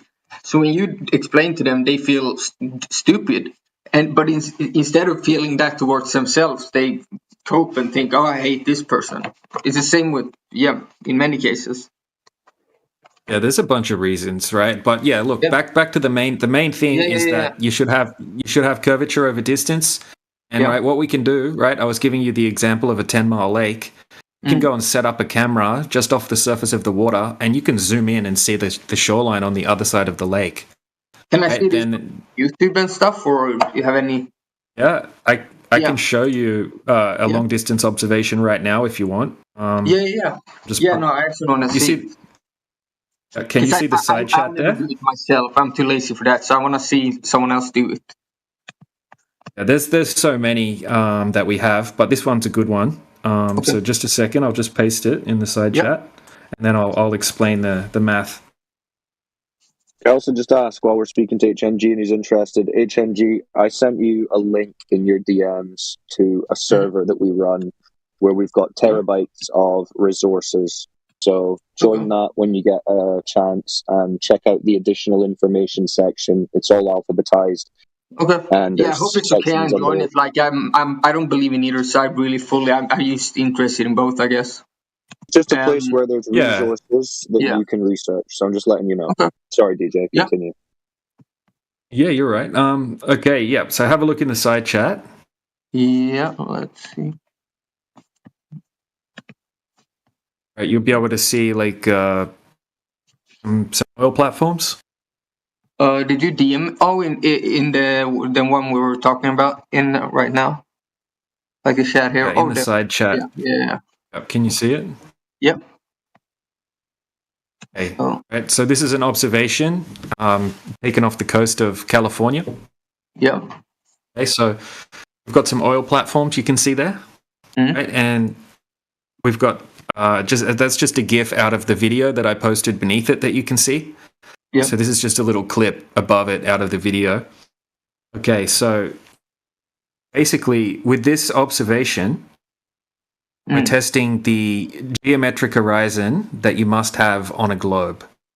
Yeah. So basically, if the Earth's a globe and it's the size they're telling us that it should be, you should have a horizon at a specific distance away from you, depending on what height you're observing from, right? So like when I was at school, they told me if you're...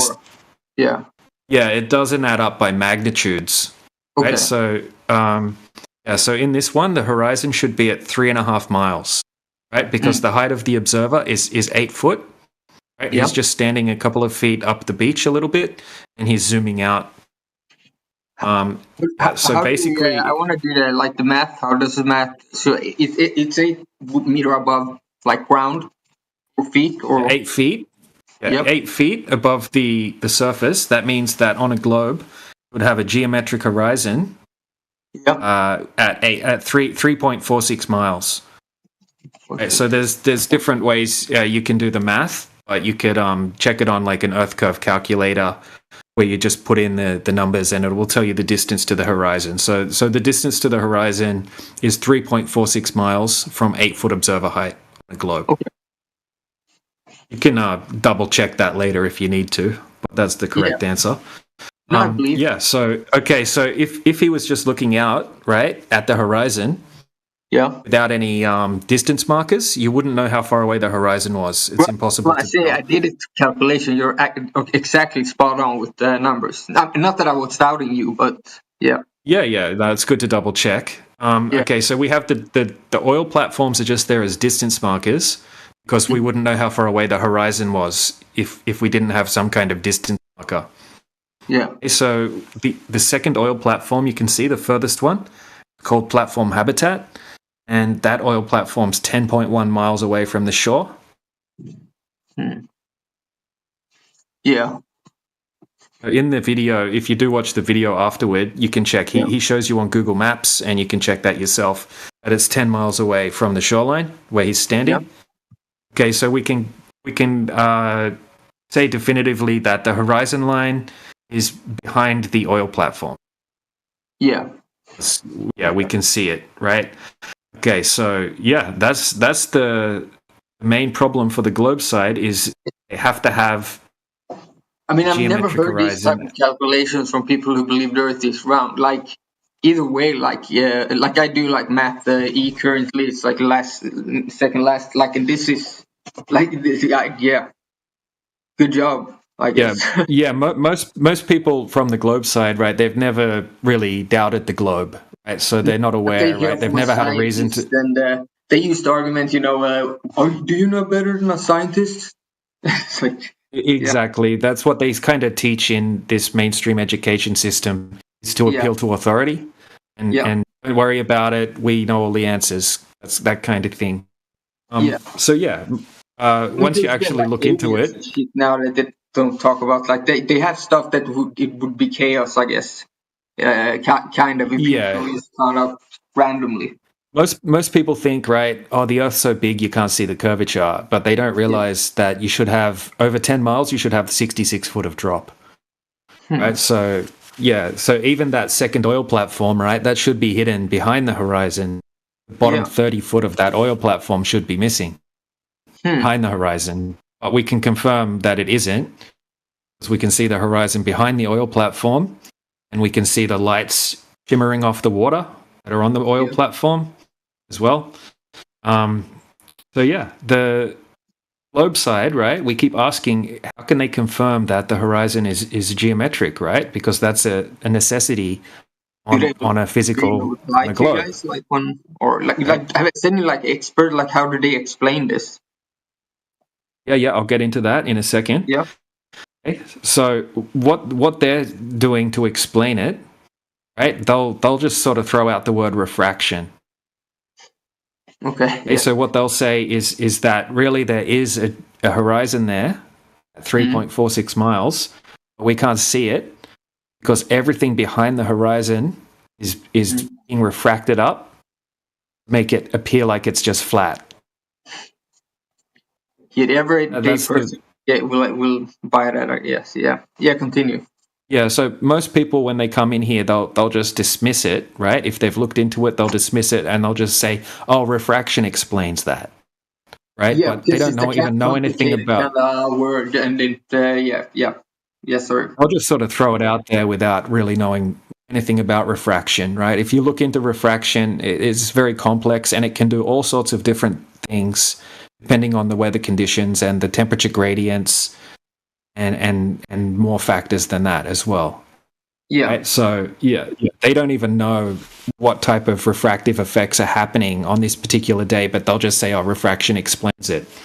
Yeah. Right. So their reasoning is that really there is a horizon there at 3.46 miles, and everything is just being refracted up behind it. Right. So those oil platforms aren't really where they appear. Really, they would be behind the curvature and they would be down much lower, right, over the curvature of the Earth. But they're saying that they're just appearing where they appear.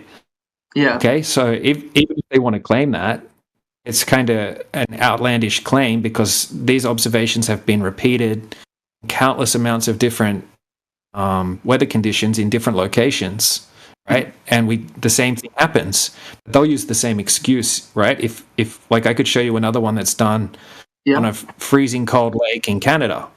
Sure. Right, and they'll just say this same thing. They'll say, "Oh, that's refraction," right? Or what? So they're claiming that the exact same atmospheric effects are taking place in every single one of these different locations.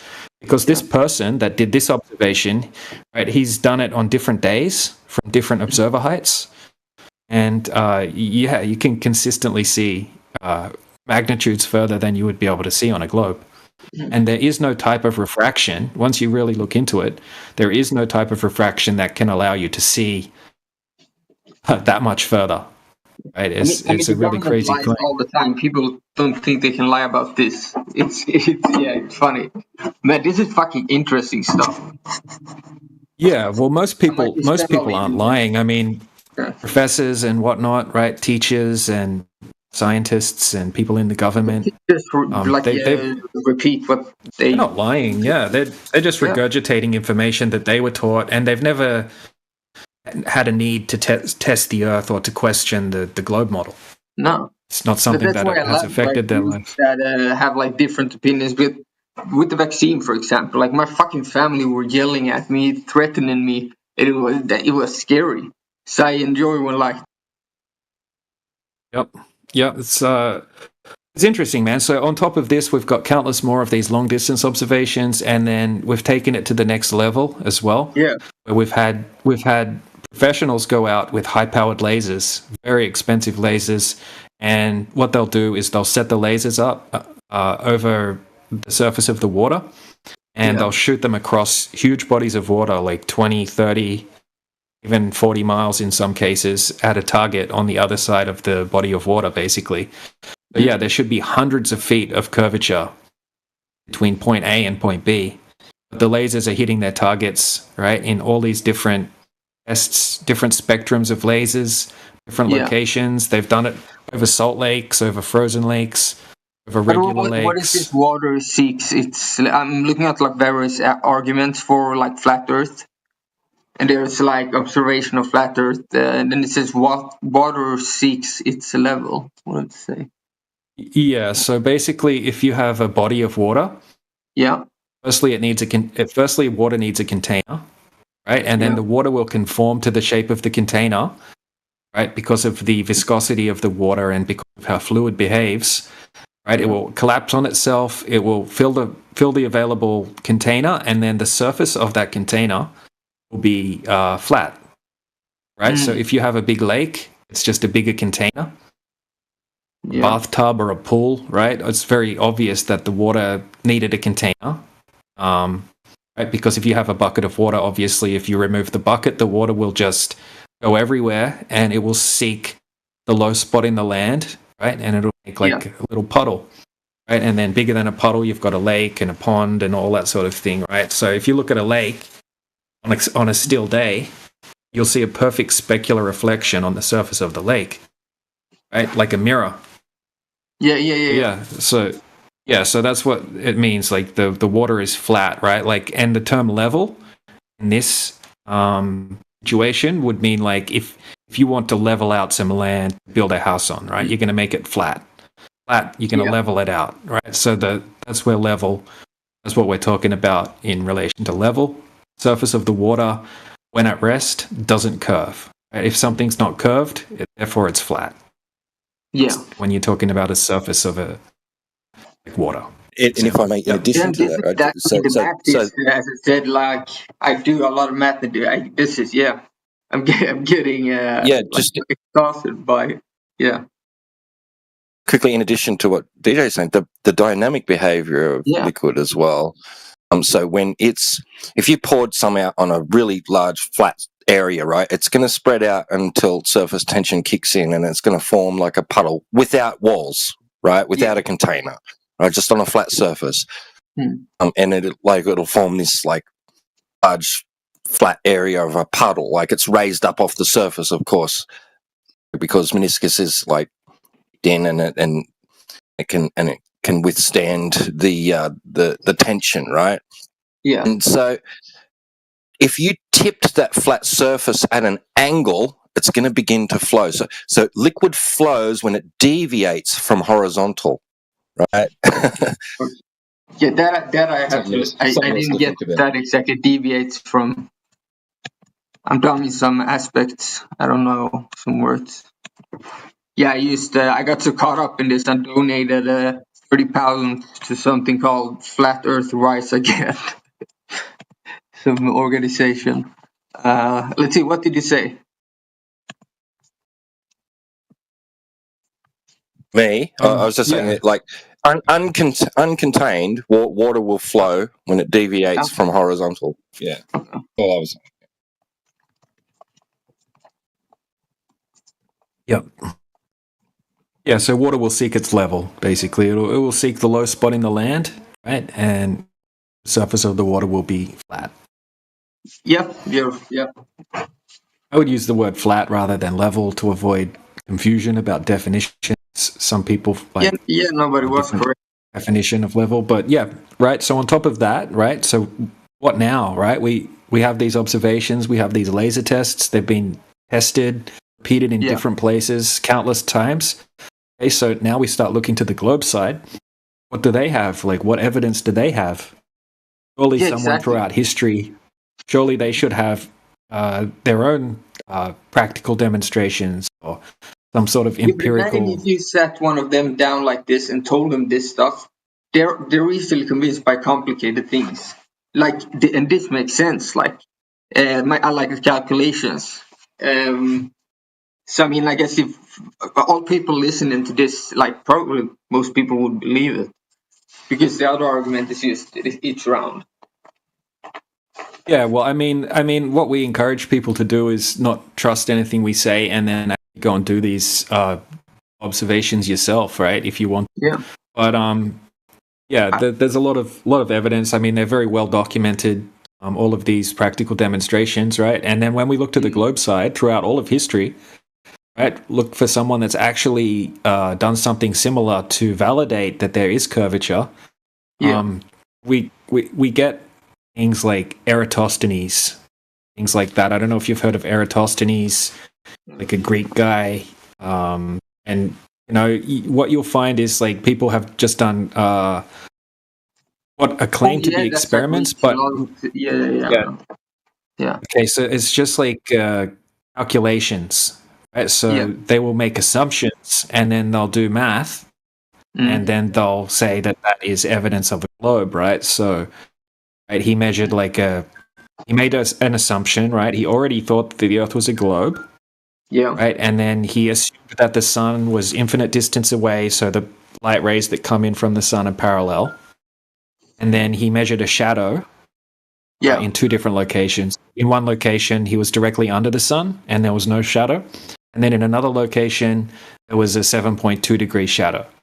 Right, and then based on his assumptions, did some math, right, and worked out what he thought that the circumference of the Earth would be. Okay. Right, which he came up answer of 40,000 stadia or something like that. Yeah. Whatever the calculation was, it was close to what they claimed. This is a lot of. It's just like calculations. Yeah, it's calculations based off assumptions, right? And that's what we get. Like when we keep asking for direct measurements, empirical evidence, we're just getting assumption-based evidence. Are you? Is there a group where there's by the way, or what? How often are you guys in here? What's that, sorry? Like, are you like always in this? Or not always. It would be strange. Look at the room title. Spend 24/7 in here.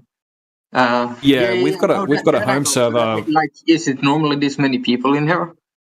Yeah. This is this Flat Earth channel, right? This is we have a home server that has about 30,000 members, and then Flat Earth is quite a popular topic. We've had servers reach out to us, like politics, and they've asked us if we can host a channel in their server, right? So we came over and started this channel, and it's packed most of the time, and this channel actually outperforms all the other channels by 3 times on the entire server. It's a very popular topic. I'll definitely come back again. Like, this is it's interesting to learn about. And there's heaps more. There's a. We don't know any of the sides, so. But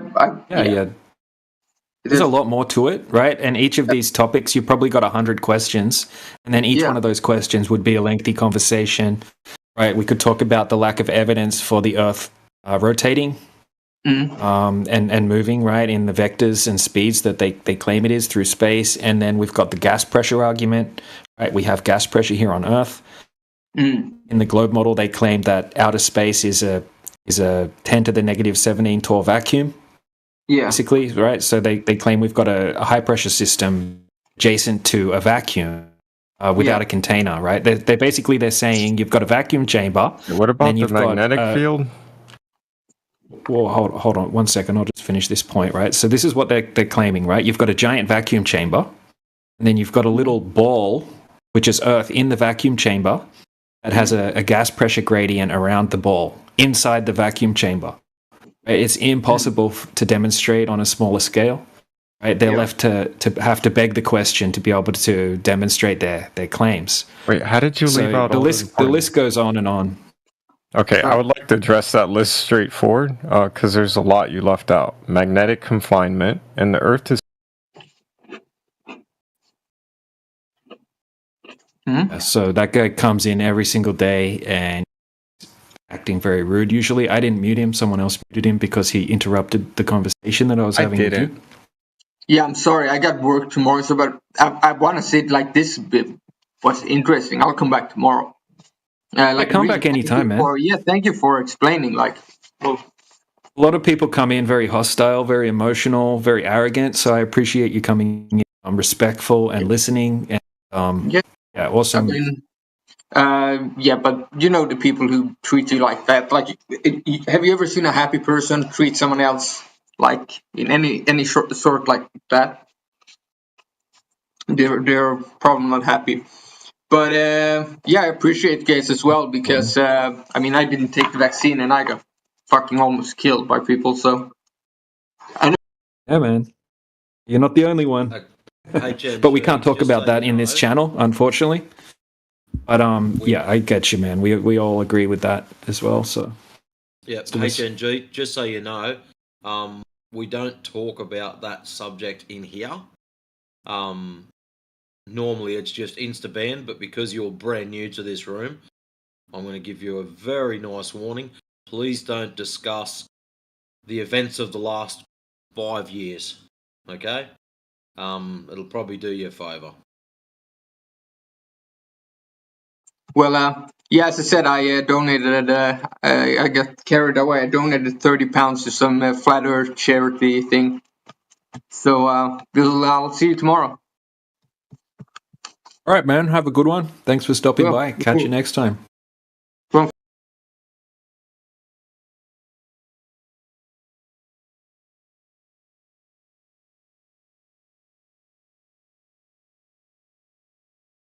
And they're not all like that guy.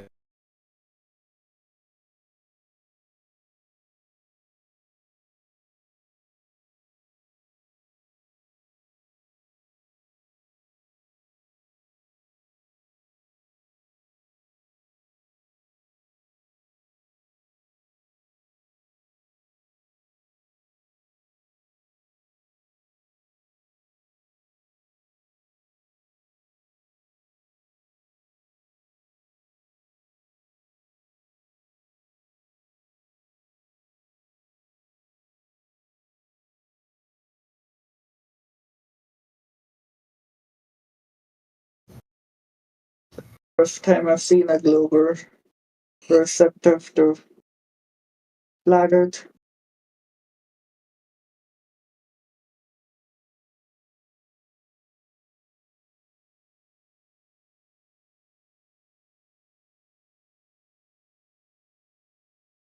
This guy is back, the Newt.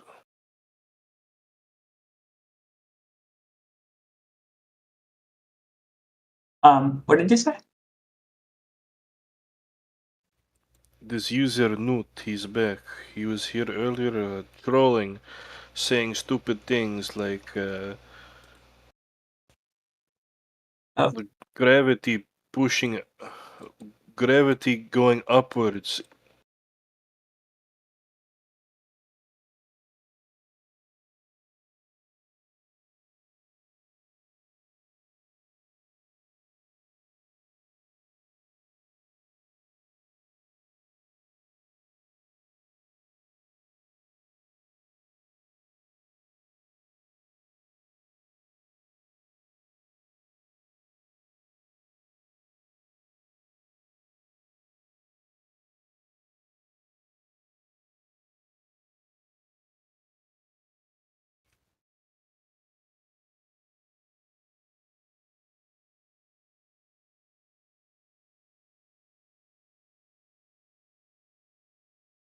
Look in the chat. This user named Schizo says, "Why do we have days?"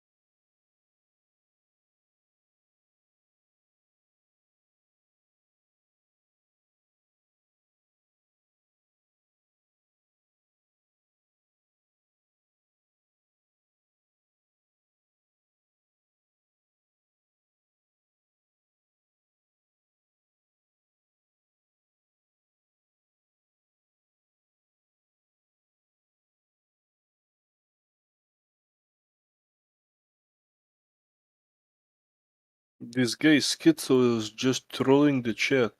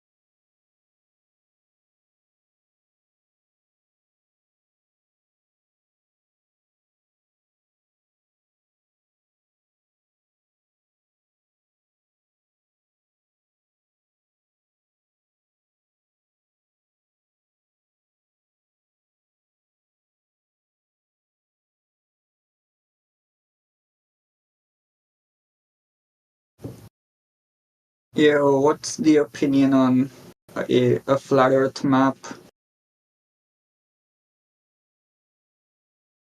When are we looking at a flat Earth map?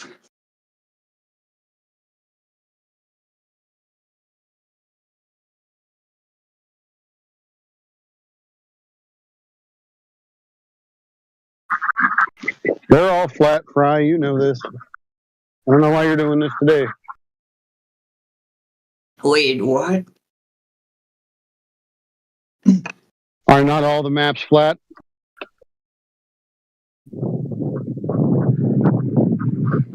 Are they not created using the Earth flat, measuring it flat?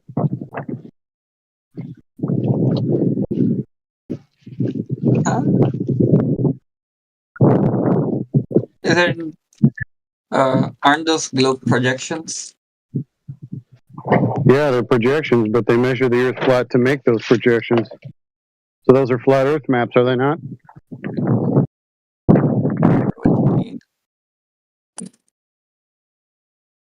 Um,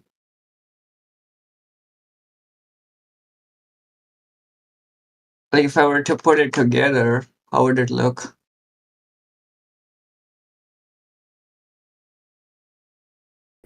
I'm sure you can imagine it. Maybe you can make up your own projection. With the North Pole at the center?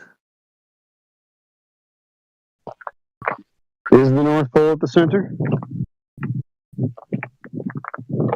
That's what I'm asking you. Why would you ask me? Huh? I've never been to the North Pole. Why would you ask me? I see.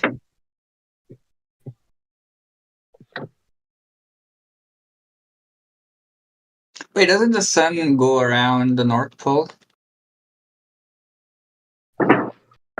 Well, that's how some people diagram it. What's the North Pole? Like in like in reality, like if you go to the North Pole, there's some videos on YouTube. There's a lot of videos actually. People have documented the North Pole. Okay, so they got a sun going around a spot. Yep. Well, I guess there's your answer. Does that satisfy you, that video? I would say so. Okay.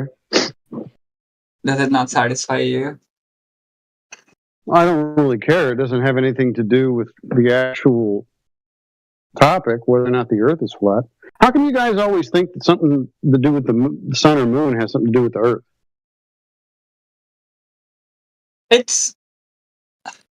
I mean, I understand the argument that like lights in the sky don't prove the shape of the ground, but I think it's like we're making the observation from the ground.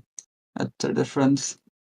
If you see the sun circling in the North Pole, it can be a fair assumption to make, at least in my opinion, that North Pole is at the center and the sun goes around it.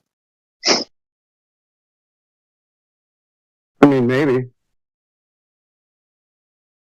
Just because you see the sun do a circle, does that necessitate anything? Good question.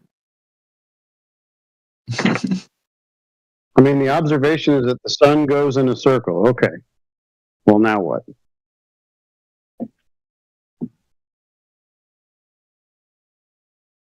I guess I mean like the point would be to like start laying out some sort of a map.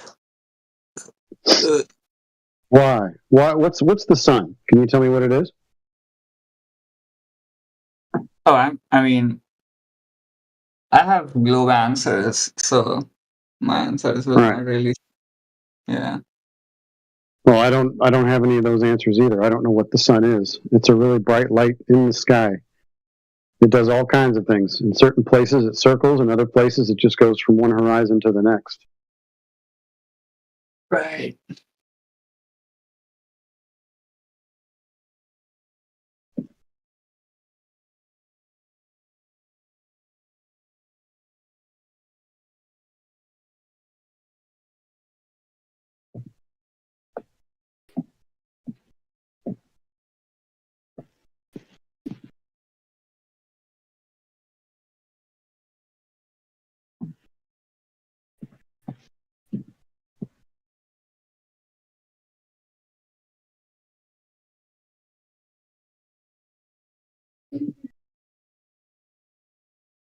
Is anybody talking?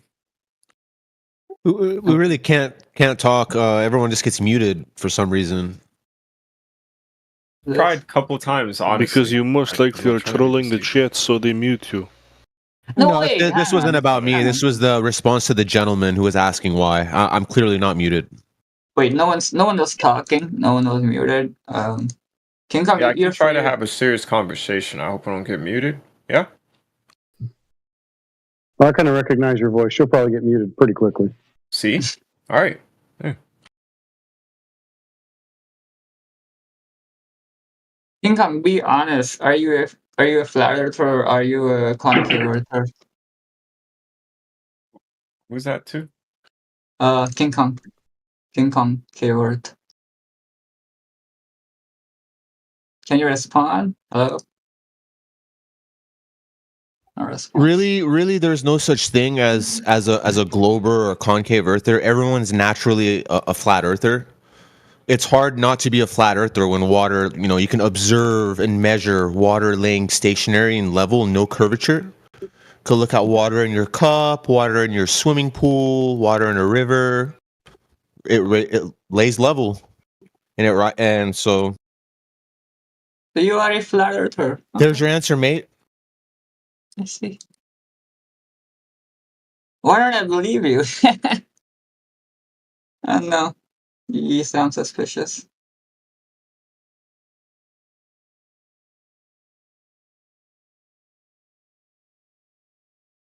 I will check out the videos you sent though.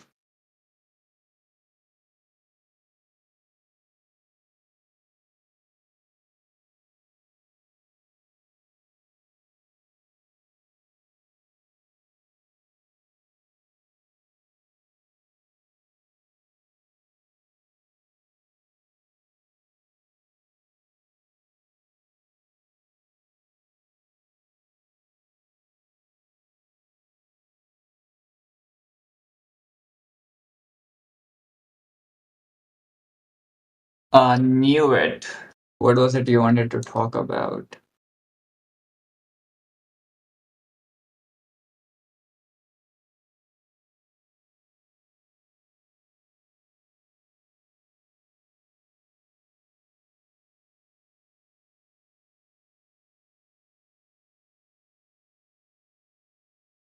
Nothing.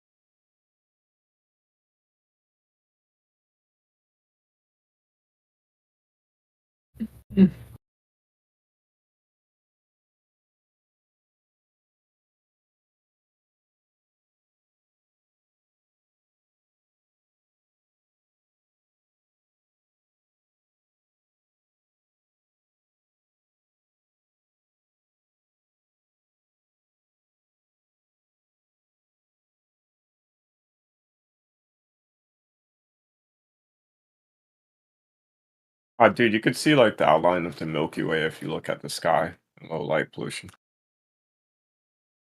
It's So? evidence enough for me. Evidence for what? At Kissimmee, I was driving up from South Florida to Orlando, and there's a very low light pollution area of Kissimmee. I drove 3 hours out, sat in a chair, and you can literally see the outline of the Milky Way spiral. my naked eye. So like So somebody what? telling me it's not that is funny. Yeah.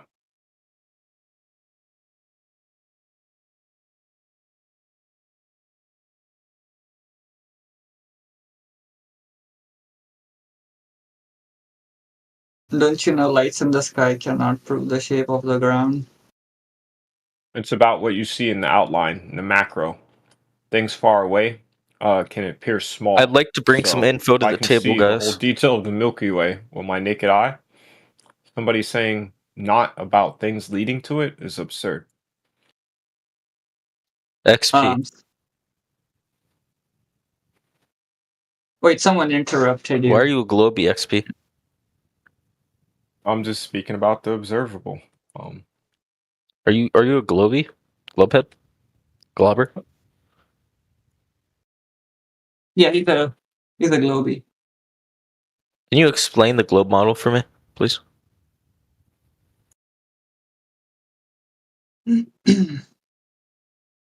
You don't know what the globe model is?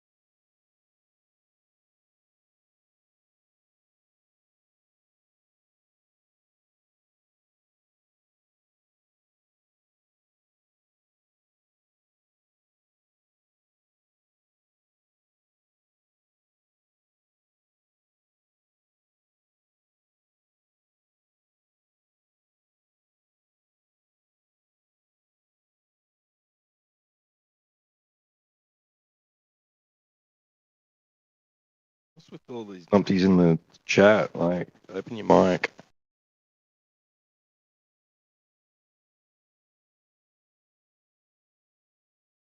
And Dazza, you better be listening on YouTube. If you're listening on YouTube, Daz, can you please respond in the text chat?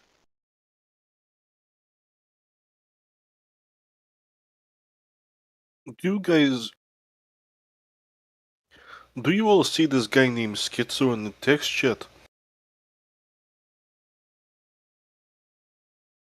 Yeah. Yeah, what about it? Who is this guy? Cares? Schizo. We're having a good time with him. He's doing just fine.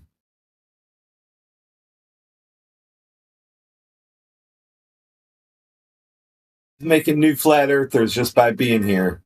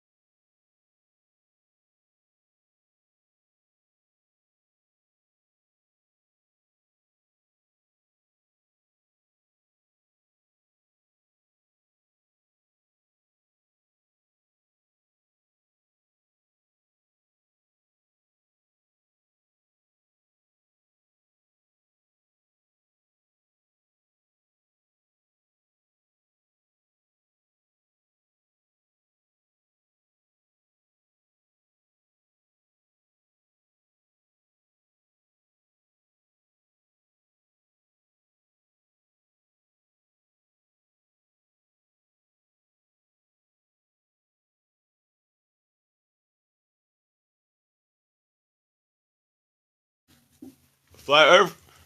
Wait, Jordan. Flat Earth. I hope your booty not flat. Oh, the Earth.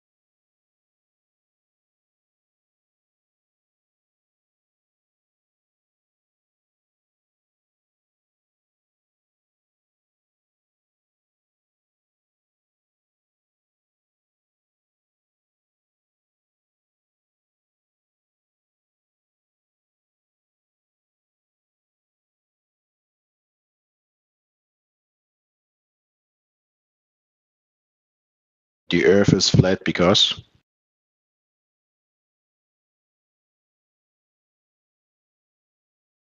As we can, if we see a sun for 24 hours because the Earth is flat, it doesn't set. And if we go to Antarctica and see a 24-hour sun, then the Earth is flat. Thank you, sir.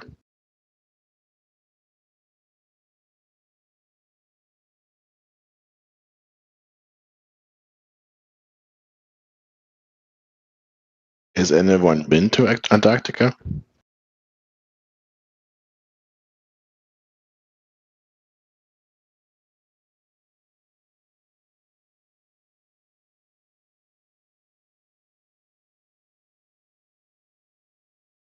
I guess you have to go there to confirm it yourself, right? It's the only way you're going to prove the Earth is flat, I guess, by going there and seeing the 24-hour sun, according to Globers.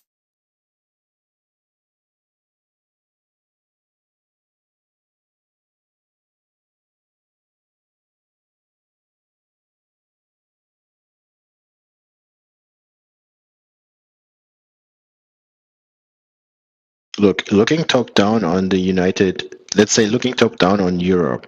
If you go further left, you go towards America.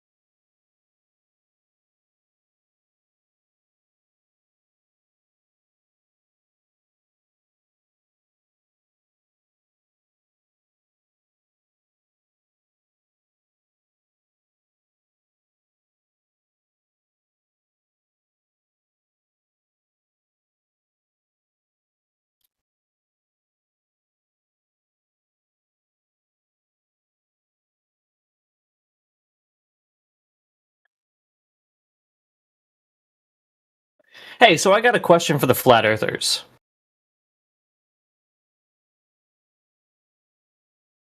Are any around? Hello, what is your question? Yeah, if the flat earth is true, why do we make 100% accurate predictions using the math and assumptions that the globe earth model gives us? It's not 100%. Of course it is. I can tell you exactly what time says the predictions that we can make. Listen, any recording instrument that measures anything always has an uncertainty anyways, so... Right. So 99.99999%. Yeah. Do you want to play semantics, or do you want to actually address the core of the point? Okay, what's the prediction? Well, we can make many predictions, such as the location, duration, and I don't know what the technical term for it is, but I can tell you exactly where you need to be, to see a total solar eclipse and a partial solar eclipse, using the assumptions based off of the globe. That's begging the question. Friend, that's begging the question. So I can perfectly predict exactly where you need. No. It's called begging the question. Do you want clarification on what I mean by that, or do you want to just keep rambling? Well, I assume if you have a point, you're going to make it. Well, I just told you that you're begging the question. You know how you're begging the question then, right? You're not asking the question about what you're begging. I assume if he has a point. No, just go ahead and tell me why you're begging the question, since you already know. Yeah, I assume if you have a point, you'll make. So, at any point, will you be telling me what assumption you're trying to prove is in the first instance? Go ahead. If you have a point, I'm sure you'll make it. So, you don't actually know what begging the question is, do you? I'm waiting for the point. If you have one, go ahead. Well, no, I told you what the point is. You're begging the question. Do you have a point to make, ever, or are you just going to say begging the question a million times? No. I mean, your use of the word eclipse is begging the question. So you're going to have to try again. Do you have another prediction that isn't fallacious in logic? Fallacious in logic? Can the flat Earth model predict these things? I'm sorry. What flat Earth model would you be referring to? Are you going to mute me every 2 seconds? Yes. Okay. When you're able to have a conversation, let me know. Well, I'm having a conversation with you, but I need you to not beg the question so we can you're have not having a conversation with me. Well, right. That's true. I'm not having a conversation with you. You begged the question. I told you not to do that. Then you asked a question about what point I was trying to make. So you kind of skirted around the thing that I already pointed out. People who want to have conversations would say, you know what, you're right. My bad. I did beg the question. Let me try again. So I'll let you try again. We can have a conversation. Oh, is this a fancy way of saying you don't know what an eclipse is? Eclipse is begging the question again. Yeah, again, this is you saying you don't know what that means, right? Like, I need to educate you on what an eclipse is first, right? Okay, so tell me what an eclipse is. Well, this would be perfect. So you know show me what... I'm answering your question. Yeah, I'm trying to, but... In fact, here's what we're going to do. You're going to put in the side chat a citation of what an eclipse is, and then I'll point out to you where you're begging the question. Ready? Go. Okay. I will only answer the question if you promise. So just go ahead and put the citation in the side chat, and then we'll move forward. Until you do that, we're not going to do anything. You'll just stay on mute. How's that sound? That sounds like you're afraid of a conversation.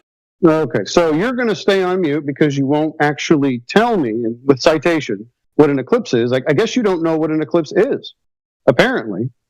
Maybe you just want to make it up on the spot. Yeah, again, it sounds like you're afraid of having...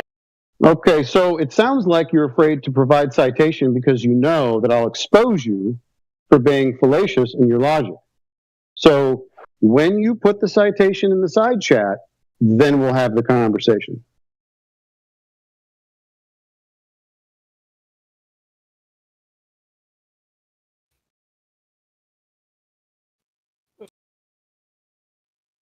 Something tells me he has no citation.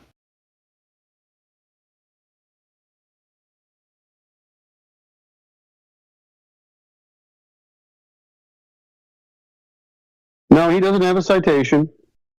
He doesn't want to define the terms that he's using. So I guess we're stuck.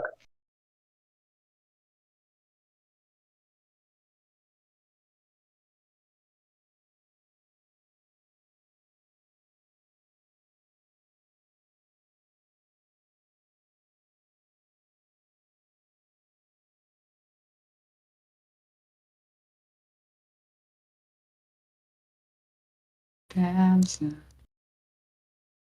on top of broken trust.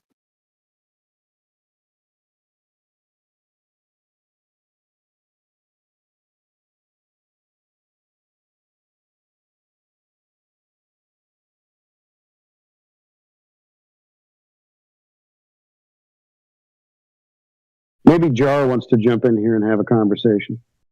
Jar, maybe you'll help your buddy out and you can just go ahead and get us a citation for what an eclipse is.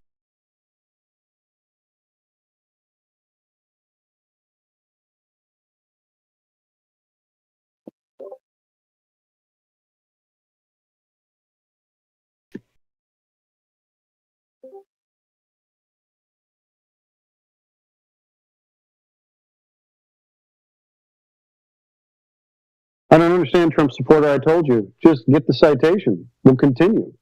Why is it so difficult for you to support the, definitions or give us the definition of the term that you're using?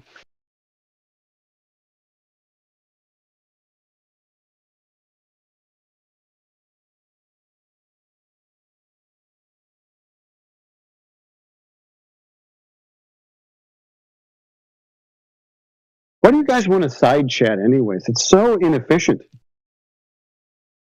Like, let's have a conversation. Use the side chat, to post citations, pictures, photos, whatever, to support the claims that you're making.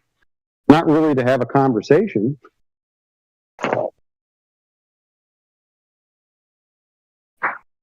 Maybe we should just start banning the people in the side chat that don't want to come into the VC, because we have this VC for a reason.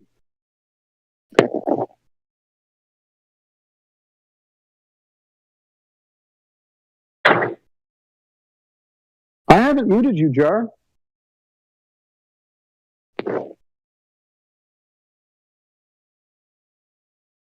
No, he's saying if he's going to talk, he will be muted. Right. And that is why he's not talking.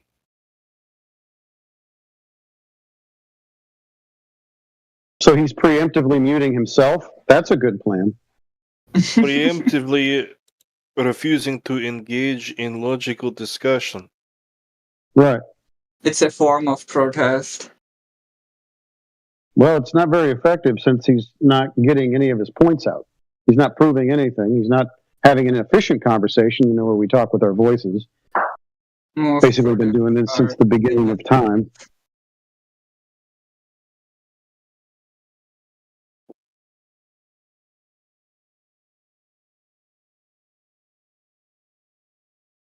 Look what he says. I want to have the conversation inside chat. And now, Jar, you realize I can just go ahead and mute you in that situation as well, right? So you can make a choice. You can jump over here to the VC, have a convo, or I can take away your text ability as well, because it's kind of a waste of time.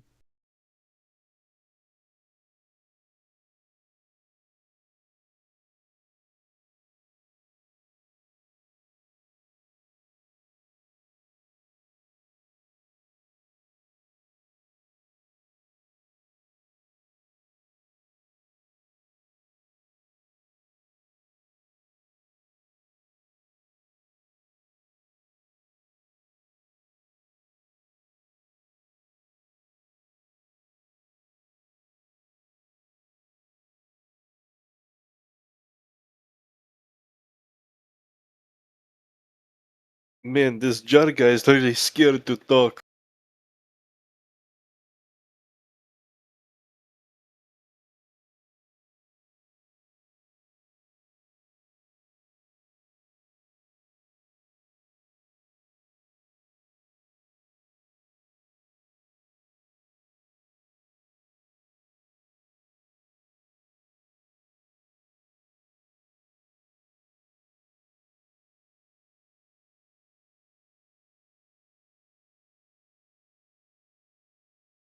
It's not an echo chamber. I'm giving you the opportunity to come in here and talk, and you're not taking it, which is strange.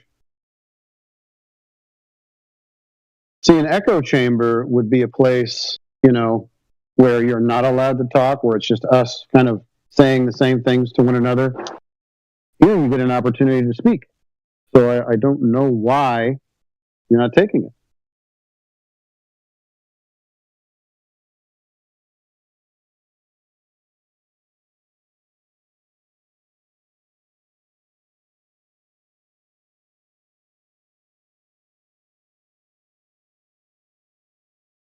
I mean, just you being here is evidence that it's not an echo chamber.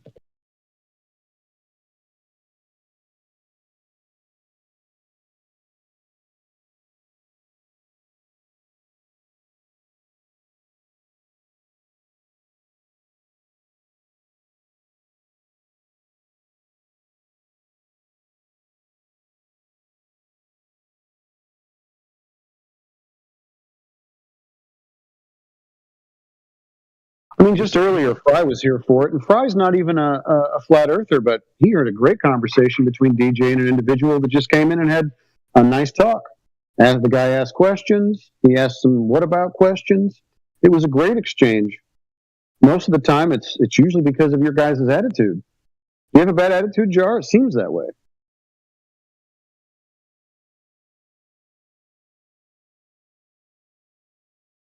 To be fair, I'm rarely representing the globe. I'm usually just trying to understand your guys' position.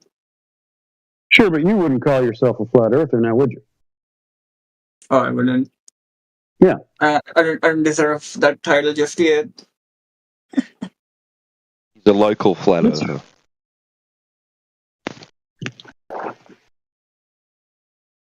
All right, Jar, come on down, man. It's like the price is right. Just get in here, bro. Because listen, you're not doing any good in the side chat. And if you're going to be inefficient and a waste of time in the side chat, and you're not going to come in and talk to us, guess what happens? I'll reinforce your position that this is an echo chamber. How about that?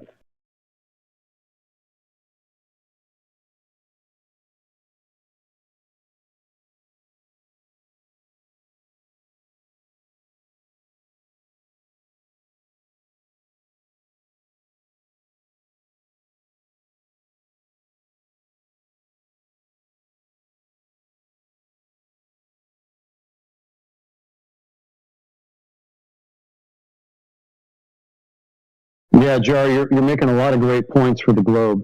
You're just blowing me away with all this evidence that you're providing. Oh no, wait, you're just wasting time.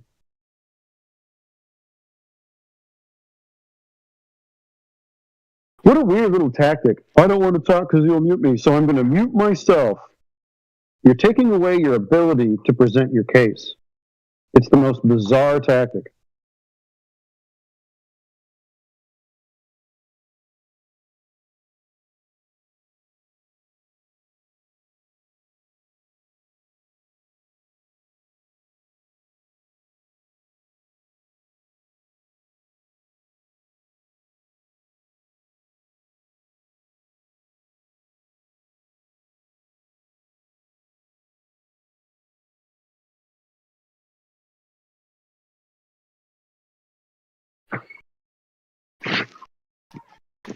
All right, sir. Well, you know, the countdown begins. You got 60 seconds.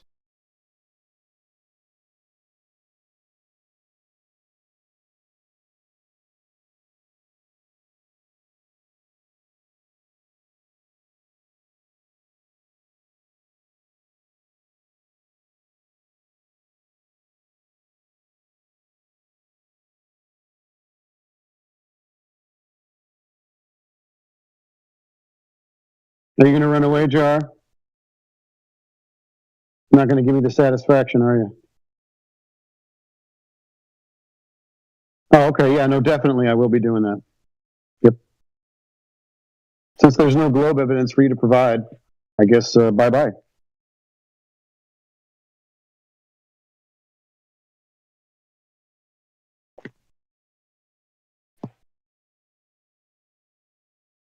Yeah, it's quiet in here. Yeah, I'm trying to get Jar to speak to us, but he's muting himself. Hello. We got a new player. Bye, Jar. Welcome. Who are you? I'm Bella. How are you? Bella. Great. What brings you in today? What brings me in here today? Oh, just moderation. Yeah. Moderation? Mhm. What do you mean by that? Oh, I'm a mod. I'm a server mod. Okay. But I'm chill. I'm chill. So just making sure that nobody comes in here and harasses you guys or does anything against you guys. Wait. No, not so far. So, like, does that mean that if they mute me unfairly, that you can do something about that? Jar, great, you're back. Hey, you want to talk about the globe, buddy? So, Jerry, about that, if they mute you unfairly, that's on them. I can't really do anything about it. Gotcha. So I won't be. Yeah, see, the moderators of the server, Jar, have been kind enough to give us kind of, authority over our own room, within reason, of course. So we try to give everybody an opportunity to speak. Now you have one. You've taken yourself off mute. Now we can talk. This guy only unmute his microphone to try to get you in trouble. Right. But I don't know what trouble I would be He in. won't unmute to talk about how he lives on a sphere. I know, it's strange. He's censoring himself. It's very bizarre.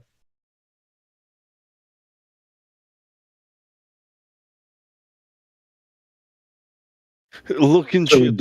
I unmuted to have a fair conversation. I mean, if it was something like if they told you that you're the F slur and stuff, they would get muted for that. So if they muted you and stuff. Yeah, we haven't muted him at all.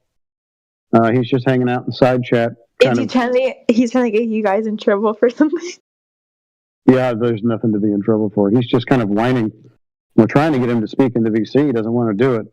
Very strange behavior. So you're just like a referee? You don't have any stake in Flat or Globe? You're just in here to referee?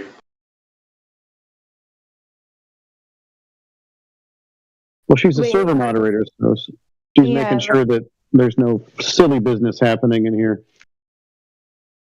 Yeah, because a lot of people coming here to troll, say like the N-word and stuff, right? And so basically, if anybody comes in here and says anything or goes off about something or tells one of you guys to like, go and like whatever, then I can basically moderate them and tell them that they're not allowed to do that.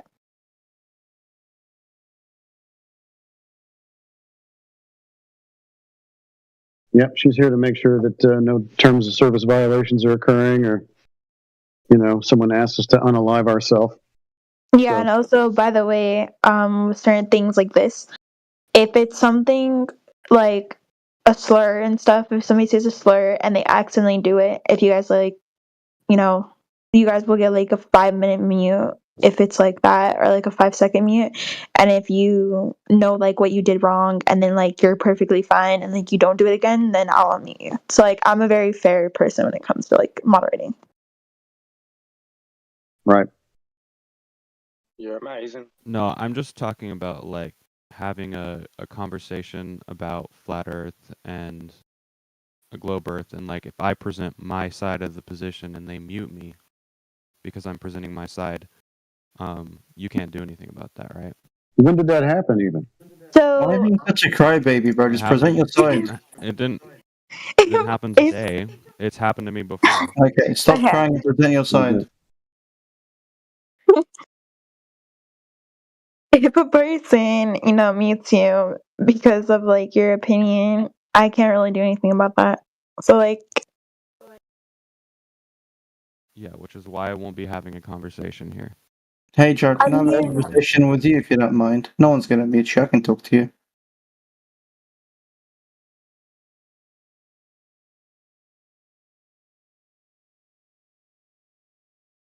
I don't believe you. I'll tell you what, Jar. Here's the thing. If you're just going to play games, if you're not going to speak in the VC, and you're just going to jam up the side chat with nonsense, I will ban you. So the choice is yours. I think the flat earthers are okay with me talking to you without you getting muted. What do you think, Jar? Would you like to talk to me?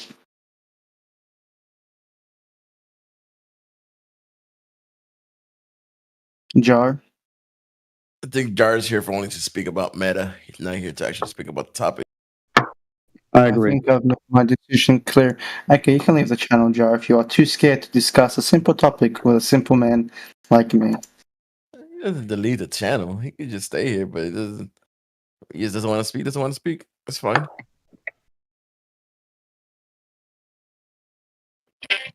I mean, Jar, if you're trying to get people to get muted and stuff for no reason, that's not good. Just like, what are you scared about? Are you scared about people No, muting? I'm not trying to get people muted. I'm trying to get myself unmuted. What are you, chicken? Trying to Bro, I don't get this. You've been sitting here crying. I've been here since I joined here. All you have done is cry about being muted. You haven't been muted. They're letting you cry. What else do you want? A tissue? I've been muted here before. All right, Oh, you we're, poor we're baby. done with the muting talk. If you continue with the muting, then I'm really gonna mute you for talking about being muted. This area is not about muting. Talking about mute. It's talking about the shape of the earth and what you believe it is. Can we talk about motion? Do you believe the Earth is in motion, Jar?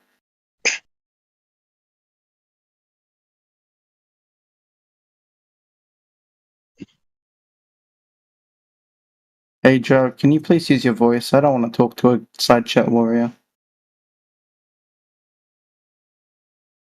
Okay. I have a question. I'm a Glober.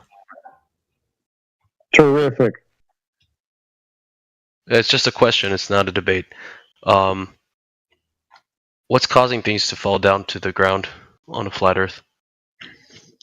No idea. Causing things to fall down? What do you mean? I don't think everything. Hold on. Yeah. I hold don't on. think- What's falling? When you take a certain object that has mass and you let go, it falls to the ground, correct? Oh, so you picked it up. You caused it. Yeah, but why is it falling down as opposed Because to you just caused floating? it to fall. You let it fall. No, I didn't throw it on the ground. I just No, let it you go. just let it go. So you picked it up. Yeah. The medium that it's in is not dense enough to sustain it, and when you let it go, it falls. What happens? that's when you not my hold the question. helium- What happens when you hold the helium balloon and let it go? Which you're not answering my question. I did. I think You, what you didn't. Zayden is trying You didn't to understand say- the question. Hold on. You didn't understand the answer. That's not my problem. No, but it's now not I'm that I asking didn't you understand again. the answer. I Okay, think stop. you didn't understand the Listen. question. Listen. I have a question for you. What happens Yeah, when but you didn't answer my let question. go? Did I answer yours? I did answer your question. You're not listening. I did answer your question. Would you stop? Flat Who's earthers? screaming? Dude, would you Flat stop? earthers? You're screaming. Who's? No, not you. Somebody else talking over. Flat earthers are like that one bimbo who never listens. All right. So again, Ragnar. That's why he got muted. Ragnar, what happens when you pick up a helium balloon and let it go? It floats Why? because the helium inside is lighter than air.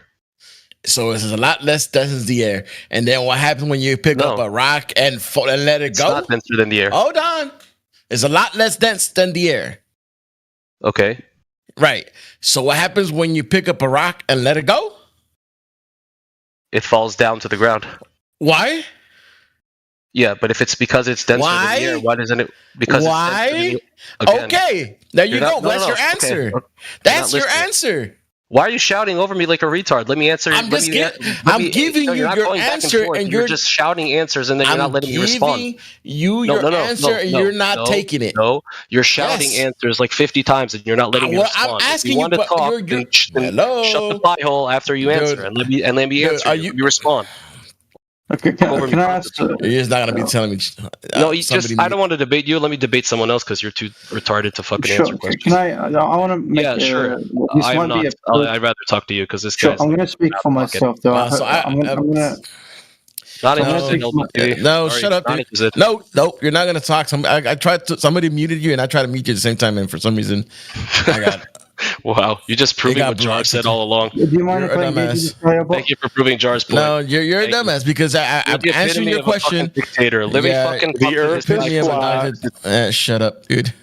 Because I given your answer, and then you want to say something else. I'm giving your answer, and then you want to speak over me while I'm trying to clarify the answer, and then you don't want to listen. What I'm trying to tell you is that when the things are denser than the medium, the things fall. When the things are lighter than the medium, the things go up. Now, that's your answer. Now, did you understand the answer? Yes or no?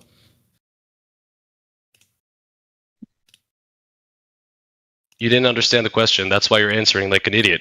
So let me explain the question Ask again. the question. Why? Are you going to shut up? Explain, Okay, you're not explain gonna the shut up. question. No, just explain your talk to the question. wall. Talk to the Explain wall. your question. The wall. Explain your question. You know, I'm not going to talk to a brick wall. all night. Explain I wanna the talk to fucking someone who can let me question, talk. moron. No, I'd rather talk to someone who has a more IQ than the room temperature. I tell you what. If you're not gonna answer my explain your question again, And I'm to gonna me, you're not gonna ban you. answer. And No, I'm I'm gonna just gonna. ban I'm you mute 'cause you. I'm a I'm mute you private- until you decide you want to You want to actually speak to me. Otherwise, you're not speaking. I gave you a freaking straight answer with your questions, and then now you want to say, "Oh, I don't want to talk to you because you don't IQ." Shut the fuck up, dude. Your IQ is Yeah, the Earth is retarded. flat. Get over it. I'm saying. That's what all I'm saying. I want to give my opinion, anyways. We have a concept called directional force. This is inherent to the system we live in. Things go down when they're dropped. No, it don't. Things go up too. Things goes down. So this downward force, right? There's no Can downward we- force. Sure. So would you say that the concept of down is universal in our experience? There is a floor. Well, wouldn't you say that naturally there's an observable phenomenon that does not require a theoretical explanation like gravity? So if the force called down causes things to fall towards the ground, would you say that there's an observable force? There's not a force. What is it then? I mean, for you to explain a force, you have to find the cause. Now, can you determine the cause? Yeah. Well, by using the scientific method? It's observable and consistent. No, it's not, because when I let go of helium balloon, it goes up. Yeah, because of density and Okay, buoyancy. so now the density is the main moving force then. Well, a rock falls because it's denser than air, because it Right. displaces air, and the helium balloon would rise because it's less dense than air. Okay, so depending on the medium, things goes up and down. On the density of the object compared to the medium. But Okay, these so things- no force. Well, these things are driven by natural equilibrium of density differentials. It's not an invisible force; it's more like a directional. But you're trying to say that there's a force when even gravity at the moment is not even a force. At least not we don't by need to that use the mainstream word medium. force. It doesn't need to be you can use whatever word you want. The consistent downward motion, not force. The words are interchangeable for me. If we say downward motion of objects is evidence of directional motion within the Earth system, it's not caused by gravity, but it's like a natural property of the environment. Objects fall because of density relative to surrounding medium. Direction of down is uniform and evident, right? Yeah, because everything is described with reference to a horizontal plane. So down is down for everybody. Right. Down is down, and it's uniform and self-evident. You don't need an external application or explanation like gravity or something. No, it's just what we observe. Up is up, down is down. Right. Well, if you're in the ocean, then the floor is above you. Yeah, but it's uniform. You got another floor, right? Yeah, but directionality is uniform. Downward direction is always going to be down. It's never going to be up. Yes. And unless you're on a ball, then there's neither. If you're on a ball, there's a problem because downward uniformity wouldn't exist. Because the downward direction wouldn't be consistent. If gravity were pulling objects towards the center of a sphere, that direction of down would not really be down, depending on where you are. It would be like a perpendicular surface. Right. Yeah. It depends on the location you're at. Right. Preach, brother, preach. Yeah, well, yeah. It won't be described as in or out because the reference would essentially be the center of the sphere. Right, so you can't really have a downward uniformity on a globe. And this concept, you need to have this concept in reality because we see up and down, right? Yep, and that's in reference to horizontal. It needs to be perpendicular as well. Yeah, well, I'm going to go ahead and call up and down a vertical, and that's going to be perpendicular to horizontal. Right. 90 degrees. Yep.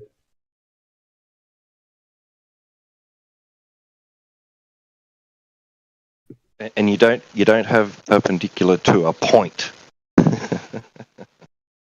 Right. Yeah, I'm not. See, earlier somebody asked. Oh, sorry, Cesar. Sorry, Go ahead. just one more thing, Nick. Someone earlier, and it may have been you, but I forget, said, why do things go down? And I say, I don't know. To be honest with you, I don't know. We can observe that objects, relative to the medium that they're in, will have a certain vector. But to give you a cause, I actually can't really give you a cause. It's more of an observation at best. Okay. My biggest issue with the concept of gravity is if objects were really being pulled towards the center of of a sphere, the direction of down would be completely varied, right? For example, in the globe, down in Australia will be the opposite of down in America, right? But we obviously know down is always consistent perpendicular to the surface. Yeah, so one would have to confirm that all downs are not parallel. So if someone can demonstrate that, then it gives evidence to support the radial, this radial claim, that down is basically like a bicycle spokes. You know what I mean? On a bicycle wheel, right? Those are not parallel. I mean, a few of them are, like two for, two at a time, let's say. But nah, unless that can be demonstrated, then all we have is down, and Are you making the argument that all downs are not parallel? No, I'm the opposite. What we witness is they are. I would hope so. Well, yeah, it's the baller's claim to say, oh, they're not parallel. They're perpendicular. I was excited. I thought you were gonna. Sorry, go ahead. I was just gonna say, yeah, it's a baller's claim that they're not parallel, and that not all horizontals are parallel. There's only local horizontals and local verticals that all meet at the center of a spoke. So I thought you were going to try and make the argument that not all downs are parallel. That was an exciting topic. Well, that's one of the things on the table. I wouldn't advocate for that at all. If you say that down is radial and it points towards the center of the sphere, then you'd have a lot of issues. Then gravity is a radial force, right? It will pull objects towards the center. Yeah, there's just too many issues because we can't. We can visualize this, but we can't observe this in reality. Of course, it's as simple as that. That's why this room exists, man. There's so many things like that. So, but are you a glober or a flat earther? I'm not. It depends on whether you can prove whatever point you make. If you make me a globe point and you can prove it, I'll believe you. So you're on the fence? And I'm not. I don't think the Earth is flat. I just don't think it's a globe. But I don't know what it is. It's confusing because all evidence points towards a flat Earth, but my feeble mind can't comprehend why, through all of history, we have been taught it's not flat. But everything hasn't been all of history. Sorry, I don't mean to correct you, but I don't want to correct you harshly or anything. But it hasn't been all of history. The idea of the Earth being a ball is, at best, about 500 years old. Now you can appeal to some Greeks 2,000 years ago, but that certainly wasn't a mainstream idea. That was a handful of philosophers, having thought experiments. But that's been a problem since the beginning of time. Thought experiments without any validation is our biggest problem.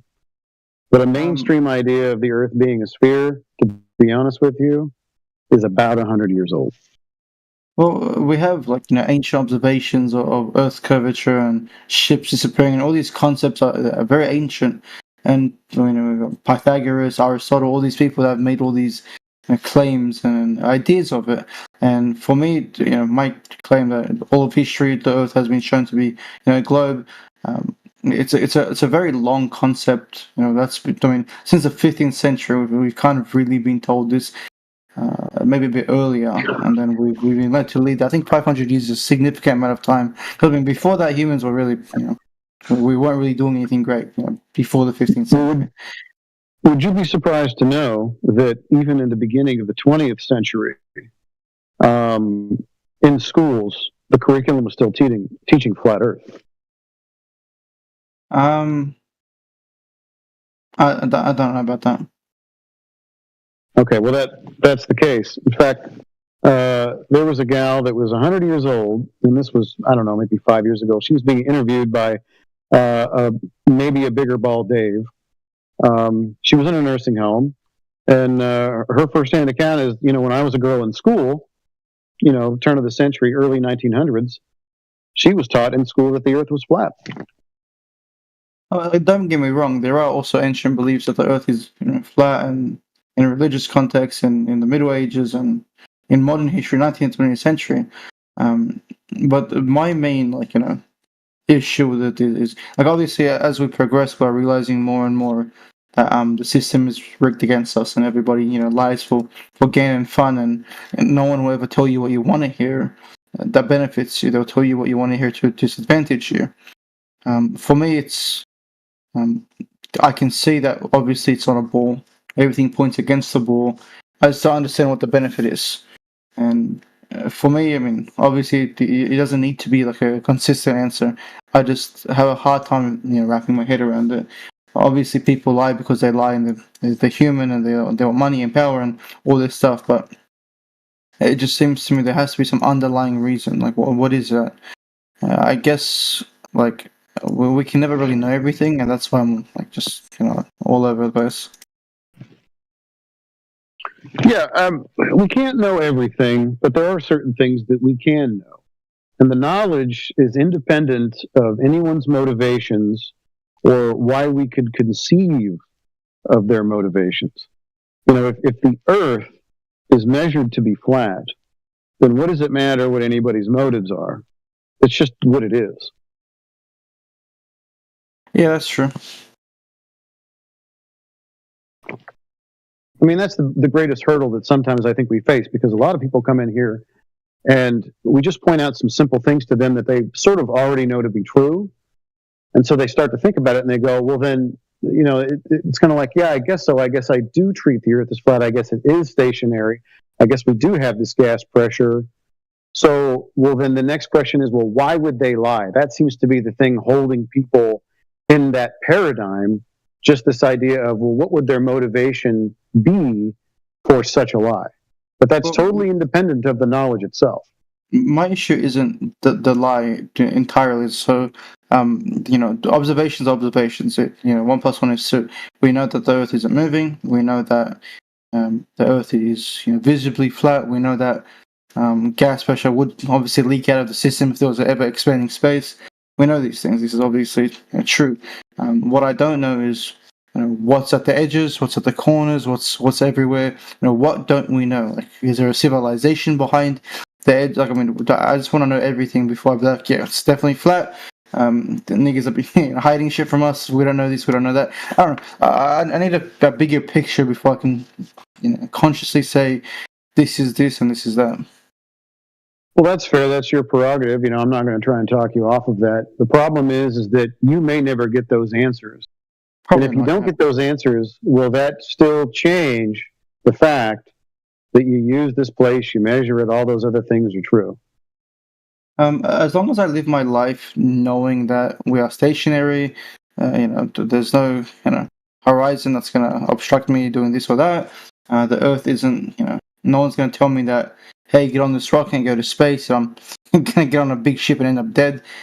All these things. I'm going to live my life the way I've lived it for the past 25 years, and I'm going to live it, to reality. I'm not going to live it based off experiments that are fabricated. I'm not going to live it off falsehood. I'm going to live it the way that we all live it, right? With reality, how we observe it and how we do things naturally. Yeah, totally. Because the whole premise is nothing changes because we have already been living on the same place. I mean, realizing what it is or isn't doesn't change what we've been living on. That's sort of true. Now, I'm going to, provide for you an argument that may make you reconsider that. Your day-to-day life is not going to change because you've always actually lived on a stationary, seemingly enclosed plane of existence. That much is true. However, if you have to consider that there is an active campaign to deceive you by the overarching control structure, we call them the government. If they're lying to you about this, you may have to consider what exactly are the other things they may or may not be lying to me about. Is there any other topic or part of your life that affects you immediately that you believe but is actually not true? You may have to dig down into some of those topics as well. See, as soon as you know someone's lying about one thing, you have to start asking a question.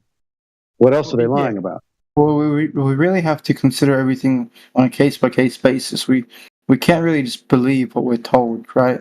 Obviously, we know the government lies. Obviously, we know everything they do is beneficial to themselves, and we saw this in 2019 to 2020. Humanity got played like rats. We know this happens. They do what they want to do. Everything we have to assess by merit, and I don't think our individual opinions matter until the movement grows. Because currently, the majority will do what the government says. All we can do is really yell in the background, saying, "Hey guys, you're being sheep. Like, look what's happening." Yeah, well, they've got the guns. They've got the guns. So.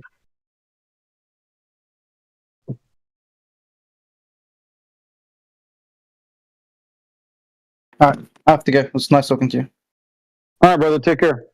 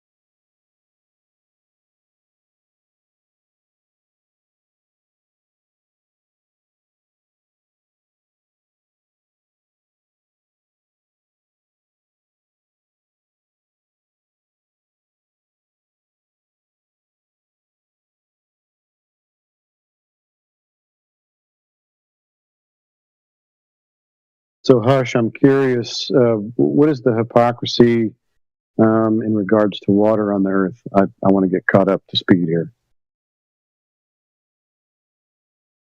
Hello. Yeah, what's up? Hey, so the hypocrisy Bill is doing. I only have a few minutes before I have to go back to Ida. He's saying that he said the Earth is 70% water. Okay, that's cool. We asked him, how does he know that? He's skating by the question. He's avoiding the fact that somebody told him the Earth is 70% water. He hasn't verified it, and he went with it. Kind of like he does when us Globers present like some NASA evidence, and then you guys say, "Oh, they just told you that they're liars." How did you verify? He's doing the same thing. That's a fair point. So, fair enough. Maybe the Earth is not 70% water. The surface anyway. Maybe it isn't. I mean, there's no way to verify that. That's just a claim. That's a good point. Yeah, that's it. That's all we were doing. The Earth is a globe, though. I'll say that. Yeah, that's another claim. Then the next thing we would need to know is evidence. Where's the evidence? Yeah. So, I know we talked about this a lot yesterday. So, like on a lunar eclipse, right? Okay, what about now, we're not never mind the fact that the moon is a sphere. If you see the Earth's shadow or the shadow going on the moon, it's circular. Because the word eclipse is kind of begging the question. Yeah, but we know how a lunar eclipse works. The Earth is no, you don't. It's just an explanation for a phenomena. What's the phenomena that you witness with an eclipse? What do you mean, like the moon, the Earth blocking the moon from the sun? No, I mean, what do you actually witness? It depends which eclipse. I mean, honestly, it could be the Sinalian. Okay. A lot of people bring up. It could be like a red eclipse. Right. So when you say eclipse, at the end of the day, all you're noticing is that the moon gets darker in a way, right? It even becomes red to a degree. We also witness a shadow, though.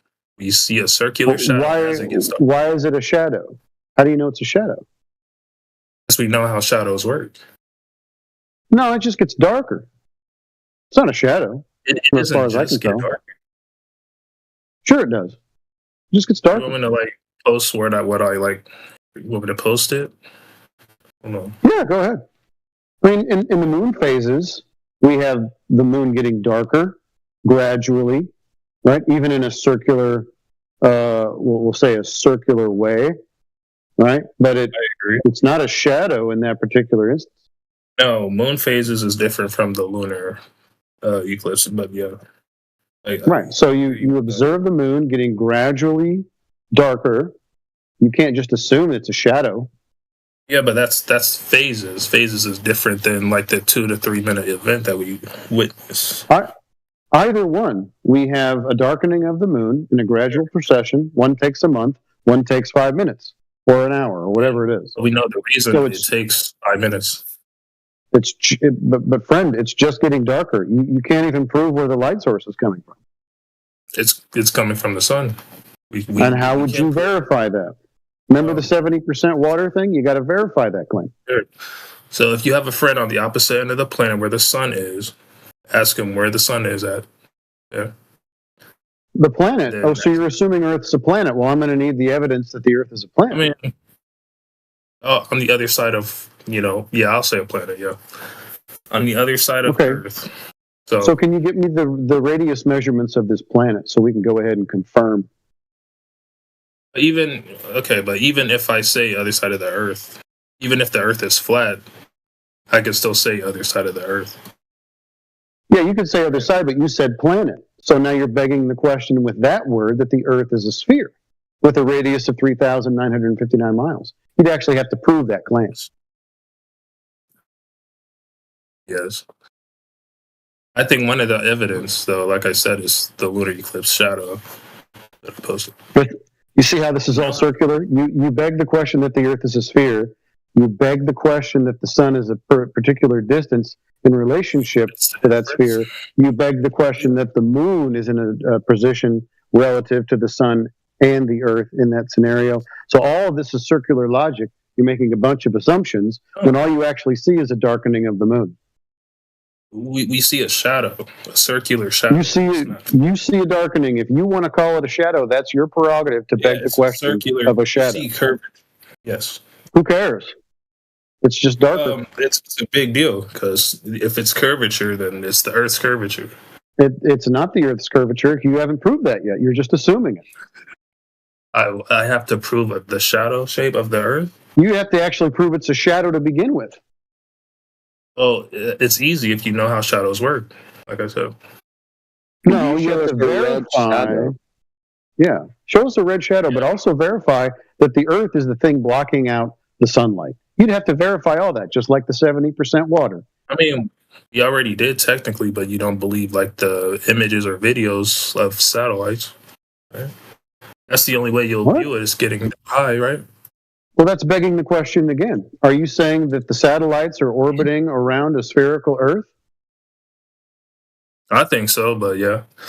Yeah, so this is just your subjective position. Evidence, but that's the only way to get the evidence, though, right? Or is there No, it's not the only way to get the evidence. All you got to really do is measure Earth curve. That way you don't have to assume any of this. Okay. Haven't we done So let's measure that Earth curve. How do we do it? So geodetic surveyors do this all the time. They measure Earth curve with theodolite. No, they measure rise over run, and then they go ahead and place their flat Earth measurements over a geoid that's pre-assumed. I'm pretty sure they use trigonometry, and then they look at they look across triangles. They look across to another theodolite, and they can also subtract the curvature to get the correct measurement. If they're using trig, then they're using triangles, so they need a baseline. Yes, but the math, you want data of it, the math wouldn't add up. They do this to triangles, bro. Like under the Earth. And there's no curve in your trigonometry. There is curve in trigonometry. Which triangle has the curve? Trigonometry doesn't just include triangles; it includes circles too. All right. So which curvature are you measuring? I could bring up some with a theodolite. How are you doing that? What curved line are you establishing with the theodolite? Well, we don't establish the curved line by itself. You have to look out across, and if it in this guy be horizontal, straight lines then. It could be straight in the apparent definition. And that doesn't mean it's perfectly straight. You just see straight with your eyes. Straight lines isn't really going to help get to a globe. Like I said, straight can be apparent. You can see straight on a sphere if you're small enough. Yes. Yeah, but you don't have a sphere yet. That's what you're trying to prove. Yes, but we can't. Do you agree though? We can see straight on a sphere though. Well, dude, you realize your sphere looks flat? Yeah, it can look flat, but that doesn't mean it is flat. No, it is flat. It looks flat. It is flat. Okay, so let's say you're at the size of a germ, on a basketball. It looks flat. Oh, brother, come on, hush. We're not doing that. Come on, but that's true. You've been here long enough to know they give us the size. True. We're not just guessing. Oh, it's supposed to be a ball. They give us the size the ball is supposed to be, so we know how much curvature there should be. Right? So we can test the radius we say. Yeah. Well, the radius that the globe claims, that NASA claim, that's the radius that you claim, isn't it? Yes. Yeah, so it's not like we don't have any idea how big they say it is. Yes. The problem is there's no curvature that corresponds with that claimed size. You really just measure curvature. I'm trying to pull up this thing to just show you. Anyway, sorry, I didn't want to jump over you there. And yeah.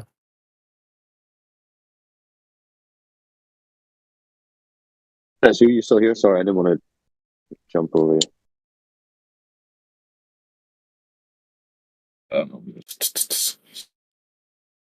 I'm just trying to pull it up real quick. No, go ahead, man. I'll only be on for a little bit anyway. Well, I also got a question while I'm looking for it. You guys say the Earth is measured flat. Is it measured flat by lasers, or how is it measured flat? Well, yeah, lasers, long distance observation. However you try and measure it, I suppose, over a body of water. Surveying, treat it as flat.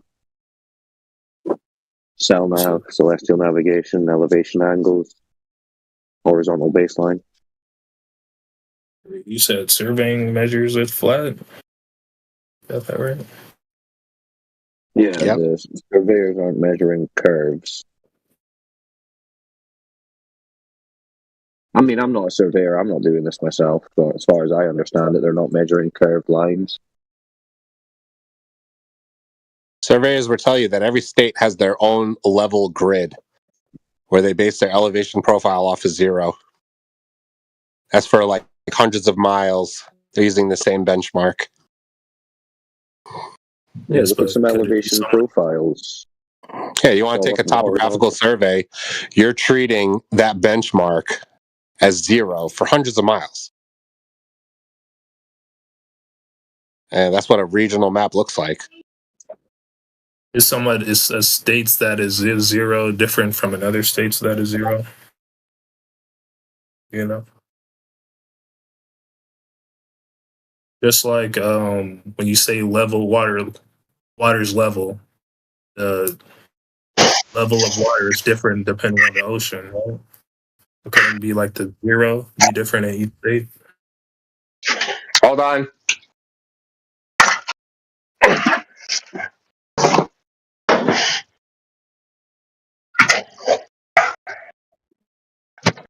Well, the principle of level is what it is. I mean, you can go and look up elevation profiles of different areas, and they're all with respect to horizontal, mean sea level. I agree, but so sea level, all the elevations that are being taken are with reference to a horizontal. So how's that a curve? So reference to a horizontal doesn't mean like a flat plane. It just means like reference where you're It standing. would more indicate a flat plane than a ball. But it doesn't mean a flat plane because the reference to Well, works horizontal on a can flat change. plane, doesn't work on a ball. Horizontal on flat, fine. Horizontal on ball, no. Yeah. Yeah, I'm what? saying your horizontal reference changes like when you make a step forward. You got a new one. So what are you talking about, bro? You got a new horizontal frame on a ball. A new horizontal frame. Horizontal is horizontal.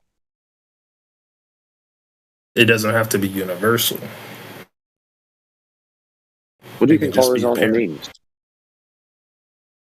Not universal. That's You're what gonna your say definition of perpendicular. horizontal is. You're gonna say perpendicular to vertical, but that still doesn't mean universal. Horizontal can change. To what? Like where Not from where horizontal. you are. Is it still going to be horizontal? It can still be horizontal, but it doesn't mean like it's a flat plane. The horizontal can be perpendicular to the It's last horizontal. like angular. Yes. So horizontal, not curved. He's using the disco ball globe example. All right. So no curve on this ball, just lots of flat, hexagons or something? Okay. Yeah. So the link I posted, Jesse, he got some good like data out of it. Jesse. Yeah, Jesse. He's a surveyor. Not sure if you. Oh, right. Yeah. This. Why do you guys always post like the same anti-flat Earth globe head guy as your only citation for any kind of Oh, I didn't know somebody surveyor who else. claims that he's measuring curves? Have you got someone who's Someone like else? impartial? Have you got like a university or something who's just like not stating themselves as anti-flat earthers that are actually providing some information or data that He did. obviously He isn't has just information. biased? Any information you're looking for, he has it. You think he's an unbiased? You think he's an unbiased source? Yeah. Yeah. Yeah. Any data like you want from Jesse, just because he's Jesse, talking the flat. anti-flat earther. Yeah. Just because he's talking Jesse, to the you guy who guys hangs out all day on flat Earth servers trying to argue for the globe. He's the impartial guy. Yeah. The important thing is you think that he's faking his data. What data? You looked at his data? Yes. Okay. What was Yeah, what did he posted show the you? results like on his wiki. Yeah, his website. And what did they tell you? He saw a curve. He He measured saw curve. the curve. Yeah. Where did he see the curve? Measured the curve. And I Measured the think he saw curve. it Where did he too. measure the curve? Yeah. And he saw it too. He saw it and measured it. The thing that Neil deGrasse Tyson, NASA, and everyone say he can't do. He did it. Yeah. Yeah. I mean, Neil deGrasse is a Wow. Where's his astrologist. Nobel Prize? Well, he's not the only one though. Otherwise, he would have. He's not the only one. Geodetic Seems surveyors to do be. this all the time with theodolites. Yeah.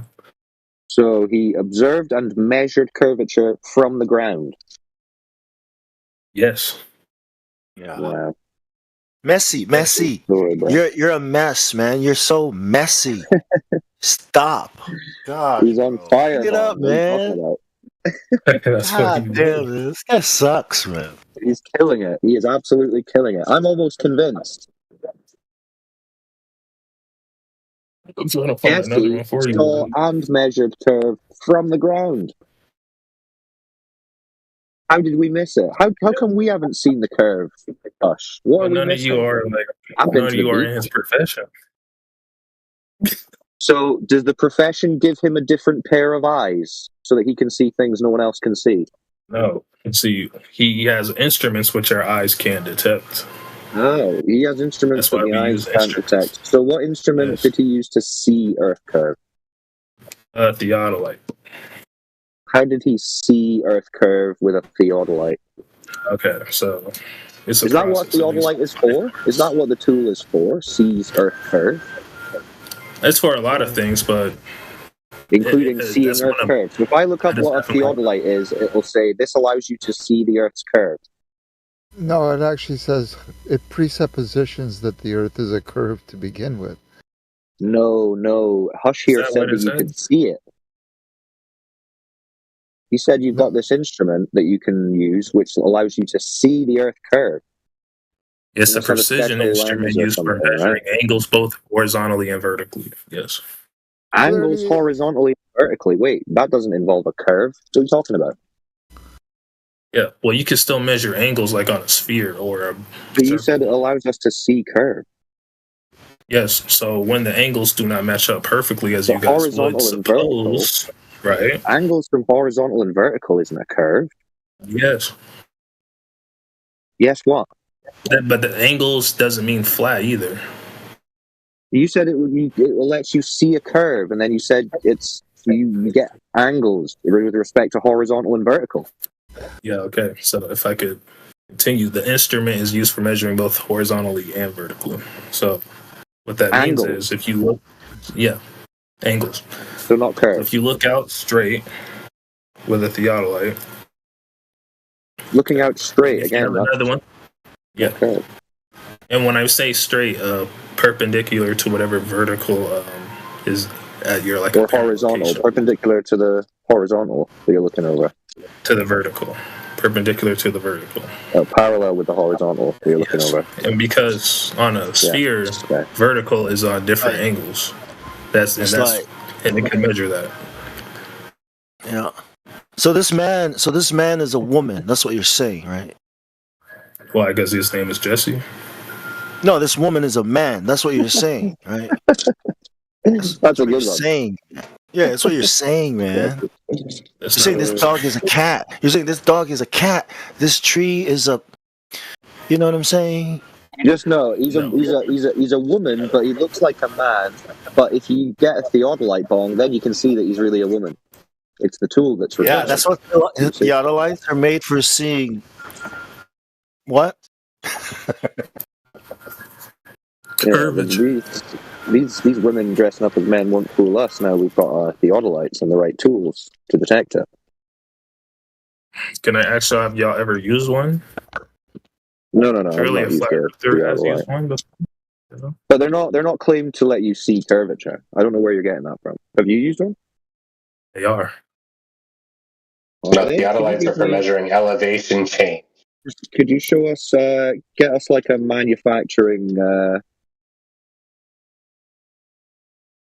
manual for one of these tools where it says this tool is for seeing Earth curvature? I mean, that's not the only thing. Like, it's not the only use. Well, show us where it says part of its function is to see Earth curvature. On the definition? Well, like from one of these manufacturers that are making them. Okay. I mean, it's also in the books of like survey. No, I want it from like the manufacturers, where they're saying this thing we are making allows you to see Earth curvature. That's all I want to see. Sure, you want it from the manufacturer. Yeah. And if the manufacturer says yes, this thing allows you to see Earth curvature. And are they lying too at that point? The manufacturer will not say that because the manufacturer. The manufacturer for theodolites will agree that the Earth is flat. No, actually, yeah. They will. But they will. When you but say, they won't, but they won't tell you that you can see curvature with their tool. You can see, it implies curvature, but it doesn't show you curvature. It actually takes out, like, it's supposed to, there's an equation, like, you see it at first and you're supposed to take out curvature. Yeah, I don't think you're even getting an implication of curvature. It sounds like you're using angles with respect to vertical and horizontal, no curvature even implied. So, I don't know what you're talking about there either. Okay, so by precisely measuring vertical angles between points at various distances along a line, surveyors are able to infer Earth's curvature by observing how the line appears to drop over long distances due to the Earth's round shape. No. Right. There you No? Cool claim. Just no? No. No. So, I mean, you can't do it manually, right? I mean, can you would you know how to do it manually? So now you're saying it's not an option. You can't so now when you're saying so Jesse didn't observe curvature, he inferred it, is what you're saying. He observed it. He observed it and then. Well, no, you just said the thing you just read out said that you could infer it, not that you could observe it. Well, if the theodolites aren't matching up to each other, It's that's not an technically observation; observing. it's an inference. No, it's an inference. You just said, but the thing you just read said infer. That's also observe. An observation. No, observation would You be can like observe- I see a curve. You don't see a curve.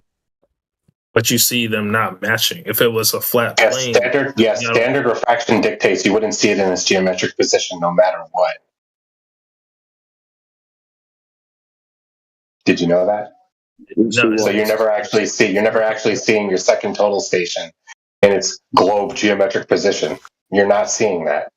You're just invoking the globe. I think the calculation he used invokes the globe. Yes. Yeah, so but- therefore you but the didn't observe it with your curve, with your freaking theodolite. Yeah, but the measurements, you know, when you say like angles, right? That's saying, oh, the floor is flat. That's what you're saying, right? When you say angles. No, you can use You're angles on saying a straight circle. lines anyway. When go to any high school and ask, okay, who, okay, no can I use student angles is on a going to say, when you say angles to them, right, they're going to think two straight lines. Okay, no one's ever going to think, oh, do you mean a curved line, though, as a baseline, or do you mean nobody's going to ask you that. Oh, no one's going to They're gonna- assume what you said either. They're gonna Because say, nobody, okay, because think about it, no one in high school is doing that. I didn't do that. Did you do that in high Yes, school? this is some advanced Yeah, shit you they're did. You learned the radius of the globe in high school. You used it as a I'm talking baseline. about, the talking ground? about the profession. No, you didn't. Be honest. Talking about the Angles, right? When we say angles, we're talking about two straight lines, right? One is a baseline. That's the floor. That's usually a flat line. Always a flat line. How else are we going to get angles? It's just perpendicular to Angle. vertical. Doesn't mean a Come on, flat. When you say Josh, you know, measured you know Doesn't angles, insert a flat plane. You know that you're most assuming a flat surveyors plane. are Yeah. measuring a curved Earth.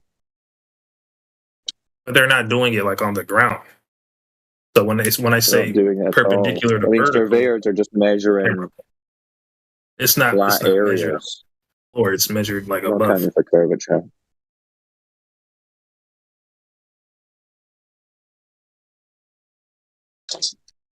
Sounds like some copium. Hush, I have to say. No. We do this all the time, and I'm gonna get one of those makers to come over here and say, "Yeah." Oh, please, Hush, please. Get a theodolite manufacturer to come and say, yes, my theodolite allows you to see the Earth curve. Please. That'd be amazing. Yes. We would appreciate that.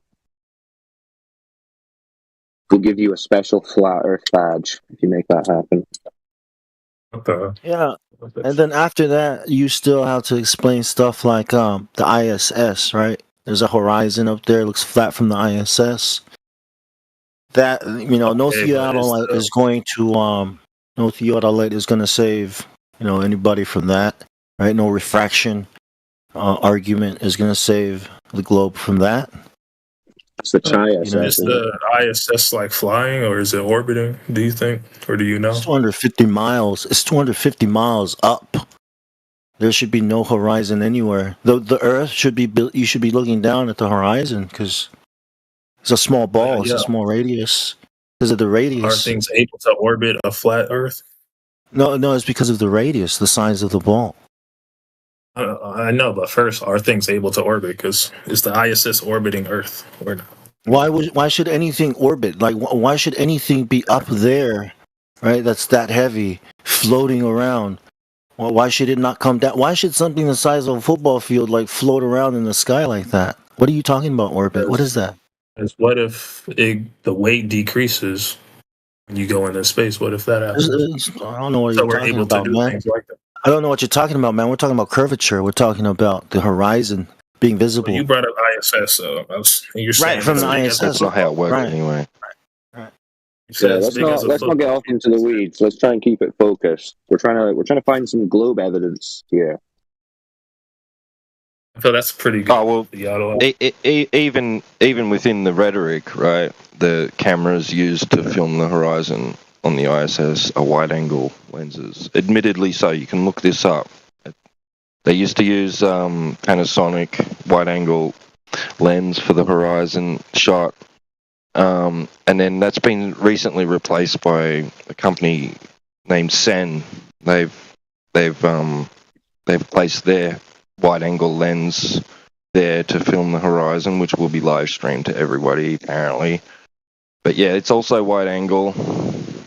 Covers about 180 by 240 kilometer view. That's it. That's all you get to see. That's facing down, which is called nadir, and the horizontal view is also wide angle. Yeah, I mean, if you don't like that, you can go to the Red Bull jump. That's got a horizon from the pod inside. It's right there. That's 120,000 feet. I mean, it's still broken. You know what I mean? Like all your arguments. All your arguments. Yeah, saying the ball, a refraction, or all these excuses, the shit people make up. It's not even science, man. It's not even science, man. Like, if I was a Glober, I'd be pissed off. You know what I mean? Because it's not science. This picture is taken from the ISS. Right there. I mean, if you want to accept that as the real thing, that looks like a small Earth to me. I mean, you can see all the details of. Come on, man. You can see. Yes, you think that's real? I mean, if you think that's the globe, okay, goddamn. Is that the ISS? Wait, what took that picture? It's like, so if that's the ISS, then what's this photo taken from, right? Like, well, I think we all know the Globers will pretty much accept anything at this point. Okay. Yeah. Here's the website. I can send it. Look, man, NASA doesn't have any footage of the rockets. Everything they've sent to space, they don't have any footage of the rocket taking off and you seeing the horizon or the Earth turn into a ball beneath the rocket. Nothing. They always cut to CGI. So I'm not saying that that's proof, right? But what the fuck, right? What would you say about it? All right, or forget NASA then. Let's look at SpaceX. They filmed their rockets. I think they're like on their 10th satellite mission run or something this year. No, they're even worse. They're even worse.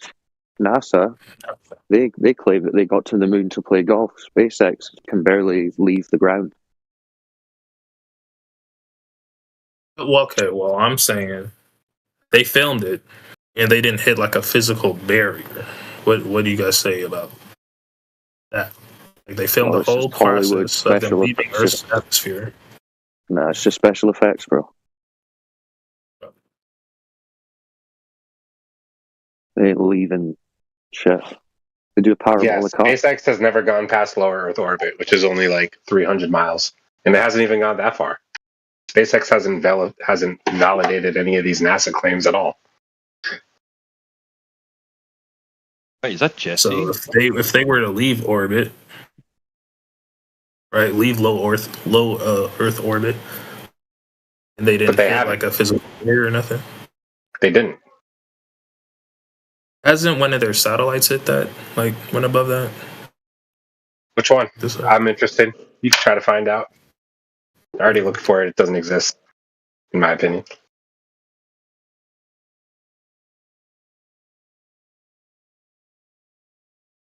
I have another picture too. Something. Like Elon said about his own feat of putting a Tesla in space, apparently, right, allegedly. He said at the press conference, he's watching it live, and he says, well, you can tell it's real because it looks so fake. We'd have way better CGI than that. It's just so ridiculous and impossible.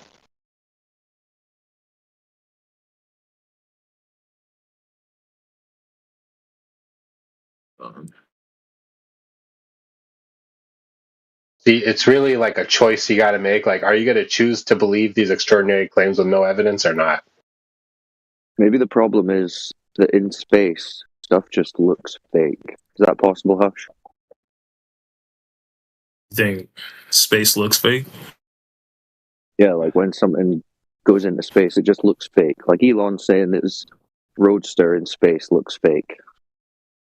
Maybe it's just that everything looks fake in space. Is that possible?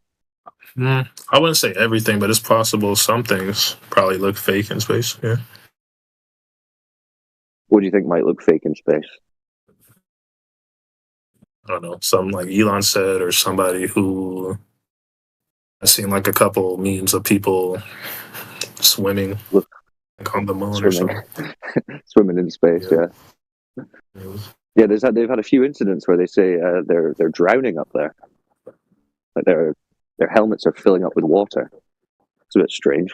Yeah, how would you ever verify these claims that satellites are going 200,000 miles away? The Parker Solar Probe has been on its way to the sun for 50 years. How do you plan on verifying that claim? Chat GPT. But what was the shit? I would say are we on the premise that we have to validate any and everything that goes to space? We have to verify these claims. That's basic. Well, That's something you would want to do if you're going to believe it to be absolutely true, right? Or else you just have a fantasy. Well, it's if you want to say you know it, then you would have to verify it. If you want to say it's a belief, then you can just believe it, I guess. Yeah, and you can just believe NASA if you want. Yes. You guys believe that No. We're the ones who don't believe. Oh, you're changing the subject. All right, so you don't want to address the fact that you have to choose to believe these claims. You have no way to verify them. I think we believe everything anybody says to a point. Well, not everybody, but some people in the positions of authority to a point. I think everybody does that. What makes NASA the authority?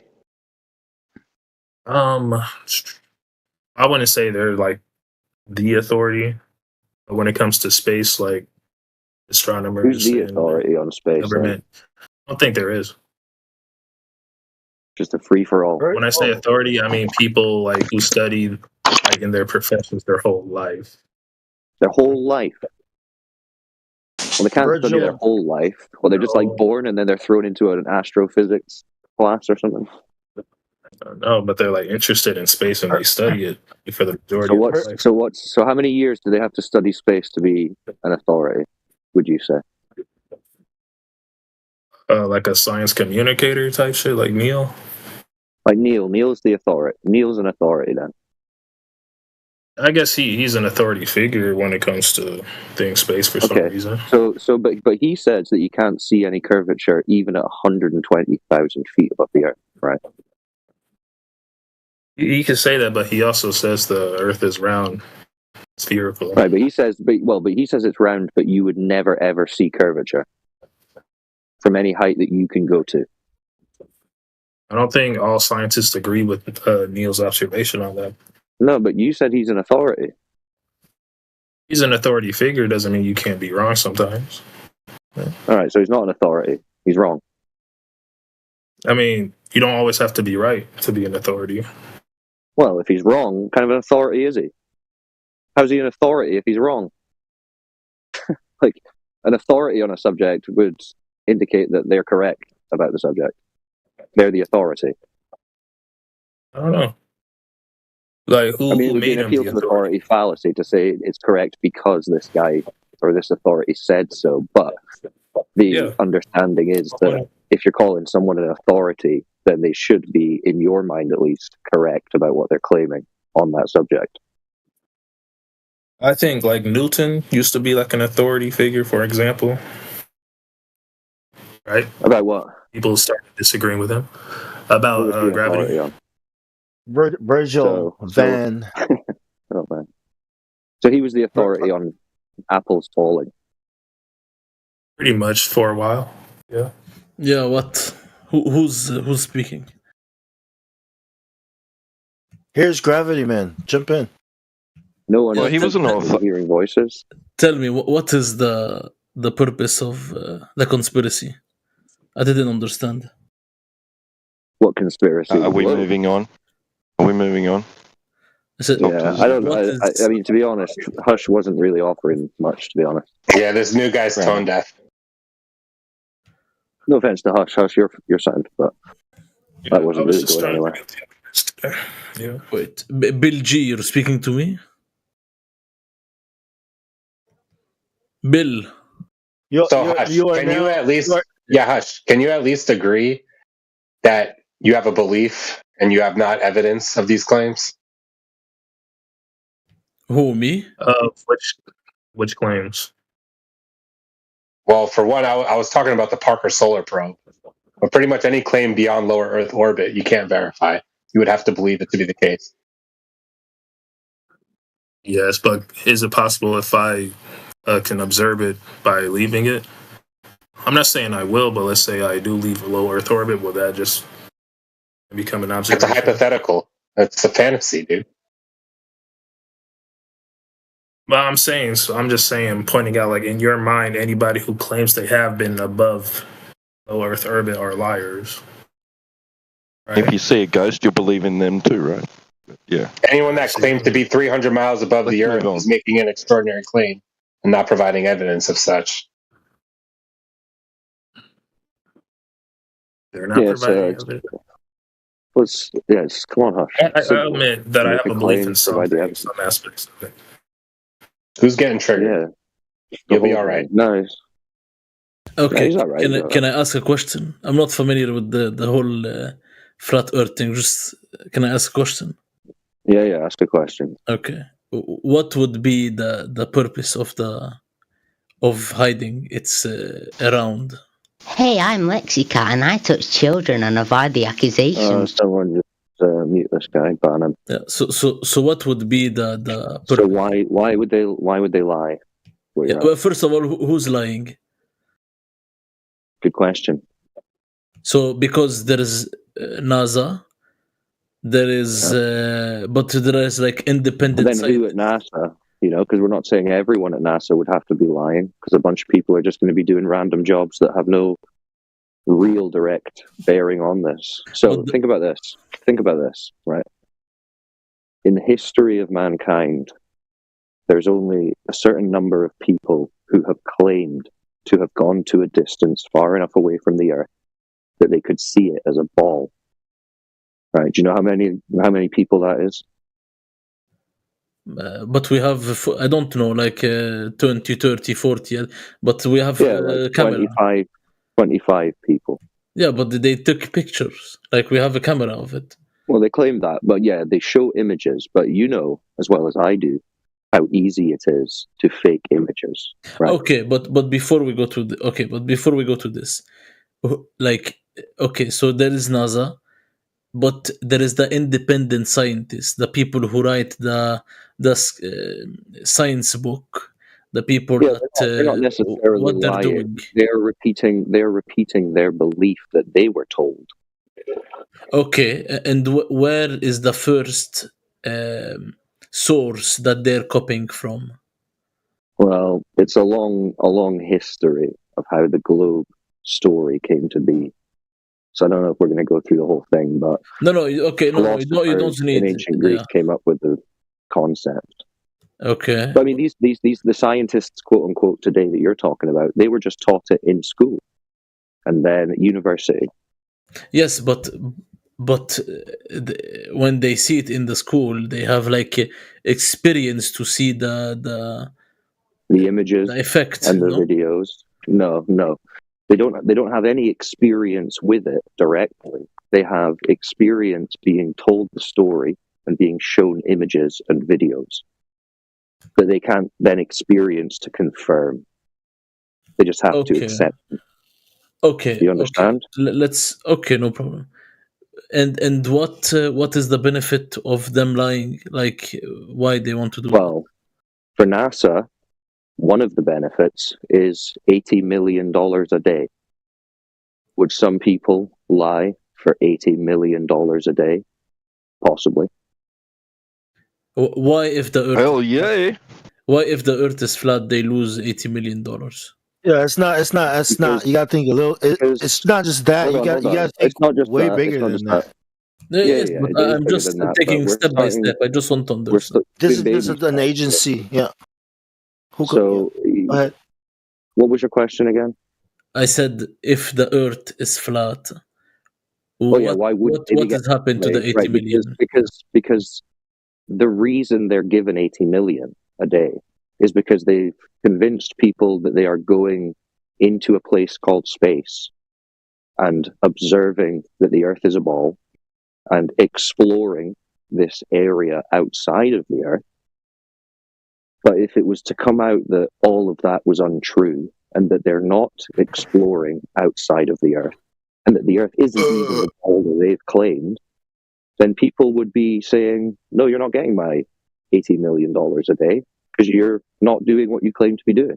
But wait, why does it matter if the Earth is flat or not? They can still go to the space. Like what? No. What is the? No, because space is a globe thing, right? Space is a. Okay, wait. Okay, it's wrapped up in the globe paradigm. So think about this: you've been shown images of a solar system. Yeah. Wait, you refute the galaxy? Yes, there is no space as we are taught. Yeah, there's no space as we are taught. Okay, so it's not only flat Earth, is universe. It's the cosmology. There's no universe. Okay, wait. First time I hear that in my life. Okay, two seconds. Okay, so that's what's so cool about the channel, right? You're going to hear things you've never heard before in your entire life. Okay, but this channel's so cool. Type that up for a minute. So the Earth. Okay, wait. We went from the Earth is flat to there is no universe. Okay, 2 seconds. The Earth is flat. Okay. Okay. Is there a moon, for instance? Is there a moon? Yes, you observe the moon. Okay, the way you worded, I don't like. What do you mean? I observe the moon. Is there a moon or not? We observe the moon, so there's no need to debate on whether or not that is there, because we all observe it and experience it. We are not saying that things don't exist that we all experience. We're saying the opposite. We're saying the things that we experience are reflective of our reality. Whereas on the globe side, they're saying the things you see and experience are not reflective of reality. Because you see a flat Earth and you experience a motionless Earth, and they're telling you your senses are wrong.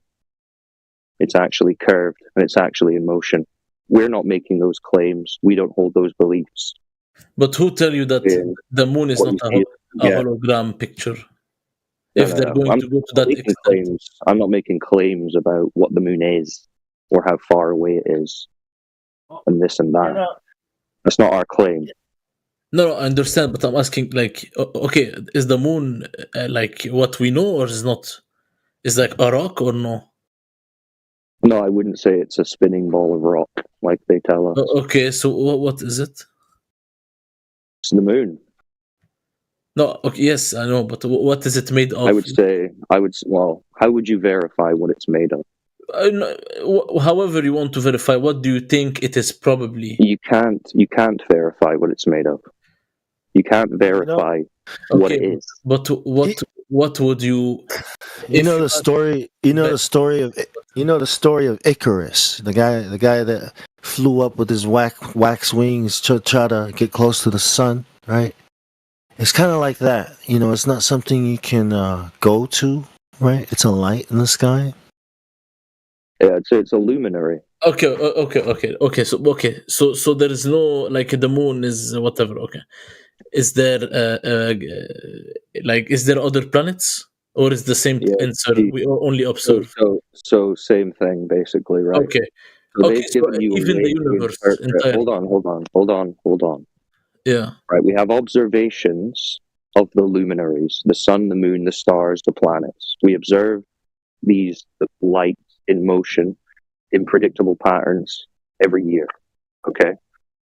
The difference is they've given us a story to interpret what we're observing, right? And this story is that they're balls of rock and gas orbiting in a vacuum.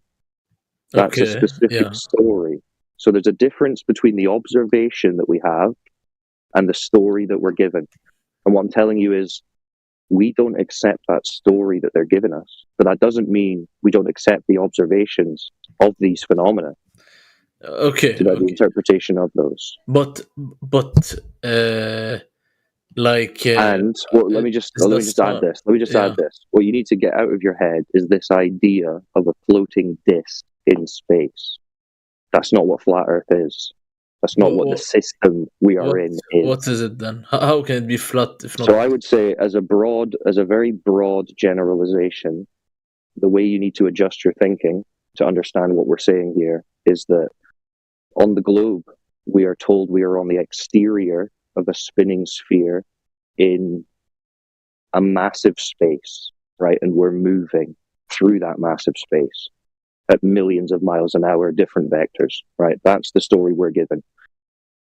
What seems to be the case, based on the evidence, when you really get into it, is our situation seems to be more that we're on a motionless topographical plane in a contained system, right? So we're in a closed environment, not open to a vacuum.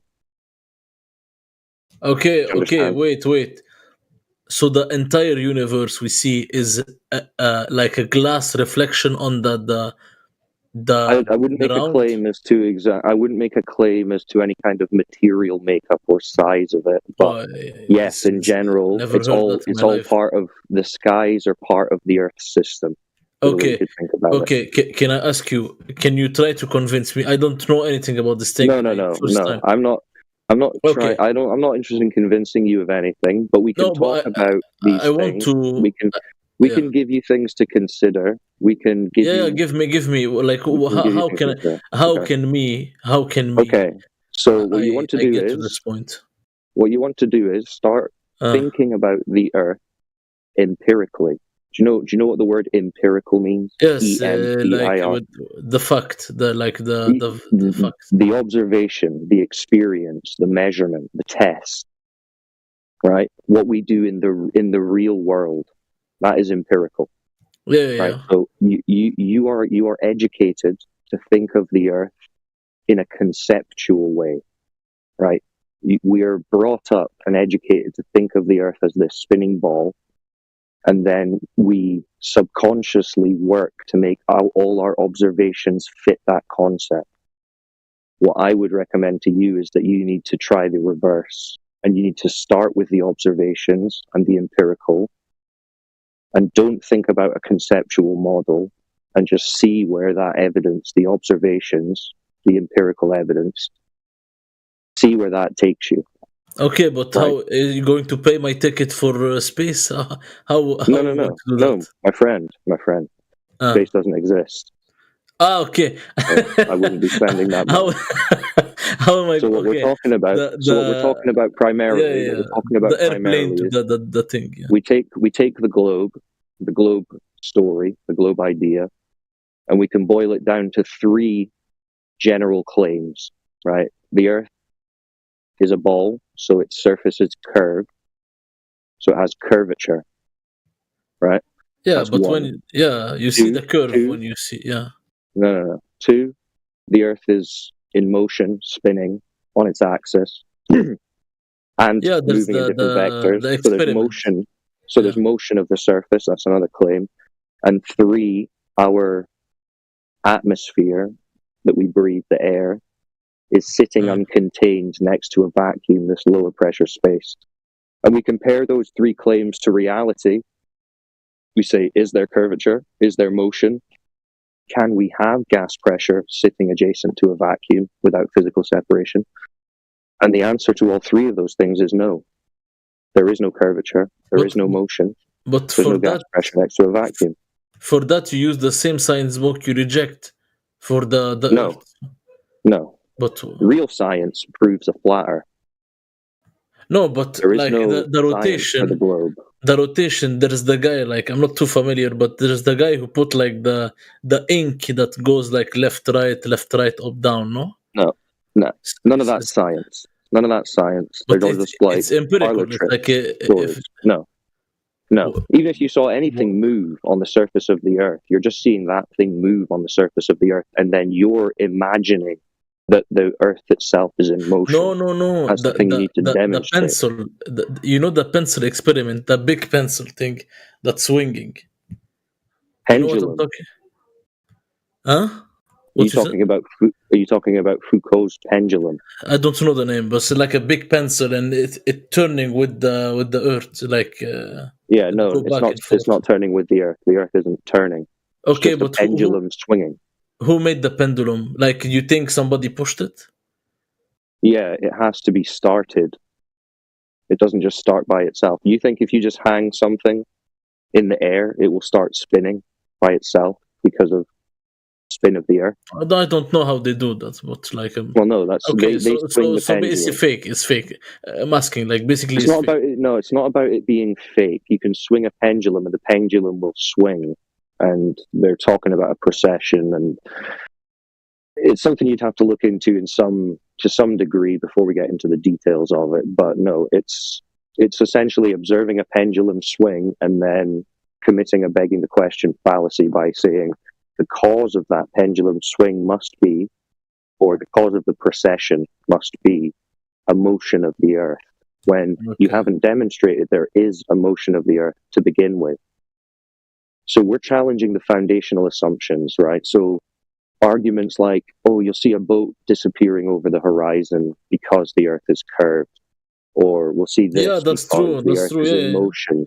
These are all begging the question fallacies, because you're already starting with the presupposition that the Earth is a ball if it goes down, like, so we challenge this. We challenge this. What do you say to that? So if you say, well, there's no curvature that's ever been measured of the Earth.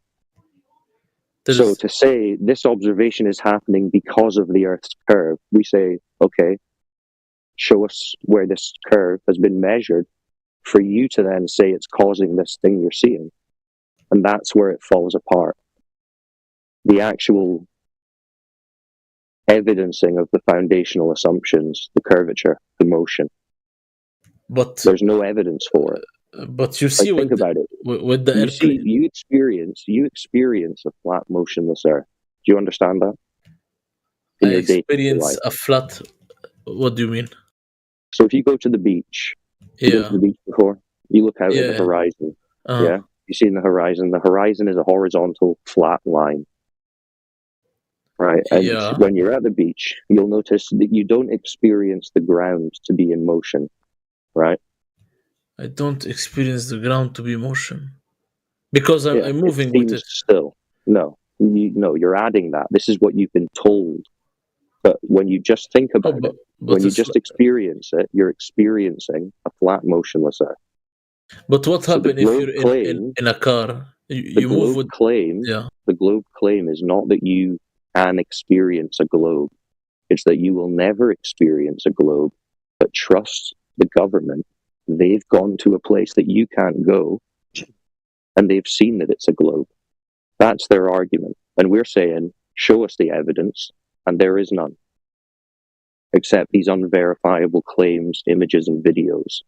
There's no measurements. There's no science. So that's basically what we're talking about here.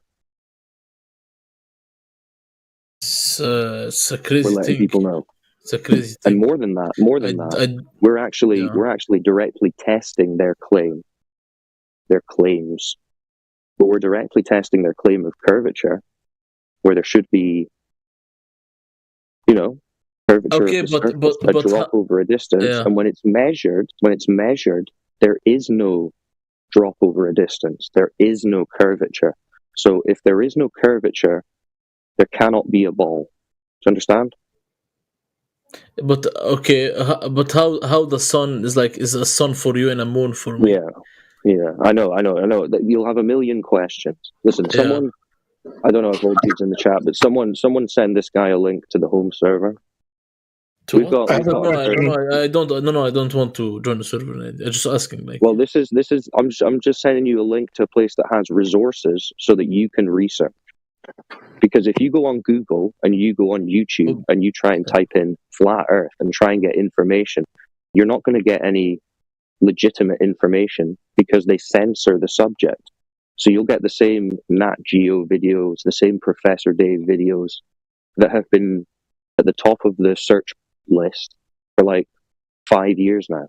But I'm not like. We'll just ask him, why does he think that he doesn't see the moon when he sees the sun? Like, what is your claim? What do you think? Because it's turning like. Okay, can you show me? Can you show me why? Can you show me the how to the why? Like I have videos, but like I don't have the mathematic. Like I don't have the what you call it, the formula of mathematics to the model. You don't have the model. Yeah, like what I'm saying. You don't have the globe model to show me. No. What I'm saying is that. Can you show me? Me personally, I don't have the expertise to talk about the mathematics, but we have the videos. Wait, but you don't even know. But we have videos now. Like, how are you to discern the videos if you don't even know what you're talking about? It's not that I. We just have videos of like, here's Dora the Explorer. No, wait. It doesn't really equate. You've already conceded. You have no idea what you're talking about. It's like 2 seconds. I'm telling you, I don't have the what you call it, the physics logic to give you. But I know the footage, like the same thing. You have you can't explain for, maybe you can, but I'm saying maybe you can't. Explanation isn't causation. I mean, can you show me the model? I just told you're alluding to a model, and you just told me. No, he's not going to go down that way. He doesn't know. He doesn't know about any of this. I told you I don't know like the mathematics or whatever. That's fine, but listen. You can't fall back on the images. You can't fall back on the images. How can I not have a claim? Videos. You don't know how a heart operates. Listen. If I do know how. You don't know how. Okay, but I'm saying somebody who don't know how a heart operates can still know that a heart pumps. Like he has footage. He knows. You don't know. How would you know that? Because we have footage of heart pumping. We have the science book. They tell us the heart pumping. You don't have to understand how. But you know it is. Listen, bro, you can't just say you don't have any evidence, but you know the Earth is a globe. That's not what I said. That's not what I said. He asked me, okay, well, give me the proof. I told him, I can't give you a mathematic proof. I can't give you like a physical reduction. But I can only show you the footage, the picture, the video. Yeah, but the footage, we can show pictures of Bigfoot and UFOs and ghosts. Okay, and stuff, so show me the video is fake. Then show me the video is fake. No, I'm gonna suggest to you to think about it this way. if any of their stories are true about the globe, then there must be curvature of the surface. Yeah. But we have the video of the surface of the curvature. Okay, so if But we you're have going to video say of it's the fake. surface, if we have video of the surface there of the curvature, then there must be physical curvature of the surface, right? If we, yeah, but if yes, is the Yeah. first Okay. curvature the So we curvature? need. Yeah. So why can we not measure or detect any in reality on Earth? You tell me that, but maybe we can. I just don't know the Okay. mathematics. Well, I'm telling you, no, you cannot. And I understand you're going to say, well, I don't know that, which is fine. Of course, you don't because you're new to this. But for you to make an argument for the globe, you're going to have to overcome what I've just said. I can't make an argument. I can't make an argument. I'm telling you. To overcome that, you would have to be able to verify that someone has measured this curvature, and we can go and verify it.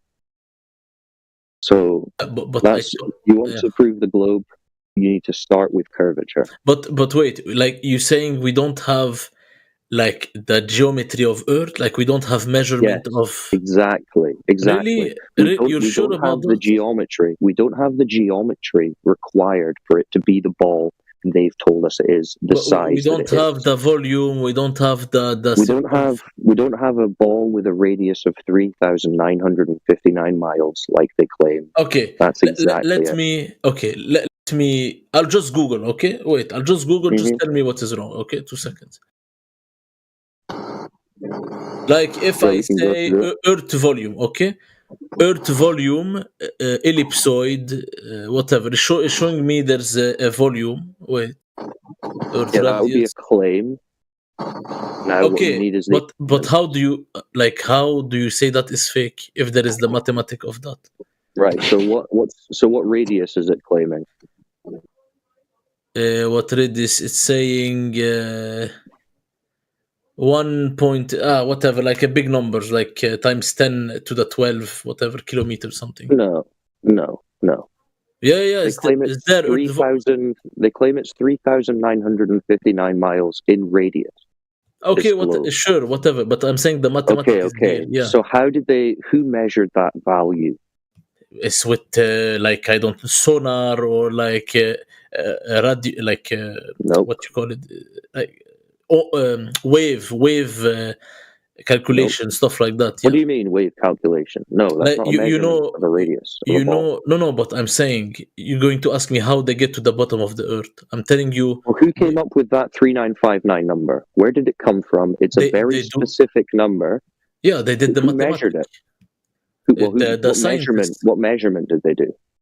The science, I don't know. Show me, maybe okay. I will Google it. How they did the measurement? Let me see. Yeah, good idea. Okay, how did they measure Earth? What radius? Radius. How did they measure Earth radius? Okay, it tells me this is a Google. Like maybe it's fake, but whatever. This is what it's telling me. Comparing this is how you do it. You need to start analyzing the globe claim, and this is how you do it. You ask these questions. How do they know this? What did they measure? Who measured it? Yeah, when? But that's what I Googled. So okay. But the first answer Google tell me is comparing the difference in the angle of the sun ray at different geographic point. You say that, for instance. Is that so? That should startle you that the only time they measured the radius was 2,000 years ago. So, yeah, but they confirm it maybe. But that's not even that. Is that a measurement of radius? But this is what they tell me how they did it. Well, think about it. This is what it's I told. I'm not scientist. I'm not about it. A mathematician. Like you don't have to be. Do you know what a radius is of a ball? Yes, the radius. The what you call it? Radius. Yeah. They measured the size of shadows. They didn't measure Earth curve. The difference, right? The half of the half of the circle. Right. They didn't measure Earth curve. They measured the length of shadows. Yes, but you cannot you can infer. He doesn't need your help. Let Cyclone talk to him. He doesn't need your help. Hey, what's up? Cyclone is boring. But you have It don't matter. It's a process that the person has to actually walk through. Cyclone's doing a good job of letting him walk through it by himself. Saying Cyclone is boring. Fool. He doesn't need help, dude. Yeah, you don't need to jump in either. Yeah. Okay. Callie's a new flat earther. He's still struggling with a little bit of cognitus. He'll get there. Okay, so center to the ball, yeah, to the surface of the ball is this radius that they're claiming, and you just said they took angles to the sun. This is this is the oldest one, like to recently. To you, does that sound like he measured a radius or a curve? I'm not expert in the field. I can't make a claim like that. But you're asking me I'll tell you. You said he measured angles to the sun, not the radius of the Earth. So the answer is no. That's not a measurement of Earth's radius. Okay, but is there... Or even the Earth. It's not even a measurement of the Earth. So in that, he has assumed already that the Earth is a globe, right? He hasn't measured it to be so. But they have recent measurement. This is just the oldest. But what's the most recent? Yeah, let me Google recent, okay? Okay, recent, it say old and new. This is done by using sensitive satellite measurement to fit the spherical harmonics to Earth geoid. The current most version WG okay, I don't know these things, but it says it's using satellite so satellites are measuring Earth curve. Yeah. Nah. So they would have needed to know. They would have needed to know the size and dimensions of this ball already before they launched satellites. Because to launch satellites, they claim they have to orbit around the Earth. So they would have had to know it before that. To launch satellite, they have to what? They have to know already the size and shape of the Earth if they're going around this ball. Because they're orbiting a ball, apparently, of a certain size. So they have to already know it. So satellites... Why they already have to know it? I don't... Because that's part of orbital mechanics. These satellites are said to be going around the Earth in an orbit. And for them to be put into orbit, they have to be launched from rockets, which need to take into account the size of this ball so that they can go around it in orbit and slingshot off into space. So they got it right? No. They never measured it to begin with. Okay, but at the end of the day, the satellite is in the space going... No, it's not, because space doesn't exist. And the Earth isn't a globe. Okay. The satellite exists or no? Well, high-altitude technology exists, but floating metal boxes floating around a ball Earth? No. Not... Okay. So you... But let's not go off course just yet. We still don't have a measurement of this curvature, right? Even if you're claiming, it's a satellite, we're asking for verifiable measurements, stuff that we can verify and confirm. Let me Google verifiable. Let me see what they tell me.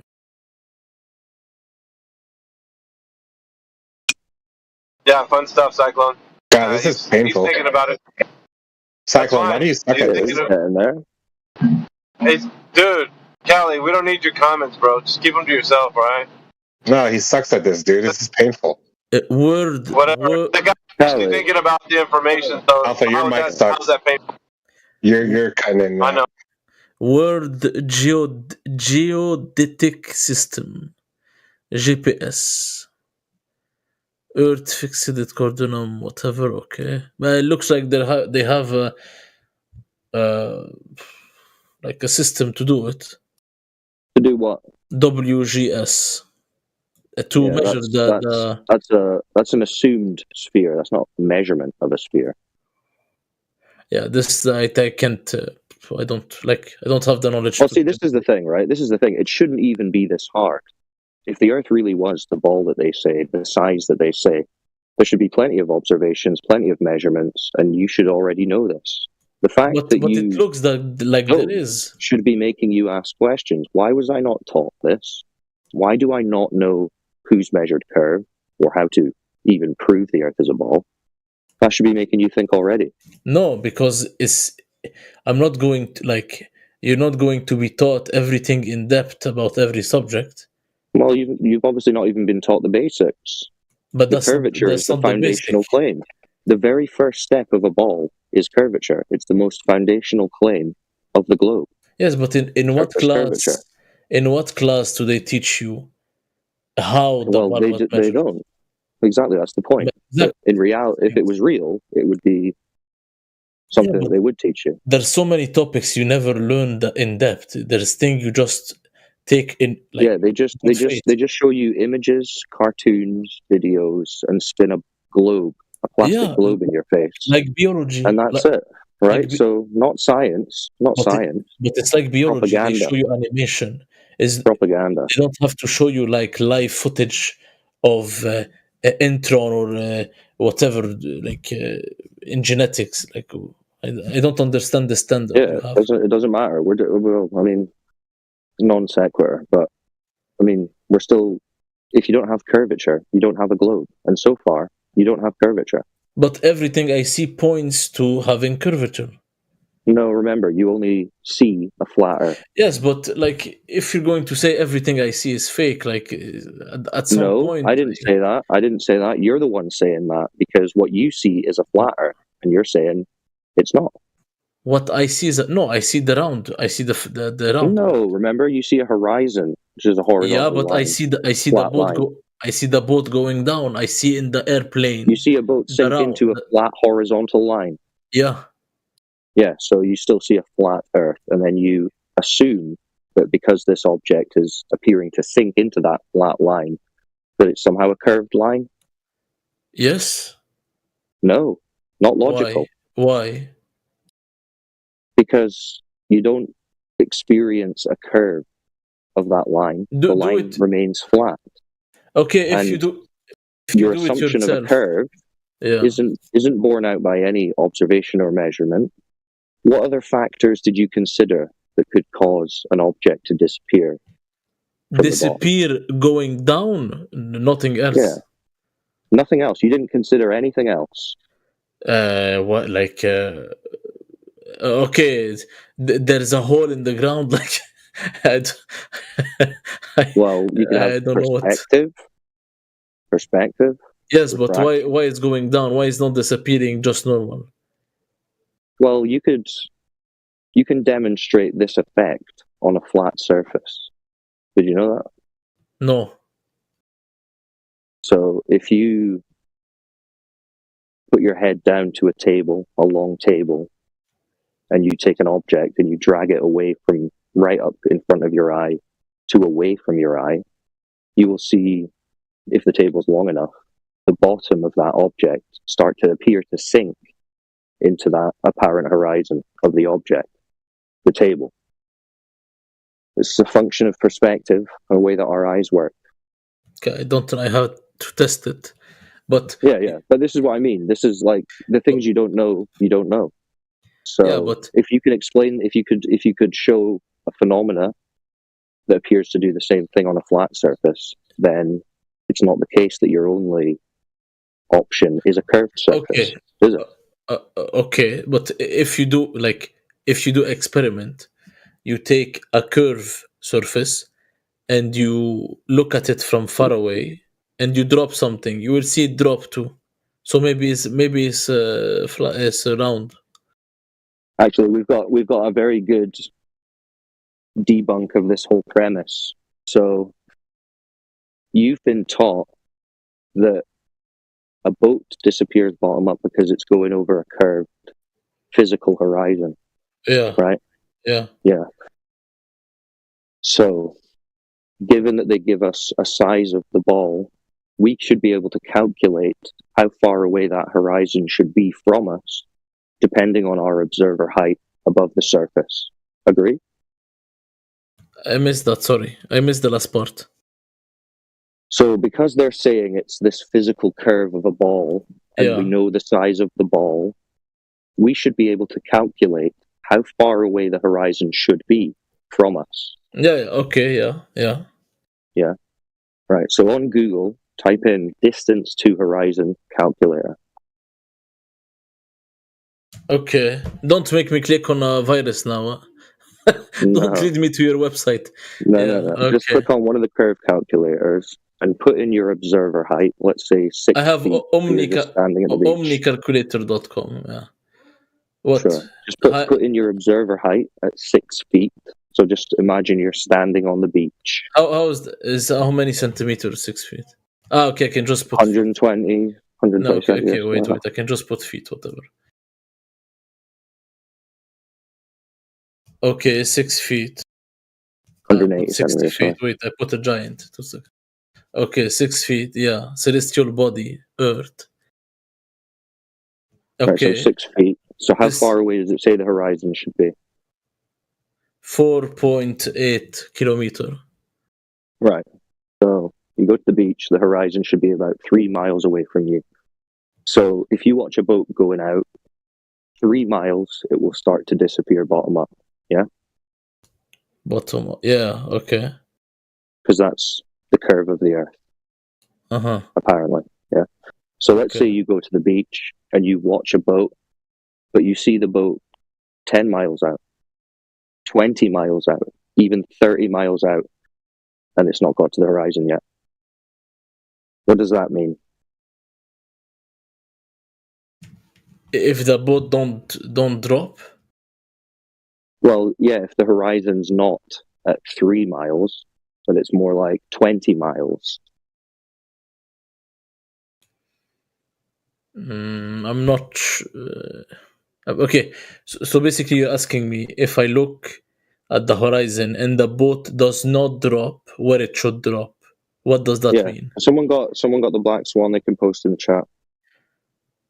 Okay, so I can do it, but so the boat doesn't drop where it should be dropping. The horizon isn't where it's supposed to be. I don't know what that like what. Well, you just read on the calculator. It just said that the horizon should be 3 miles. That is the distance. So okay, just to understand, the 4.8 kilometer I got. It means that at 4.8 kilometer, this is where the boat start to drop. Yeah. Yeah. Okay. Okay. So you're asking me if I'm at now 4.9 kilometer and the boat still did not drop, what does that mean? That's what you're asking me. The horizon isn't at that 4.9. It's way off in the distance, and the boat is at 4.9, let's say. And there's no horizon there. So here's an example. I don't understand. See in the chat, 36 minutes past the hour. There's an image of some oil rigs. Which old dude or Cyclone? No, Cyclone, just above old dude. Cyclone. Above Flat Lloyd?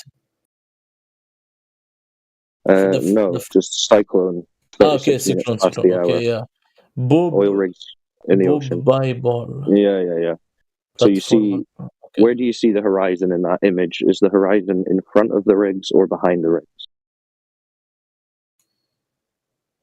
Where I see the horizon? Okay, wait. So the okay, let me open the picture. Okay, so the picture is showing me there is like the what is this thing called? Like where's the house? The horizon? Is the horizon in front of those rigs or is it behind them? It looks behind, I think. I could be wrong, but it looks behind. Yeah, it's behind them. So this is an 8-foot observer height, which would put the geometric horizon that the boats are supposed to be going over at 3.4 miles. How far away is that furthest oil rig platform habitat?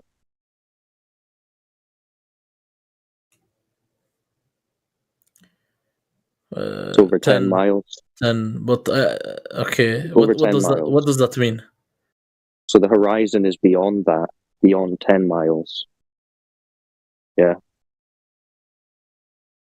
But according to the globe, it should be at 3.4 miles. It should be in front of those rigs. So the Earth's curvature isn't there.